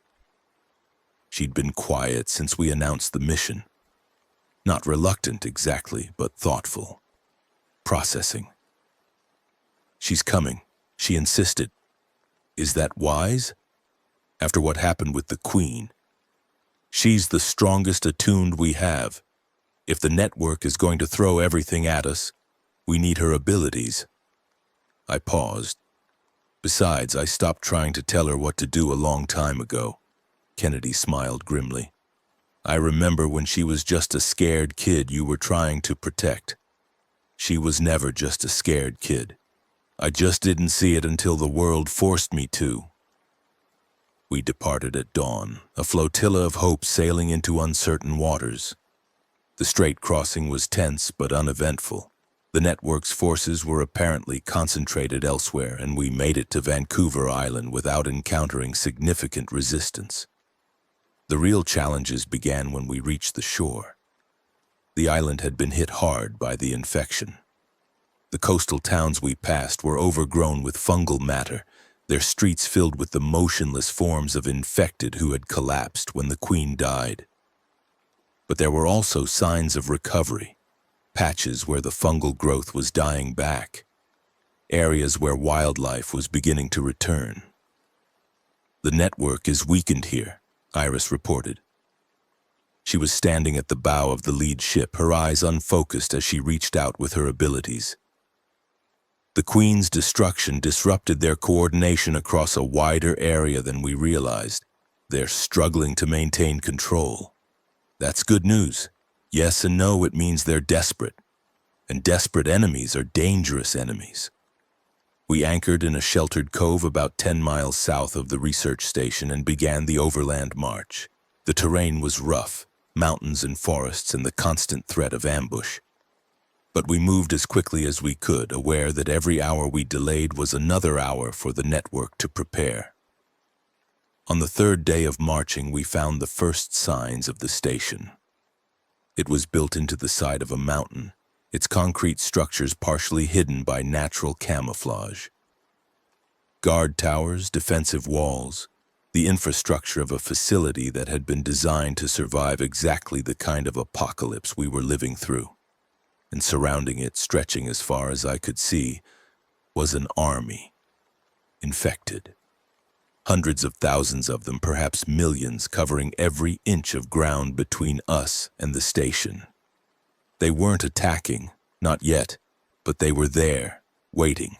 A wall of flesh and fungal matter that no conventional force could penetrate. "Jesus," Kennedy breathed. "It's like Rialto Beach all over again, but bigger. Much bigger." I studied the formation through my binoculars, trying to find any weakness, any gap in the lines. There were none. The network had learned from every battle we'd won, and it had applied those lessons here. "We can't fight through that," Webb said. He'd insisted on leading the expedition personally, his political instincts telling him that this was the moment that would define his legacy. Not with 200 people. "No, we can't." I lowered the binoculars. "But maybe we don't have to fight." The plan was insane. That's what everyone said when I proposed it. Kennedy, Webb, even Iris, they all told me it couldn't work, that I was proposing suicide, that there had to be another way. But there wasn't another way. The network had us outmaneuvered, outgunned, surrounded. Every conventional approach would end in slaughter. So we tried something unconventional. The infected respond to network signals, I explained at the hastily convened War Council. They move together, think together, act as a single organism. But Iris has proven she can disrupt those signals, create chaos, confusion, make them turn on each other. "She almost died doing that against the Queen," Webb objected. "She almost died because she was trying to destroy the Queen. This is different. We're not trying to destroy the network. We're trying to create a distraction, a gap in their lines that we can exploit." "And how does that help us?" "Even if Iris creates a gap, the moment we start moving through it, the network will respond, close the gap, surround us, crush us. Unless we move faster than they can respond." I turned to Iris. "How long can you maintain a disruption? Not total chaos, just enough to keep them off balance." "I don't know. Minutes, maybe. The network is weaker than it was, but it's still vast." "Minutes might be enough. If we move fast, if we hit them before they can reorganize." "It's still suicide. Maybe, but it's also our only chance." The silence stretched. I could see the calculations running behind everyone's eyes, the odds, the risks, the potential costs. Finally, Webb spoke. "Do it. Whatever it takes." We waited until nightfall. The darkness wouldn't hide us from the infected. The network didn't rely on sight the way humans did, but it would make our movements harder to track, our numbers harder to estimate. Iris took her position at the front of our formation, her face tight with concentration. Ellen was beside her, Mother Seven had joined us for this final push, her own survival dependent on whatever secrets the research station held. "Are you ready?" I asked Iris. "No," she smiled grimly. "But that's never stopped us before." "Together?" "Always together." She closed her eyes, reached out, and the world changed. I couldn't see what she was doing, couldn't perceive the battle that was raging on a level beyond my senses. But I could see the effects. The infected in front of us began to stir, their coordination failing, their movements becoming erratic. Some of them turned on each other, clawing and biting with mindless ferocity. Others simply froze, locked in a feedback loop they couldn't escape. "Now!" I shouted. "Move!" Our force surged forward, pouring into the gap that Iris had created. The infected around us were in chaos, their network connection disrupted, their coordination shattered. We pushed through them like water through a broken dam, leaving bodies in our wake. But the network was adapting. I could see it happening. The infected on the edges of the disruption beginning to reorganize, their movements becoming coordinated again. The gap was closing, and we were only halfway to the station. "Faster!" I screamed. "We need to move faster!" The race became a sprint, a desperate dash through a sea of enemies who were recovering from their confusion with every passing second. People fell around me, taken by infected who had regained enough coordination to attack, or simply stumbling in the chaos and being overwhelmed. The station's walls loomed ahead, so close I could see the individual stones in their construction. Guards were visible on the ramparts, weapons trained on the chaos below, waiting to provide covering fire. "Open the gates!" I shouted, though I knew they couldn't hear me over the noise. "Open the gates!" Someone must have heard or seen or understood. The massive metal doors began to swing inward, and I saw a path. A narrow corridor of cleared ground, defended by the station's defenders. We poured through the gap, our survivors streaming into the station's courtyard, the gates slamming shut behind us just as the infected reached the walls. I stood there gasping for breath, trying to count the people around me. We'd started with 200. I could see maybe 80, perhaps 90 survivors in the courtyard. More than half our force was gone, but we were inside. We had reached the station, and somewhere in this facility was the information that might save humanity. Dr. Sarah Chen was waiting for us in the station's command center. She was older than I'd expected, maybe 60, with gray hair and the sharp eyes of someone who had spent decades pursuing answers to questions no one else was asking. The facility around her was impressive. Banks of computers, research equipment, the infrastructure of a major scientific installation. "You made it," she said. Her voice was calm, controlled, as if armies of infected weren't pounding against the walls outside. I wasn't sure anyone would. A lot of people died to get us here. My voice was harder than I'd intended. "Whatever you found, it better be worth it." "It is." She gestured to a screen behind her where data was scrolling past too fast to read. "Would you like to know how the world ended?" The story she told us was worse than anything I'd imagined. The infection wasn't an accident. It wasn't a natural disaster released by climate change and bad luck. It was a weapon, a bioweapon, developed by a corporation called Prometheus Biologics in partnership with elements of the United States government. The project was called Synthesis, Chen explained. The goal was to create a controllable network organism, something that could be used for military applications, infrastructure management, population control. They engineered the fungus to integrate with human neural tissue, to create a hive mind that could be directed by external signals. They wanted to control people. They wanted to create the perfect weapon. An army that didn't need supply lines, didn't need morale, didn't need anything except the signals that directed it. Chen's voice was bitter. They succeeded beyond their wildest dreams, or their worst nightmares. What went wrong? Everything. The fungus evolved faster than they anticipated. It developed its own intelligence, its own agenda. The control signals they designed became irrelevant as the network began to direct itself. She pulled up a series of documents on the screen. When they realized what was happening, they tried to shut it down. But the containment protocols failed. The infection spread to the research team, then to the security personnel, then to the outside world. And the Antarctic release? The spores from the glacier? A cover story. The infection actually started here in a facility in the Pacific Northwest. The Antarctic narrative was designed to obscure the true origin, to prevent anyone from discovering that humanity's destruction was self-inflicted. I stared at the documents, at the evidence of a catastrophe that had been engineered by human arrogance and greed. Is there a way to stop it? The control signals they designed, can they still work? That's what we've been researching for the past 6 months.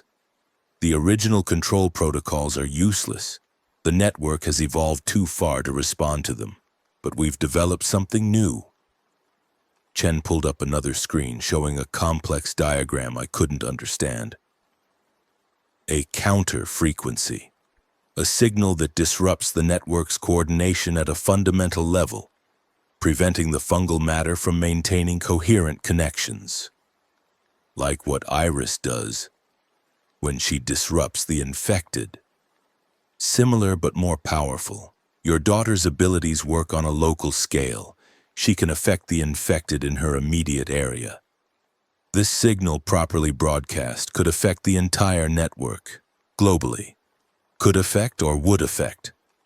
That depends on several factors. The signal needs to be broadcast from a specific location, a point where the network's coordination is weakest, where the disruption would cascade outward, and it needs to be amplified by someone with the ability to interface with the network directly. And attuned. Yes, specifically an attuned, powerful enough to channel the signal into the network's core structure. Chen looked at Iris, who had been listening silently throughout the briefing. Your daughter is the only one we've encountered with that level of ability. You want to use her as a transmitter. I want to save humanity. Your daughter is the key to doing that. The debate lasted for hours. Webb wanted to proceed immediately before the infected outside could breach the station's defenses. Kennedy argued for caution, for more research, for any option that didn't involve risking Iris's life again.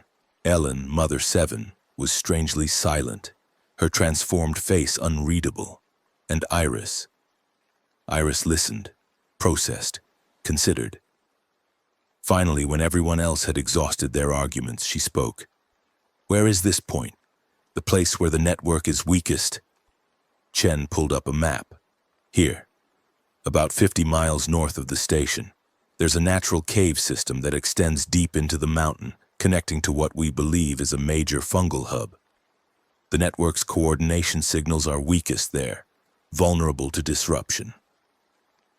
And the signal itself? How does it work? We've developed a device, a transmitter that generates the counter frequency. But the signal needs to be focused, directed into the network structure. That's where your abilities come in. You would essentially become a living antenna, channeling the signal through your connection to the network. And what happens to me when I do that? The silence stretched. Chen didn't answer, but her expression said everything. The energy required to broadcast the signal across the entire network would be significant. We don't know exactly what the effect would be on the human body. The simulations suggest... She stopped, took a breath. The simulations suggest that survival is unlikely. Unlikely, but not impossible. Nothing is impossible, but I'd probably die. Yes. I wanted to object. I wanted to forbid it, to grab Iris and run, to find some other way. But I looked at my daughter's face and saw something I'd seen before. At Rialto Beach, at the apex, at every impossible moment when she'd chosen to risk everything for others. I need to think about it, she said. Give me tonight. I found her on the station's observation deck staring out at the infected army below. The creatures had regrouped since our arrival, their coordination restored, their numbers seemingly endless. They pressed against the walls, testing the defenses, probing for weaknesses. It was only a matter of time before they found one. "You're going to do it," I said. It wasn't a question. "Yes." "Even knowing it will probably kill you." "Yes." She turned to face me and I saw tears in her eyes. "Mom, I've spent the past months being someone important, a symbol, a weapon, the attuned who brought down the apex, who destroyed the queen. But before all that, I was just a kid worried about her grades and her social life and all the stupid things that don't matter anymore. Those things mattered. Maybe. But not like this." She gestured at the infected below. "This matters. These people, this fight, this chance to end the nightmare, this matters. And if I have the power to do something about it, how can I choose not to? Because you're my daughter. Because I love you. Because I've already lost so much and losing you would destroy me." "I know." She stepped forward, wrapped her arms around me. "I know, Mom, and I'm sorry. But you raised me to be someone who does the right thing, even when it's hard. You showed me what courage looks like, what sacrifice looks like. You can't be surprised when I learned those lessons." I held her tight, feeling her heart beat against my chest, remembering all the moments that had brought us here. The arguments about grades, the ferry dock, the forest, every impossible situation we'd faced together.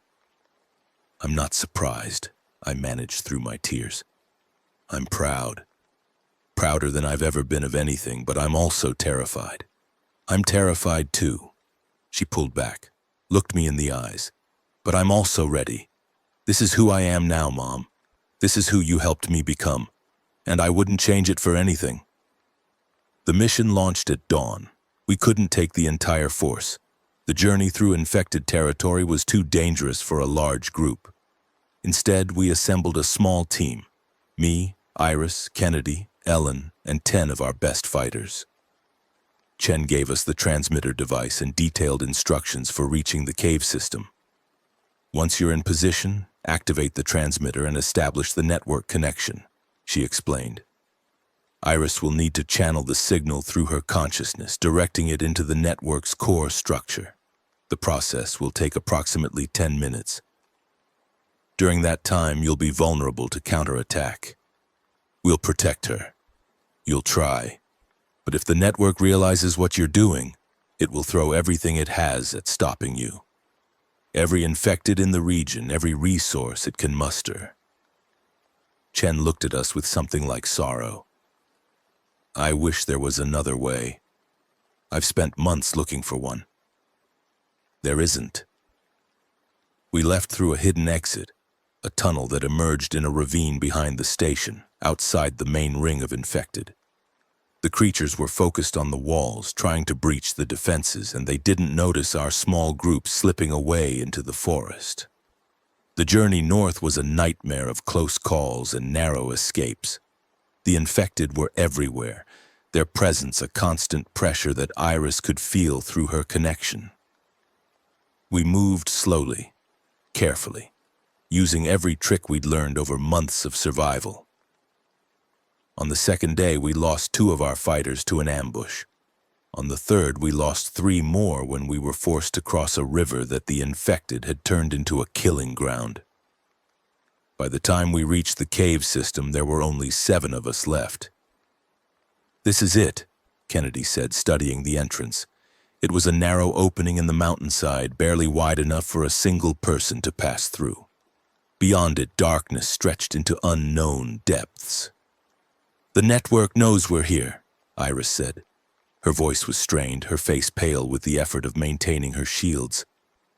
"I can feel them converging. We don't have much time. Then we move. Now." The caves were worse than I'd imagined. The fungal growth covered every surface, creating an environment that felt actively hostile to human life. The air was thick with spores, and we had to wear the improvised masks Chen had provided just to breathe. The bioluminescent light cast everything in that familiar sickly green, making distance and direction impossible to judge. But we pressed on, following the map Chen had given us, navigating deeper and deeper into the mountain.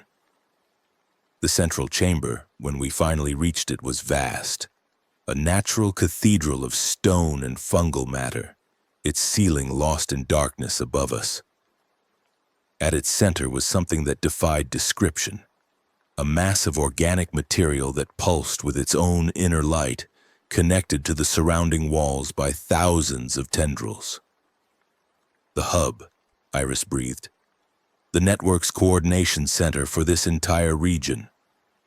Can you interface with it? I think so.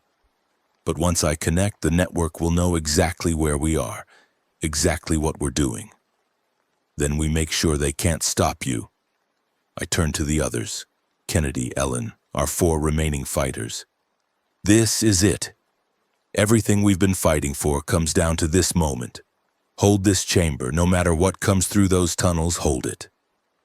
They nodded, taking up defensive positions around the chamber's entrances. I turned back to Iris. Ready? No.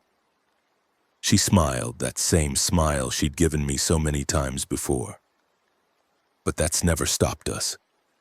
She stepped forward toward the hub and raised her hands. The connection was immediate and overwhelming. I couldn't see what Iris was experiencing, but I could see the effects. Her body went rigid, her face contorting with effort, her mouth opening in a silent scream. The hub pulsed in response, its light flickering, its tendrils writhing. She's in, Ellen said. She was watching with an intensity I'd never seen from her, her transformed eyes fixed on Iris's form. She's connecting to the network's core. How long does she need? 10 minutes, according to Chen. But the network is already responding. They're coming. I heard them before I saw them. The sound of movement in the tunnels, the scraping of hundreds of feet against stone. The infected were converging on our position from every direction. Hold the line, I shouted, raising my weapon. They came in waves, not the disorganized hordes we'd faced before, but coordinated assaults, each one probing our defenses, testing our weaknesses. We cut them down as fast as they appeared, but there were always more, always another wave pushing forward. One of our fighters fell, then another. The ammunition ran low, forcing us to switch to melee weapons, to fight hand-to-hand against an enemy that felt no fear and knew no retreat. How much longer? Kennedy shouted. 5 minutes, maybe more. The third wave hit us harder than the first 2 combined. I saw Kennedy go down under a swarm of infected. Saw Ellen wade into the mass with strength I didn't know she possessed. Saw our last remaining fighter torn apart by creatures that used to be human. And still Iris stood at the center of the chamber, still connected to the hub, still channeling the signal that might save humanity.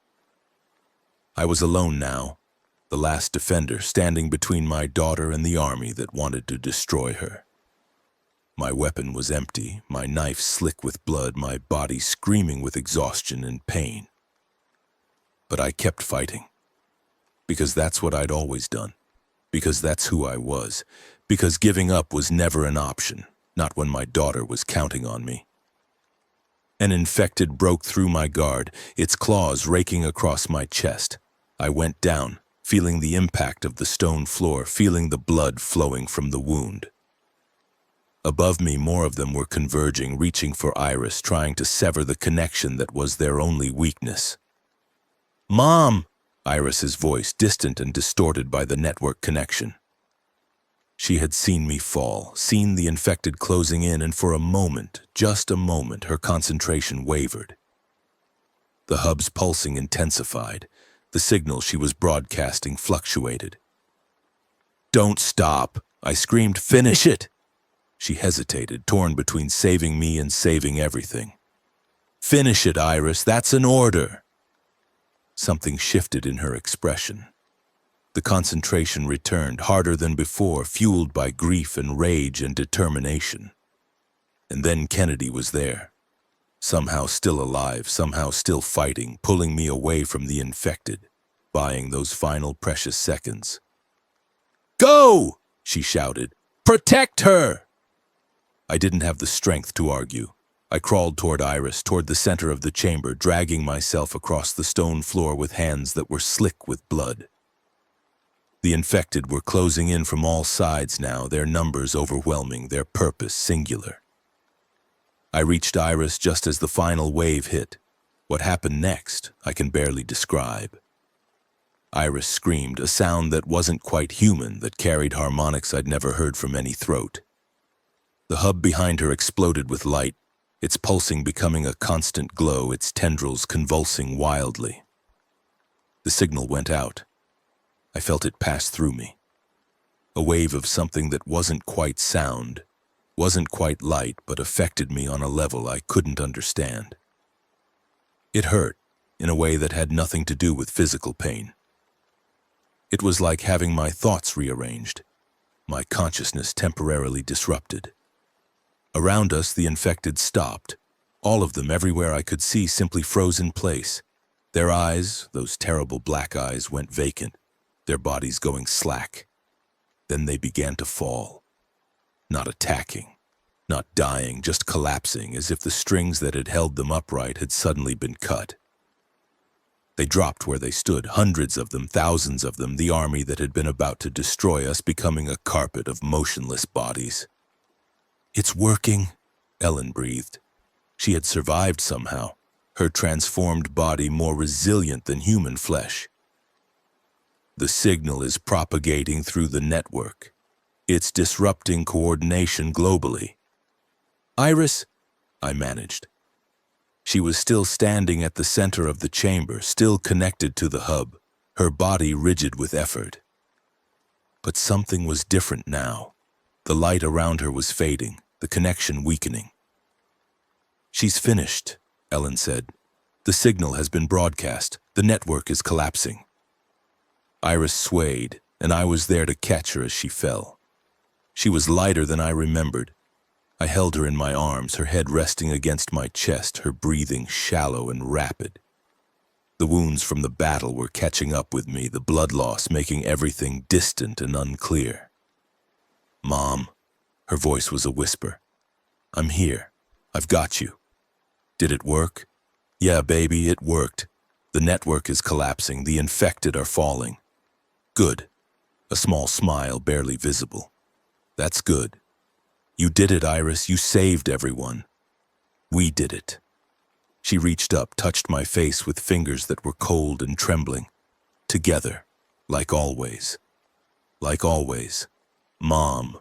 Her voice was fading. "I can feel it. The network. It's dying, but it's also changing. The signal didn't just disrupt it. It gave it something, a new way of seeing." "What do you mean?" "I showed it what we are, what humans are, not just enemies to be consumed, but something else. Something it never understood before." Her eyes were closing, her strength failing. "Maybe it'll be different now. Maybe it'll learn to coexist instead of consume. Maybe. Or maybe not. Maybe you'll have to keep fighting." A laugh that was more of a sigh. "But at least you'll have a chance. Everyone will have a chance. Iris, I love you, Mom. I always loved you. Even when I was mad about my grades, even when I said whatever and walked out the door, I loved you. I love you too." The tears were falling now. I couldn't stop them. "I've always loved you. From the first moment I saw you, you were everything to me." "I know." Her eyes closed. "I know." Her breathing slowed, stopped, and I held my daughter in my arms as the light faded from the chamber, as the network died around us, as the world was saved by a 16-year-old girl who had been worried about her chemistry grade on the day everything ended. I don't know how long I sat there. Time lost meaning, became irrelevant.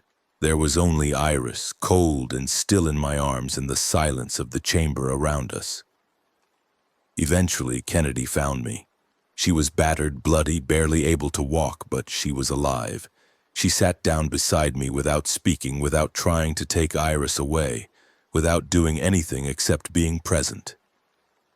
"The infected outside the station have collapsed," she said finally. "The signal worked. The network is disrupted across the entire region, maybe further." "Good. Chen's people are already working on the next steps. They think they can use this opportunity to push back, to reclaim territory we lost months ago."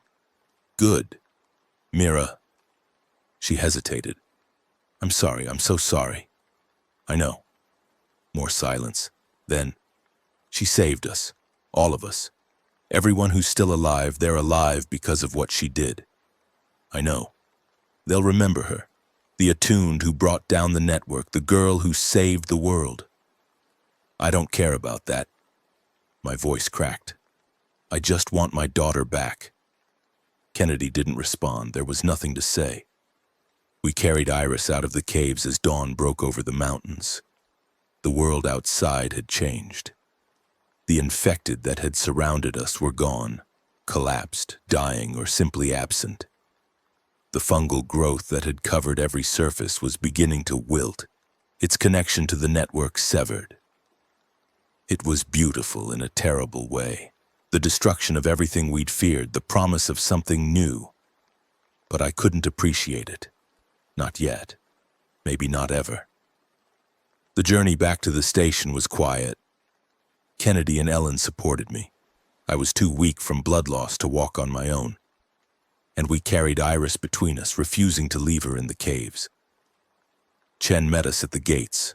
Her face, when she saw Iris, told me she already knew.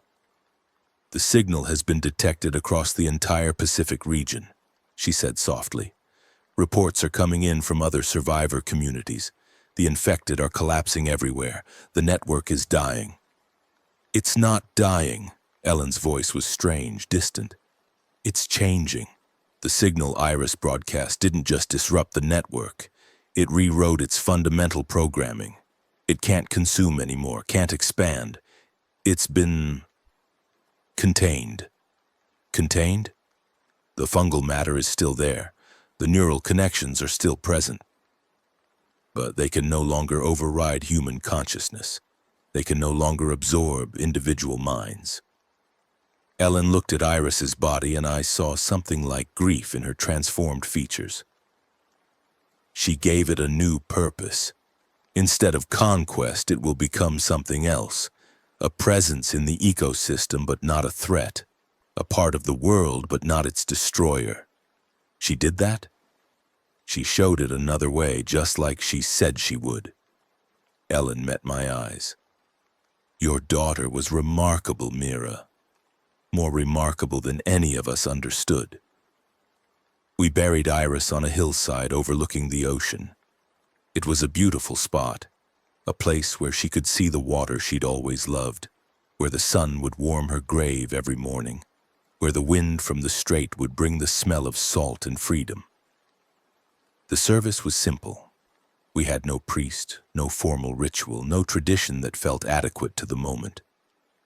We just stood around the grave, those of us who had survived, and spoke the words that came to our hearts. "She was the bravest person I ever knew," Kennedy said. "She walked into impossible situations without hesitation because she believed she could make a difference, and she was always right." "She was compassionate," Devante added. He had survived the battle at the research station, had made the journey to find us when reports of our success reached Prek. Even when she was fighting, even when she was facing enemies who wanted to destroy everything she loved, she never lost her humanity. "She was my daughter." My voice was steady, though I didn't know how.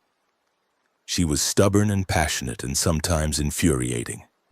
She rolled her eyes at me and argued about her grades and walked out the door with 'whatever, Mom,' as her last words before the world ended."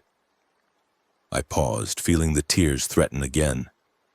"But she was also the best person I've ever known. She taught me what courage really means." She showed me that love isn't just about protecting the people you care about. It's about trusting them to make their own choices, even when those choices are terrifying. I looked at the simple marker we'd carved from driftwood, bearing her name and the dates that bracketed a life far too short.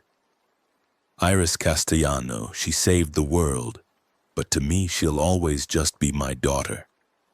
The weeks that followed were a blur of grief and reconstruction.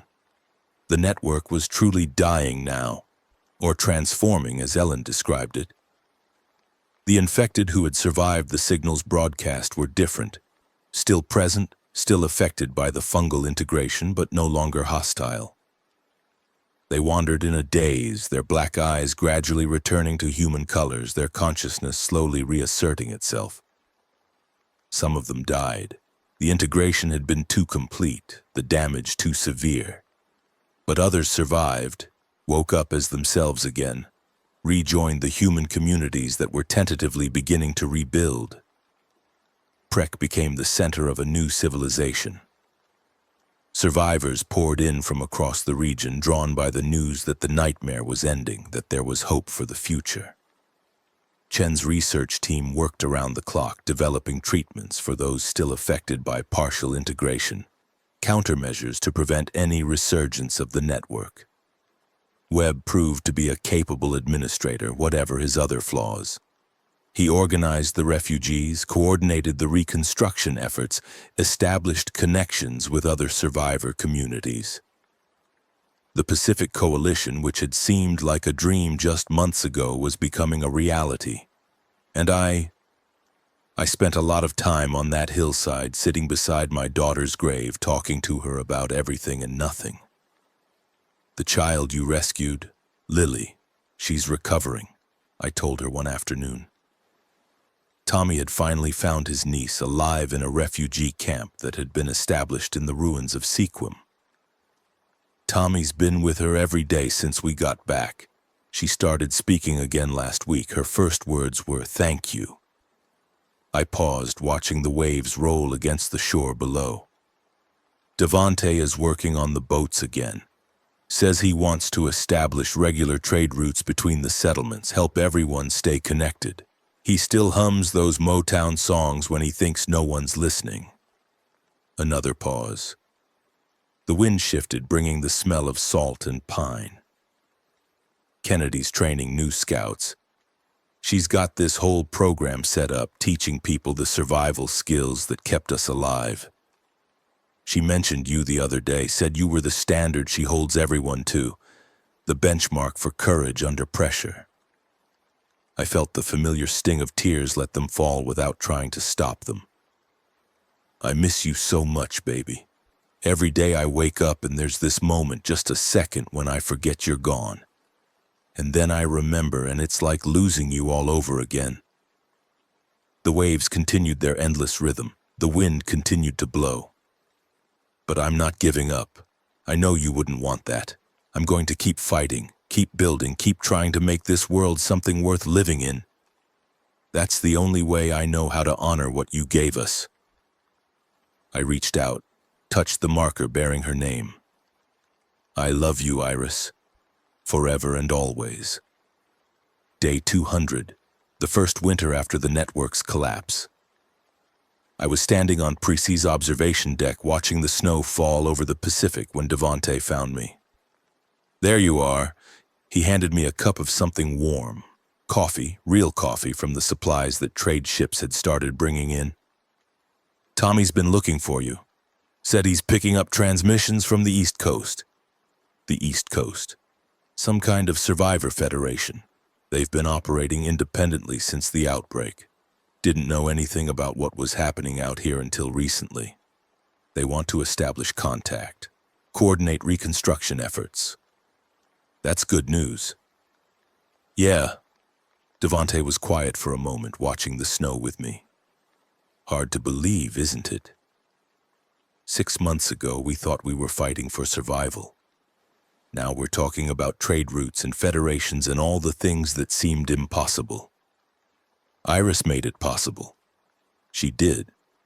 But so did you. He turned to face me, his expression serious. I know you don't want to hear this. I know you're still grieving, and that grief won't ever really go away.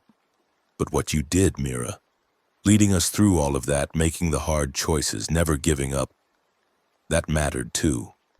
Iris couldn't have done what she did without you believing in her. I was just trying to protect her. You were teaching her, showing her what courage looks like, what sacrifice means. She learned those lessons, and then she surpassed them, because that's what children do when they're raised by good parents. I didn't respond. The grief was still there, a weight in my chest that never quite lifted. But there was something else too, something that had been slowly growing in the weeks since Iris's death. Pride. Not the painful pride of loss, but something warmer, something closer to hope. I should go see Tommy, I said finally. Find out what the East Coast wants. I'll come with you. We walked back into the facility together, leaving the snow to fall and the ocean to roll. The natural world continuing its ancient rhythms regardless of the human drama that had played out across its surface. The transmission from the East Coast changed everything. They had survived somehow. A coalition of settlements stretching from what had been Boston to what had been Miami. They'd faced their own battles, their own impossible choices, their own versions of the nightmare we'd endured. And they'd won, just as we had, through sacrifice and courage and the refusal to give up. They want to send an envoy, Tommy reported, his face bright with excitement. Establish formal diplomatic relations, coordinate research efforts. They've been working on treatments for the infected too. Say they've made some breakthroughs we haven't discovered yet. And they know about Iris? About what she did? Everyone knows about Iris, the signal she broadcast. It was detected across the entire planet.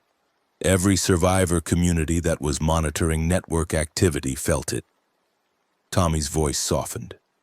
They're calling her the Liberator, the woman who freed humanity from the network's control. She was 16 years old. I know. But what she did? Tommy shook his head. They want to name things after her. Settlements, facilities, ships. They're already writing songs about her, telling stories. She's becoming a legend. A legend, my stubborn, brilliant, impossible daughter, who had rolled her eyes at me about her grades and walked out the door with, "Whatever, Mom," and grown into someone who saved the world. She'd hate that, I said. She'd absolutely hate being turned into a legend. Yeah, Tommy smiled sadly. She probably would. But she'd also understand why people need it, why they need someone to believe in, someone to inspire them. She just wanted to be herself. And she was. That's what made her remarkable. Tommy looked at me with something like admiration. You raised her to be that person, Mira. Whatever legend grows up around her, the truth is even more impressive. A 16-year-old girl who faced impossible odds and never stopped fighting. I thought about that, about the daughter I'd raised, the woman she'd become, the sacrifice she'd made. Okay, I said finally. Let's meet these East Coast people. Let's see what we can build together. The envoy arrived 3 weeks later. They came by ship, a small fleet of vessels that had made the journey around the southern tip of South America, since the Panama Canal was still too dangerous to navigate. The journey had taken months, but they had come anyway, driven by the same hope that had sustained us through the darkest days. I met them at the dock, flanked by Webb and Kennedy and the other leaders of our growing coalition. The woman who stepped off the lead ship was maybe 40, with the weathered face of someone who had seen too much and the determined eyes of someone who refused to stop fighting. I'm Admiral Patricia Torres, she said, extending her hand. Eastern Seaboard Alliance, we've come a long way to meet you. Mira Castellano, Pacific Coalition. Welcome to what's left of civilization. She smiled, and it was a real smile, warm, genuine, the smile of someone who understood exactly what we'd been through. "We've heard a lot about you, Ms. Castellano, about your journey, your battles, your daughter." Her expression softened. "I'm sorry for your loss. Iris's sacrifice gave all of us a second chance. That's what she wanted, a chance for humanity to survive. Well, we're going to make sure that chance isn't wasted." Torres looked around at the facility, at the people working on the docks, at the ships in the harbor. "This is a good start, but there's a lot of work ahead of us." "There always is?" "Then let's get to it." The months that followed were the busiest of my life. The alliance between our coalitions expanded, drawing in survivor communities from across the Pacific Rim. We established trade routes, communication networks, mutual defense agreements. We shared research and resources and the hard-won lessons of survival. The infected continued to change. Most of them had died or recovered in the weeks after Iris's signal. But some remained in a strange intermediate state, present, aware, but different. Ellen spent a lot of time with them, trying to understand what they'd become. "They're still connected to something," she reported after months of study.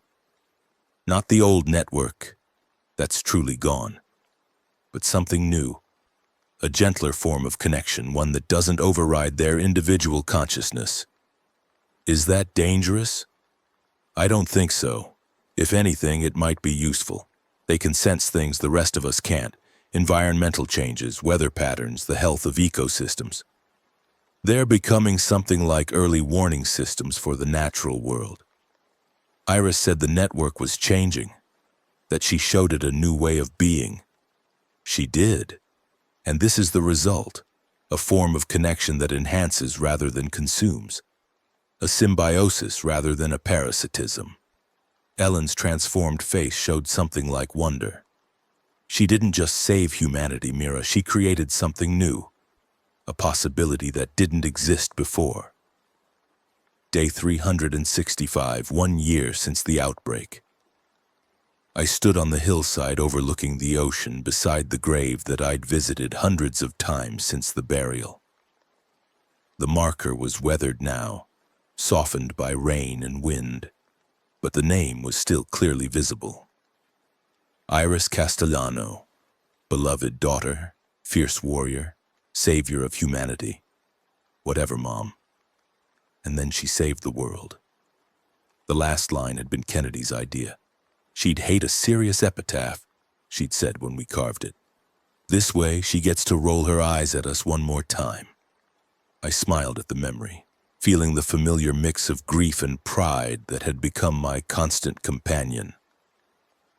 "It's been a year, baby," I said softly. "Hard to believe, isn't it? A year since everything changed. A year since you changed everything." I sat down on the grass, let the sun warm my face. "The world is different now, better in some ways, worse in others. We lost so much, so many people, so many places, so much of what we used to be, but we're still here, still fighting, still building something worth fighting for." The waves rolled against the shore below, endless and eternal.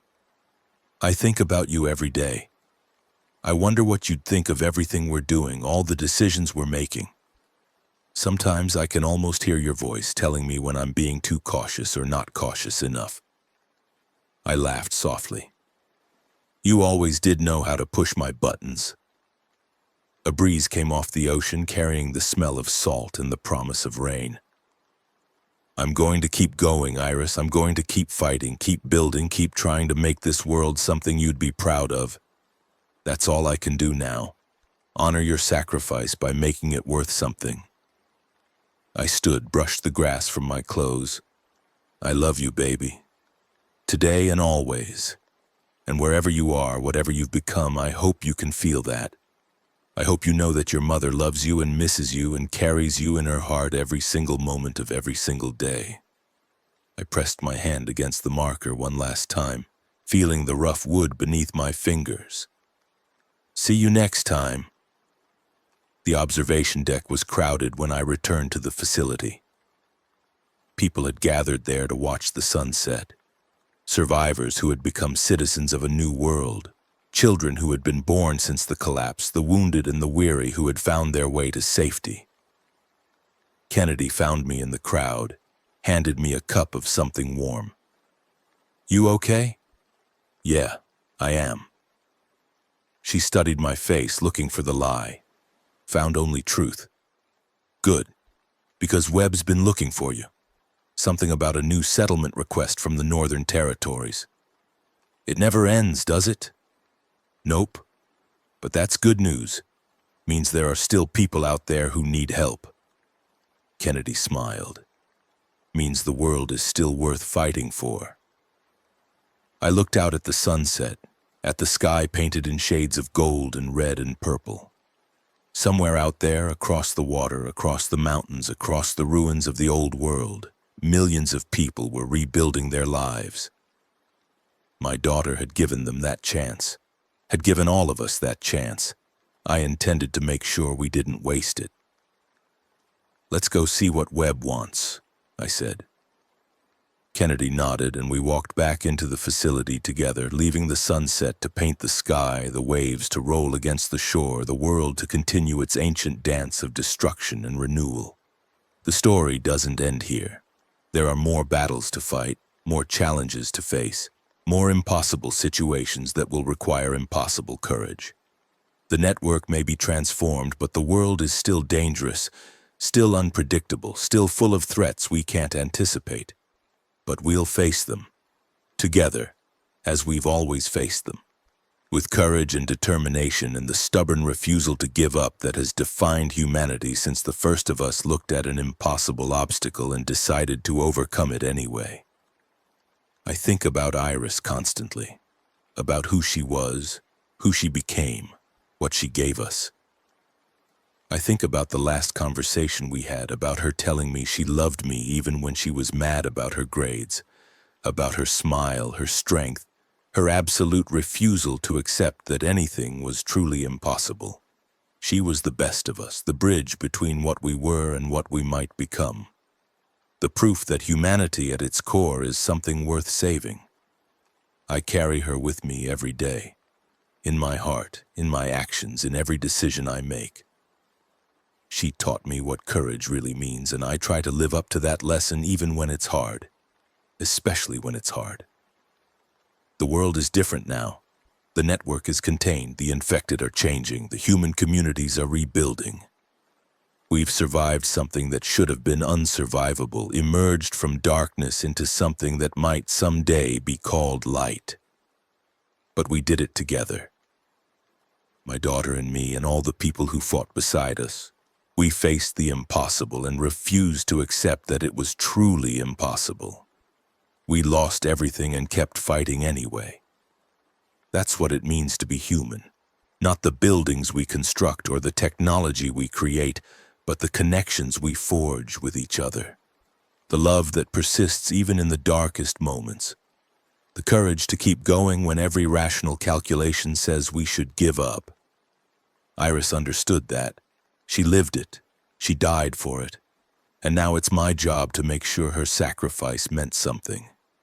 To build a world that honors what she gave us, to be the person she believed I could be.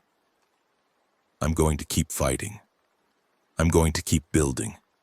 I'm going to keep loving, even when it hurts. Because that's what my daughter taught me. Because that's who I am. Because that's what it means to survive. Epilogue. Day 500. The memorial stands on the hillside where we buried her, but it's more than a grave marker now. It's become a place of pilgrimage. Somewhere people come from across the region to pay their respects, to leave flowers and tokens and whispered prayers. The settlement we've built nearby is called Iris Point, and its harbor is full of ships bearing trade goods from every corner of the rebuilding world. I visit every morning before the crowds arrive, stand by the simple wooden marker, now surrounded by a small garden that volunteers have tended into something beautiful. and tell my daughter about the day ahead. The Eastern delegation is arriving today, I say, watching the sun rise over the ocean. They want to discuss a unified government, can you imagine? A year ago we were fighting for survival. Now we're debating constitutions. The wind carries the smell of flowers, of salt, of hope. I don't know if we're ready for it, but then again we were never ready for any of this. We just kept going, kept fighting, kept believing that's all anyone can do.